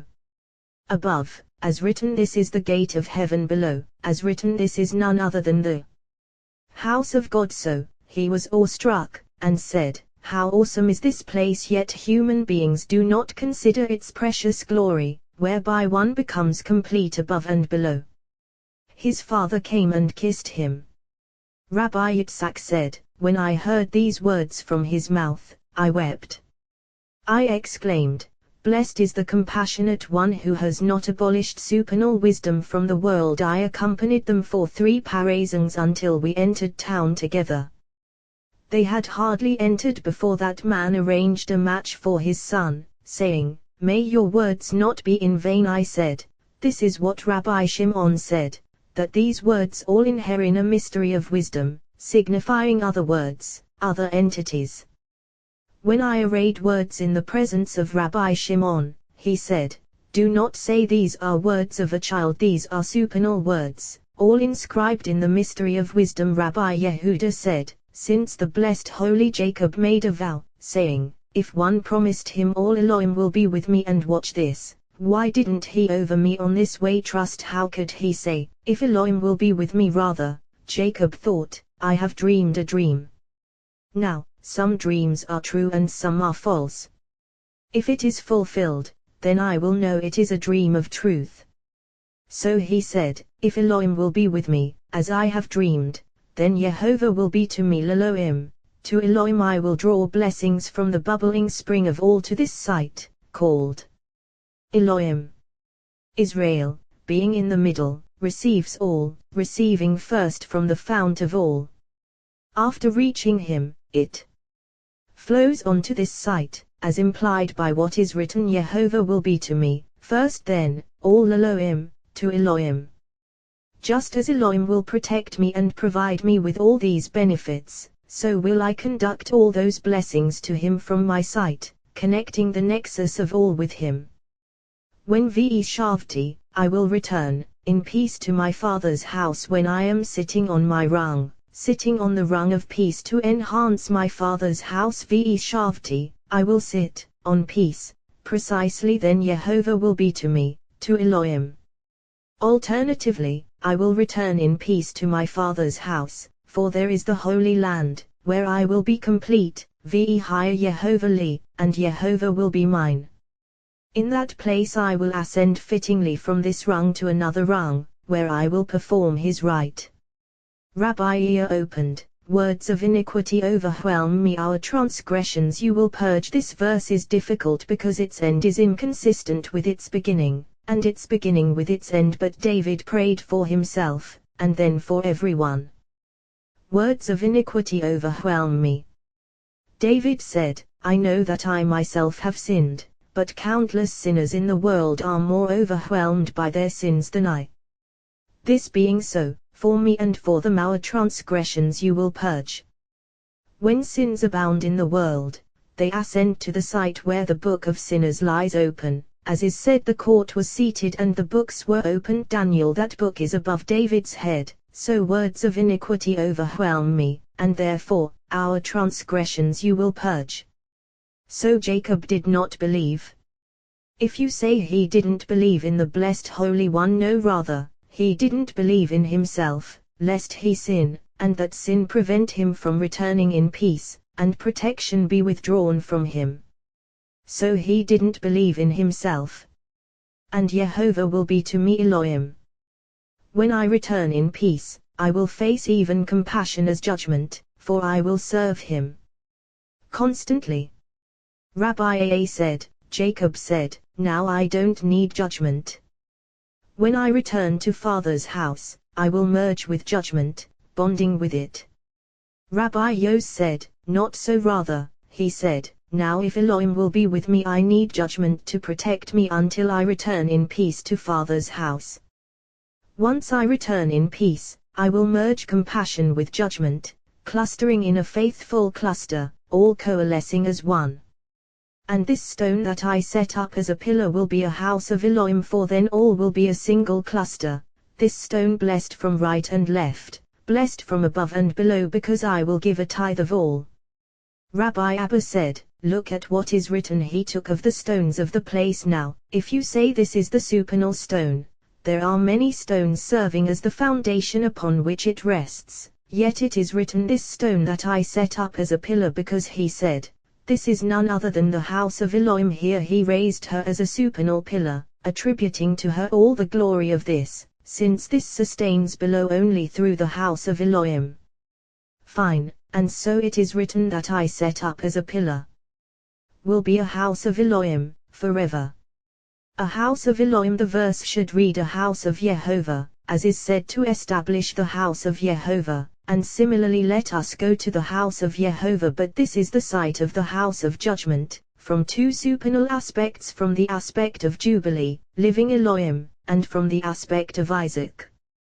Rabbi Elazar said, even though judgments arouse from Jubilee all kinds of compassion and judgment, all freedom issues from her, joy of all, rather, house of Elohim, aspect of severe judgment. If for good, from the side of the left love arouses, as is said, his left hand beneath my head. If for evil, from the side of the left severe judgment arouses, as is said, from the north evil will be let loose on all the inhabitants of the land. House of Elohim, indeed Rabbi Shimon said, house of Elohim, corresponding to what is written, city of the great king. There is a king, and then there is a king. Certainly the supernal world is a great king, and this is called city of the great king. Rabbi Ea and Rabbi Izki were sitting under trees in the field of Ono. Rabbi Ea fell asleep and saw Elijah. He said to him, from my Lord's luster the field glows. He said, now I have come to announce that Jerusalem is about to be destroyed along with all the towns of the sages, for Jerusalem is judgment, is based upon judgment, and is destroyed because of judgment. Samael has already been empowered over her and over the mighty of the world. So I have come to inform the sages, perhaps they can prolong the life of Jerusalem, for as long as Torah is found within her, she endures, since Torah is the tree of life, standing over her. As long as Torah is aroused below, the tree of life does not depart above. If Torah ceases below, the tree of life withdraws from her. So as long as sages delight in Torah, Samael cannot prevail against her, for look what is written, the voice is the voice of Jacob, the voice supernal Torah, called voice of Jacob. As long as this voice does not cease, speech reigns and prevails, so Torah below must never cease. Rabbi Ea awoke, and he went and told this word to the sages. Rabbi Yisa said, everyone knows this, and so it is written, unless Jehovah watches over the city, those engaged in Torah, by virtue of whom the holy city endures, not by the mightiest men in the world. So, unless Jehovah watches over the city, the watchman guards in vain. Rabbi Yehuda opened, a psalm of David, when he fled from his he looked, and here a well in son Absalom the field, and there were 3 the companions flocks of sheep lying beside it have been aroused by this verse. But a psalm of David, why did he utter a song? If it was because his own son rose up against him, then he should have wailed a lamentation, since a little from one's own hurts more than a lot from another. Yet, a psalm of David, he uttered a song, intentionally. First, because he thought that the blessed Holy One had deferred his sin to that world, so as soon as he saw that he wanted to collect his due from him here, he rejoiced. Further, he saw that some in the world who were greater than he had fled, all of them alone. Jacob fled, as is written, Jacob fled to the land of Aram Hosea, fleeing alone. Moses fled, as is written, Moses fled from Pharaoh's presence, fleeing alone. But when David fled, all those rulers of the earth, all the mighty of the earth, and chiefs of Israel fled along with him, surrounding him on the right and on the left, guarding him in every direction. Seeing such honor, he uttered song. Rabbi Yehuda continued, they all encountered this well. Why not David? Because at that time it was hostile toward David, so he didn't encounter it. Jacob and Moses were welcomed joyously by this well, who was eager to approach them as soon as it saw them. Water rose toward them, like a woman delighting with her husband. Now, you might say, look, Elijah fled and didn't encounter it. Why not? Because Elijah was below the well, not above, as were Moses and Jacob. So he is an angel, carrying out missions, whereas since Jacob and Moses are above the well delights in them, rising toward them like a woman delighting in her husband, receiving him. He looked, and here a well in the field. A mystery, for he saw this well above, one corresponding to the other. It is written 3 flocks of sheep lying beside it. If there were 3, why is it written all the flocks were gathered there? Because these 3 are south, east, and north-south from this side, north from that side, east between them. These stand beside this well, embracing it, filling it. Why? For from that well the flocks were watered, corresponding to what is written, watering all beasts of the field. All the flocks were gathered there, corresponding to what is written, all the streams flow into the sea. They would roll the stone off the mouth of the well, removing from her the rigor of severe judgment, which congeals and freezes water then called stone, no water issuing forth. When those streams issue, south is invigorated, and north cannot congeal the water. Just like a river, when its waters abound they do not congeal or freeze as does a river whose water is meager. So when those streams issue, south, on the right, is invigorated, water is released, flows, and waters the flocks, as we have said, for it is written, watering all beasts of the field. Then they would put the stone back in its place on the mouth of the well, for the world needs her judgment, manifesting judgment to reprove sinners.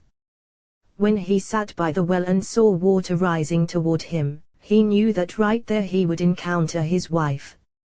Similarly, when Moses sat by the well and saw water rising toward him, he knew he would encounter his wife there. So it happened to Jacob, his wife appearing there, as is written, while he was still speaking with them, Rachel came. When Jacob saw Rachel of Moses, is written, the shepherds came and drove them away, but Moses rose up and saved them. And there Zipporah appeared. That well brought this about for them.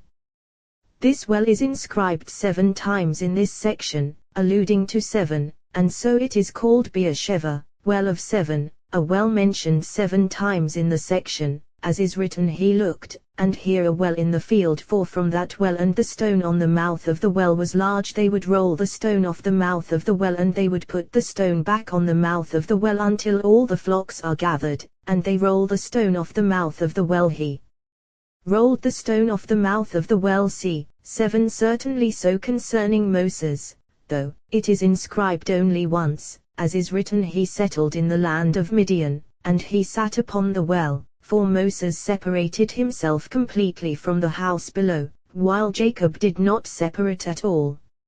Of Moses, 1, as is written, 1 is my dove, my perfect one, only one of her mother, so Moses was master of the house, ascending on high. Of Moses is written he sat upon the well. Of Jacob is written he looked, and here a well in the field, and not he sat upon the well. Alternatively, Jacob left Beersheba and set out for Haran. Rabbi Abba opened, happy are those who preserve justice, who perform righteousness all the time. Happy are those who preserve justice. Happy are Israel, to whom the blessed Holy One has given Torah of truth, in which to engage day and night, because whoever engages in Torah gains total freedom from death, which has no power over him, as has been established. For whoever engages in Torah, grasping her, grasps the tree of life, and if he lets go of the tree of life, the tree of death looms over him and grasps him, as is written, if you slacken in the day of adversity, how narrow is your strength if you slacken losing your grip on Torah in the day of adversity. Tzarkoka, how narrow is your strength. What does tzarkoka mean? Tzarkoaka, the strength of Ko is narrow. For it is always on the right, guarding a person constantly when he follows paths of Torah, thrusting evil aside, preventing it from approaching him or accusing him. But when a person strays from paths of Torah, letting go of her, then the strength of Ko is narrow, because evil, the left, dominates the person, thrusting Ko aside, until its space is painfully constricted. Alternatively, Tzarkoka, when that person grasps Torah, he is loved above, loved below, beloved of the blessed Holy One, as is said, Jehovah loved him Samuel, for he is the beloved of the blessed Holy One, who loves him. But when one strays from paths of Torah, then the strength of Ko is Tsa, his adversary hostile toward him, and that one called evil dominates him, eventually accusing him in this world and in the world that is coming. This evil one, the evil impulse, dominates the world on several flanks. How much power he wields in the world! He is the mighty serpent through whom Adam sinned, and human beings stumble over him, drawing him to themselves until he draws out the soul. When he prevails over the body. As soon as he does, the soul immediately departs, since the body is defiled, so the soul ascends. He does not prevail before obtaining authorization. How many issue from his side, dominating the world? We have learned that they control all events of the world. He has deputies and ministers, all in charge of worldly events. So he is end of the left, as has been established. For there is an end on the right and an end on the left, and this end of the left is end of all flesh, called end of all flesh, not end of all spirit. Mystery of the matter, this one is end of all flesh, that one is end of all spirit, this end presiding over flesh, that one over spirit. So this one is inner, that one outer, this one right, that one left, this one holy, that one defiled, as already established. A supernal, sacred mystery of faith, mystery of world of male and world of female. All holiest of holies, all mysteries of faith issue from here. All life, all freedom, all goodness, all radiance from here, all blessings, bountiful dew, passionate love, all from this side, mystery of the south. From the side of the north, rungs extend below until reaching below scoria of gold on the impure side, defiling filth, linked to this above, linked below. Here male and female couple as one rider, serpent, mystery of male and female. This mystery is Azazel. From here rungs branch out countless aspects issuing into the world, spreading from here, controlling the world, all of them aspects of defilement, princes appointed throughout the world. When Esau issued into the world, he issued completely red as a rose, hairy as a goat, root of empowered, shield-bearing chieftains ruling the world, as already established. Happy are those who preserve justice, preserving faith in the blessed Holy One, for the blessed Holy One is justice. One should be vigilant not to deviate to another way, but rather to preserve justice, since the blessed Holy One is justice and all his ways justice. Who performs tzedakah, righteousness, all the time. Now, can a person perform tzedakah, charity, all the time rather? This refers to one who strives to follow ways of Torah and performs tzedakah with those in need. For whoever performs tzedakah with a poor person, that act extends above and below. Whenever one engages in tzedakah, that act ascends on high, reaching beyond to the site of Jacob, supernal chariot, drawing blessings to that site from the spring of all springs. Through that act of tzedakah, he draws blessings abundantly to all those below, to all chariots and all powers, all of whom are blessed, lavished with illumination fittingly, since all of them are called it, time. Thus, who performs tzedakah all the time? When Israel dwelled in the Holy Land, they drew blessings from above to below. When Israel left the Holy Land, they came under alien authority, and blessings were withheld from the world. Jacob was under holy authority. As soon as he left the land, he entered alien territory. Before he came under alien authority, the blessed Holy One appeared to him in a dream, and he saw all that he saw. Holy angels accompanied him until he sat by the well. As soon as he sat by the well, water rose toward him as with Moses, who encountered his wife there, similarly with Jacob, who there encountered his wife. Mystery of the matter: the well only rises when it sees its link, to conjoin.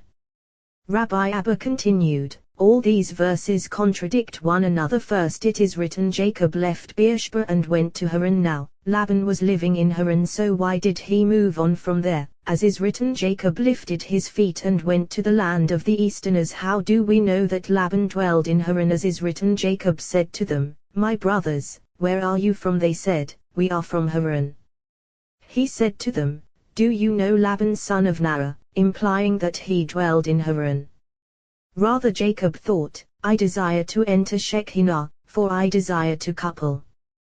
When father married, he sent a servant who found a spring of water, where he encountered a wife for father. But in this place I haven't found a spring or a well or any water. Immediately, Jacob lifted his feet and went to the land of the Easterners, where he encountered a well, as we have said, and encountered his wife. Rabbi Elazar said, Haran was right there, and this well was in the field, for otherwise why is it written she ran and told her father? Because it was near the city. Rabbi Elazar continued, if Jacob encountered a wife at the well, why didn't he encounter Leah, since she engendered all those tribes? Because the blessed Holy One did not want to couple Leah with Jacob openly, as is written in the morning, here, she was Leah, until then it was not revealed. Further, in order to draw Jacob's heart to the beauty of Rachel, to establish his dwelling there, as a result of which Leah coupled with him, raising all those tribes. How did Jacob know who Rachel was? Those shepherds told him, here comes Rachel his daughter with the sheep. What is written? Jacob said to Laban, I will serve you 7 years for Rachel, your younger daughter. Now, what did Jacob have in mind? Why did he specify 7 years, and not 10 months or 1 year? In truth, Jacob acted in wisdom, and so that people wouldn't claim that he had acted out of lust for Rachel's beauty, but rather out of wisdom, since the moon is 7 years old, and all those 7 supernal years alighted upon Jacob before he married Rachel, so that he would approach her fittingly. First Jacob absorbed them all, then approached her so that he would be heaven, and she, earth. Mystery of the word, as is written, they seemed to him like only Yamim Adim, a few days. What does Yamim Adim mean? All those 7 years seemed to him equivalent to those supernal ones Adim, united, inseparable, all one, linked to one another. Because of his love for her corresponding to the supernal pattern, that even Laban hinted at those 7, without knowing what he was saying, for he opened by saying Toph, good, as is written Toph, better, that I give her to you. Rabbi Abba said, certainly. So he served 7 years to couple with sabbatical. Rabbi Elazar said, Jubilee is universally concealed, unrevealed, while sabbatical is revealed. When Jacob had served the first 7 years, a voice issued, saying, Jacob, it is written from world to world, the world above Jubilee there, beginning. Those which are concealed, not revealed to you, stem from Jubilee. So they were concealed from Jacob, who didn't perceive them, thinking they stemmed from sabbatical. In order for him to make a beginning from the world above, they were hidden from him, for Jubilee is concealed. Then after hidden years of Jubilee had passed, he served revealed years of sabbatical and was crowned with 2 worlds, embracing both. Leah gave birth to 6 sons and 1 daughter, fittingly so, for 6 directions stand above her. These 6 and 1 daughter emerge through the mystery of Jubilee. Rachel gave birth to 2 righteous ones, fittingly so, for sabbatical dwells constantly between 2 righteous ones, as is written, the righteous will inherit the land, righteous one above, righteous one below. From righteous one above, she obtains supernal water, from righteous one below, female emits water toward male in consummate desire. Righteous one on this side, righteous one on that side. Just as male above dwells between 2 females, so female below dwells between 2 righteous ones.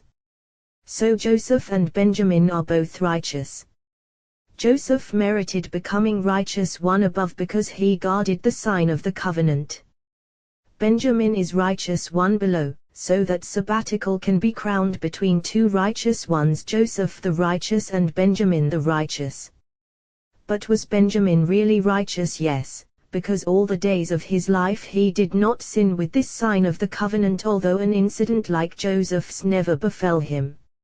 If so, why is he called righteous? Because the whole time Jacob was mourning over Joseph, he did not perform in bed.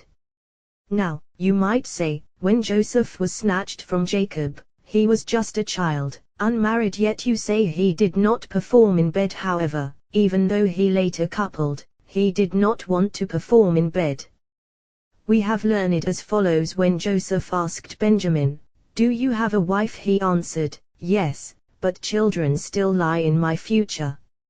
How will I name them for my brother Judah and Naaman?" Because at that time he had none. Now, if you say, the sons of Benjamin Bela, Besha, when they entered Egypt, it was certainly so, for as long as Jacob mourned over Joseph, he did not perform in bed, while later he did, engendering children. Rather, Benjamin thought, "Look, my brother Joseph constituted the covenantal sign of my father, because covenant is consummation of the body. Since he has vanished, I will guard my brother's sight." Now, you might say, well, when he vanished he was not righteous, not until that incident befell him. However, they all knew from Jacob, since Jacob knew that Joseph had inherited this sight. That is why he prolonged his stay with Laban until the body had been consummated. Who is consummation of the body covenant? So it is written, when Rachel had given birth to Joseph, Jacob said to Laban, "Send me on my way so I can go to my place, because the body has truly been completed, and since it has, I want to go." So Benjamin knew and guarded his brother's sight. Once Joseph was discovered, Benjamin returned to his wife and engendered children. Therefore the blessed Holy One established him as a righteous one below and Joseph righteous above. So Rachel gave birth to 2 sons, and Leah 6 sons and a daughter. Therefore those first years were concealed. Jacob didn't perceive them since they belonged to Jubilee, while those belonging to sabbatical were revealed. For sabbatical, revealed, he served Jubilee, concealed, as is written, Jacob served 7 years, for Rachel 7 years, unidentified, for Rachel he served 7 supernal years, embracing 2 worlds. From here we learn that through revealed, one reaches concealed. Now, you might say, if so, that the first years derive from Jubilee. Well, concerning Jubilee it is written 7 times 7 years appear, but where are 7 times? The answer is those 7 days on which he celebrated his wedding with Leah completed the count, for each day is called 1 time, as is written, 7 times a day I praise you. Each of the 7 was completed by 7 days, 7 each day, each of which is called one time. But with Rachel it was not so, for he didn't celebrate 7 days, only the 7 years he served later. Now, you might say, if so, he should have served the years of sabbatical first, and then coupled with her. However, since he committed himself to serve, it was as if he had done so. Rabbi Abba came and kissed him, saying, "Blessed is the compassionate one for enabling me to attain this verse of that site is written Jehovah desires, for the sake of his righteousness, to expand and glorify Torah." Rabbi Elazar continued, "What has been said about Leah giving birth to 6 sons and 1 daughter is certainly so. Rachel, 2 sons, certainly so. But as to the 4 sons of the maids, how are they arrayed? These constitute the 4 joints called hinder parts, as is written, their hinder parts all inward kings, for there are 3 joints in the right arm, but the one in the middle is large, facing backwards, left outside. Similarly, 1 in the left arm, 1 in the right leg, 1 in the left leg. When all is aligned, they all turn inward, fulfilling what is written, their hinder parts all inward. All the other joints line up straight, while these protrude outside the arms, outside the legs, demonstrating that the sons of the maids, although part of the count, are not considered equal to the sons of Rachel and Leah, and therefore they protrude. Alternatively, by these 4 all other joints moved by these. Rabbi Abba said, each differs from the other, so all is arrayed as one. Rabbi Elazar opened, he settles. Jehovah saw that Leah was hated Akaret Harbayit, and he opened her womb, but barren woman in her. Rachel was barren home, as a joyous mother of children he settles Akaret Harbayit. Rachel, Ek Karadavita, essence of the house. As a joyous mother of children Leah. He settles Akaret Harbayit sabbatical, essence of this world, by whom it is conducted. As a joyous mother of children Jubilee, on whom depend all freedom and joy of all worlds. This verse is totality of all, encompassing all in holy mystery. So the verse concludes, Hallelujah. Jehovah saw that Leah was hated. Why was she hated? After all, children of a hated woman are unvirtuous, while obviously all those issuing from Leah were virtuous. So how can you say that Leah was hated? But truly, Jubilee is always a concealed world, none of whose matters are revealed, so all its actions were concealed from Jacob. Lower world is revealed, beginning of all, to climb its rungs. As supernal wisdom is beginning of all, so too this lower world is wisdom, beginning of all. So we call it Atta, you, since it is sabbatical, revealed higher world, Jubilee, we call Hu, he, since all its matters are concealed. Mystery of the matter Leah, as is written, he lay with her in the night, Hu, he, therefore it is written, the Levite will serve Hu, he, drawing from him blessings for all. Hu, supernal world, constantly concealed. Jacob, aspiring, did not cleave to the concealed, rather to the revealed. This is the mystery, he cleaves to his wife, that Leah was hated. From here we learn that a man hates incest with his mother or his sister, and may remain alone with his mother anywhere unconcernedly. All was concealed from Jacob, for the higher world is completely unrevealed. The world exists only for the sake of Jacob. Now, you might say, look, for the sake of Abraham, as is written, these are the generations of heaven and earth Behiberim, when they were created. Do not read Behiberim, when they were created, but rather Beavraham, through Abraham. However, even Abraham endured only for the sake of Jacob, as is written, thus says Jehovah to the house of Jacob, who redeemed Abraham. Previously the blessed Holy One built worlds and destroyed them. Once Jacob arrived, upon him worlds were founded, not demolished as before, as is written, thus says Jehovah, your Creator, Jacob your former, Israel what is written, my son, my firstborn, is Israel, and similarly let my son go, so he may serve me. Israel is called son of the blessed Holy One because he cleaves to him, as is said. What is his name? What is his son's name? When Leah gave birth, what is written? She named him Reuben, Reuven, see, a son nameless, merging in three sides conjoined as one. Simeon and Levi.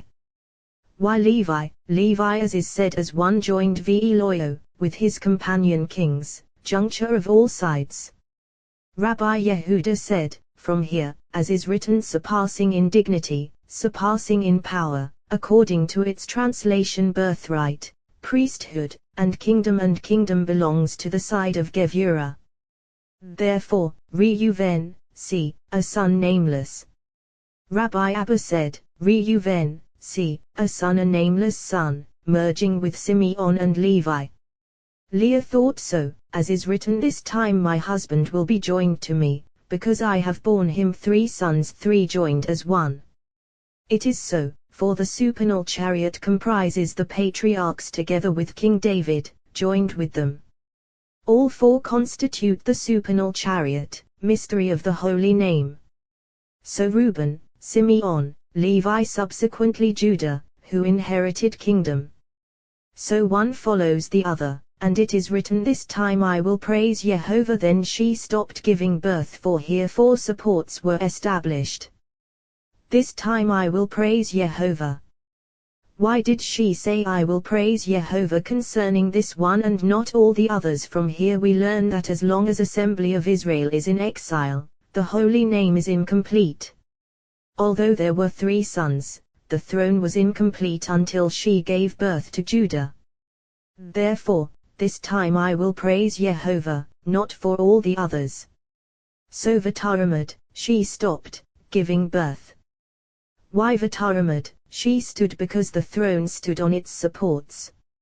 Vataramad, she stood, for until here she stands in unity. From here below is the world of division. Now, you might say, similarly with those two sons she bore afterward. Not so for those two joined with these, since 6 directions of the world are as one. All those 12 tribes constitute the adornment of assembly of Israel in this world, arraying the black light fittingly, restoring the essence of all to its sight. All those worlds assume the same pattern, so lower world is consummated like higher. Issachar, Zebulun. Here 6 sons were consummated, 6 directions of the world. Sons of the maids are 4, conjoined with these, 4 links joining them, as has been established. So it is written, their hinder parts all inward, though they are sons of the maids, inward. Rabbi Izkiah said, if so, it has been said that everything engendered by the lower world is division, since it is written, from there it divides. So what do you say about Joseph and Benjamin if you claim that they resemble the unified world? Not so, for they did not issue from the higher world, and whatever the lower world engendered, it engendered below, not above. If so, it is division. Rabbi Abba came and kissed him. He said, this matter is concealed, for the higher world is arrayed in 12 of its own. But mystery of the matter from the lower world, righteous one perpetually emerges and enters, entering there, emerging from there.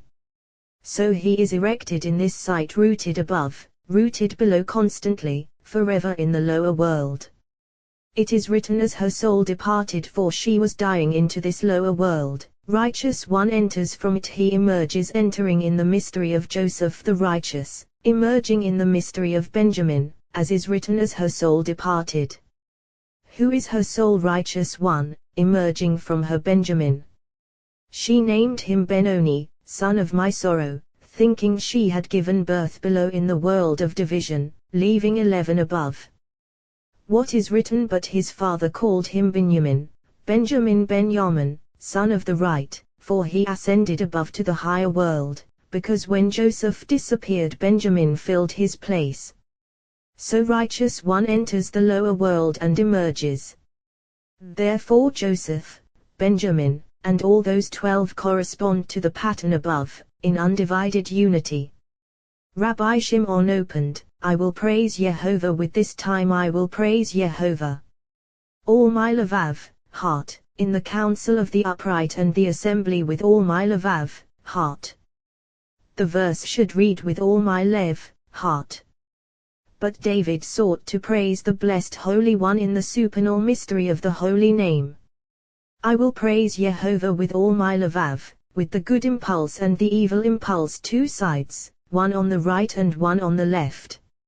In the council of the upright the other directions of this world. For lavav corresponds to south and north in the council of the upright the other directions of the world, corresponding above Veda, and the assembly site of Yehuda, Judah, as is written Vedoti, my testimony, that I will teach them, and similarly Judah Od, still, rules with God Hosea yet it is written I will praise you with all Libby, my heart before Elohim I will sing to you, referring here to a single site, as is written before Elohim I will sing to you, for he proclaimed song to this wrong, to unite her with the right. Judah embraces all sides, embracing south, embracing east. For he derives from the left side, originating from the north, and he embraces south since he moves to the right, linking with the body. So, this time I will praise Yehovah. V'taramad, she stopped, giving birth. V'taramad, she stood standing firm, standing fittingly, the entire holy chariot arranged. Rabbi Shimon went out to the villages. He encountered Rabbi Abba, Rabbi Ea, and Rabbi Yos. Upon seeing them, he declared, innovations of Torah are required here. They sat for 3 days. As they were about to leave, each one opened with a verse. Rabbi Abba opened, saying, Yehovah said to Abram, after Lot had parted from him, raise your eyes now and look from the place where you are, to the north, to the south, to the east, to the west. For all the land that you see I will give to you now. Did Abraham inherit the land according to his range of vision and know further? How far can a human see 3 parazons, or 4 or 5? And he said, for all the land that you see however, since he saw in 4 directions of the world, he saw the whole world, for 4 directions of the world encompass the whole world. Further, the blessed Holy One lifted the land of Israel and showed him how it was bound to the directions of the world, so he saw everything. Similarly, whoever sees Rabbi Shimon sees the whole world. Delight of above and below Rabbi Ea opened, saying, the land on which you lie I will give to you and to your seed now. Did the blessed Holy One promise him only that spot? Look, it was no more than 4 cubits however. Within those 4 cubits the blessed Holy One rolled up the whole land of Israel, so that spot comprised the whole land. Now, if that spot comprised the whole land, how much more so Rabbi Shimon, lamp of the whole world? Rabbi Yos opened, saying, this time I will praise Yehovah now. Among all those whom she bore, was it fitting to praise the blessed Holy One only for this one? However, Judah is the 4th son of the throne, consummating the throne. So Judah alone is perfection of the throne, bolstering all its supports. How much more so Rabbi Shimon, who illumines the whole world with Torah, causing countless lamps to glow? Rabbi Yitzhak opened, O Yehovah, how manifold in the days of wheat harvest are your works. In Reuben went and found wisdom. You have made mandrakes in the field them all. The earth is full of your creatures. This verse has been established in numerous places, but who can enumerate the works of the blessed Holy One? For he created so many forces and camps, each differing from the other, and all simultaneously like a hammer scattering sparks within sparks simultaneously in every direction. So the blessed Holy One generated so many species and camps, one differing from the other, countless, all simultaneously. By speech and spirit as one, all was fashioned, as is written by the word of Yehovah the heavens were made, by the breath of his mouth all their host, by the word of Yehovah speech, by the breath of his mouth spirit. One does not proceed without the other. One merged with the other, and from them emerged hosts upon hosts, camps upon camps, all simultaneously. When the Blessed Holy One wished to create worlds, he generated a single concealed light, from which radiate all those revealed lights. From that light issued other lights, forming, spreading, becoming the higher world. This supernal light extended further, fashioning an artisan, a light that does not shine, fashioning the lower world. Being a light that does not shine, it yearns to join above and yearns to join below, and by joining below, it joins illuminatingly the juncture above. This light that does not shine, through joining above, generated all forces and camps of many kinds, as is written, O Jehovah, how manifold are your works, in wisdom you have made them all, the earth is full of your creatures. Everything on earth corresponds above. Even the tiniest thing in this world depends upon another, supernal thing appointed over it. For when this one below is aroused, the one appointed above it is aroused, since all is interlinked. What is written, give me some of your sons' mandrakes? It wasn't the mandrakes that caused Rachel to give birth, rather, the Blessed Holy One brought this about by means of those mandrakes, so that Issachar would issue, embracing Torah more firmly than all those tribes. For Rachel embraced Jacob and wouldn't let him go to Leah, as is written, is your taking my husband a small thing, and then he may lie with you tonight in return for your sons' mandrakes. These ushered Issachar into the world, who wafted fragrance of Torah into the presence of the Blessed Holy One, as is written, the mandrakes give forth fragrance. It is also written, he lay with her in the night, he who, precisely, as has been established, it was the supernal world, concealed, unrevealed. For look, Torah emerged from the supernal world, universally who, and Issachar was linked to it. So we call it tree of life, tree of that supernal life called who, he, not Atta, you. Now, if you say these mandrakes opened Rachel's womb, not so, for it is written, God listened to her and opened her womb, the Blessed Holy One, and nothing else. Because although these mandrakes possess supernal power, that power does not extend to engendering children. After all, children depend on the flux of destiny and on no other power. Now, if you say they were created in vain, not so, for even in this matter they help, for those hindered yet not barren, not doomed by destiny. Leah went out to meet him and said, you are to come to me, for I have surely hired you. This statement is impudent, so it seems, but not really so. Rather, from here we learn of Leah's modesty, for she did not speak in the presence of her sister, but instead she set out and told him secretly, informing him that he belonged to Rachel, as is written, for I have surely hired you, I have obtained permission from Rachel. To prevent Rachel's distress, she told him outside, not in the house. Further, the opening of Leah's tent faced the road, and she brought Jacob in through this opening before he could enter Rachel's tent. Why, so she wouldn't say a word in Rachel's presence, speaking impudently before her sister. Further, Leah thought, if Jacob enters Rachel's tent, it would not be right to take him out. So she intercepted him outside. Why all this? Because Holy Spirit roused within her, and she knew that all these supernal tribes, all holy, would issue from her. So out of love for the Blessed Holy One she acted impulsively, assigning them names in the mystery of wisdom. Rabbi Ea and Rabbi Yos were walking on the way. Rabbi Yos said to Rabbi Ea, whenever we are on the road, the Blessed Holy One performs miracles for us. Since we now have a long road ahead of us, let us engage in Torah, so the Blessed Holy One will couple with us. Rabbi Ea opened, saying, in the first month, on the 14th day of the month in the evening, you shall eat unleavened bread, and it is written 7 days you shall eat it with unleavened bread, limoni, bread of affliction spelled limoni, impoverished bread. The companions have already been aroused by this word, but when Israel were in Egypt, they were under alien authority. When the Blessed Holy One desired to bring them close to him, he gave them the realm of limoni, impoverished bread, Who is impoverished? King David, of whom is written, for I am impoverished and needy. This impoverished bread is called matztzi, unleavened bread. Female without male is poor. First they approached matztzi.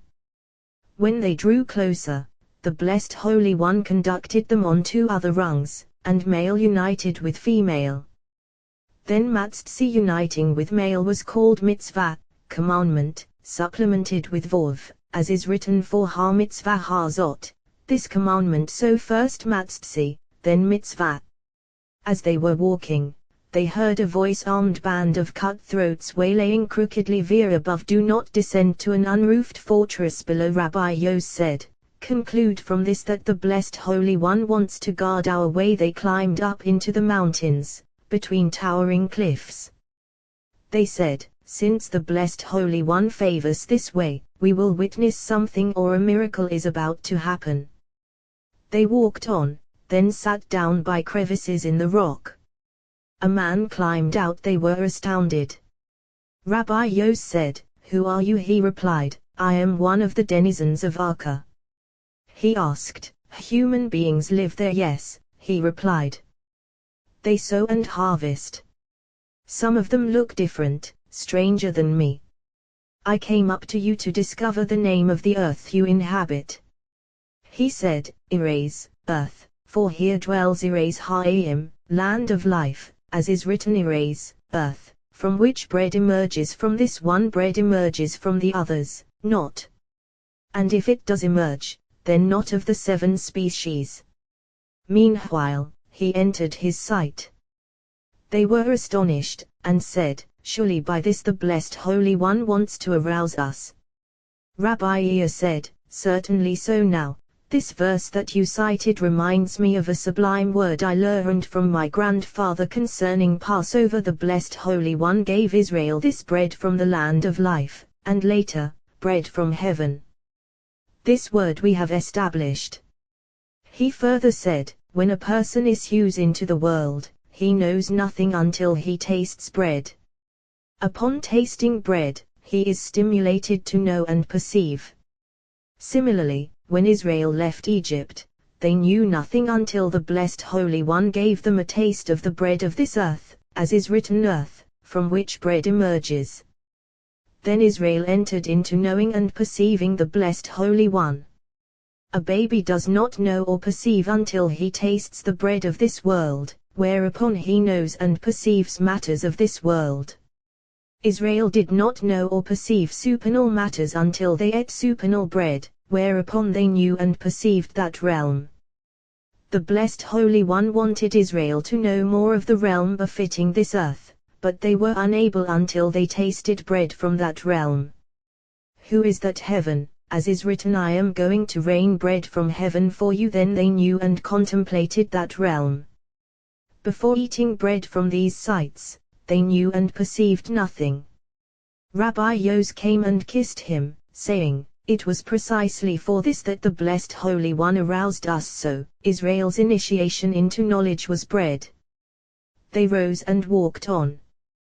While they were walking, they saw 2 Damascene plums, one male and one female. Rabbi Yos said, every single thing in the world corresponds to the pattern above, and everything above has its counterpart on earth, and everything on earth has its counterpart in the sea. He opened, saying, when Jacob came in from the field in the evening, Leah went out to meet him and said, you are to come to me, for I have surely hired you with my son's mandrakes. Leah went out to meet him. How did she know? They have already explained that the donkey brayed, so Leah knew and went out toward him, bringing about the birth of Issachar, as is written, Issachar Amor Garim, a strong-boned donkey. Do not read Garim, strong-boned, but rather Garam, caused, for a donkey caused his birth. Leah thought, I know for sure that once Jacob enters Rachel's tent, I cannot get him out. Rather, I'll wait here for him, so he'll enter my tent. For I have surely hired you with my son's mandrakes. Why my son's mandrakes? So Jacob would be pleased, for these facilitate birth. But Jacob knew that this matter depended not on mandrakes but rather above. So he opened and said, he settles the barren woman in her home as a joyous mother of children. Hallelujah. Rabbi Iya said, Holy Spirit said this. He settles Akaret Habayit, the barren woman in her home Rachel. A joyous mother of children Leah. He settles Akaret Habayit lower world.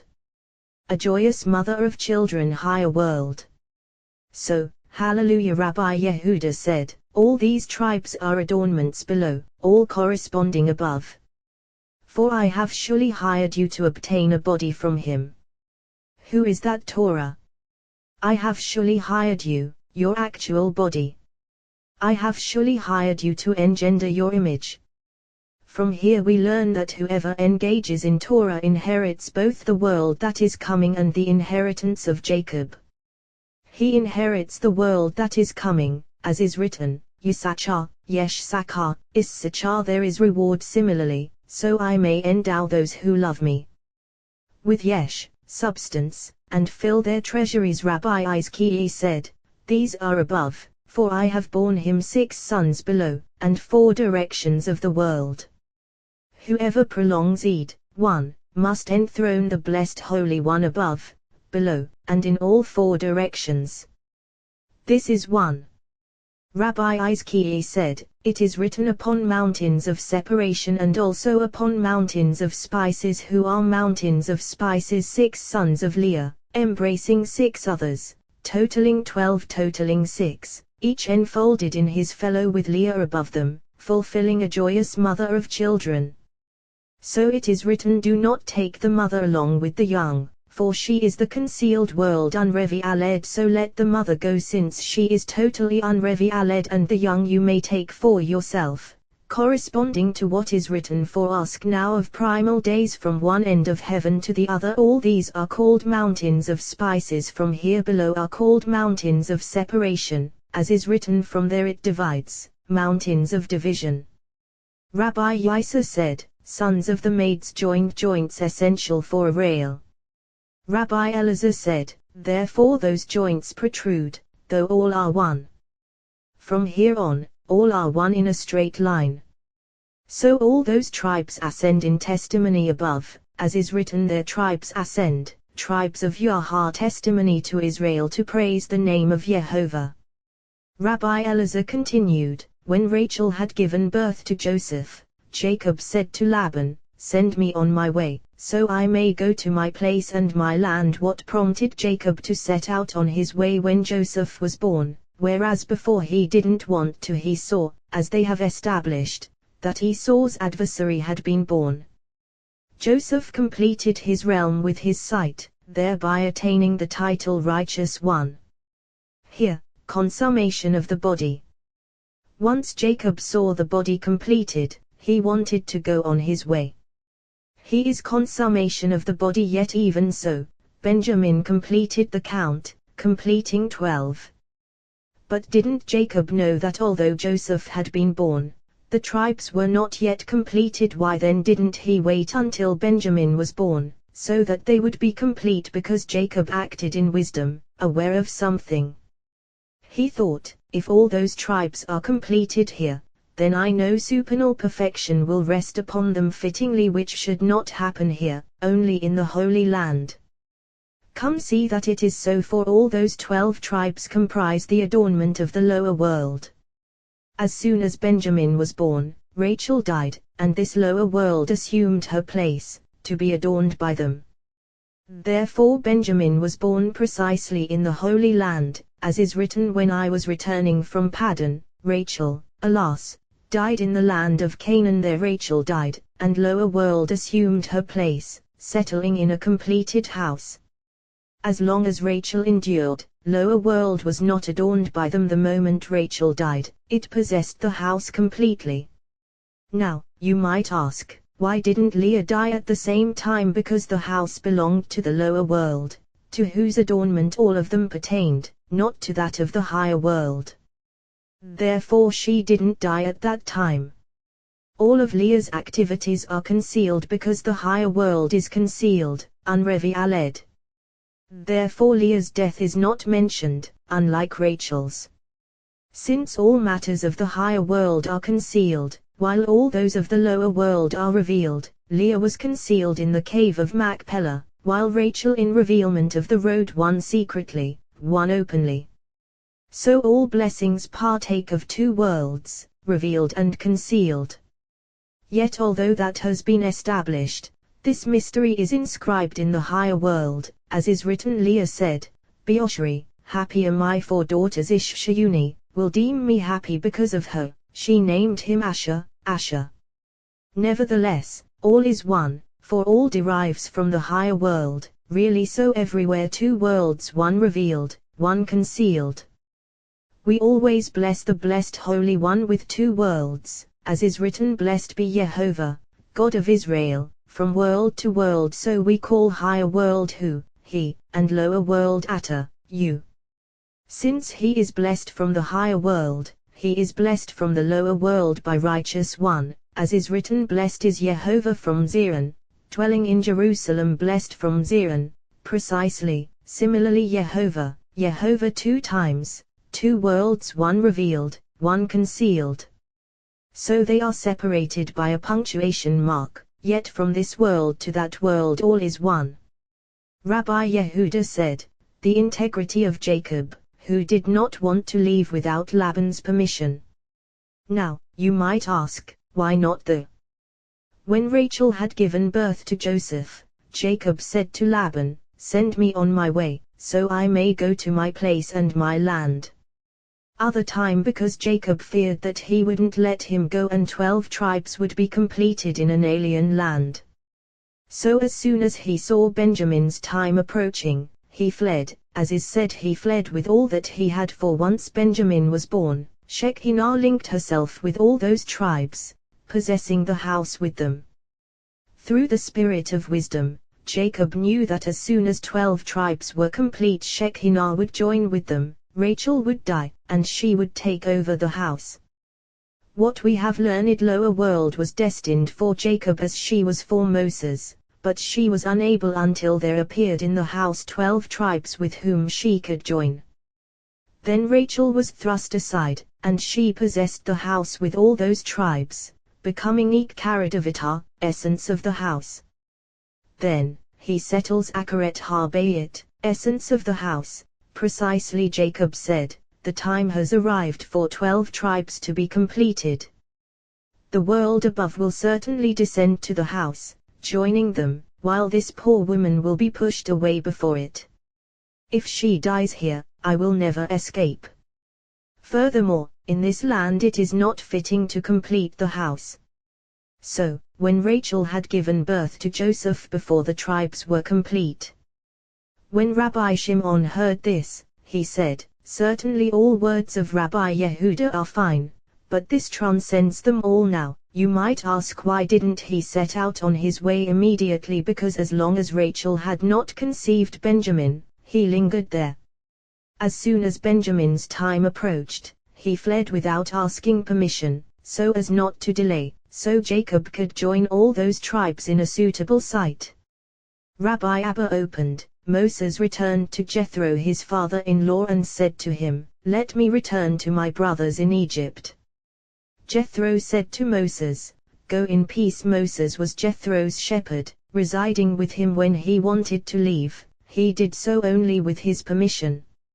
So why didn't Jacob, who was perfect and resided steadily with Laban, ask him permission? Because, as already explained, when he told him at first, he immediately spun schemes to make him remain there, so now he feared him, whereas Jethro didn't act like that toward Moses.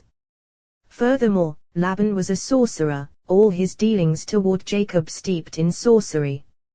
Now Jacob didn't want to delay, since the blessed Holy One had told him, Return to the land of your fathers, so he didn't want to delay, forsaking the command of his Lord. What is written, God remembered Rachel, he opened, saying, For the leader of the sons of Korah, upon Alamot, a song. This verse should be contemplated, for it constitutes a mystery of wisdom. All these songs and praises chanted by the sons of Korah, they all renew those songs and praises of old. Similarly, All those songs and praises chanted by David and all his associates were all in supernal mystery, in the spirit of wisdom. The blessed Holy One fashioned the lower world corresponding to the higher world. All those arrayals arrayed by David and Solomon his son and all the true prophets were arrayed entirely according to the supernal pattern. Just as there are watches on earth, so too there are watches in heaven, as the companions have established. Arrayed watches in heaven sing to their Lord, chanting song constantly. They all stand facing one another, all arranged for song and praise. Alamot, a song. What is Alamot? A song corresponding to what is said there are 60 queens and 80 concubines, Alamot, and damsels, without number. What does this mean, damsels without number? As is said, is there any number to his troops since they are innumerable? It is written, damsels without number, all rows upon rows, revolving arrays, facing one another, singing praises to their Lord. These are Alamot, damsels of song. Since there are damsels who do not sing like these are called damsels of song. 3 arrays diverge on every side, in 4 directions of the world. Each and every array on every side 3 other arrays. First array, to the east, is 3 arrays, which are 9 arrays, since each of those 3 comprises 3 arrays, consequently 9, with countless thousands and myriads beneath them. These 9 arrays are conducted by engraved letters, upon which each of them gazes. They join in unison, chanting song. When those letters soar through air of spirit appointed over all, they stir, and song turns fragrant. 1 letter knocks from below, ascending, descending. 2 letters soar above them, and this letter below ascends, from below above, joining them, becoming 3 letters, all corresponding to the letters Yod, He, Vov, 3 within the resplendent speculum. From these, 3 arrays diverge. Those letters are 2. This letter ascending joins them, and they are 3. Those 2 supernal letters ascending through the air interlace one another, compassion with judgment. So they are 2, from the supernal world in mystery of male. The one ascending, joining them, is female, embraced by both of them. Just as female is embraced by 2 sides, right and left, so this letter is female and joins 2 other letters on 2 sides. These above, this below, all is one, male and female, though when the world was created, those letters derived from the supernal world, engendering all works below according to their pattern precisely. So whoever knows them and is mindful of them is beloved above, beloved below. Rabbi Shimon said, all those letters are male and female, merging as one in mystery of upper waters and lower waters. All is one, consummate unity. So whoever knows them and is mindful of them is beloved above and below, for this is the essence of perfect unity. 3. On this side and on that side, in single unity, in total perfection. All of them mystery of supernal array, fittingly, corresponding above, for that array is 3 in single mystery. Second array, to the south 3 arrays on that side, each array 3, totaling 9, as has been said. Letters divide in every direction, to all join as one, for there are letters in mystery of female and letters in mystery of male, all uniting as one, becoming one in the mystery of the complete holy name. Accompanying them, appointed arrays 3, as has been said. All issues from the array of supernal patriarchs, according to the array of letters of the holy name Yod, He, Vov, as has been said. These arrays are all conducted by these well-known letters, by which they move. Countless forces and princes, all below, move and are conducted within this array. Third array, to the north 3 arrays on that side, they are 9. On 3 sides, 3 on each side, totaling 9. Those arrays on 3 sides, as has been said, 27, in the mystery of letters totaling 27. Although they are 22, the full complement of letters is 27. Consequently, as there are 27 letters, the array of these arrays is 27, 3 arrays on each side. 3 on this side comprise 9, 3 on this side comprise 9, 3 on this side comprise 9, consequently all of them total 27. Mystery of these 27 letters, 9 letters in mystery of female, through which female joins those 18 others through the mystery mentioned, all fittingly corresponding to supernal letters of the higher world, similarly other letters below. High letters, large low letters, small, all corresponding to one another. In all these mysteries, through mystery of male and female, all is consummately one. V'yizkar Elohim, God remembered, Rachel, since this depends on the flux of destiny, so with her Zechirah, remembering, is mentioned. And Jehovah attended to Sarah not from the flux of destiny. Now, you might say, look, children depend on the flux of destiny, not below. Wasn't that true here with Sarah? However, it is written V'Yehovah, and Jehovah, all as one. If so, why is attending mentioned? Because surely remembering happened previously, and this key was handed below, as is written, but my covenant I will establish with Isaac, whom Sarah will bear to you at this appointed time. Similarly later, since remembering was mentioned in mystery above, later in mystery of female attending is noted, so that consummation of all will be as one. Rabbi ear opened, I have also heard the God remembered Rachel. Groaning of the children of Israel, whom the Egyptians are enslaving, and I have remembered my covenant V'ezkar, I have remembered. Here Zechirah, remembering, for this is above, since flux of destiny above. In Dekhorah, male conjoined with Pechadat, attending, in exile below in female. Similarly, V'yizkar Elohim, God remembered, Rachel, as is said V'ezkar, I have remembered, my covenant. What is written? I have surely attended to you, I have surely attended, but attending in Heres in female, who at that moment was in exile, so how could she say, I have surely attended here? However, one should contemplate a mystery of wisdom lies here. If she was in exile, how could she manifest to Moses here? How could she say, I have surely attended? But so we have learned, when the sun radiates, he is in heaven, while his power and energy prevail throughout earth. Similarly, the whole earth is full of his presence as long as the temple stood, the whole earth is full of his presence, the Holy Land. Now that Israel is in exile, she is above, while her power envelops Israel, protecting them, even though they dwell in a foreign land.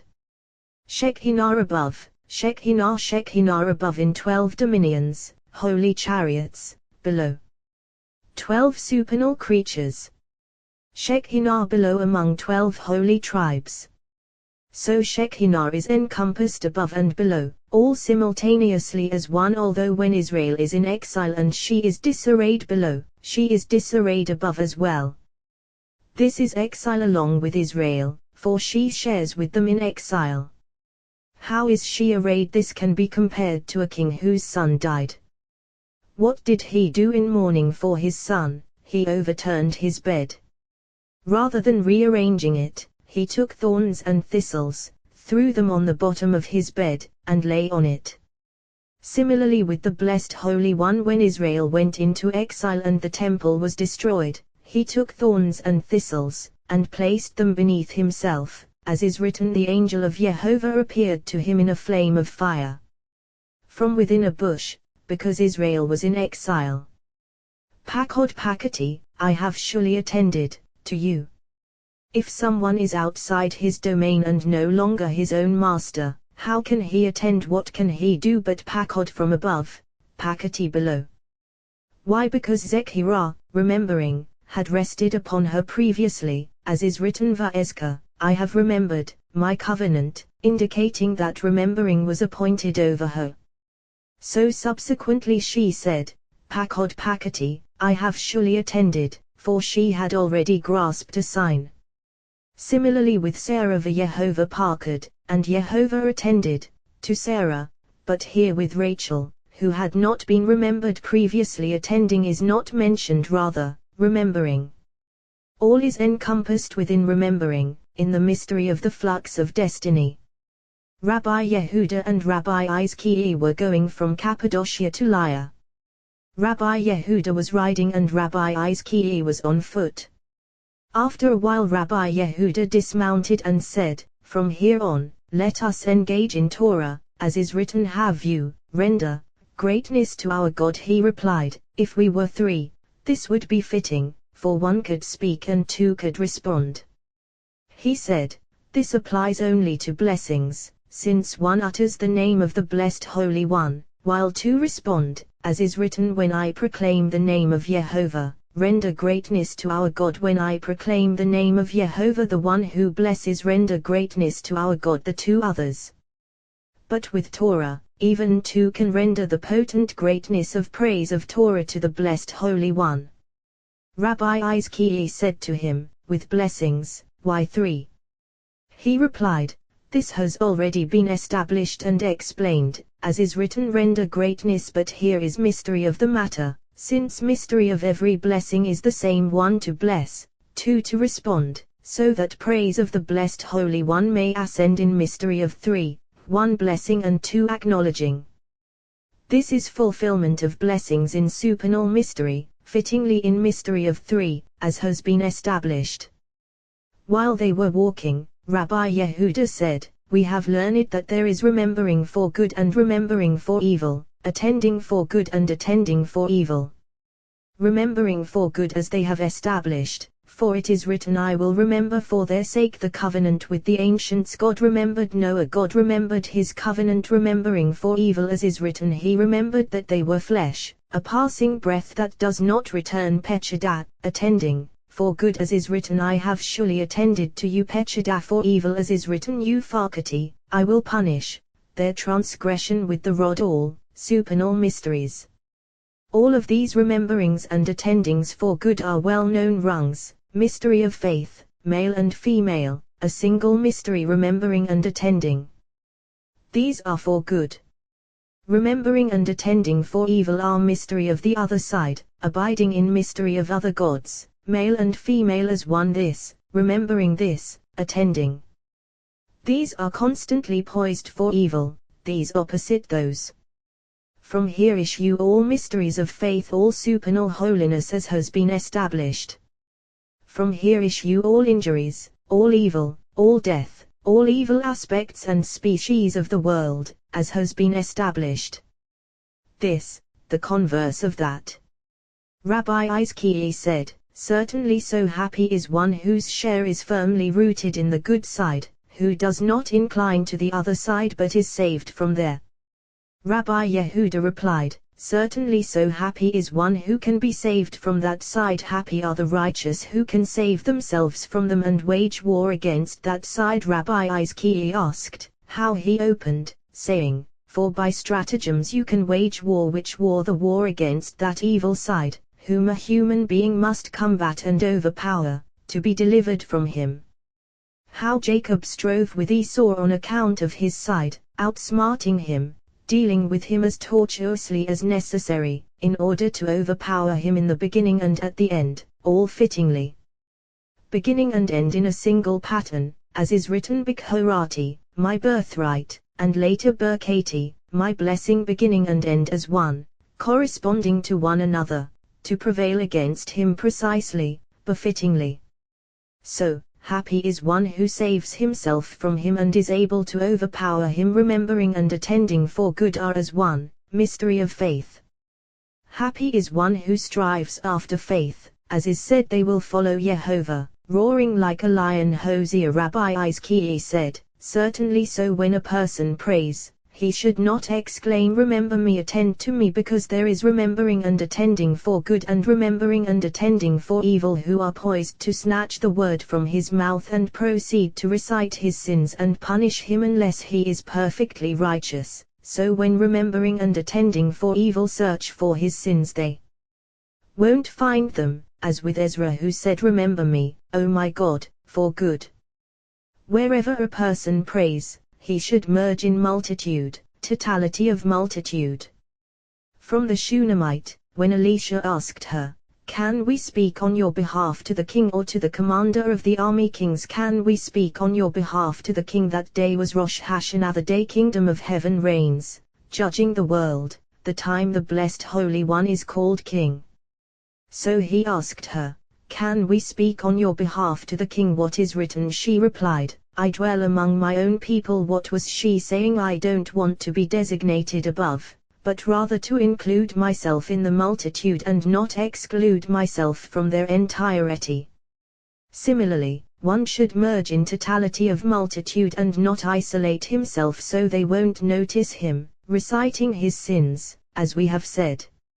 Rabbi Yehuda opened, saying, "Have the gates of death been revealed to you? Have you seen the gates of deep darkness?" This verse was spoken by the Blessed Holy One to when he saw tormenting himself over divine justice. Said, "He will slay me, lo, I all written lo, no, with an aleph read lo, in him, with a vav, encompassing all."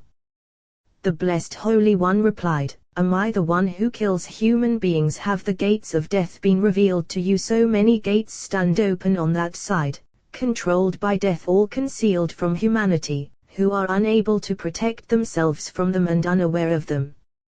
Have you seen the gates of deep darkness? Who are the gates of death and who are the gates of deep darkness? Actually, death and deep darkness are as one, a single coupling. Death, as has been said, angel of death, as has been established, Psalmavet, darkness soul. Shadow of death, riding upon it, its shadow and potency, coupling as one in a single nexus, becoming one.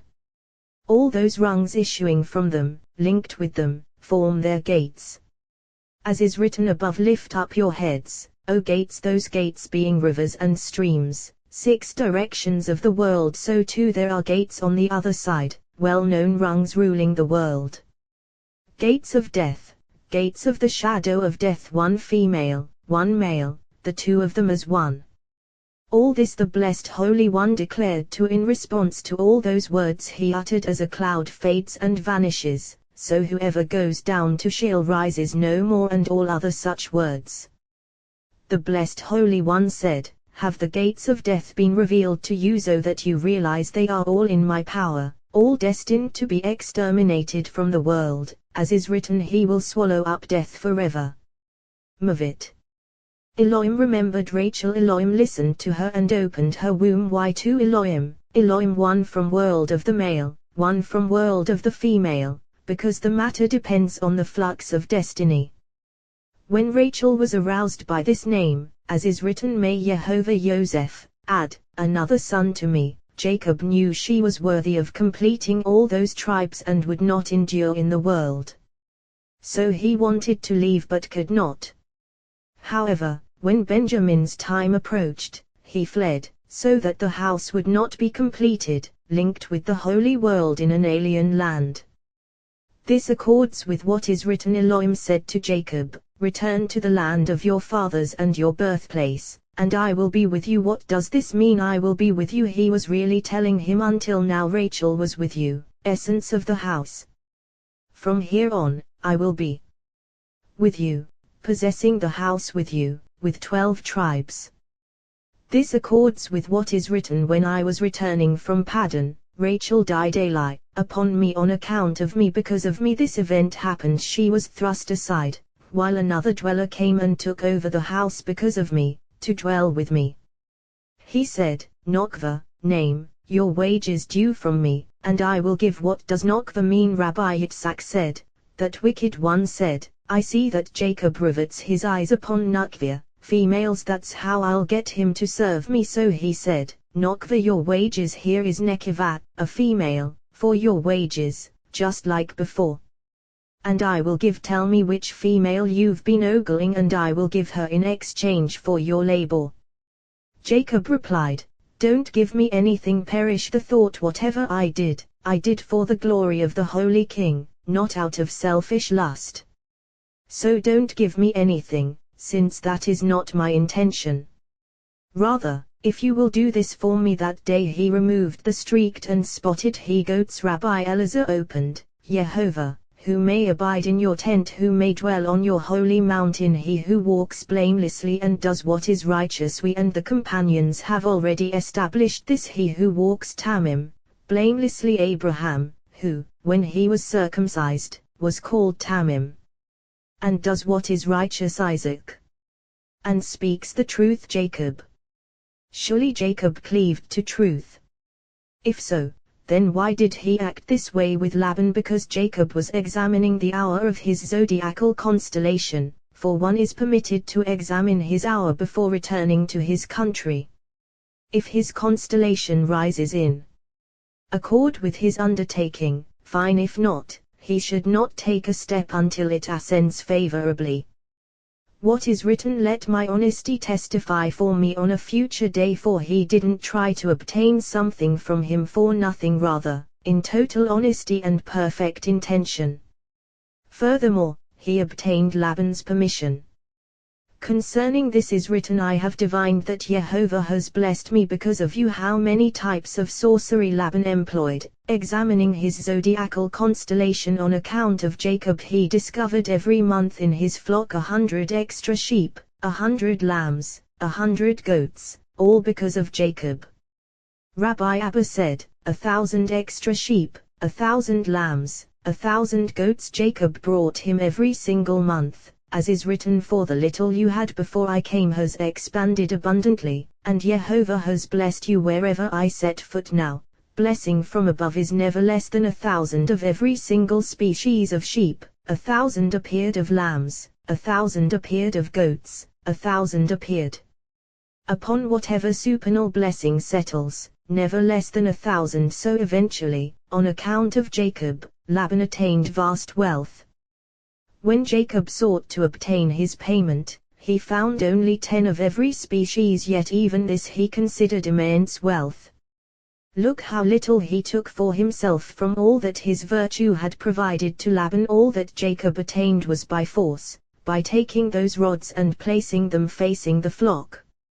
How hard that perfect one, Jacob, toiled for Laban. It is written, he put a distance of 3 days between himself and Jacob. Even though Jacob brought him all that wealth, Laban didn't want Jacob's wages to be as agreed. Rather, he took 10 of this and 10 of that, and gave it to him, saying, take these, and if they bear young, then just as you said, whatever they bear of that pattern will be your wages. As is written, you switched my wages 10 monim, times 10 min, of this and 10 min, of that, and similarly your father has cheated me and switched my wages 10 monim, times, yet with these 10 he engaged in serving the blessed Holy One, who blessed him. Whatever Laban agreed to with Jacob, he went back on his word, seizing everything from Jacob until the blessed Holy One felt compassion on him, wresting forcefully what was his. Rabbi Elazar said, all these verses come to reveal wisdom, for we have learned among supernal entities, some depend on action, some on speech, some on aspiration of the heart. Whoever wishes to draw down blessings by prayer with speech and aspiration, if not by prayer, they depend on action. Perfect Jacob, whatever he did in wisdom. It is written, he placed the rods that he had peeled in the channels, in the watering troughs, all in wisdom, to draw down blessings from the bubbling spring of all to all those supernal rungs, his allotted share. The rods. What does rods mean? Rungs, courts of justice. That he had peeled, stripping them of judgment. Be'eri Hatim, in the channels corresponding to what is written, a king is bound Be'eri Hatim, in the flowing tresses, for from that king, blessings flow to all worlds. Alternatively, a king is bound in the Rehatim. This king is bound in those supernal channels, through which blessings flow to all from the supernal king. In the watering troughs, whence all is watering troughs, streams gushing and flowing watered, till they reach the site where they gather, where the flock came to drink, as is said, watering all beasts of the field. At that site where all waters gather, all come to drink. They were in heat. What does this mean? They were in heat when the north wind blows, waters congeal, no longer flowing out, no one watered since judgment impends and the cold of the north freezes water. When the south wind arouses, waters warm their ice melting away so they flow. Then all are watered, for the warmth of the south thaws the water, and all warm up, delighting to drink from what was previously cold of the north, as is written they were in heat when they came to drink. Vayimna, they were in heat but look at what is written Vayamu, they were in heat however, they are all female.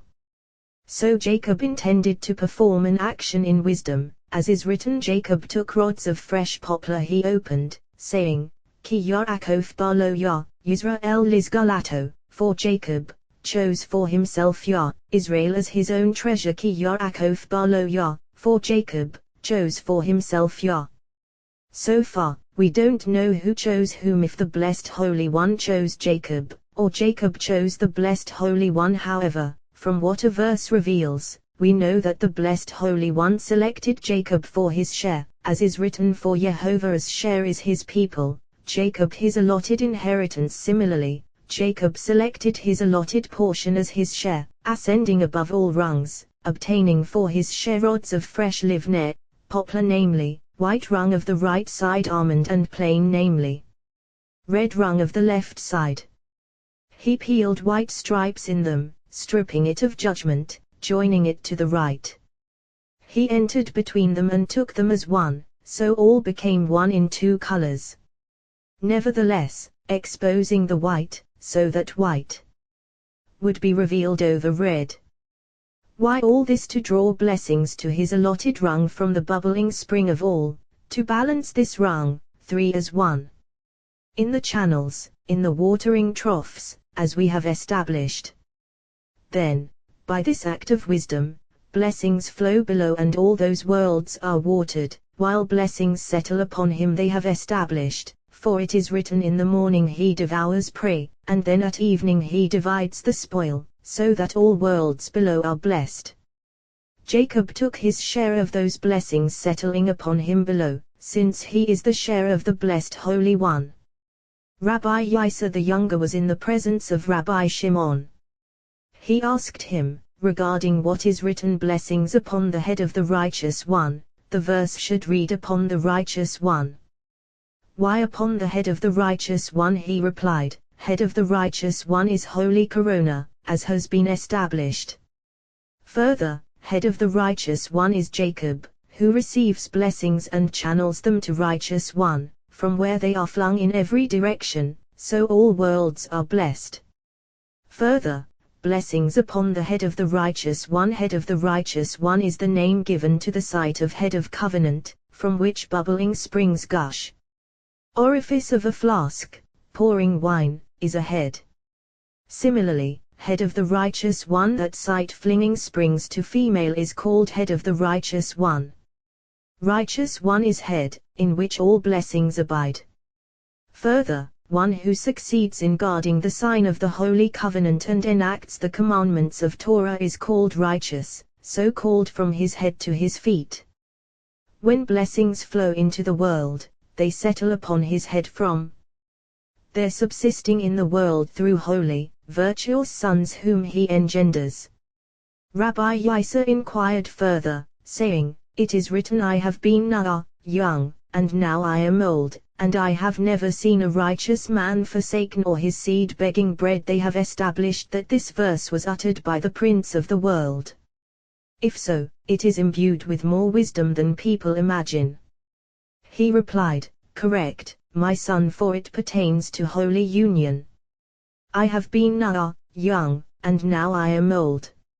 So it is I have never seen a righteous man forsaken in praise of this union, in which day is never lacking night, for night is with him always, and righteous one is linked above, linked below. Or his seed begging bread. What does this mean? When he flings and streams seed, he does not woo the female, since she abides with him never parting from him, prepared for him. For seed flows only when female is prepared, their mutual desire as one, in single cleaving, inseparable. So he doesn't have to woo her. He said, but during exile, not so, he replied, it is written his seed, not him. When does it issue forth? When female cleaves firmly to male. Now, you might ask, I have never seen a righteous man forsaken. What about during exile? But look, he is linked above, never forsaken at other times. He is not forsaken by female, linked above, linked below. During exile, linked above at other times, in both directions, above and below, so he is never forsaken. It is written, God placed them in the expanse of heaven, righteous one. Although it is said in the expanse of heaven, precisely in the expanse of heaven, consummation of the body. There are two expanses, beginning and completion, corresponding to one another. Eighth expanse, in which all stars are embedded, small and large supernal. Concealed expanse, sustaining all, from which all issues. This is eighth, from below to above, beginning, generating all. Similarly, eighth expanse, from above to below, in which all lights and lamps are embedded, absorbing all, consummation of all. Just as within the eighth expanse, that is beginning of all lights are suspended, radiating from there, so this too is eighth expanse, all lights suspended within, absorbed, radiating from there to all worlds. Beginning and completion abide in a single pattern, forming a flowing river whose waters never cease, also that completion resembles beginning. Therefore, God placed them in the expanse of heaven. Why? To shine upon earth. Although already explained, all shares a single pattern. This is a lucidity of the word. What differentiates one from the other? One sustains and nourishes the higher world, including itself, along with all those supernal aspects, while the other sustains and nourishes the lower world along with all those lower aspects. Now, you might ask, who is the higher world after all? That eighth expanse, supernal, concealed, is the higher world, and so it is named, for there are two worlds, as has been explained. Well, it is the higher world, and all those issuing from it are named after it, while all those issuing from the lower world are named after it. All, this and that, all one. Blessed be he forever and ever. The trees of Jehovah are sated, the cedars of Lebanon that he planted. Who is Lebanon? This has already been established, this verse explained. Their birds build their nests. The stork has her home in the junipers. Their birds build their nests. Where? In Lebanon. These are two birds we have discussed in numerous places, from whom numerous other birds disperse. However, these are supernal, issuing from Lebanon, concealed. Mystery of the word. Now Laban had two daughters. The name of the elder was Leah, the name of the younger was Rachel. The stork has her home in the junipers, as is written. The name of the elder was Leah. Has her home in the junipers, in those 6 supernal sons, 6 directions of the world, as has been said. Why is she called a cedar, stalk? Because this is the higher world, though called female, for when it expands, all goodness and radiance issue. Since she is a cedar, est issues from her primordial light, as is written. Elohim said, let there be light, so she has her home in the junipers, bereshim, junipers. Do not read bereshim, in the junipers, but rather berashim, in the heads, for the other world has her home in lower realms and is court of justice of the world. Sometimes she is called as above, by all those names. Of this sight is written, Jehovah was sorry and his heart was saddened, and the burning anger of Jehovah, which depend on this sight. For everything above is entirely radiant, vitality in all directions. So we have learned there is no sadness before the omnipresent before. Precisely therefore it is written, serve Jehovah with joy, come before him with singing. Serve Jehovah with joy corresponding to the higher world, come before him with singing corresponding to the lower world. Happy are Israel in this world and in the world that is coming. So it is written, happy are you, O Israel, who is like you, a people saved by Jehovah, your protecting shield. Rabbi Elazar opened, if you are wise for yourself. If you scoff, you alone will suffer. Woe to the wicked of the world who neither know nor consider words of Torah, and if they do consider, words of Torah appear to them entirely empty and worthless, since they lack intelligence. All because they are empty-headed, for all words of Torah are entirely precious. Of every single word is written, she is more precious than rubies. Nothing desired can compare with her, with Torah. All those close-minded, close-hearted fools, upon seeing words of Torah as if it weren't bad enough that they are unaware, they actually claim that those words are defective, worthless. Woe to them when the blessed Holy One avenges the humiliation of Torah and they are inflicted with punishment for rebelling against their Lord. What is written in Torah, it is not an empty word mikem, for you, and if it is empty, it is mikem, from you, because of you, for Torah is completely filled with all precious stones and priceless pearls, with all the world's treasures, as is said, nothing desired can compare with her. So how can they say she is empty? King Solomon declared, if you are wise, you are wise for yourself, because when a person grows wise in Torah, this is his own benefit, since to Torah herself he cannot add even a single letter. If you scoff, you alone will suffer, for he will not diminish the glory of Torah in the least. His scoffing is totally his, lingering within him to eliminate him from this world and from the world that is coming. When supernal letters all combine on this rung, last of all sacred, supernal rungs, filled by them, blessed by the higher world, then this rung stands poised to water all those flocks, each one fittingly, each one watered with judgment and compassion. What is written, he placed the rods that he had peeled in the channels.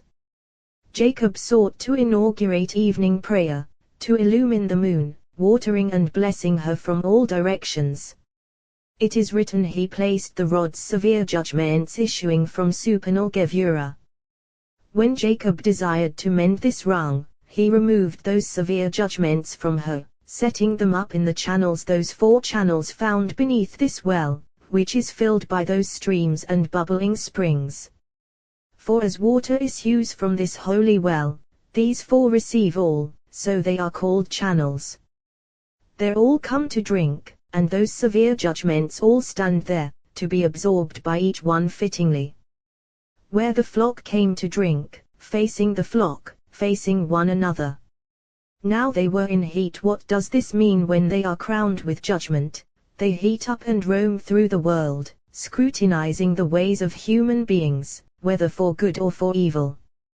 What is written next? They came to be in heat by the rods. Because of those rods they heated up, supervising judgments in the world, becoming appointed over the process by which human beings are judged, as is said, this sentence by decree of the watchers, this verdict by order of the holy ones. Daniel, Rabbi, ear opened, my soul cleaves to you, your right hand supports me. One should contemplate this verse. My soul cleaves to you, for King David constantly conjoined his soul to the blessed Holy One, unconcerned with other, worldly matters, only with joining his soul and aspiration to him. Since he cleaved to him, he supported him, never abandoning him. From here we learn that when a person comes to cleave to the blessed Holy One, he grasps him, never abandoning him. Alternatively, my soul cleaves to you, so that his rung would be crowned above. For when that rung cleaves to supernal rungs ascending with them, the right hand grasps it, raising it, uniting it in single unification fittingly, as is said, your right hand will grasp me, and similarly his right hand embracing me, so your right hand supports me. Once this is grasped by the blessed Holy One, it is written, his left hand beneath my head, his right hand embracing me, single unification, single bond, whereupon that rung of his is filled and blessed. When it is filled, all those channels are filled in 4 directions of the world, all those flocks are watered, each in its own direction. When Jacob came to array this rung, he selected the right side, befitting him, while the other side, unbefitting, parted from him, as is written, he set his own herds Levado, apart, and did not put them with Laban's flock. Levado, he was by himself, so as not to utilize other gods, other sides. Happy is the share of Israel, of whom is written, for you are a people holy to Jehovah your God. Jacob is glory of the patriarchs, totality of them all. Consequently he stood poised to illumine the moon, to inaugurate evening prayer. The entire arrangement befitted him. He arrayed all those holy aspects on his side, separating his share from the share of other nations. These holy aspects in supernal holiness, those impure aspects in utter defilement. We have established this, as is written, he set his own herds apart. He set arraying adornments for faith apart, as is said, it is you Jehovah has chosen to be his treasured people, and did not put them with Laban's flock, for he did not place his allotted share with them. So Jacob, consummation of the patriarchs, arrayed the mystery of faith, separating his allotted share from that of other nations. Therefore it is written, you, cleaving to Jehovah your God, are alive every one of you today. Rabbi Abba said, happy is the share of Israel, who transcend all other nations of the world, for their rung is above, while the rungs of other nations of the world are below. These on the side of holiness, those on the side of impurity, these on the right, those on the left. Once the temple was destroyed, what is written, he has withdrawn his right in the face of the enemy, and so deliver your right and answer me. Left has been strengthened, impurity empowered, but eventually the blessed Holy One will rebuild the temple and establish the world upon its foundations. All things will be fittingly restored, and the impure aspect will be eliminated from the world. This has been affirmed, as is written, I will eliminate the spirit of impurity from earth, and similarly he will swallow up death forever. The blessed Holy One will then remain alone, as is written, idols will utterly vanish, and similarly Jehovah alone will be exalted on that day, he alone, as is written, no alien God with him, for it will be eradicated from the world. Nothing will remain above or below except the blessed Holy One alone and Israel serving him, a holy people called holy, as is written, whoever is left in Zion, who remains in Jerusalem, will be called holy. Then there will be a single world above and below, a single world above, a single world below, a single people serving him, as is written, who is like your people Israel, a single nation on earth. Rabbi Yitzhak and Rabbi Yisa were walking on the way. Rabbi Yishya said, look, Shekinah is with us, let us engage in her words, for whoever engages in her words and strives for her succeeds in drawing her near. Rabbi Yitzhak opened, saying, Jehovah Ari lives, blessed be my rock, exalted be the God of my salvation. This verse is a mystery. Jehovah lives. Don't we know that the blessed Holy One is called Ari, living? However, even the righteous one is called Ari, for Ari is righteous one above and righteous one below. Above, blessed Holy One is called Ari, righteous one below is called Ari, as is written, Benaiah son of Jehoiada, son of Ishari, a living man. Samuel, why is he called Ari? Because he is righteous, for righteous one is called Ei, life of the worlds. Blessed be my rock, all is one, high and blessed, inseparable, for joining as one, they are called well of living waters, one flowing in, one filled.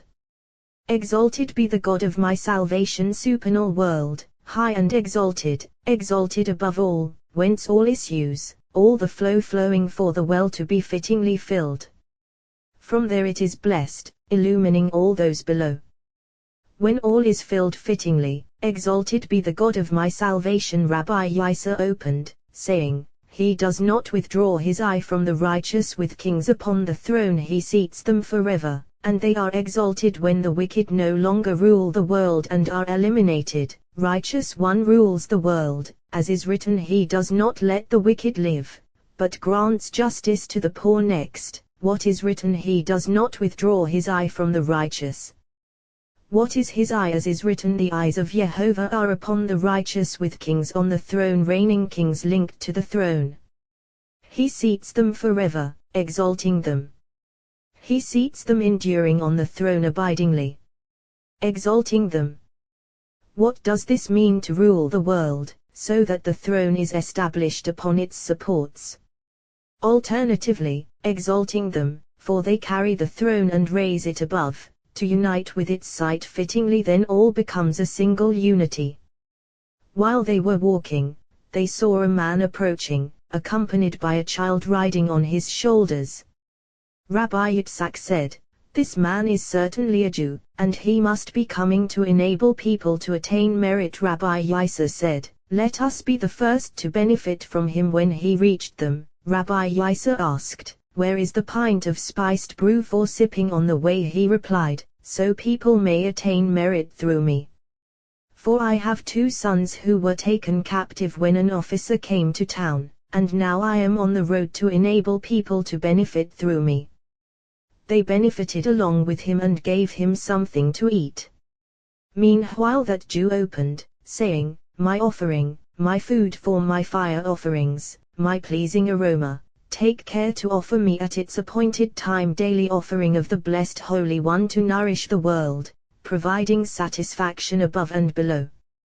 For through arousal below, arousal above, whereby every single one is satisfied fittingly.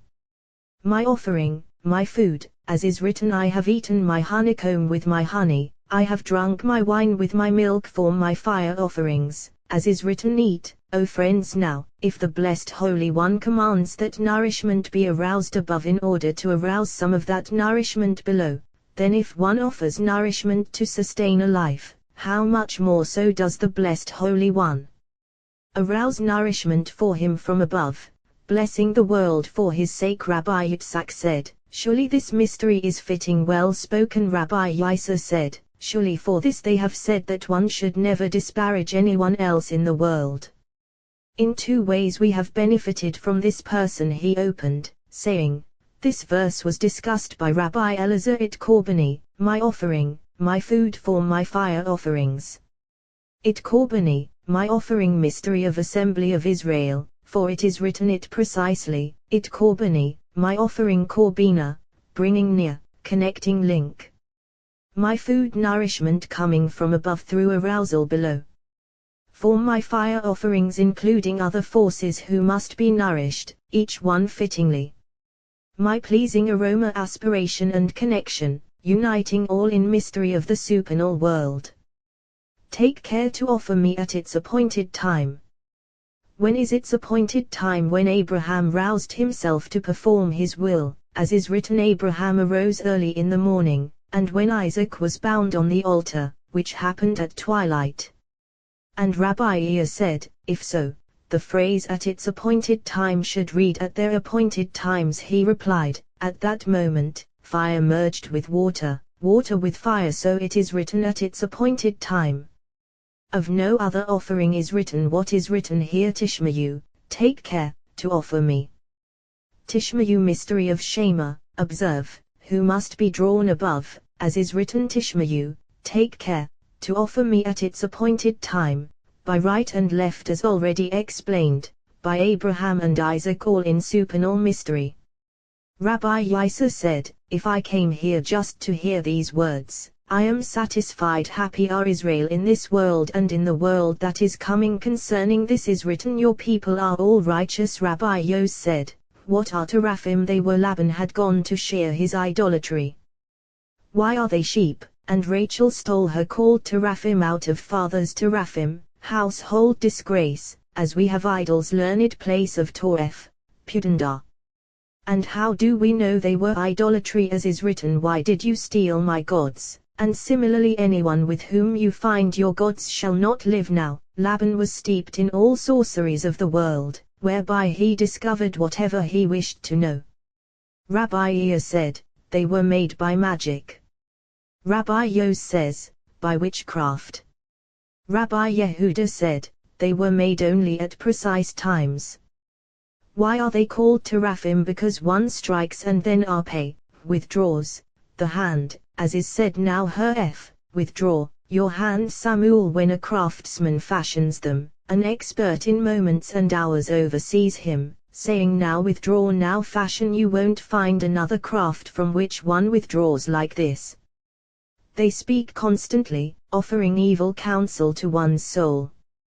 Rachel feared they would offer advice on how to harm Jacob, So to disgrace idolatry she placed them underneath her, and they could not speak, since whenever they are about to speak, the space in front of them is swept and sprinkled. And now what is written, she sat on them, they were male and female, and many rituals were performed for them before they would speak.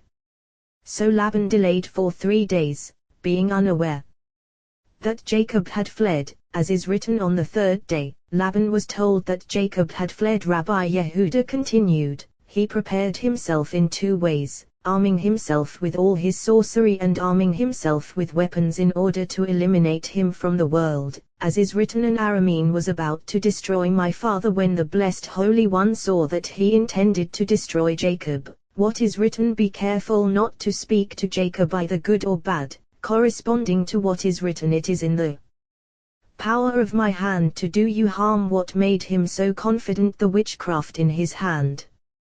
In a single day Laban covered the distance that took Jacob 7 days, in order to uproot him from the world. First, because he had fled, and second, because of those teraphim. Now Rachel, even though she acted to uproot her father from idolatry, was punished, for she never raised Benjamin or existed with him for even an hour, all on account of her father's suffering, despite her good intentions. Rabbi Yitzhak said, all this rebuke that Jacob delivered to Laban brought him round to acknowledging the blessed Holy One, as is written, see, God is witness between me and you. What is written, may the God of Abraham and the God of Narah judge between us. That wicked one reverted to his stumbling. As soon as he said God of Abraham, he relapsed into saying God of Narah. Jacob swore by the fear of his father, Isaac. Why by the fear of his father, Isaac, and not by the God of Abraham? Because he didn't want to trouble the right for the sake of Laban. Further, one should not swear, even in truth, by the highest realm of all. Rabbi Yos said, surely for proper affirmation Jacob swore this way, fittingly. Considering the matter closely, Jacob thought, look, he said, God of Abraham, leaving out my father. I will complete all immediately. Jacob swore by the fear of his father, Isaac. Alternatively, to be encompassed by judgment, confronting Laban. Rabbi Abba opened, male and female he Jacob went on his way, and created them, and he angels of God encountered him, blessed them and named them. Adam, human. How intensely we should contemplate words of Torah. Woe to the close-minded, close-hearted, and shut-eyed. Look, Torah proclaims before them, come, eat of my bread, drink of the wine I have mingled. Whoever is simple, turn in here, she says to those devoid of sense, but no one pays attention. This verse contains supernal mysteries, within and without. Male and female he created them, implying this nuance, implying that nuance. Implying that sun and moon share a single bond, for it is written, Biram, he created them, as is said, sun, moon Amad, stood still, in her lofty abode. Habakkuk, implying that Adam and Eve were created as one in a single coupling. Since they appeared in a single coupling, immediately he blessed them, since blessing abides only where male and female are found. When Jacob first set out on his journey to Haran, he was alone, unmarried. What is written, Vayifka, he entreated the place, but he was answered only in a dream. Now that he was married and accompanied by all those tribes, supernal camps of angels entreated him, as it were, supplicating him, as is written, Vayifjuvo, they entreated him, coming round to entreat him, because by virtue of Jacob and those tribes, they are watered by waters of the vast sea. Further, at first in a dream, now with eyes wide open in daylight, as is written, when he saw them, Jacob said, this is a camp of God. How did he recognize them? He saw they were the same ones he had seen in the dream. So he called them Manaim, double camps manifesting above, camps manifesting below. Why did they appear, entreating him? Because Shekinah approached him to possess the house. She was awaiting Benjamin, to possess the house fittingly along with Jacob, whereupon is written, Jacob will return and be calm and secure, with no one frightening him.